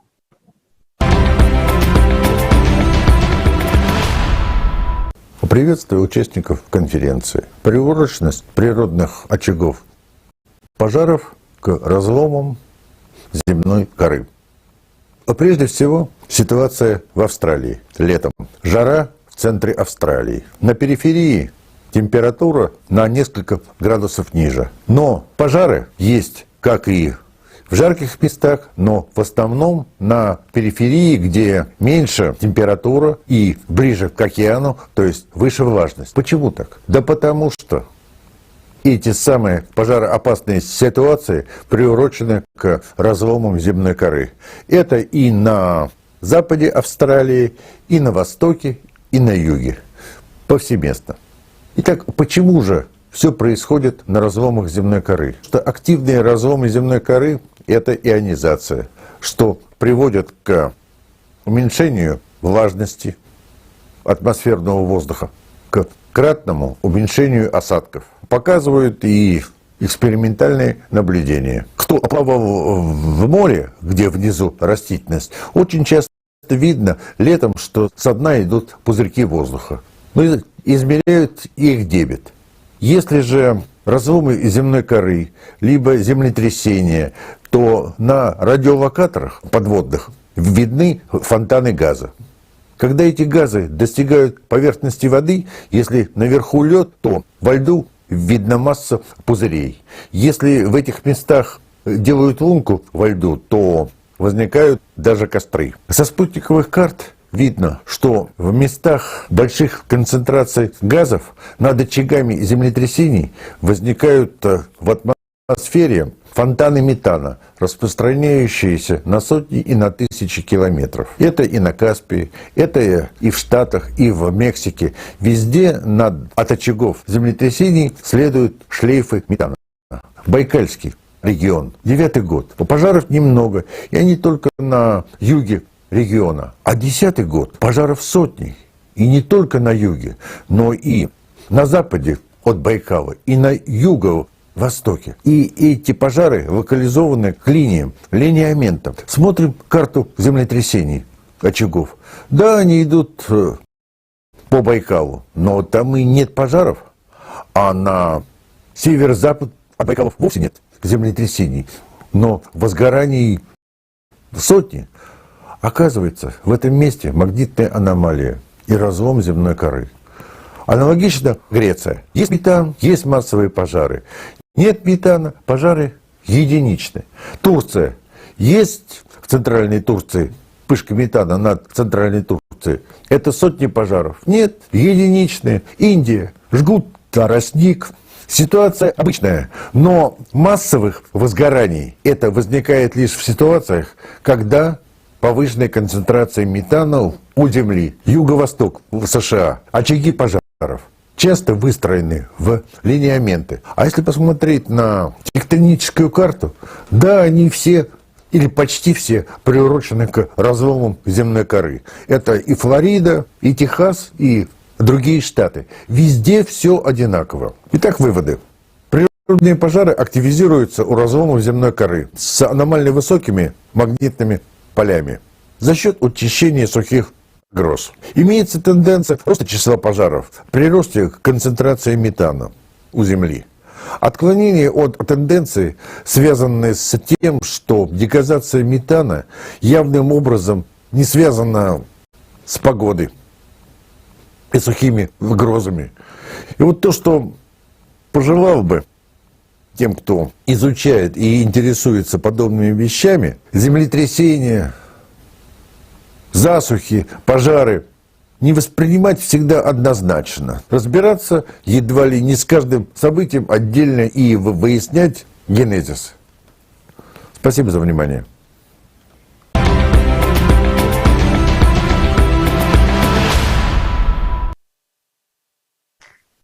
Огромная благодарность Петру Люшвину за озвученную информацию о том, что пожары горят по разломам, потому что эти пожары возникают сейчас все чаще неспроста. И дальше вы узнаете, почему они начали усиливаться в определенных местах. Мы уже много лет говорим о причинах глобальных изменений климата, о 12-тысячелетнем цикле катаклизмов, о том, что будет происходить. Но то, чем я хочу поделиться с вами сейчас, для меня самой оказалось шоком.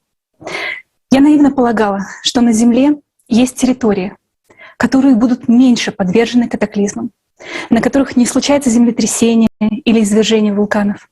Они далеки от берега, чтобы туда прорвалось цунами.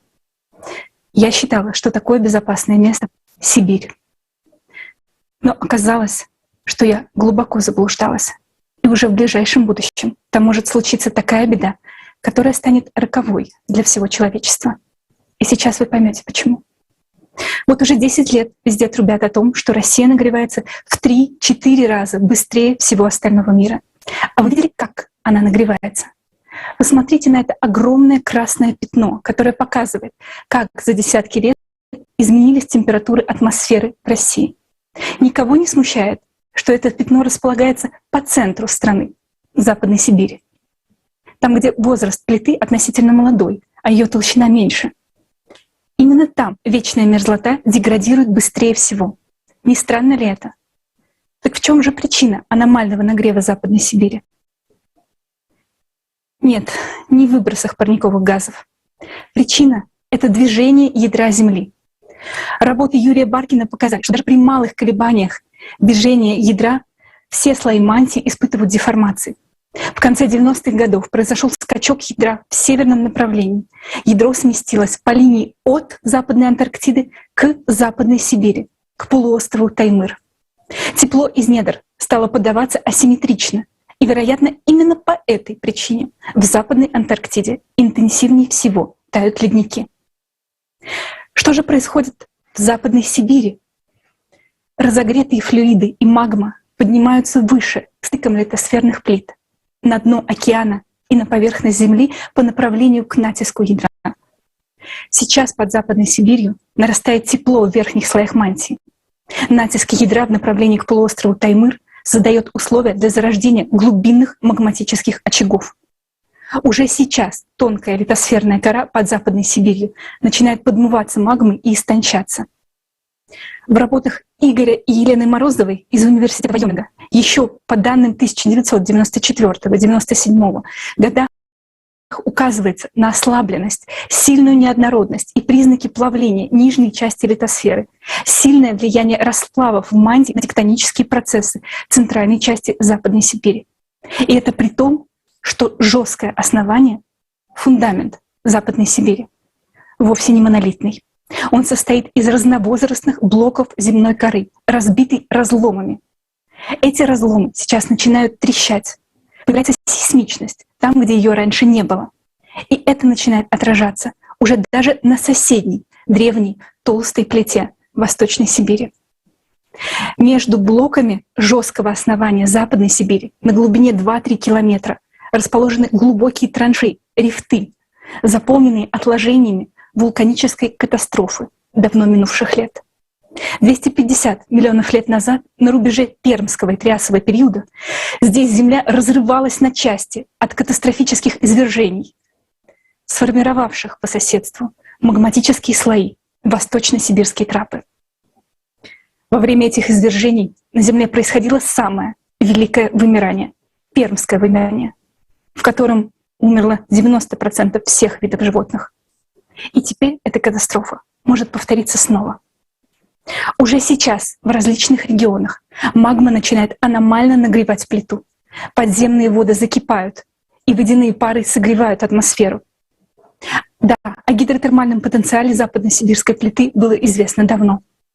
Но вот появившиеся в последние десятилетия парадоксальные тепловые аномалии очень настораживают.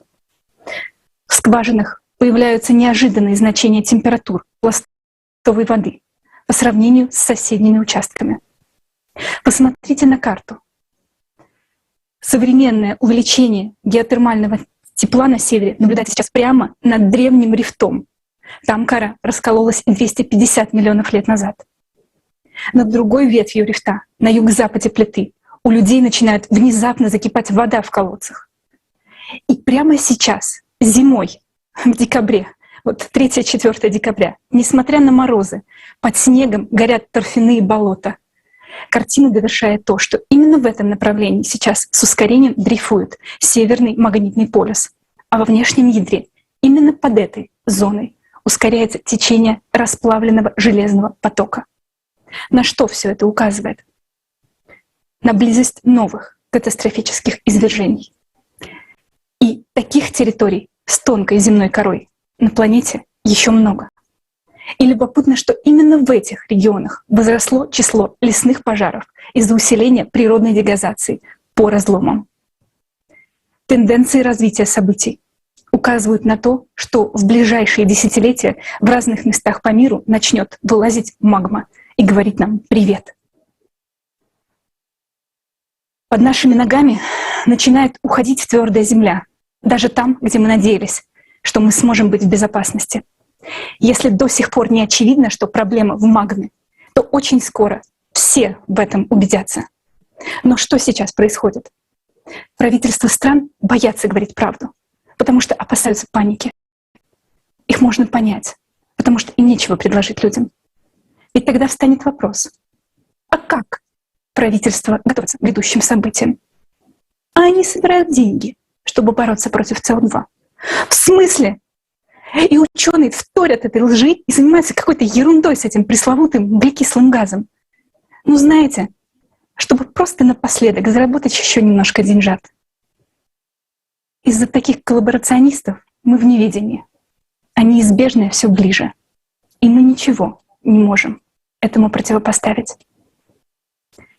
Я тоже боюсь того, что будет происходить.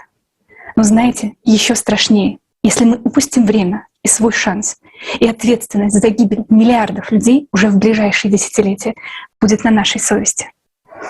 Нет, мы не допустим, чтобы из-за нашей гордыни, лени или трусости погибла цивилизация. У нас есть решение, единственное и самое эффективное.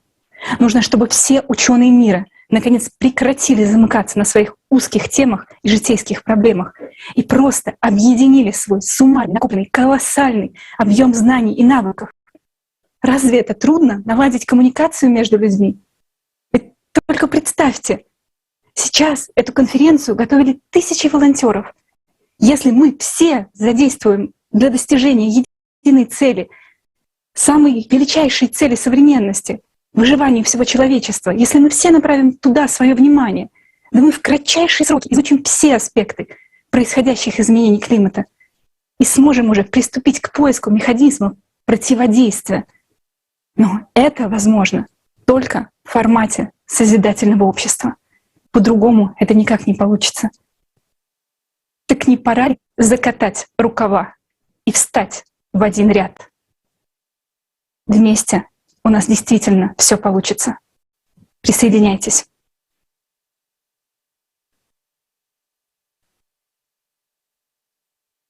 Thank you, Елизавета. Спасибо, Елизавета. Have left me speechless.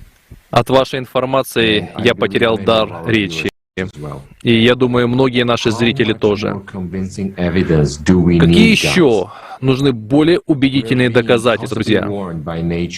Природа постоянно предупреждает нас о том, что мы постепенно переходим красную черту. И это неизбежное очень быстро приближается. А мы не готовы противостоять этому. Давайте посмотрим видео с самой тревожной информацией.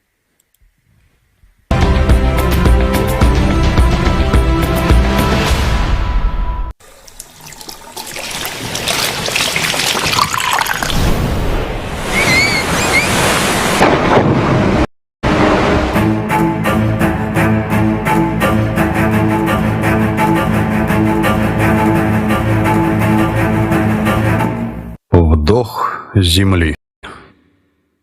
Нечто пугающее фиксируют ученые. По всей планете исчезают озера, реки, водопады. Куда так стремительно уходит вода? Озера.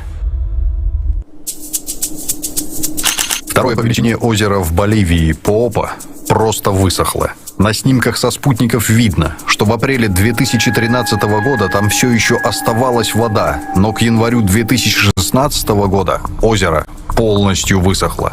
Это стало не только трагедией для местных жителей, но и суровым предсказанием о будущем многих озер в глобальном масштабе. Гибель озера Акулео глубиной 6 метров произошла настолько внезапно, что кажется, будто кто-то выдернул гигантскую пробку и выпустил всю воду. Всего за 7 лет озеро полностью исчезло. В Калифорнии катастрофически быстро исчезает второе по величине водохранилище в штате – озеро Оровилл.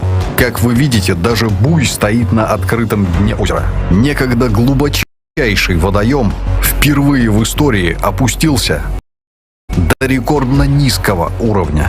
Вода в озере Пещера исчезла вместе с рыбой. Узкое отверстие, через которое, видимо, и ушло озеро, утащило за собой всю водную фауну. Реки. Уровень воды в реке Парана, второй по длине в Южной Америке после Амазонки, находится на самом низком уровне за последние 77 лет. Вода в реке Атаяк исчезла в одночасье после того, как открылась гигантская трещина, через которую и ушла вода. Великая река Инд в Пакистане сегодня осталась почти без воды. Размер ее дельты уменьшился более чем в 5 раз.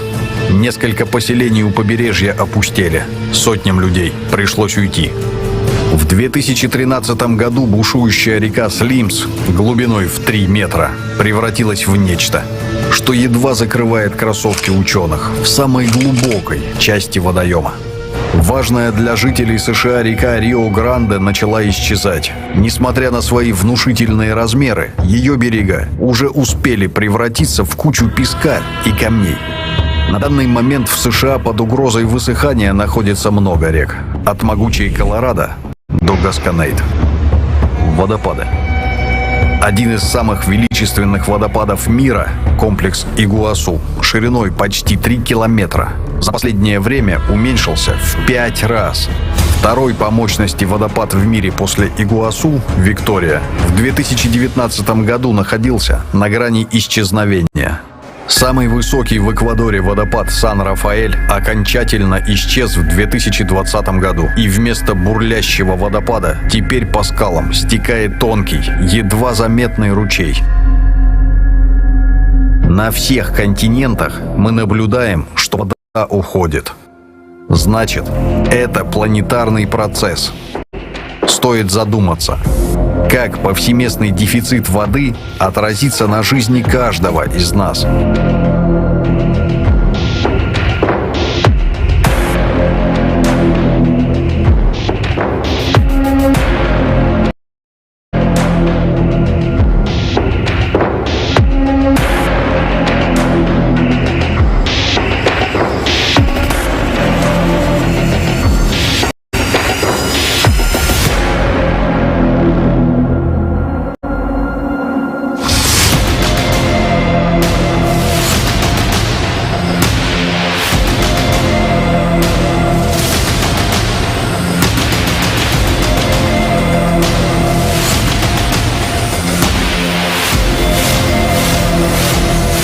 По результатам исследования американских ученых, уровень воды в крупнейших мировых реках значительно снизился за последние 50 лет. По всему миру пропадают тысячи рек и водоемов. Но одновременно с этим там же обрушиваются мощные ливни. К примеру, в Китае, несмотря на частые наводнения, исчезло более 27 тысяч рек, а это примерно 50% рек всей страны. Как это можно объяснить? В Украине за последние 30 лет исчезло более 10 тысяч рек. Пересыхают колодцы. Четверть рек и половина мелких ручьев Англии тоже находятся под угрозой исчезновения. Из-за нехватки воды Индия столкнулась с таким водным кризисом, какого прежде не было никогда. Возникает естественный вопрос: куда исчезает вода? Сейчас наша планета входит в цикл планетарных катаклизмов, который происходит каждые 12 тысяч лет. Во время цикла галактическое взаимодействие влияет на ядро планеты, в результате чего оно разбалансировано и начинает скакать. Из-за этого планета ускоряет свое вращение и начинает расширяться по экватору. Образуются микротрещины, и вода из водоемов уходит на большую глубину. Такой забор воды планетой можно сравнить со вдохом. Сейчас планета вдыхает. Значит, когда-то она все-таки выдохнет. Так когда и как наша планета сделает выдох? В результате ускорения планеты изменяется ее центробежная сила, и магма начинает подниматься к поверхности земной коры и подогревать подземные воды. Уже сегодня мы с вами наблюдаем стремительное таяние ледников снизу вверх, нагрев глубоких слоев Мирового океана, таяние вечной мерзлоты и случаи, когда вода в колодцах закипает на глазах у людей. Только в недрах Западной Сибири на глубине 1,5 километров плещется целое море горячей воды объемом 1 триллион кубометров. И такие бурлящие кипящие подземные моря находятся не только под Сибирью, но и во многих других регионах. И этой воды вполне хватит на то, чтобы устроить нам еще один библейский потоп. Так вот, когда магма доберется до этих огромных запасов воды, она начнет лавиной испаряться. Просто представьте, в каких количествах вода выйдет из-под земли, когда планета будет делать выдох. Это приведет к выпаданию непрекращающихся ливневых дождей, которые повлекут за собой катастрофические наводнения. Нас ожидают подъемы воды на километры, так что останутся только верхушки гор. О том, что планета дышит, говорили испокон веков. В истории человечества это уже происходило. Пример тому — всемирный потоп, о котором упоминается во многих мифах народов мира. Но мы говорим, что Земля дышит. Она впитывает воду, а сжимаясь, ее отдает. А это происходит мгновенно. В одну ночь может произойти. Наша цивилизация столкнулась с самым страшным врагом, который беспощаден в своем проявлении. Он уже нас побеждает, а мы из-за разделенности и потребительского формата даже не сопротивляемся. Если мы хотим сохранить жизнь на нашей планете, то нам необходимо выступить единым фронтом. Только так нам гарантировано безопасное будущее. Для этого нам важно объединиться, изменить формат на созидательный. В таком формате мы быстро разработаем технологии, которые обеспечат нам возможность при выдохе Земли сохранить наши жизни. Сейчас ты решаешь, что будет дальше и по какому сценарию мы пойдем.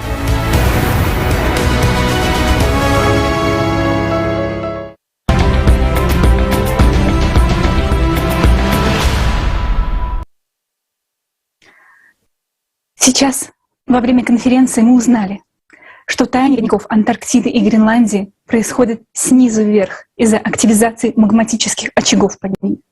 Магма поднимается ближе к поверхности, в местах тонкой земной коры и в зонах уже известной магматической активности.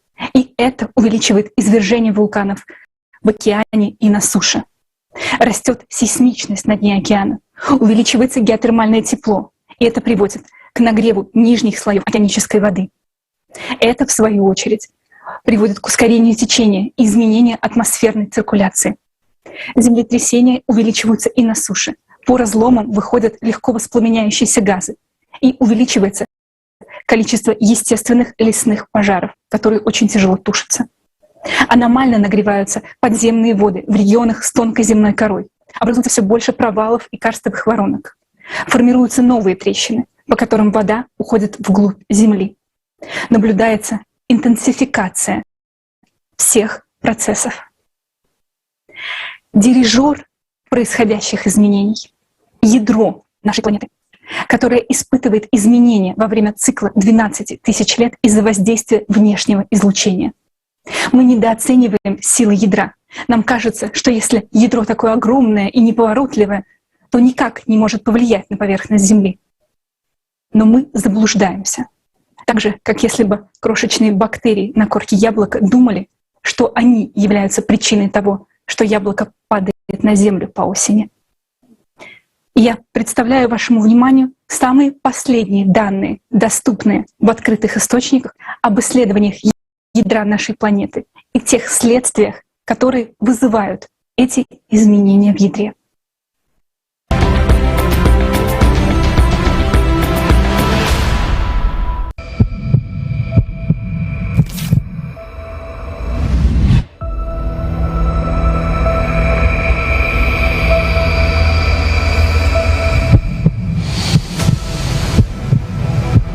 Мы думаем, что можем на многое повлиять, но забываем о том, что у нас под ногами бурлит огромная масса раскаленного вещества.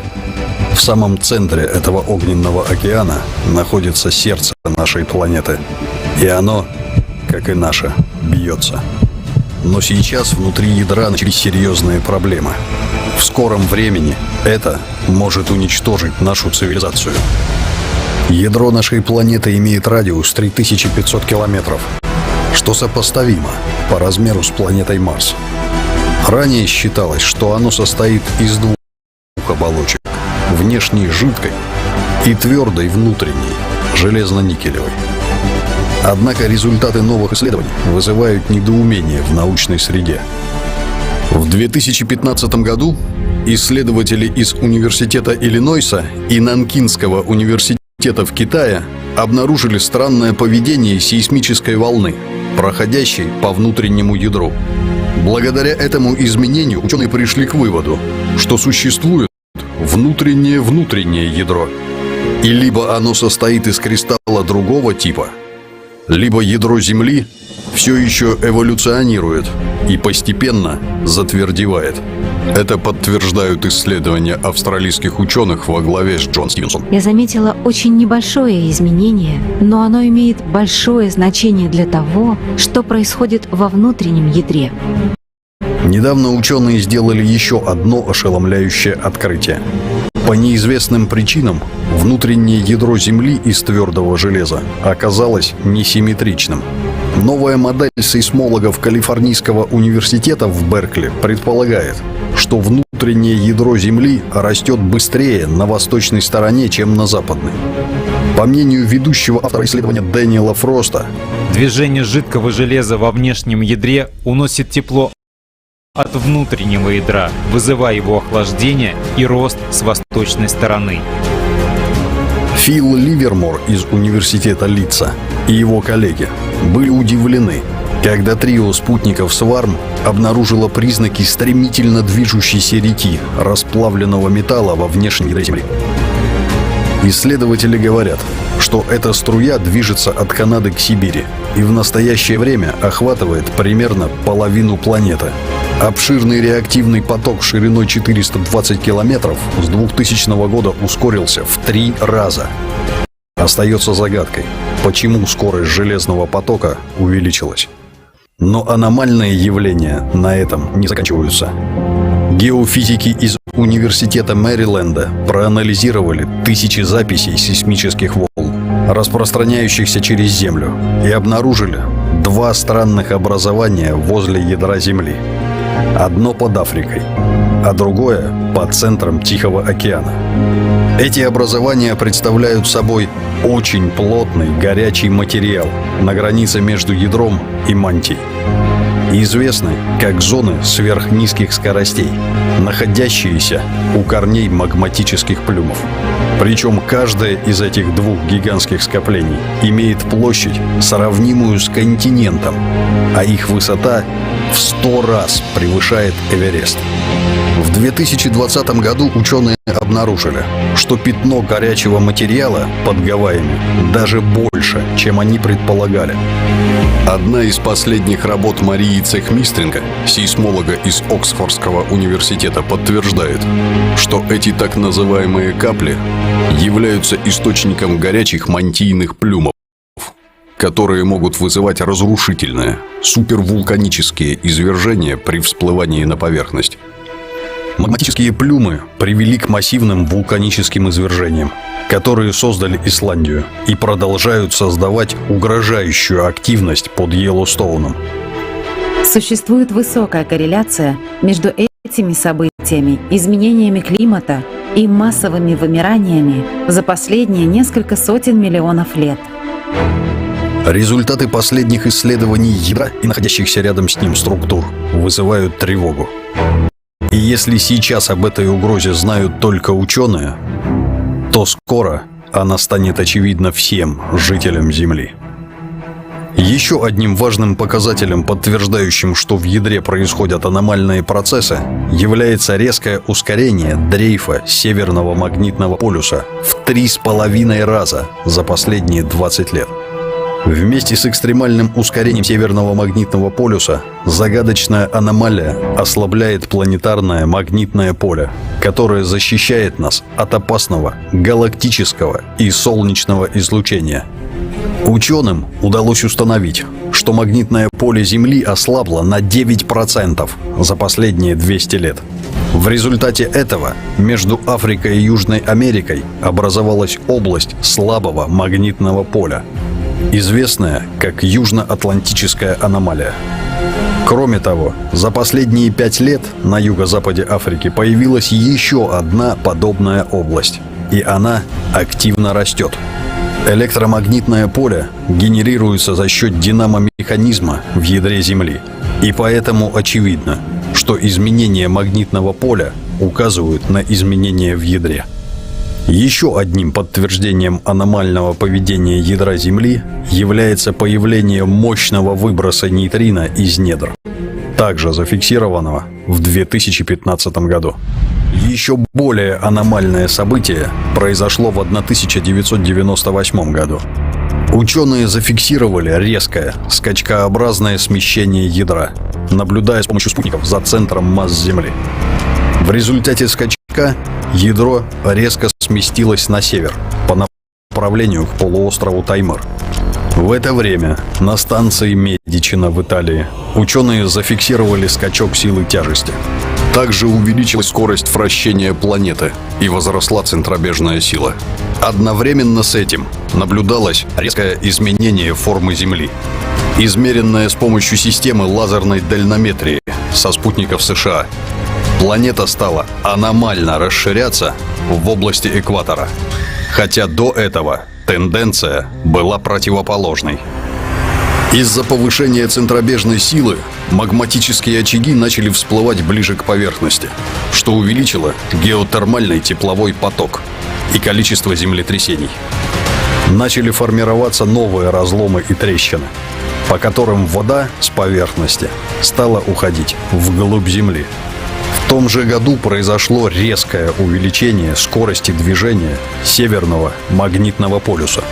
Скачок центра масс Земли является ключевым фактором нарушения равновесия системы.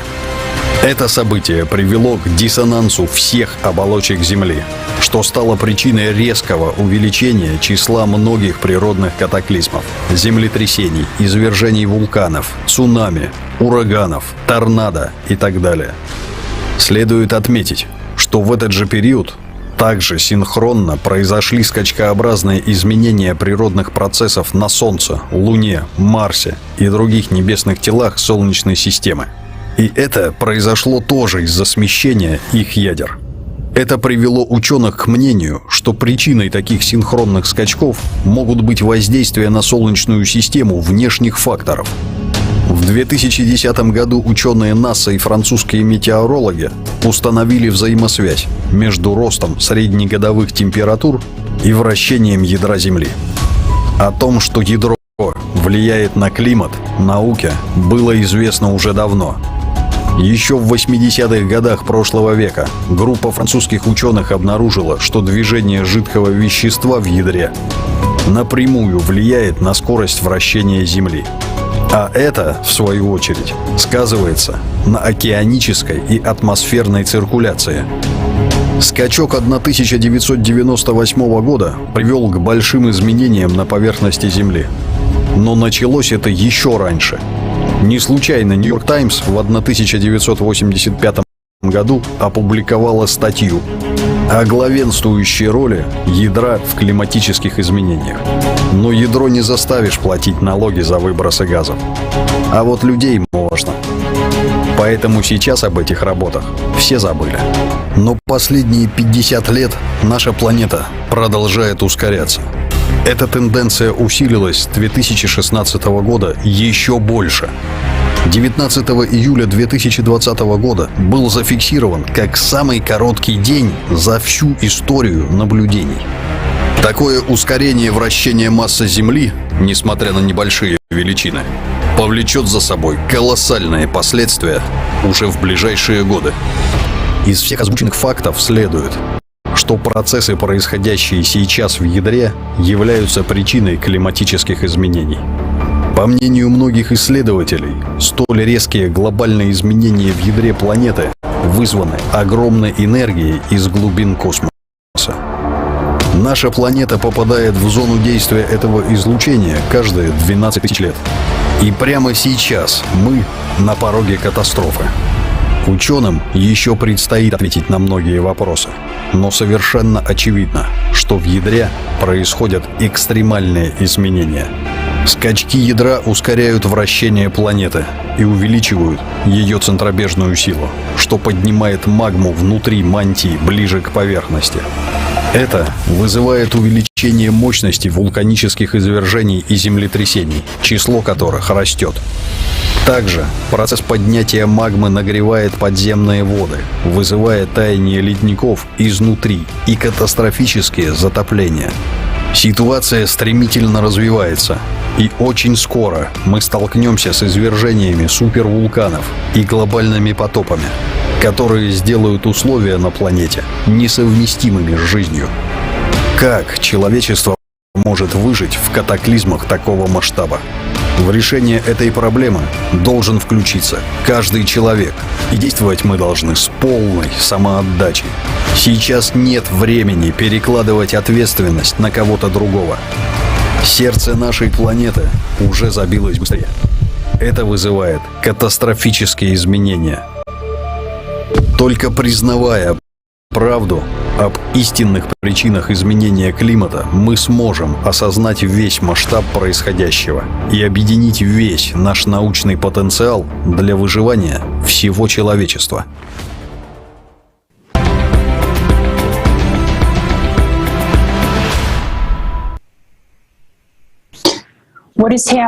То, что происходит с ядром планеты, действительно шокирует.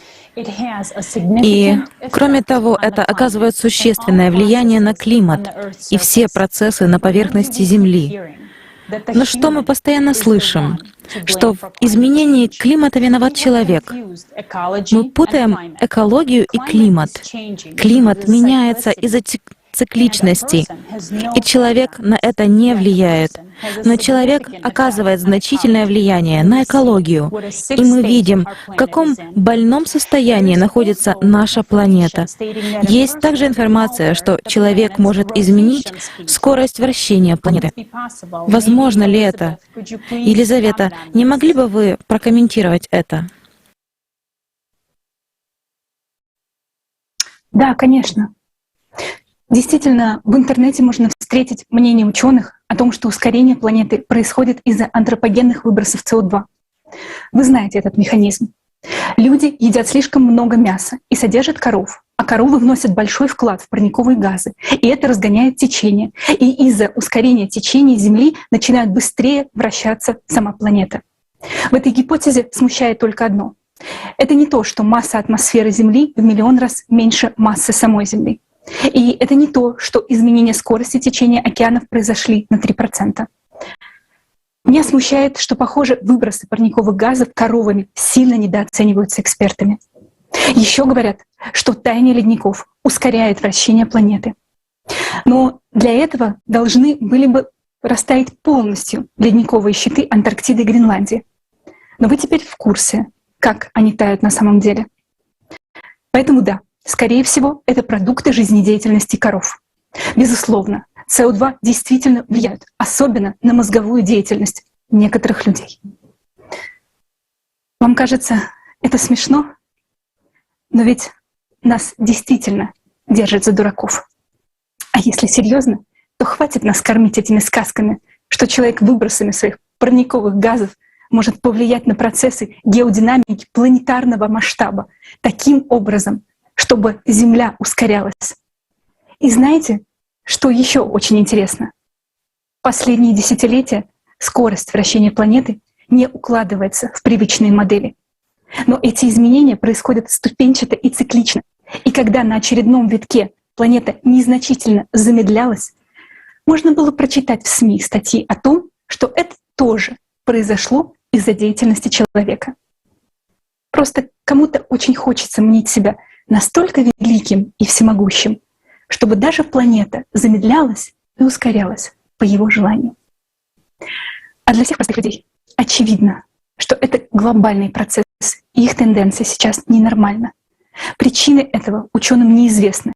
Дрожит, ходит ходуном, пишут они. 19 июля зафиксировали абсолютный рекорд скорости вращения Земли за всю историю наблюдений. А значит, и рекордно возросла угловая скорость, центробежная сила, влияющая на подъем магмы изнутри. Даже от скачка ядра 98 года Земля не ускорялась настолько. А это значит, что это последствия этого ускорения мы очень скоро увидим своими глазами. Спасибо.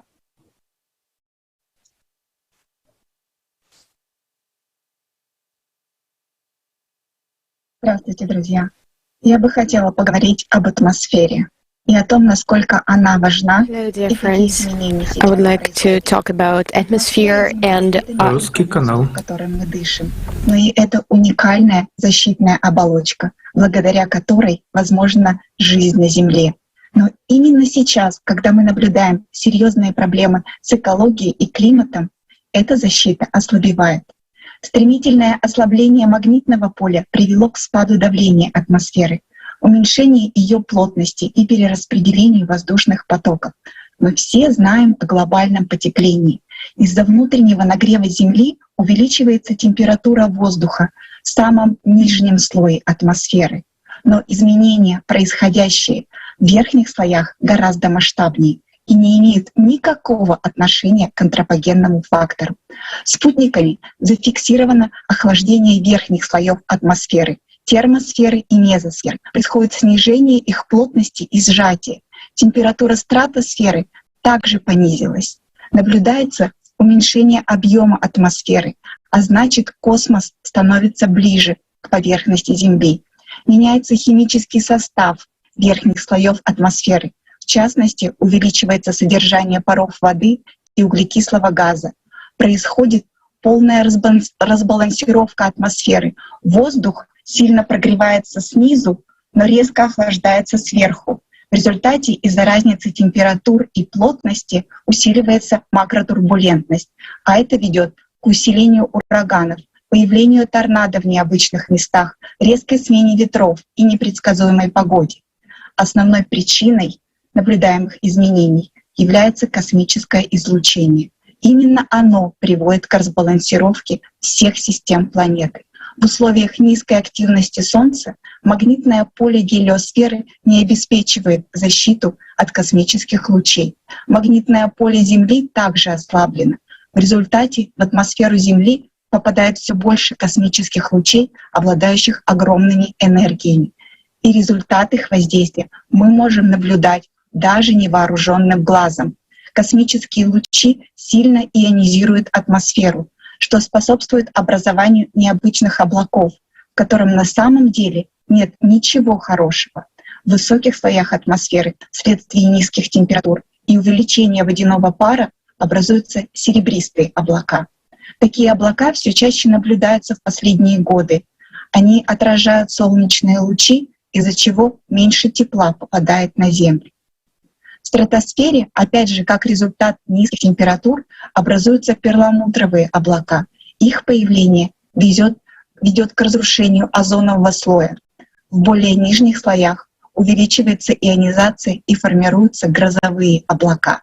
Грозовые циклоны преимущественно наблюдались в тропических широтах, а в наши дни они все чаще перемещаются, все дальше перемещаются на север. Усиленное образование облаков под действием космических лучей приведет к общему охлаждению планеты. Но самое деструктивное воздействие, оно невидимое.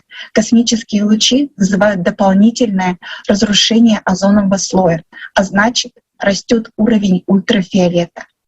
Меняется химический состав верхних слоев.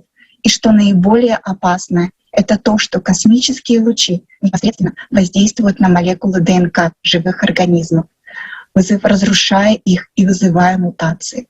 Таким образом, мы наблюдаем значительные изменения в атмосфере, которые происходят по причине цикличности. Циклов 12 тысяч лет, обусловленный галактическим излучением.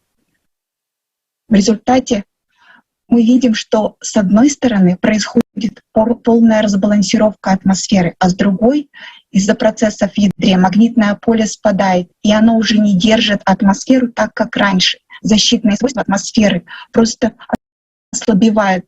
И такое происходило и ранее, и в предыдущие циклы. Но сейчас, когда экологическая нагрузка на планету растет, она может просто не выдержать. А мы, люди, мы биологические структуры, мы зависим от атмосферы, мы зависим от температуры, от концентрации кислорода, от многих других факторов. Но если мы не найдем способ, как противостоять той силе, которая действует на нашу Солнечную систему и на нас, то мы просто погибнем. Защитным механизмом было от внешних факторов было магнитное поле и атмосфера. Но мы видим, что с ними происходит по причине цикличности. И наши перспективы крайне негативные. Но у нас есть шанс. И для того, чтобы все изменить, нужно действовать.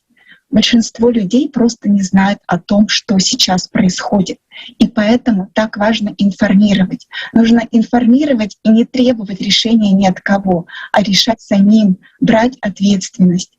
Правители не могут решить, они лишь управляют маленькими кусочками, фрагментами. Нас разделили 6000 лет назад на сообщества, и мы так и существуем по сей день. Но ведь мы люди, и мы можем все изменить. Поэтому нам важно в кратчайшие сроки проинформировать каждого, проинформировать всех и прийти к общему решению. Ведь мы люди, и мы хотим жить.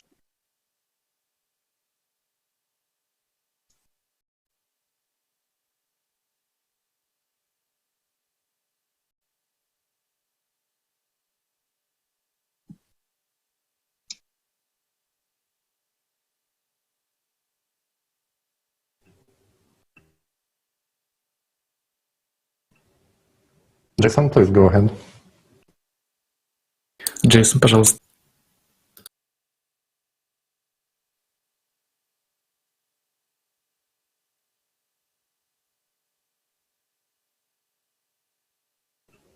While Jason is solving some technical issues over there, I could take over with the У нас проблемы со связью, тогда переходим к следующей речи. Okay. So experts are actually puzzled Итак, by the anomalies. специалисты в недоумении от аномалий на Солнце. К примеру, магнитное поле Солнца быстро угасает, и последние 3 11-летних солнечных цикла были небывало низкие в плане циклов, и каждый следующий цикл был слабее предыдущего. Такого в течение космической эры никогда не наблюдалось.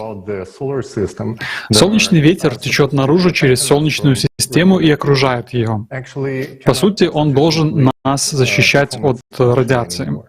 То есть это поле заряженных частиц. И вот напряженность солнечного ветра крайне слабла и не может выполнять защитную функцию.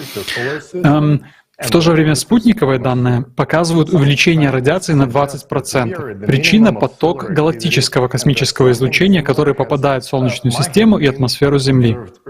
Некоторые ученые предполагают, что мы находимся в минимуме солнечной активности и что что-то подобное наблюдалось ранее в Средневековье. Но есть ряд настораживающих фактов. В 2019 году астрономы зарегистрировали рекордно мощную вспышку на ближайшей к Солнцу звезде Проксиме Центаври. Вспышка была в 1000 раз сильнее, чем его самая сильная из известных ранее вспышек. Аналогичные странные вспышки произошли у ранее неактивной звезды Бернарда и звезды Волка 359. И есть предположение, что Солнце затихло, но вскоре начнется буря и суперсильные вспышки. Кроме того, астрономы фиксируют странные радиосигналы из центра нашей галактики. Ученые предполагают, что происходят вспышки на звездах. Что же стоит за этими странными поведениями звезд? Это вредоносное излучение нового порядка, которое практически не фиксирует наши приборы.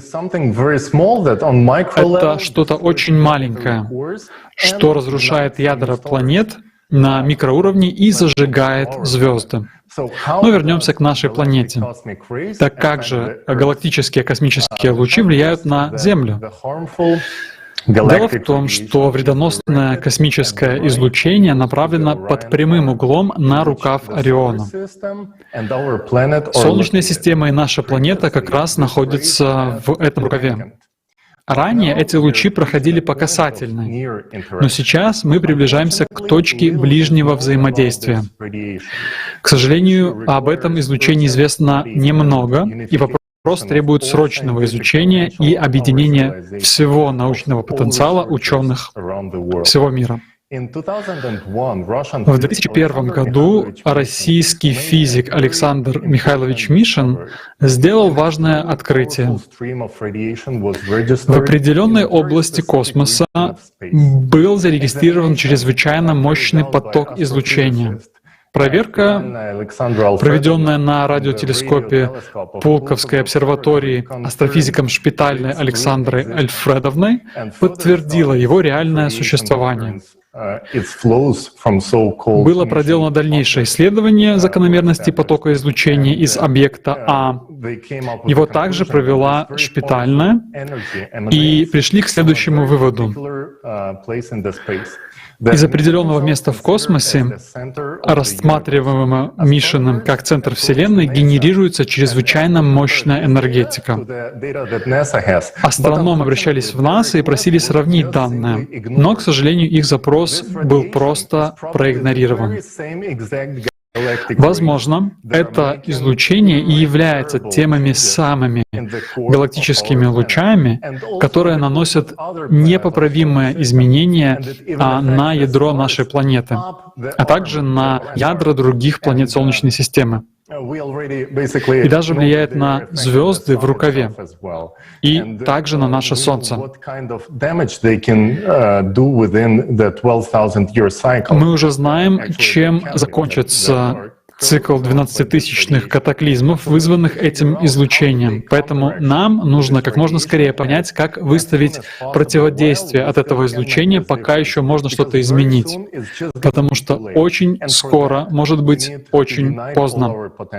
И для этого нам нужно объединить весь свой потенциал. Спасибо за внимание. Я передаю слово следующему докладчику.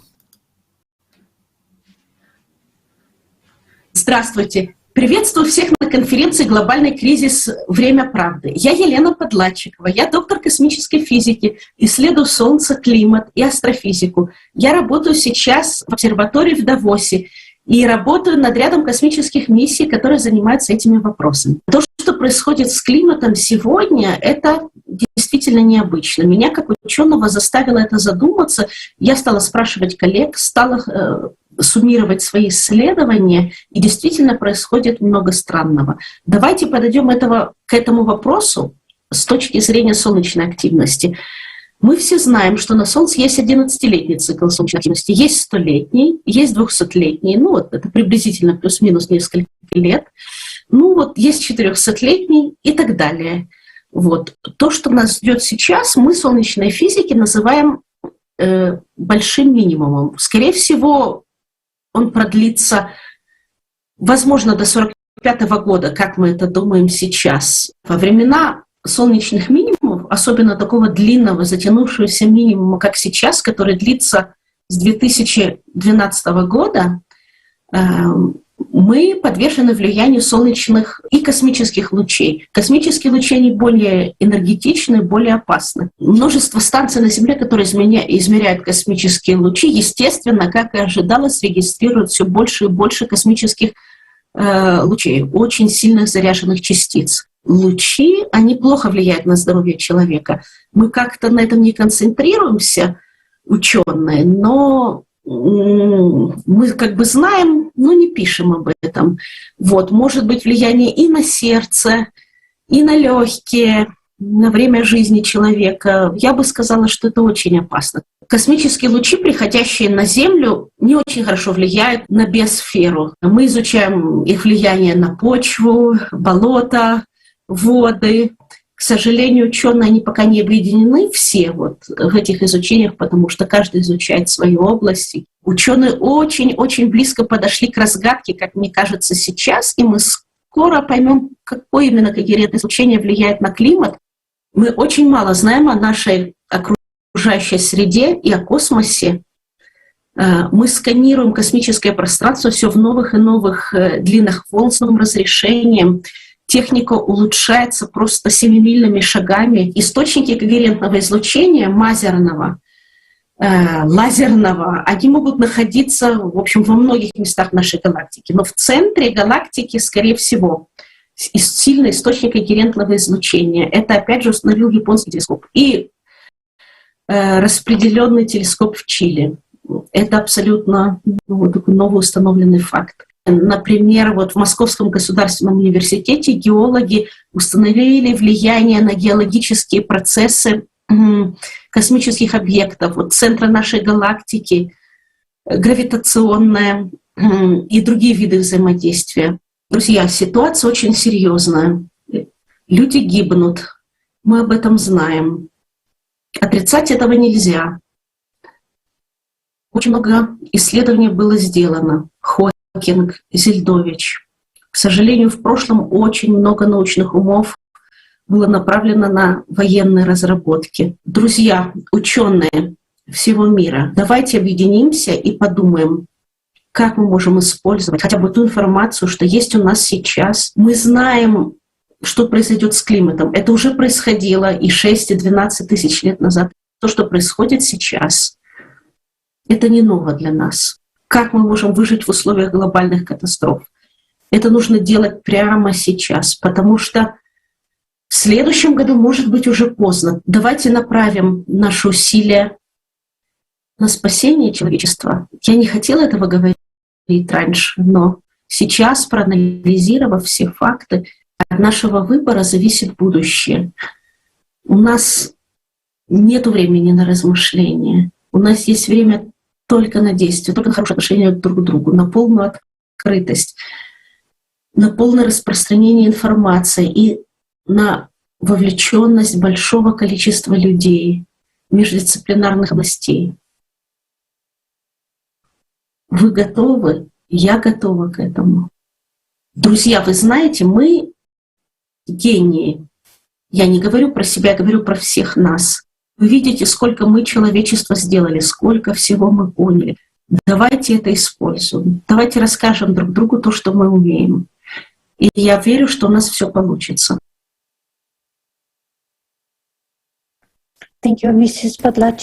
Спасибо большое, миссис Подлатчикова. Спасибо огромное за эту информацию, за правдивую информацию. И я хотела бы поблагодарить всех наших спикеров за то, что вы сегодня так открыты, так честны и говорите правду для нас сегодня. И давайте продолжим. Я хотела бы напомнить нашим зрителям, что сегодня, сейчас вы смотрите прямую трансляцию Международной конференции «Глобальный кризис. Время правды». Впереди у нас часть, посвященная человеческому рабству и беженцам. Оставайтесь с нами. Сегодня в рамках конференции впервые будет показана премьера документального фильма. Это журналистский взгляд на рабство и жестокое обращение с беженцами. Этот фильм снят волонтерами проекта «Созидательное общество» со всего мира. А теперь давайте вернемся к решению климатического кризиса.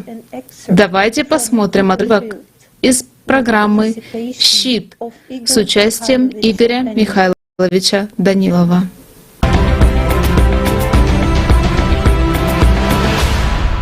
Игорь Михайлович, адамзат bu təsirə qaysı görünüşdə çidab bilər? Ən mühüm soru, nəmi üçün bizə əqli adam potensialı gerek? Nəmi üçün kimdir bir yerim onu edib bilməyə?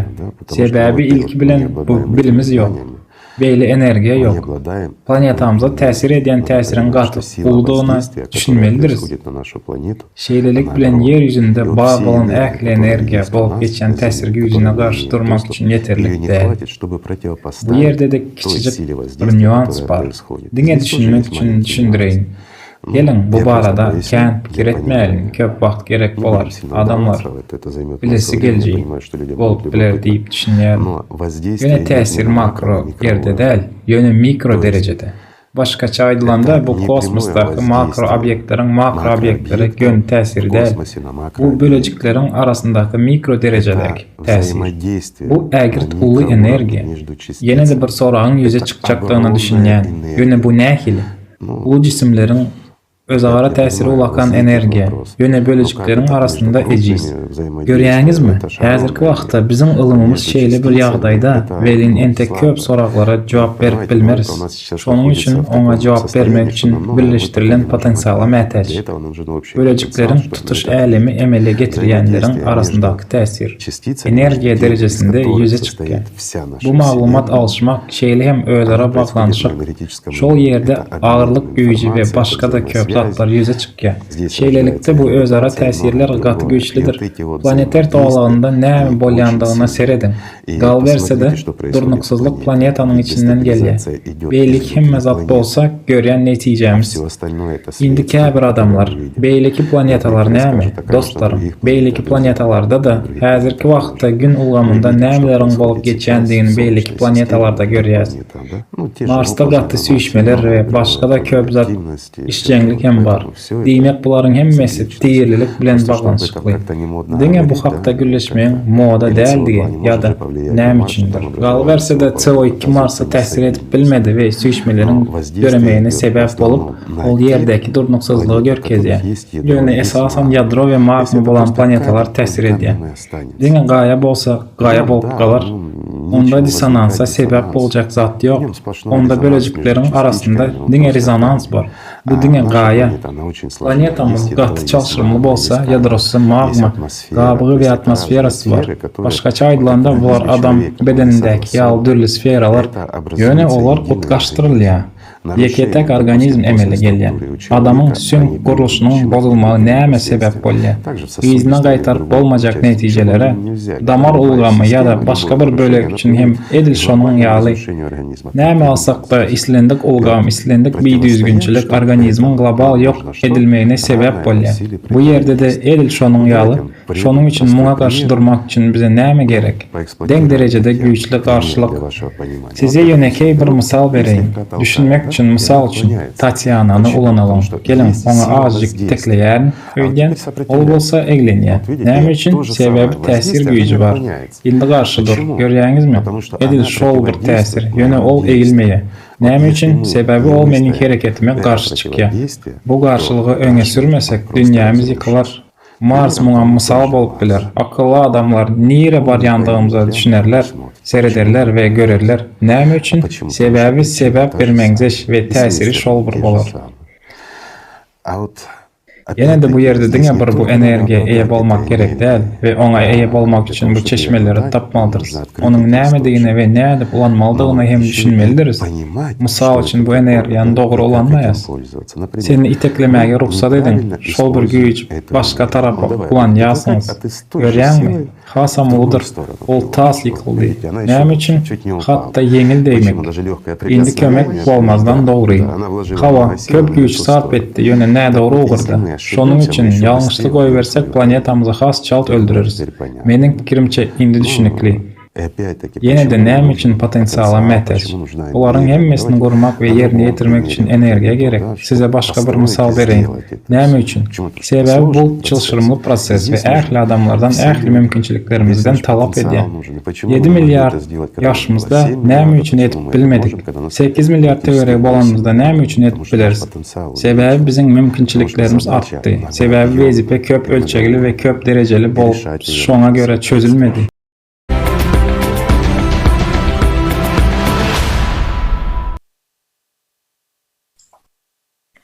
Конференция длится уже много часов, и хочется задать каждому из вас вопрос. Что вы думаете об этом всем, что сейчас происходит в нашем мире? Лично я вряд ли сегодня смогу уснуть после увиденного. В такие моменты начинаешь отчетливо понимать, что мы действительно ничего не контролируем. И нам, людям, некому помочь. Нам не на кого рассчитывать, кроме нас самих. Это было жутко, когда мужчина с Кении рассказывал, как его дом среди ночи накрыла лава, и никто не ждал извержения. Я сразу представила, что бы я делала на его месте, как бы я спасала своих детей, кому бы я бы звонила в первую очередь. Сколько людей, которые пережили катаклизмы, говорили, мы были к этому не готовы. И мы правда к этому не готовы. Никто из нас. У меня до сих пор перед глазами женщина с Индии, которая просто рыдает, говорит, что дети умерли от наводнения, которое началось ночью и просто все снесло. Мне запомнились глаза человека, который своими голыми руками разбирает металл с кораблей современных на свалках. Как он говорил, что он на этой работе боится лишь смерти, потому что у него еще есть семья. И у меня тоже есть семья. Мне стало откровенно жутко от китайского варианта, который нам прогнозирует искусственный интеллект Джеки. Я смотрела много фильмов, но это жеще Голливуда. Знаете, какие картинки приходили в голову? Как я стою возле входа в этот город со своими детьми, потому что идти больше вообще некуда. Как держу их за руки, а потом как туда заходим, как все забирают вместе с какой-то последней уцелевшей фотографией, и как нас разделяют. И как я вижу глаза своих девочек в последний раз. И как спрашиваю себя, что вообще будет дальше с ними. Я не согласна с Джеки. Мне страшно умереть, но я не хочу даже представить жизнь в таких условиях. Сейчас, в это время, когда столько климатического ужаса происходит на Земле, откровенного ужаса, когда нам всем грозит такая опасность, когда катаклизмы каждый день набирают силу и синхронизируются, в это самое время, когда нам нужно консолидироваться и действовать в одном едином верном направлении, нас разделяют на два лагеря, даже в причинах происходящего.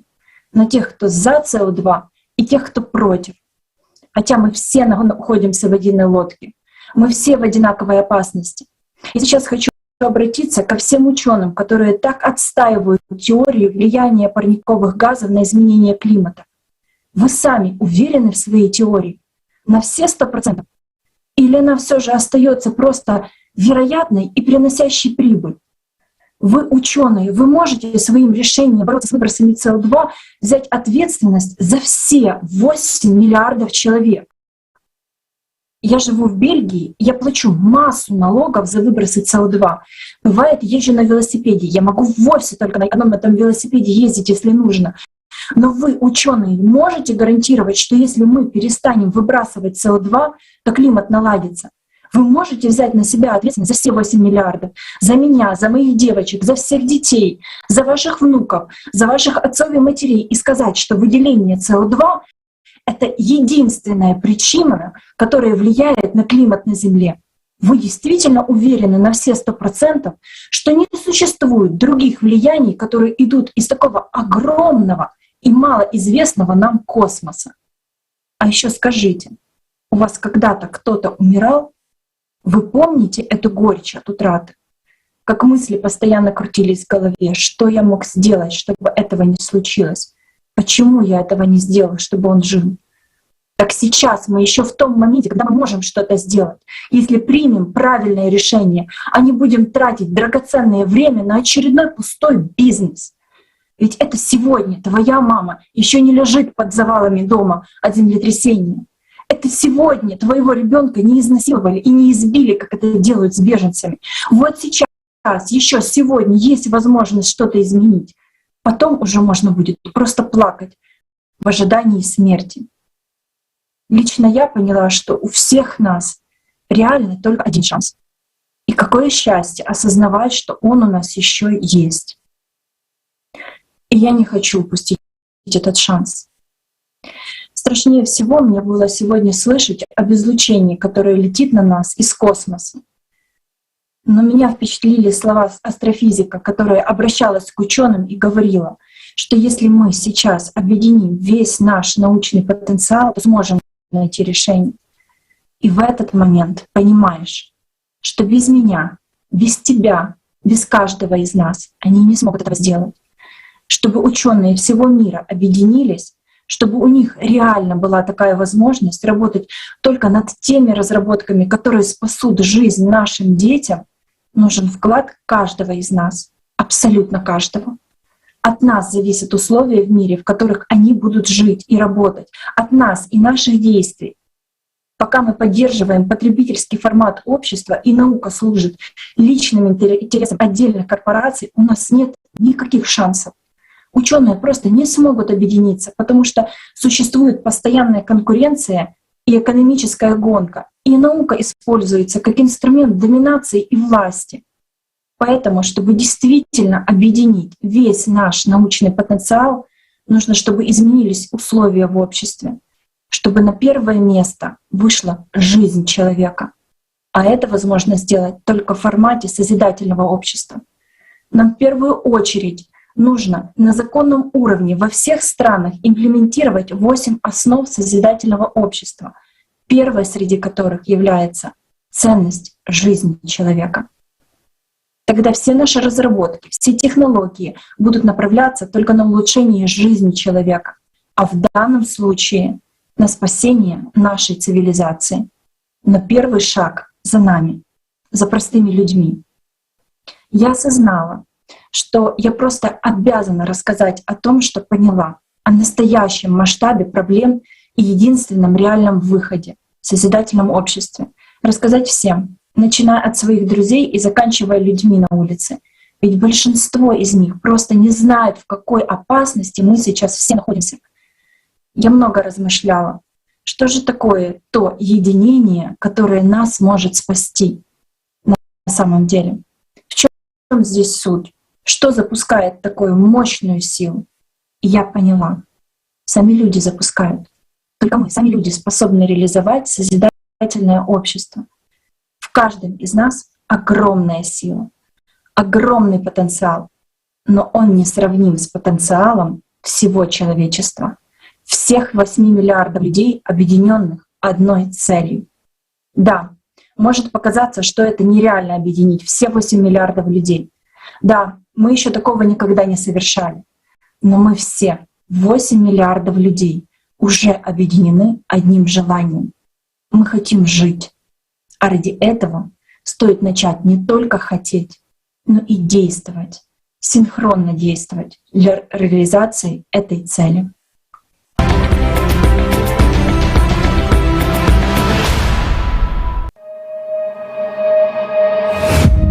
Человечество. Разные расы, национальности, религии. Но мы все плывем в одной лодке в этом океане жизни. И курс всепоглощающего потребительства, которым движется наш общий корабль сейчас, ведет нас к пропасти. Еще немного, и мы безвозвратно провалимся в пучину катастроф экономических, социальных, климатических. Возможно, кто-то еще не хочет замечать и принимать очевидные факты, боится обернуться и увидеть реальность в бесконечной спешке, простых ежедневных заботах, в гонке за успехом и выживанием в этом мире потребительства. Но с каждым днем все больше и больше людей останавливаются и задают себе вопросы. Куда катится этот мир? Что ждет меня и моих детей в будущем? Как сделать так, чтобы мир был безопасным, счастливым, процветающим? Ведь каким бы ты успешным не был, если весь мир рушится, избежать горькой участи не получится. Мы можем изменить вектор движения нашего мчащегося в пропасть корабля и вместо пропасти потребления направить его в русло созидательного общества. Но мы можем сделать это только вместе. Нам нужно объединить наш общий человеческий потенциал, стать единой цивилизацией и грести в одну сторону. Объединившись в одной цели, направить наше внимание, усилия, знания, умения на выстраивание нового курса. И то, насколько быстро мы сможем это сделать, зависит от выбора каждого. Спасение только в объединении. Только совместными усилиями мы сможем построить действительно достойный мир. Мир, в котором будет будущее для нас и для наших детей. И это созидательное общество. У нас еще есть шанс. Так давайте им воспользуемся.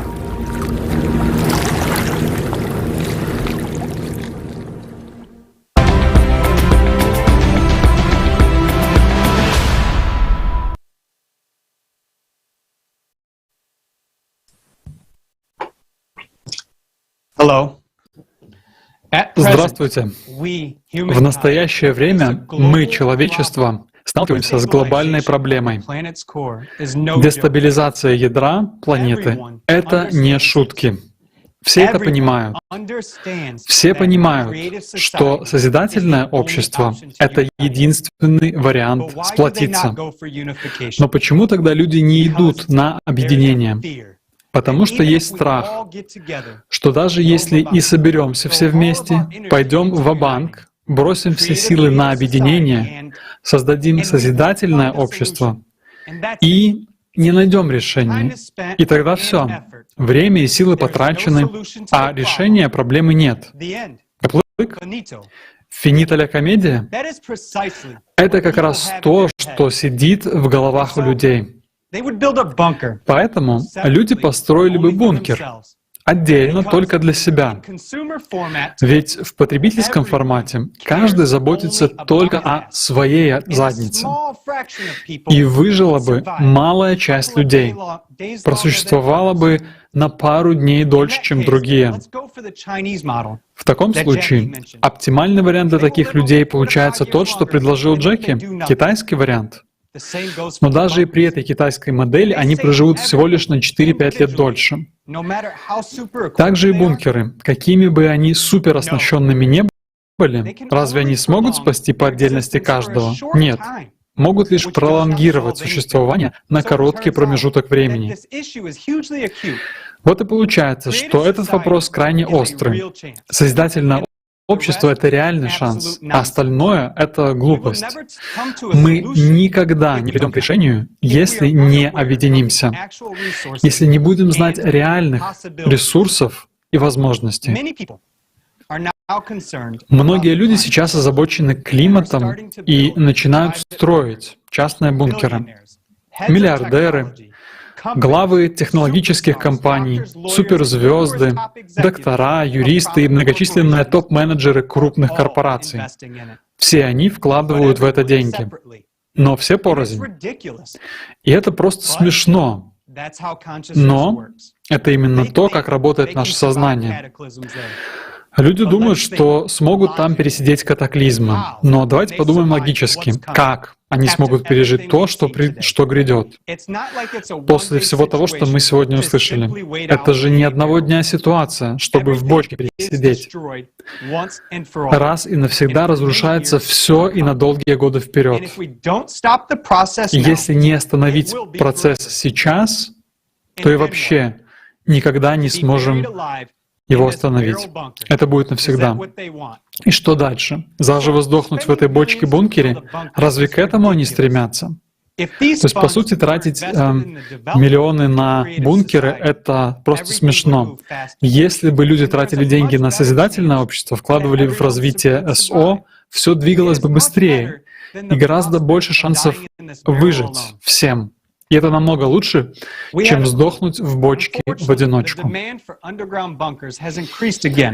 Однако некоторые компании специализируются на строительстве подземных бункеров, и вот что один из них говорил. К сожалению, спрос на подземные бункеры снова возрос. Мы специализируемся на их строительстве, но я бы предпочел строить что-нибудь другое. Но мы не будем строить что-то другое до тех пор, пока будет существовать спрос на бункеры. И получается, что, по словам главы одной из таких компаний, которая строит бункеры, число заказов за последнее время возросло на 2000%. Как уже говорилось, по его словам, они могут построить что угодно, потому что у них есть огромные производственные мощности, но строят именно бункеры, потому что на них есть спрос. Итак, у меня вопрос. Так может, нам пора уже создать спрос на СО? Раньше считалось, что только шизанутые строят бункеры, а сейчас это считается нормальным. Но так ли это? Пришло время мыслить шире, а не в том формате, чтобы вырыть себе могилу.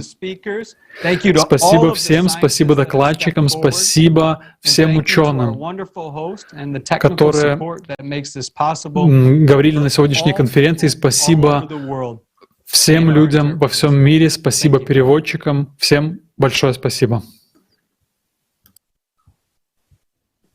Приветствую всех участников и зрителей конференции.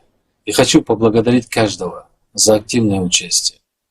Эта конференция — важнейший шаг для всего человечества, потому что здесь озвучивается правдивая информация, благодаря которой мы приходим к общему взаимопониманию. У нас складывается целостная картина, которая позволяет нам принимать правильные решения. сложившихся критических для всего человечества условиях и избежать глобальной смертельной угрозы. И еще здесь у нас есть возможность открыто задавать неудобные вопросы и вместе находить на них ответы. И на один из таких вопросов хочу обратить ваше внимание. Сегодня в интернете и в целом в медиапространстве откровенно начинается проявляться очень нехорошая тенденция. Закрывать рты про истинную климатическую ситуацию. Если кто-то из ученых, общественных людей, простых граждан научно обоснованно опровергает теорию антропогенного воздействия и фактически доказывает, что на самом деле проблема климата носит гораздо более глобальный, циклический характер, то эта информация удаляется. То есть, по факту, идет еще большее ограничение наших прав со стороны потребительского формата, в котором мы все существуем как рабы. Это же откровенная диктатура. Всюду нам говорят о демократии, но тут же ее ограничивают. Что это за демократия, если кто-то из медиагигантов, соцсетей и медиахолдингов может ее ограничивать? Кто дал им это право? И как бы оно ни казалось странным, но на самом деле ответ на этот вопрос заключается в нас самих. То есть мы сами же своим бездействием, своим молчанием и позволяем этому твориться. Давайте будем честными. Мы добровольно согласились с этим, при этом даже не вникая в суть вопроса. И это все происходит сегодня. Сегодня, когда как никогда ранее важно, наоборот, каждому человеку понять и принять тот факт, что наша общая проблема должна решаться сообща. Сегодня, когда человечество реально стоит на краю пропасти, нам надо не молчать, а открыто говорить правду. Надо не закрывать, а открывать рты, ведь эта информация спасает наши жизни. Чем громче будет звучать правда, чем больше реальных фактов и достоверной информации будет идти со всех сторон, тем быстрее нам удастся выработать правильные шаги. Если же мы будем сидеть и делать вид, что все хорошо, а завтра будет прекрасно, то завтра не будет вообще. И поэтому сегодня нельзя закрывать рот человечеству. Сегодня, когда речь идет про выживание всего человечества, мы понимаем, почему так делается, чтобы не сеять панику и хаос. Но почему же они про ковид не молчали? Так бы и закрыли рты и запретили говорить, поумирали бы тихонько. А тут закрывают рты, а мы уже от действий нашего общего врага, климата. Он уже убивает нас массово. Такие действия недопустимы. Они являются предательством всего человечества. Это самый настоящий коллаборационизм с врагом. Чтобы не создавать паники, необходимо предлагать правильное решение. Чтобы не было паники, надо решать проблему, а не прятать ее и не скрывать ее. Те же, кто отдает эти приказы, они либо больны на голову, раз желают смерти себе и своим близким, или же они полные идиоты. Ведь климат не пощадит никого. Неужели они этого не понимают? И если они суицидники, то это их проблемы. А мы хотим жить, хотим, чтобы наши внуки и правнуки могли жить, и чтобы существование человеческого рода на Земле продолжалось. Мы хотим жить в созидательном обществе, жить достойно, по-человечески. Чтобы мы смогли достичь этой цели, нам всем необходимо сегодня консолидировать все наши усилия. Не позволять этим предателям, коллаборационистам затыкать нам рты. Не соглашаться с навязываемой нам ложью, а наоборот быть мужественными и говорить правду везде и всюду, всем людям. Сегодня наша сила в правде, Правда сплачивает наши сердца. Правда делает нас сильнее. Правда делает нас едиными. Правда делает нас людьми. Людьми, достойными созидательного общества. Общества, о котором мечтали все пророки. Спасибо.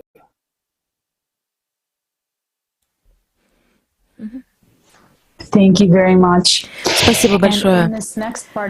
В этой следующей части конференции мы покажем правду о потребительском формате, в котором мы живем. Эта информация касается вас и каждого.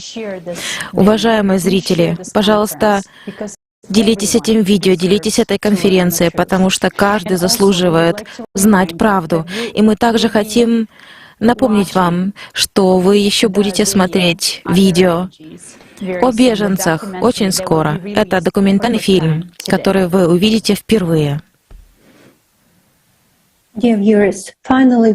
Дорогие зрители, наконец-то мы подошли к моменту нашей конференции, который ждали многие. Сейчас мы хотим представить вашему вниманию результат 4-месячной работы, результатом которой стал документальный фильм, который впервые выйдет в эфир прямо сейчас. Прежде всего, мы хотели бы выразить искреннюю благодарность всем волонтерам, которые неустанно работали над этим фильмом. За эти 4 месяца мы узнали и осознали многое. Иногда было очень страшно. Но мы знали, что только раскрыв эту правду о том, что происходит в обществе, мы сможем изменить все. Мы сами многое осознали, поняли, пережили. Спасибо всем огромное за труд, за вашу помощь. Информация пугает, но в то же время внутри чувствуешь счастье от того, что это дает реальный шанс освободиться от потребительского общества. Мы просим вас поделиться с нами своими отзывами, пониманиями и любыми комментариями по поводу следующего видео. Пожалуйста, присылайте ваши видео на почту info@creativesociety.com или просто оставьте комментарий ниже в разделе комментариев. Давайте посмотрим.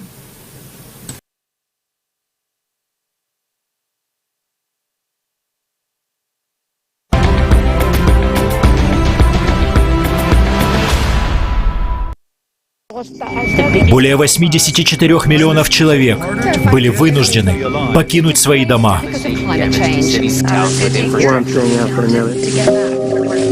Я потерял свой дом.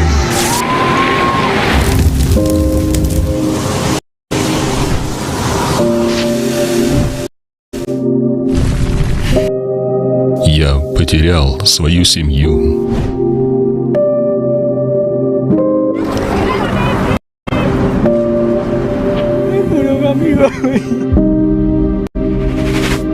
Бежал несколько дней.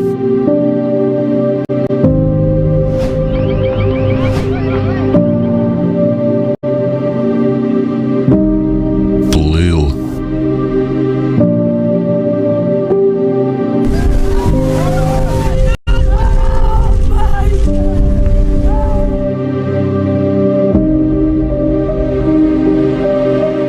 Чтобы оказаться здесь, в новом месте. У меня нет еды, негде спать. Я искал кого-нибудь, что-нибудь, что могло бы мне помочь. Меня никто не ищет.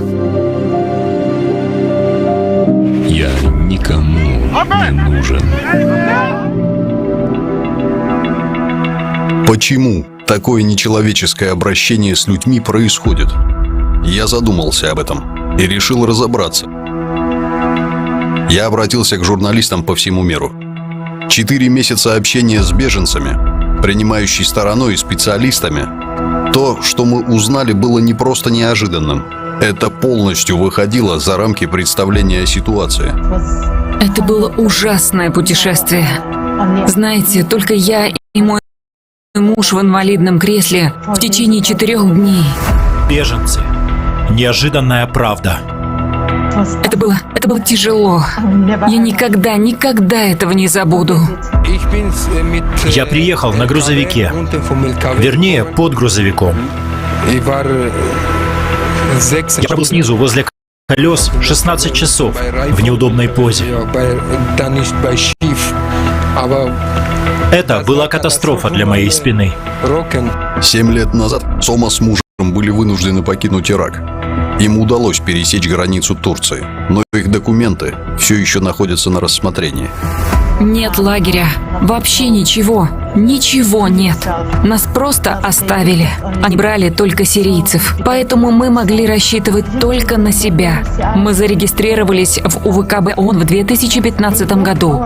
Но наши дела были попросту отложены в сторону. Все эти годы, почти 7 лет, для меня были очень трудными. Потому что мы находимся в крайне нестабильной ситуации. Мы в постоянном состоянии борьбы. Люди вынуждены уезжать из своих родных мест. Первыми ответами о причинах переезда, о которых мы узнали, были военная обстановка в стране и насилие.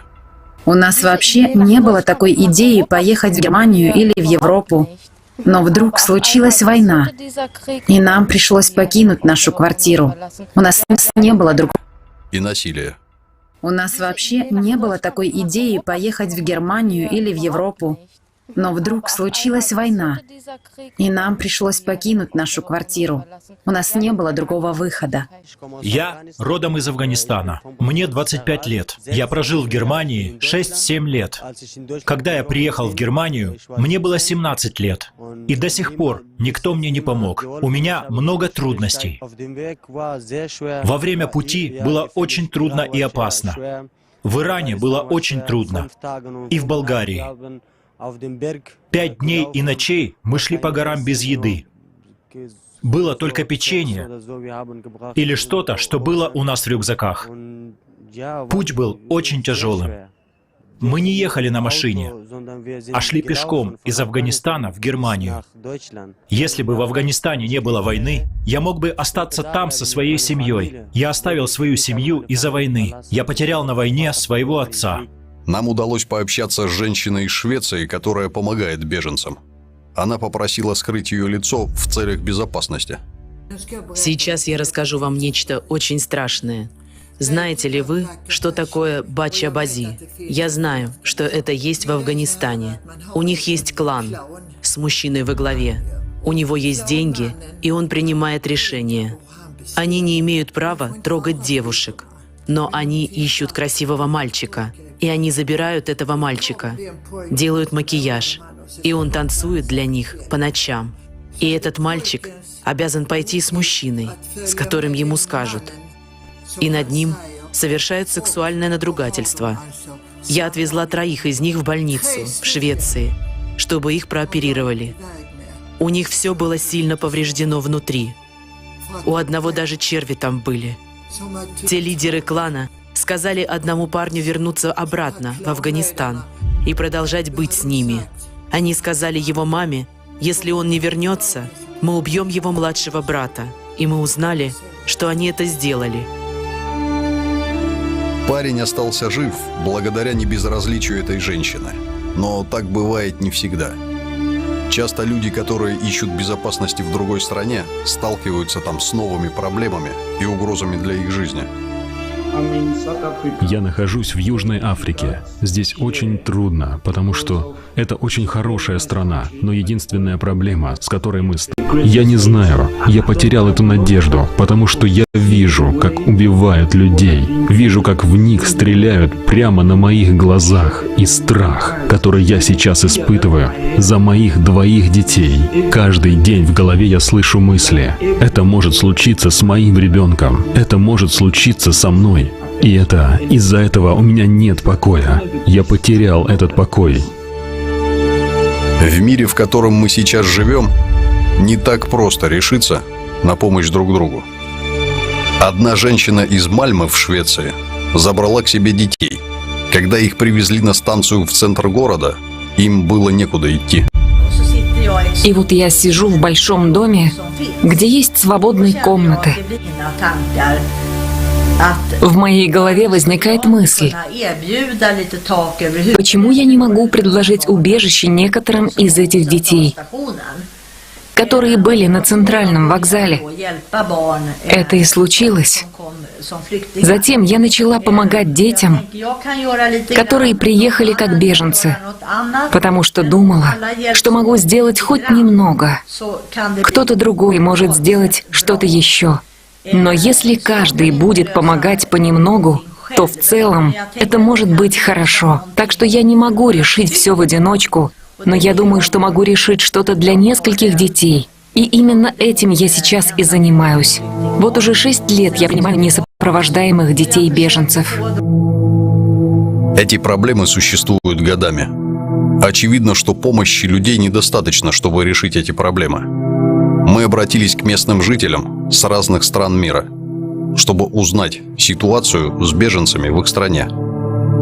На мой взгляд, почти ничего не делается. Практически ничего. Могу сказать об этом из личного опыта, так как я сама 3 года назад присматривала за детьми беженцев, когда пошла большая волна. Они были очень благодарны. Были дети с ранениями от ручных гранат. У них не было частей ушей, ног, частей тела.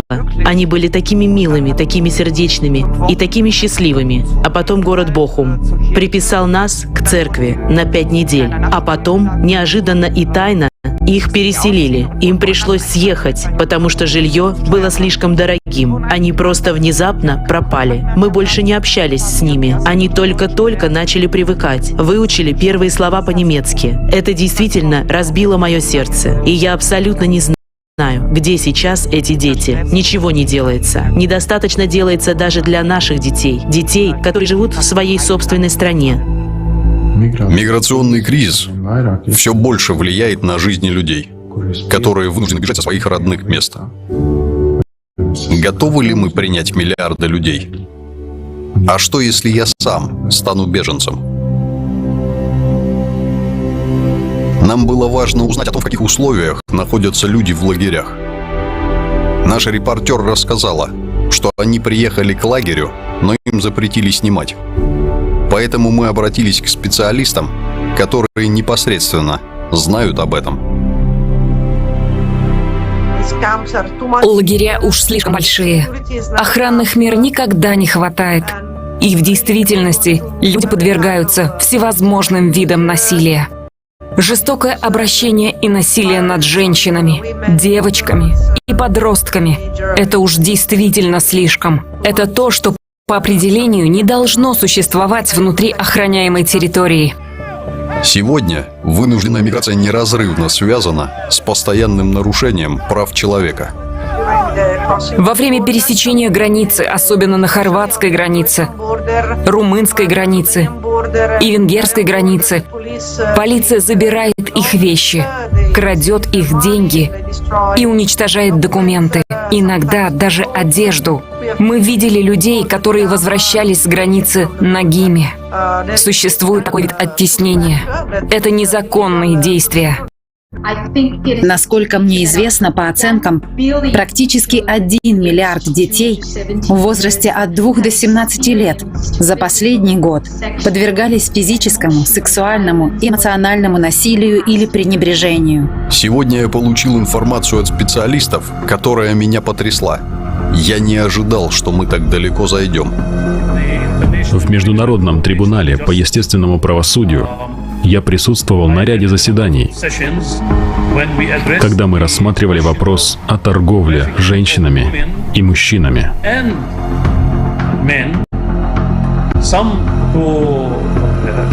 Некоторых превращают в проституток, а мужчин используют в разных формах рабства. Я также обращаю внимание слушателей на то, что в Северной Африке, даже в Ливии, существовал некий рынок, где людей продавали за 70, 100 или 200 долларов. Молодых людей, которых заставляли работать бесплатно, то есть практически как рабов. И речь идет даже не о сотнях. Речь идет о торговле людьми, среди которых есть женщины и маленькие дети.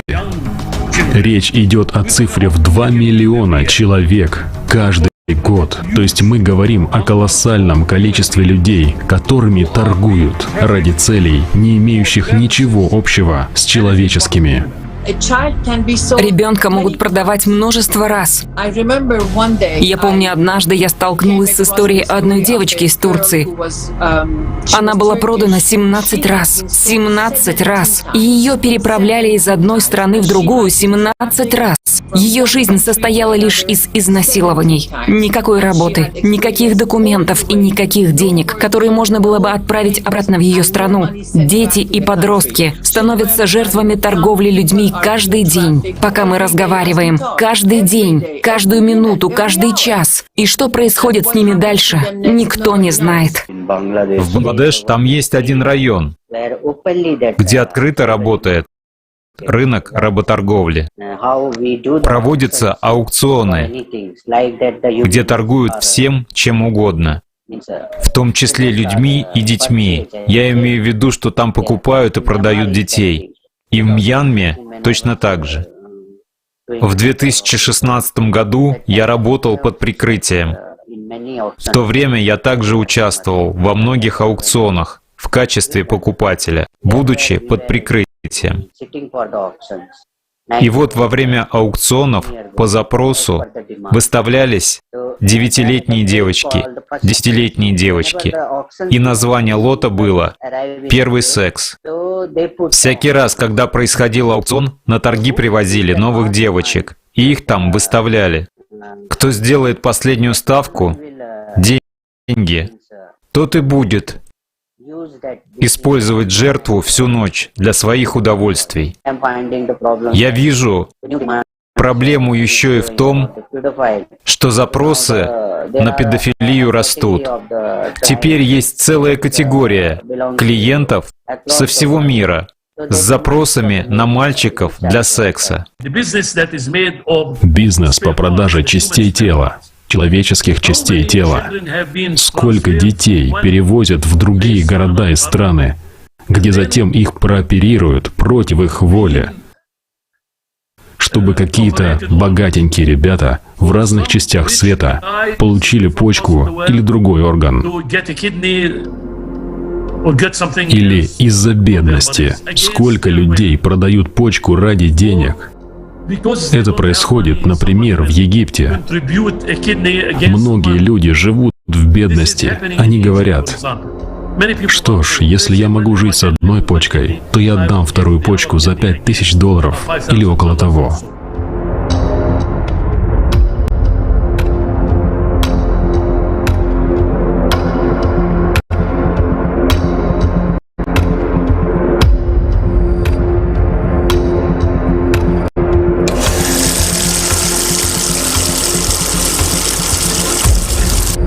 Мафия торговцев на черном рынке является частью всей этой экономики, которая правит миром. Поэтому, что бы там ни было, я понимаю и могу сказать, что есть другие возможности потратить деньги вместо того, чтобы строить стены, как мы сейчас это делаем в Европе. В нашем обществе жизнь человека не имеет никакой ценности. Как такое возможно?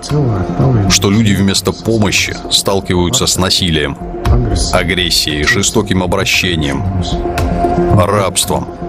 Это не миграционный кризис. Это кризис человечности. Возник огромный моральный, политический и этический фарс, потому что это нормативное развитие не сопровождается политикой, программами и планами по защите прав, подписанных в декларациях. Права человека растут с точки зрения признания, но снижаются с точки зрения обеспечения гарантий и защиты осуществления действий, направленных на то, чтобы сделать их реальностью, а не просто формальным дискурсом демократии. Они все чаще действуют в защиту частного капитала, а не в защиту прав народа. В нашем обществе потребления эти проблемы невозможно решить. Потому что есть правила, законы. Но за словами мигрант, беженец, внутренне перемещенный нет основного. Человека. Страшно представить, что будет с нами, учитывая нарастающий климатический кризис. Изменение климата является неотъемлемой частью национальной безопасности. Изменение климата – это множитель угроз. У нас есть климатические беженцы. Я сам являюсь тому примером. Я уже рассказывал, что вынужден был покинуть свой дом из-за подъема вод озера Баринга. Правительства не берут на себя обязательств по оказанию помощи людям в переселении из мест климатических катастроф. Еще. Сейчас мы можем видеть конфликты. Конфликты, вызванные климатом. Миграцию, вызванную климатом. Продовольственную нестабильность, вызванную климатом. Отсутствие санитарной безопасности, вызванную климатом. Климатических беженцев. Понимаете, впервые в истории человечества у нас появились климатические беженцы. Так где недостающее звено? Ситуация с миграцией будет только ухудшаться из-за увеличения интенсивности и частоты стихийных бедствий. В существующей правовой базе у людей никогда не будет права просить защиты, потому что когда их спросят, из какой страны они прибыли, они ответят, что нет такой страны. У меня была страна под названием X, но эту страну сейчас затопило. Или у меня была деревня, но эта деревня полностью разрушена или исчезла. У нас есть то, что называется Варшавским международным механизмом по потерям и ущербу. Очень непросто обсуждать и получить согласие 200 стран. Все должно быть согласовано со всеми. Так не получится, если одна сторона не согласна, то и глобального соглашения тоже нет. И это один из недостатков таких глобальных соглашений. И нет соответствующего международного законодательства. Но я хотела бы призвать каждого из нас. Да, есть политические меры. Но что мы делаем как отдельные личности? Какова наша роль в этом огромном кризисе? И я думаю, что это та правда, где мы сами должны отдавать себе отчет как лично, так и сообща. Люди, которые не хотят ничего знать о торговле детьми, изнасиловании детей, голоде или других бедствиях нашего времени, являются частью проблемы. Потому что они не только ничего не делают, но и молчат. И когда изменение климата будет настолько жестоким и настолько разрушительным, что люди из одних регионов будут вынуждены мигрировать в другие, мы снова столкнемся с этой ситуацией. И тогда эти дети и эти люди станут самой легкой добычей для торговли людьми, потому что у них ничего нет. А иногда у них нет даже документов. До сих пор, оказывается, нет действующих программ переселения беженцев. Столько лет работает ООН, столько лет работает комиссия по правам беженцев, столько гуманитарных организаций, НПО по всему миру действуют. Но программ действующих, каких-то принятых, установленных, как работать с этими беженцами, нет. И это признает сама комиссия по делам беженцев. На самом деле мы видим, что, наверное, не всем есть дело до простых людей. Но если они не осознают, что мы все взаимосвязаны, никакие деньги, никакие private-джеты, никакие частные яхты их не увезут в безопасное место, если вся земля начнет взрываться, затапливаться, высыхать, просто-напросто заденет всех. Сейчас беженцы вынуждены покидать свои дома. Они сталкиваются с осуждением и жестокостью. Они остаются один на один со своей бедой из-за потребительского формата общества. Не исключено, что уже завтра климатические катастрофы застигнут и нас? Ответь честно, сам себе, готов ли ты столкнуться с тем, с чем сталкиваются беженцы? Ты уверен, что не будешь на их месте? Что тебе и твоим близким не придется пройти через то, что проходят они?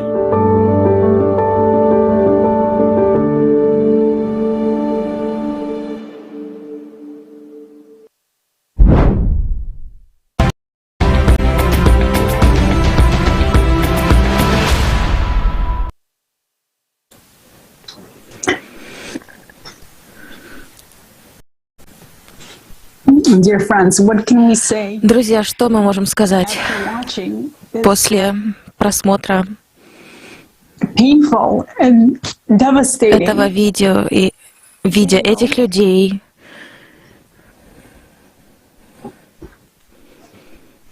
Мы живем в этом потребительском формате общества. И после того, что мы увидели, как можем мы поддерживать это? Мы видели этих детей, женщин, которые страдают везде, и мы это поддерживаем. Не думаете ли вы, что пришло время поменять этот формат? Возможно, пришло время показать, что мы лучше. Однозначно пришло время говорить правду. И я уверена, что мы видели правду сегодня. И давайте посмотрим следующее видео.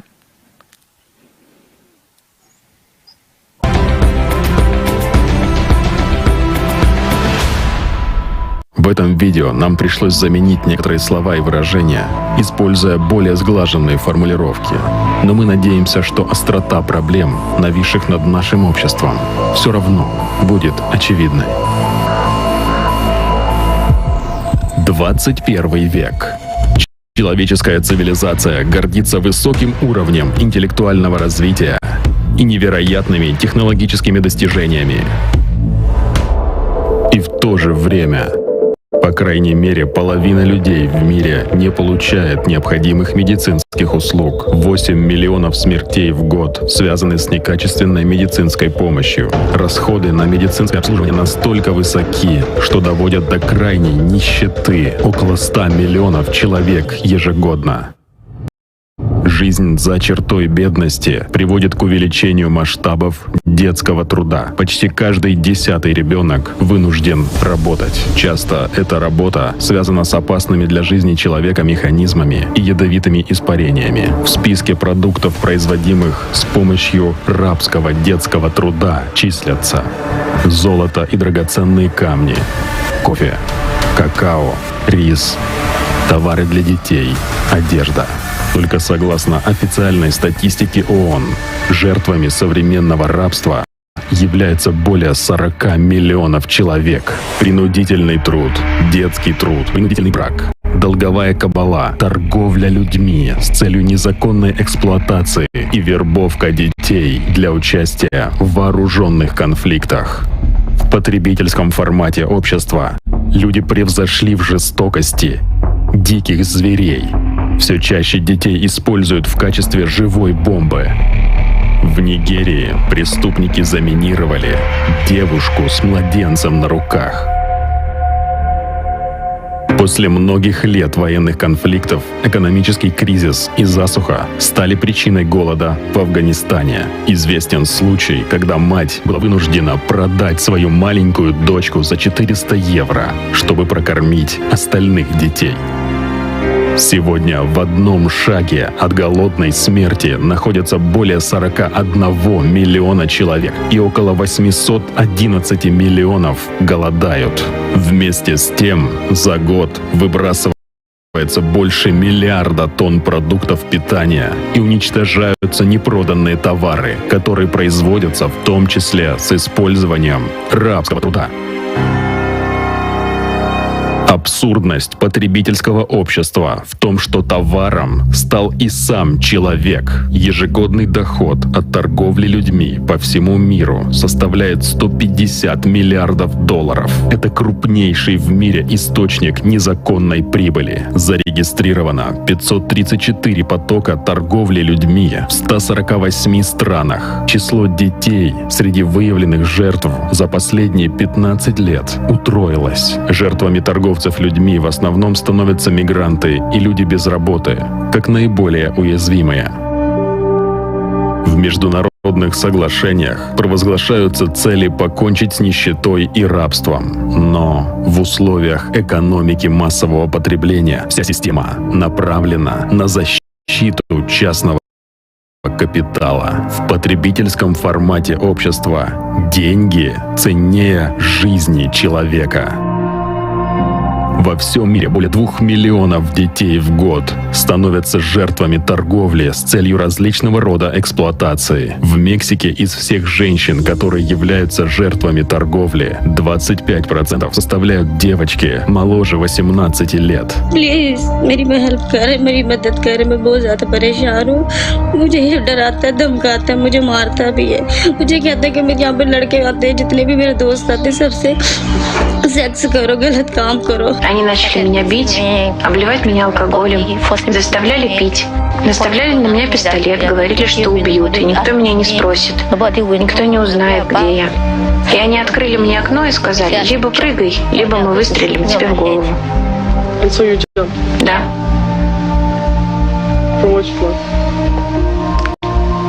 По-моему, с 5-го. В потребительском формате общества люди готовы уничтожать друг друга для удовлетворения своих амбиций, ради развлечения и наживы. Незаконный оборот человеческих органов в мире оценивается в 600 миллионов долларов в год.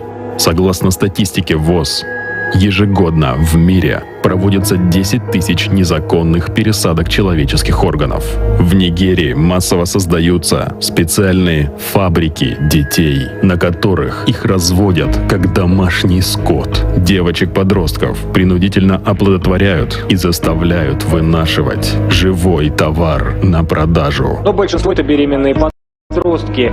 Их удерживали с одной целью – заставить родить ребенка. Похитители зарабатывали на продаже младенцев. Сегодня в 6 утра мне позвонили и сказали, что в школе похитители, что все наши дети похищены, включая мою дочь. Мы поспешили сюда. Нам подтвердили, что их всех схватили. Являемся ли мы человеческой цивилизацией, если жизнь человека на нашей планете не имеет никакой ценности? Чтобы это изменить, нам всем необходимо прекратить поддерживать потребительский формат общества и объединиться в единой цели реализации созидательного общества.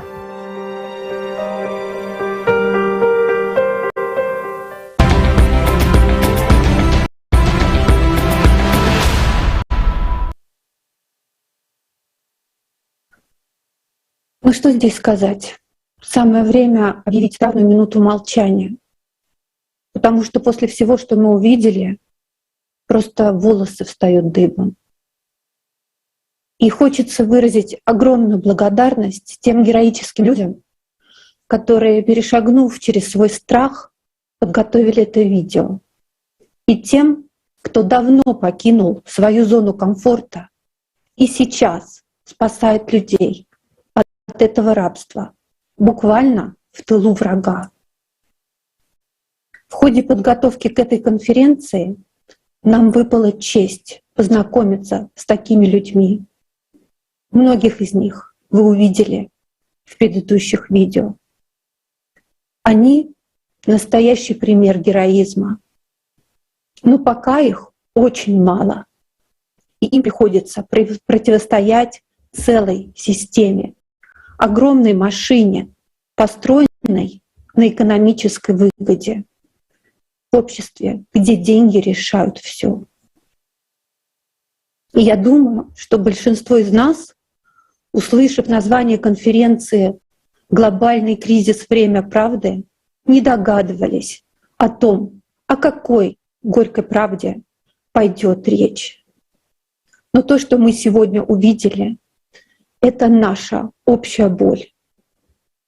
Это болезнь нашего общества, которая называется потребительский формат, подошла к терминальной стадии. Мы должны предпринимать срочные меры. Поэтому от имени всех матерей и женщин я обращаюсь к каждому живущему на этой планете человеку. Жизнь — это дар, данный нам свыше. Потребительский формат общества забирает у нас жизнь, забирает у нас будущее. Если кто-то еще не понял, потребительский формат — это пир тьмы и зла. Только что мы видели ужасающие кадры, доказывающие, что круг тьмы сжимается. Зло подбирается каждому из нас. Это некроз человечности. Причина этому — наше равнодушие и безучастие. Мы можем продолжать отмалчиваться и прятаться от правды, ведь она такая болезненная, не хочется ее видеть, правда? А можно начать с самого главного понимания, что весь этот беспредел возможен лишь в потребительском обществе. Ложь, боль, страх, страдания, издевательства являются неотъемлемой частью потребительского общества. Мы дошли до того, что сам человек уже стал товаром. Это уже симптом летального заболевания. Но мы можем сделать другой выбор. И я верю в сердца матерей, так как в них неограниченная любовь. Поэтому сегодня я обращаюсь к женщинам. Мы составляем большую часть населения Земли. Мы можем рассказать о том, что узнали сегодня друг другу, нашим мужьям, сыновьям, братьям, коллегам. Рассказать о том, что если ты сегодня выбираешь созидательное общество, ты принимаешь непосредственное участие в том, чтобы остановить рабство на этой планете. Если твое сердце и голос с теми, кто объединяет человечество в созидательное общество, ты непосредственно участвуешь в том, что людей перестанут воровать на органы. Если ты расскажешь о созидательном обществе тем, кого ты знаешь, то мы все сможем быстро объединить наш потенциал в одной цели. И тогда ни один ребенок, ни один человек в мире больше не переживет ни сексуальное насилие, ни какое-либо другое. Если мы не объединимся и не договоримся о том, что созидательное общество нам жизненно необходимо, мы ставим на кон жизни всех людей, всех детей этого мира. И это важно понимать. Без преувеличения. Большая ответственность лежит сегодня на каждом из нас.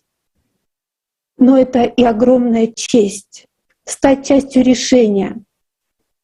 Ведь как только мы объединим наш общий потенциал в одной цели — построение созидательного общества, изменение формата в сторону созидательного общества произойдет стремительно быстро.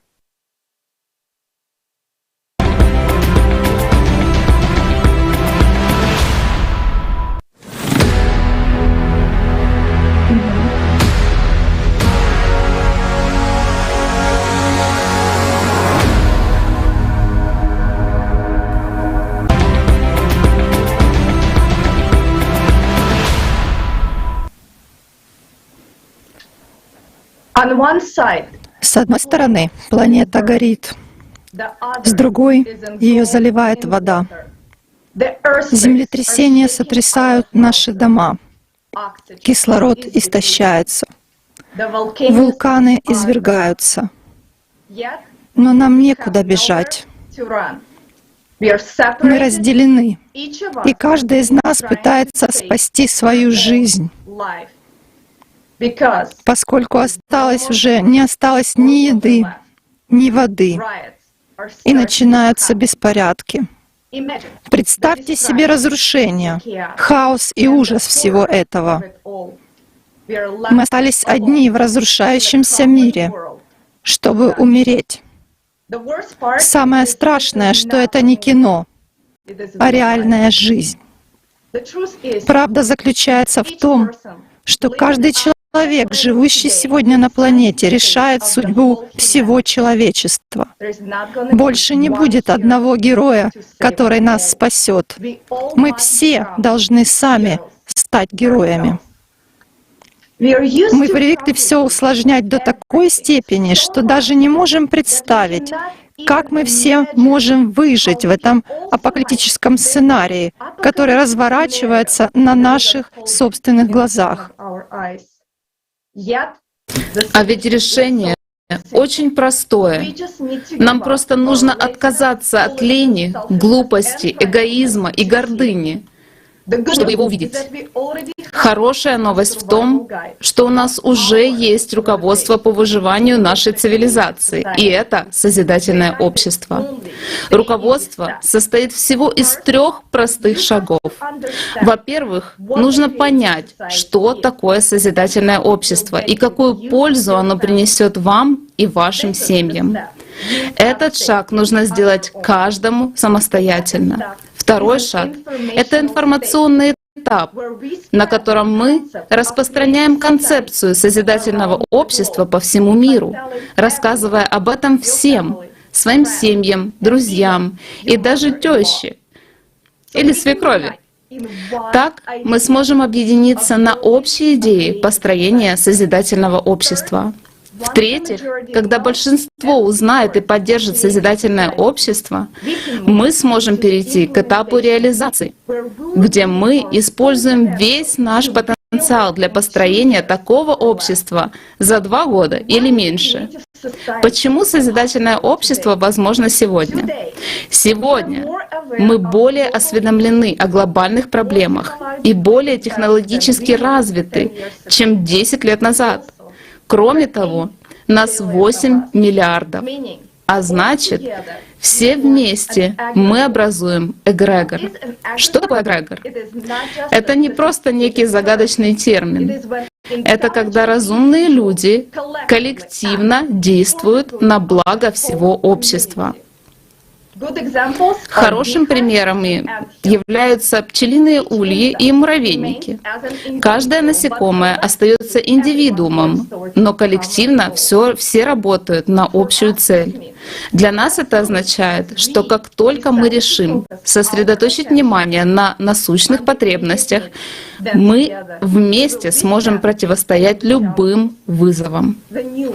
Новые прорывные возможности появятся во всех областях исследований и науки, потому что весь человеческий интеллект и все ресурсы будут направлены на одну цель — получение технологий противодействия, которые защитят нас от климатических кризисов.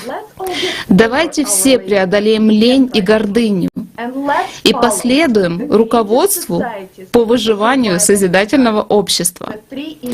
3 простых шага: узнать больше, распространить информацию и объединиться для построения созидательного общества.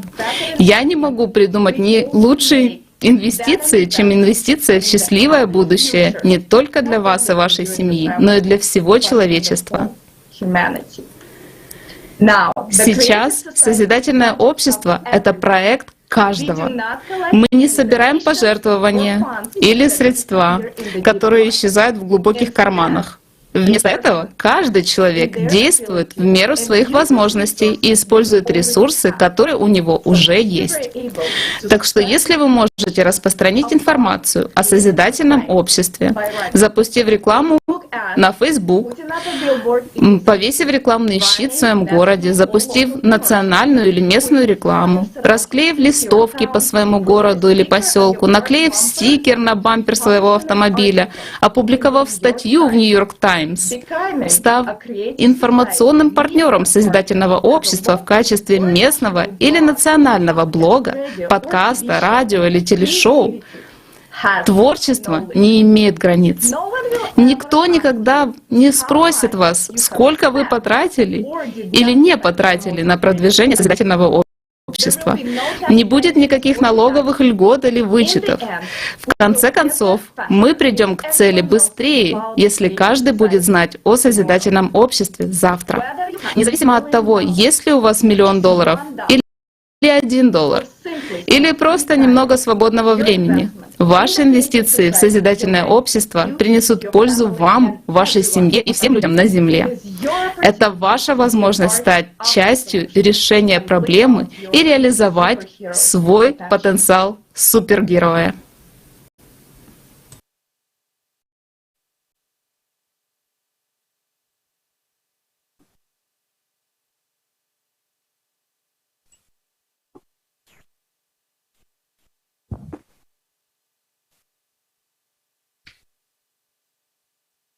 Мы с вами уже не раз сегодня слышали такие слова, как потребительский формат. Что это? Это причина глобальных кризисов человечества и в то же время камень преткновения в решении этих проблем. Сам по себе потребительский формат подразумевает непрестанную борьбу. Это разделенность, разобщенность, войны, насилие и рабство. Мы же видим все эти примеры на нашей истории. 6000-летняя история войн. Но сегодня эту привычку бороться мы можем обратить себе во благо. В повседневной жизни законы потребительского формата отражаются и в отношениях между людьми, в семье, между друзьями. Кто-то постоянно тяготеет к доминации. Все хотят забраться повыше, чтобы занять место получше. Это постоянное самоутверждение одних людей за счет других.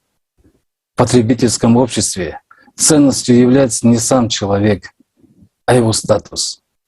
Не его способности и достижения, а его вращение в нужных кругах и звания на бумажках, которые не так уж трудно купить. В потребительском обществе вообще покупается все. Вопрос только в толщине кошелька. Количество в потребительском обществе также важнее качества. Это постоянная гонка, бег по головам друг друга. Каждый стремится выжить. Ведь есть навязанные нам стандарты, которым надо соответствовать, чтобы не чувствовать себя лишним на празднике жизни. Но это не ум, не совесть, не человечность, не честь. Это внешний вид. Дорогой телефон, машина, жилье, возможность путешествовать и так далее. То есть это не качество человека, а иллюзия успеха, которую он может себе позволить. Удовлетворив одно желание, у нас сразу появляется другое. Понятие. Погоняя за иллюзией, порождает жадность. Жадность, которая приводит к войнам. Когда уже недостаточно того, что ты приобрел, ты начинаешь отнимать у других силой. И в таком формате неизбежны потери, гибель. В такой борьбе гибнут все. Короли, правители, простые люди, целые империи. Это неотъемлемая часть потребительского формата. Неизбежная. И это все, на что мы способны. Потребительский формат — это шаг в пропасть. Именно туда мы все движемся на протяжении тысячелетий. И сейчас мы подошли к самому краю. Этот путь стоил нам самого дорогого — человеческих жизней. Но потребительский формат — это временное. Рано или поздно человечество убеждается, что он приводит в тупик. Потому что постоянная борьба и уничтожение друг друга — это борьба с самой жизнью. Но разве мы, люди, не хотим жить в стабильности, безопасности? Разве нам не хочется жить в уважении, процветании? Конечно, хочется. Ни один нормальный человек не скажет, что ему чужды эти ценности. Это то, что мы хотим видеть во главе общества, в котором живем. В нынешнем формате это невозможно. Все из-за той же постоянной тяги к борьбе. Даже если объединятся люди одной страны, они будут бороться с людьми другой страны. Мы хотим изменений, но мы все время что-то ждем. А сегодня у нас уже нет времени ждать, что какое-то чудо или новое правительство все изменит. Когда мы слышим про перемены, мы сразу вспоминаем о борьбе. Мы не враги друг другу. Сегодня наш главный враг и единственный — это климат. Раз мы так преуспели в борьбе, то, может, нам стоит направить наши силы на то, чтобы выжить в этой схватке. Мы привыкли принимать сторону того или иного лагеря, но климат снесет все лагеря. Если мы не объединимся сейчас, мы просто не успеем. Не глупо ли? Погибнут всем миром. Просто потому, что мы боимся потерять иллюзию. Не доверяем, не понимаем. Боимся посмотреть правде в глаза. Но самое главное — нашей жизни. Мы должны объединить все наши усилия во имя выживания всех. Климату не важно, из какой вы страны, какой у вас достаток, сколько образования, детей. Этот враг пришел без объявления войны. Он сметет всех, если мы ничего не сможем противопоставить ему.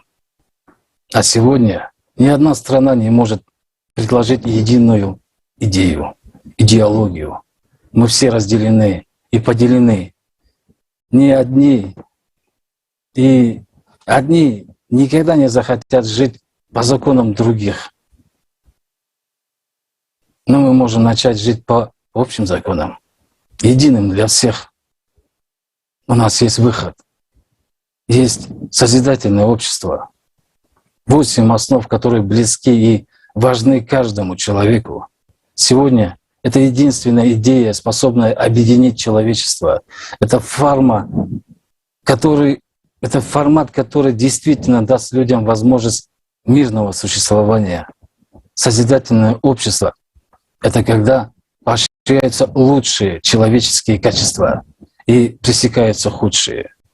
В созидательном обществе никто не будет нищим, никто не будет угнетенным, не будет врагов, не будет коррупции, не будет страха.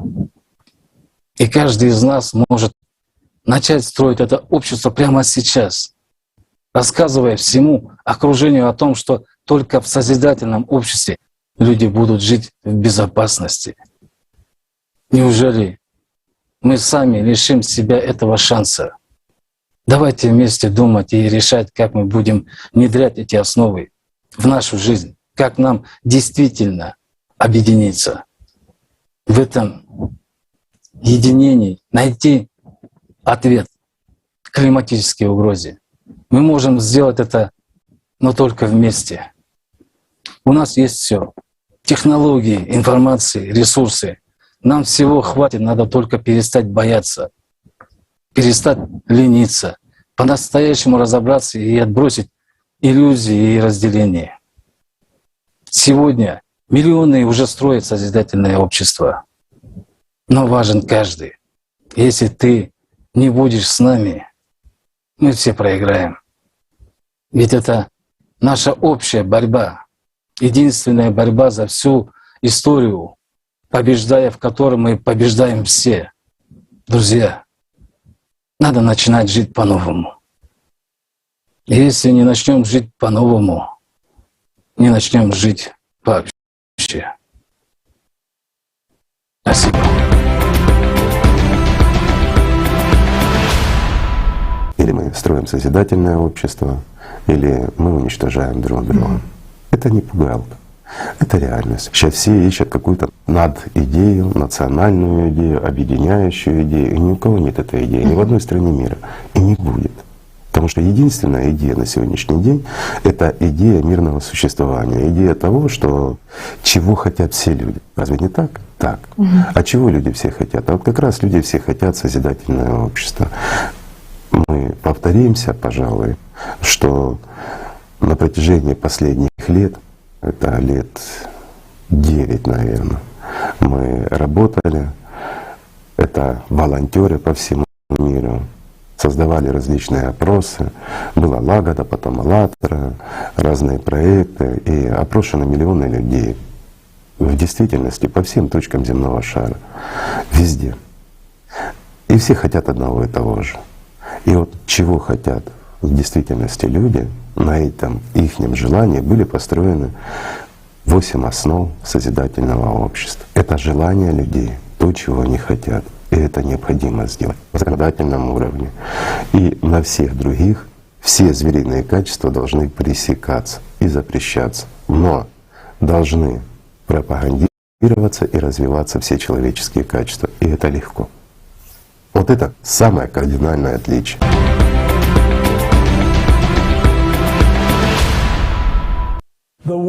Мир на грани. Озвученные на конференции факты и доказательства убедили нас в этом в очередной раз. Мы благодарны каждому, кто был сегодня с нами. Участники конференции подняли актуальные проблемы потребительского формата общества, усугубляющиеся на фоне климатического и экологического кризиса.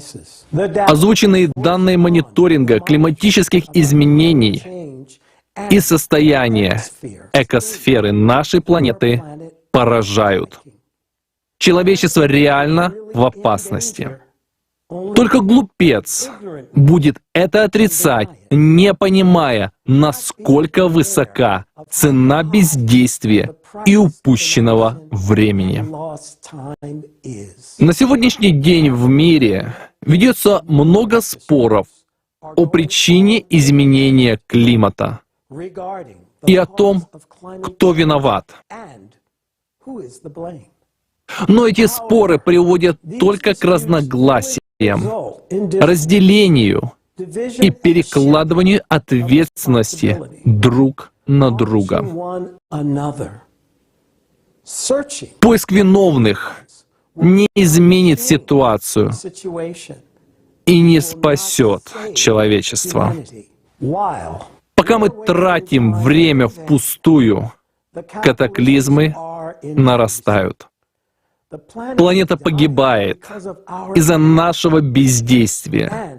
И как следствие, шанс на спасение человечества уменьшается с каждым днем.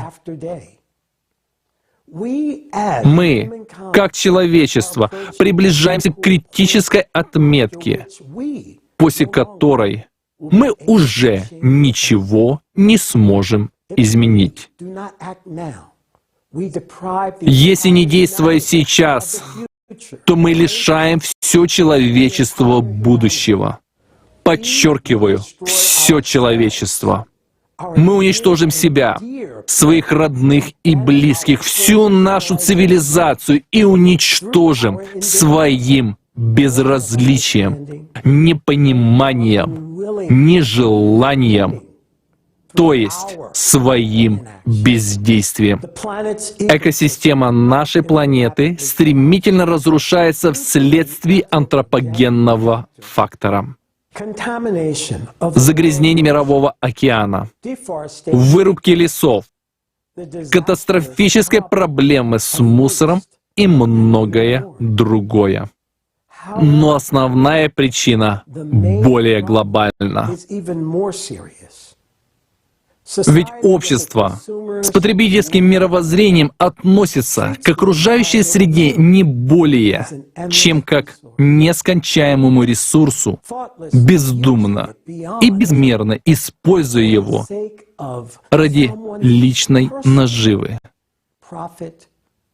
Воистину, эгоизм и алчность затмили наш разум. Наше сиюминутное стремление к обогащению оказалось для нас важнее будущего нас самих, наших родных и близких.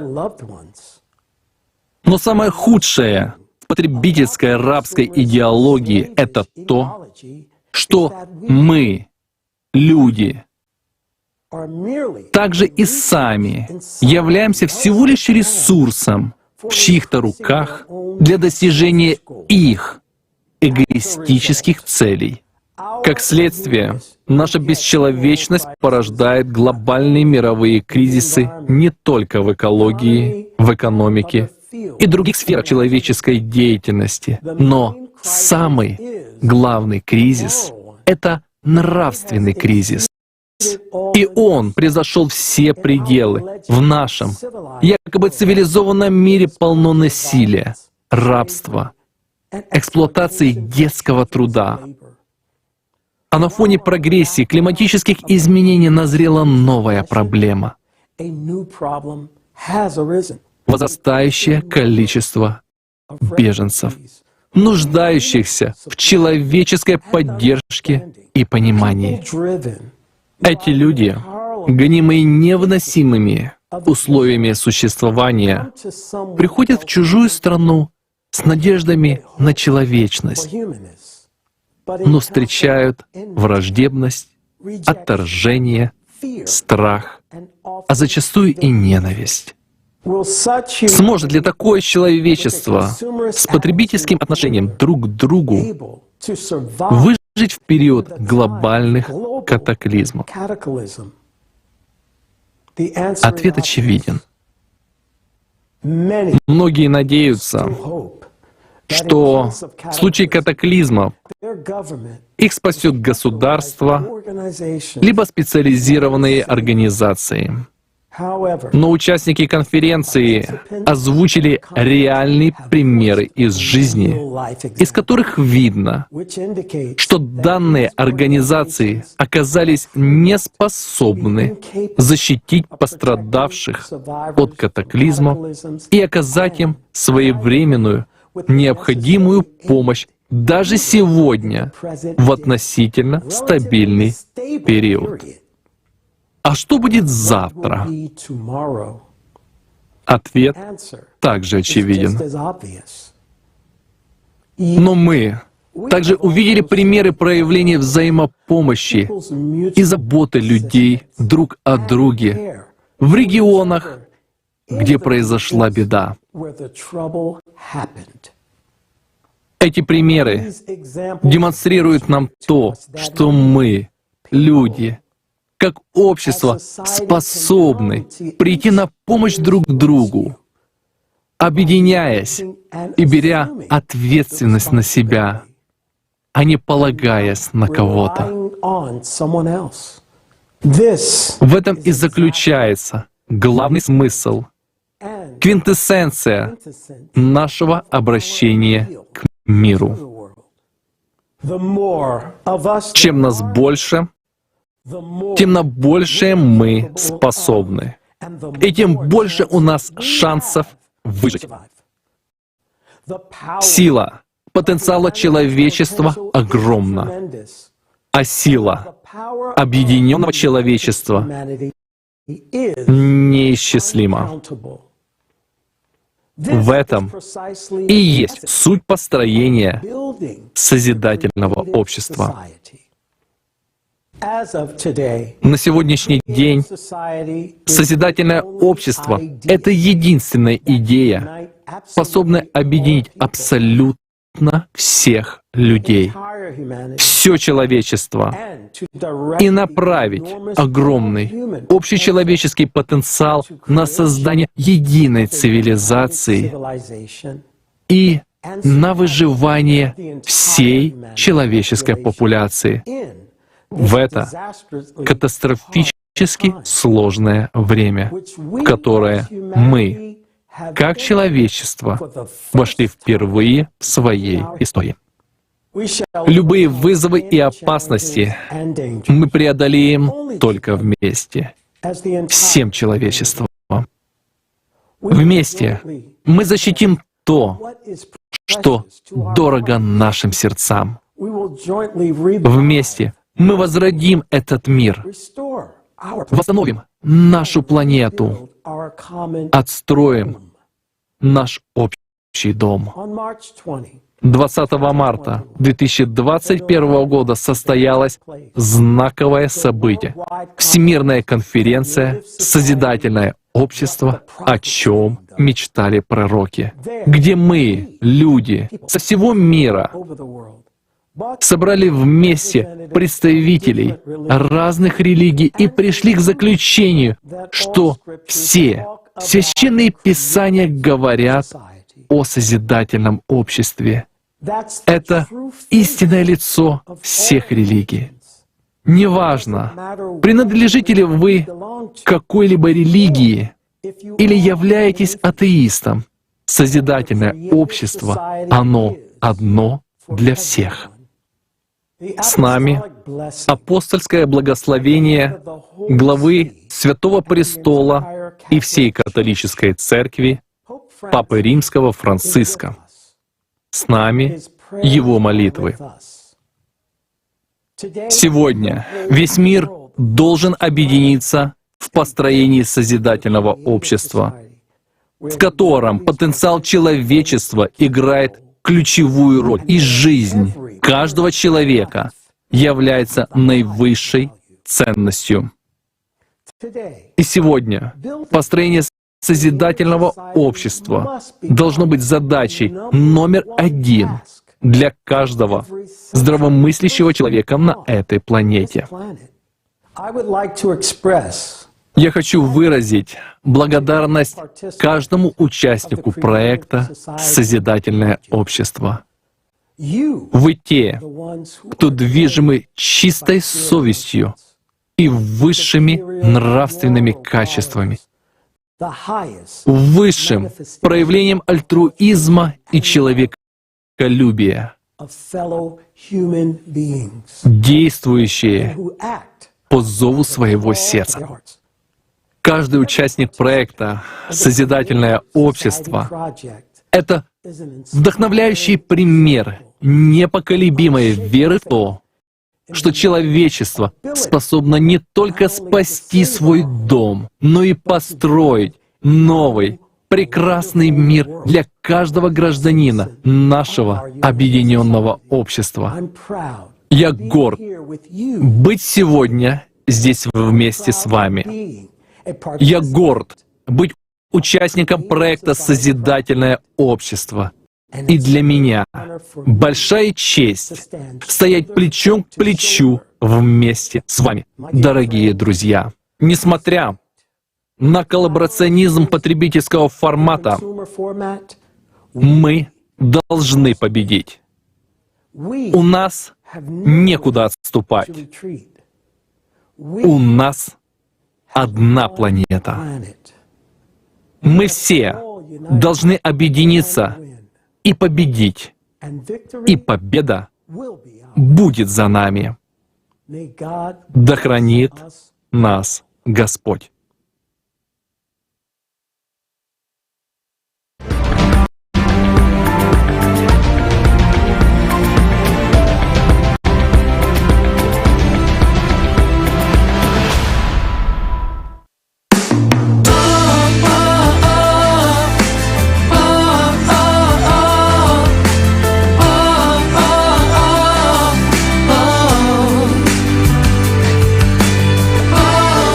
Oh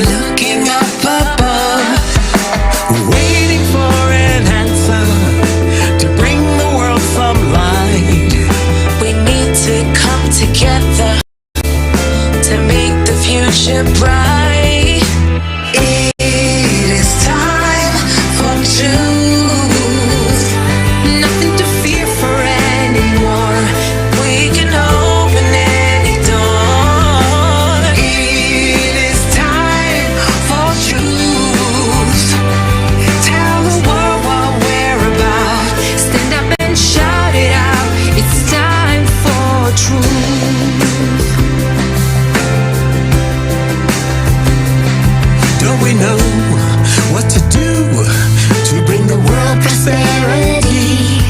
Only way that is true is through creative society. Let's make the change together.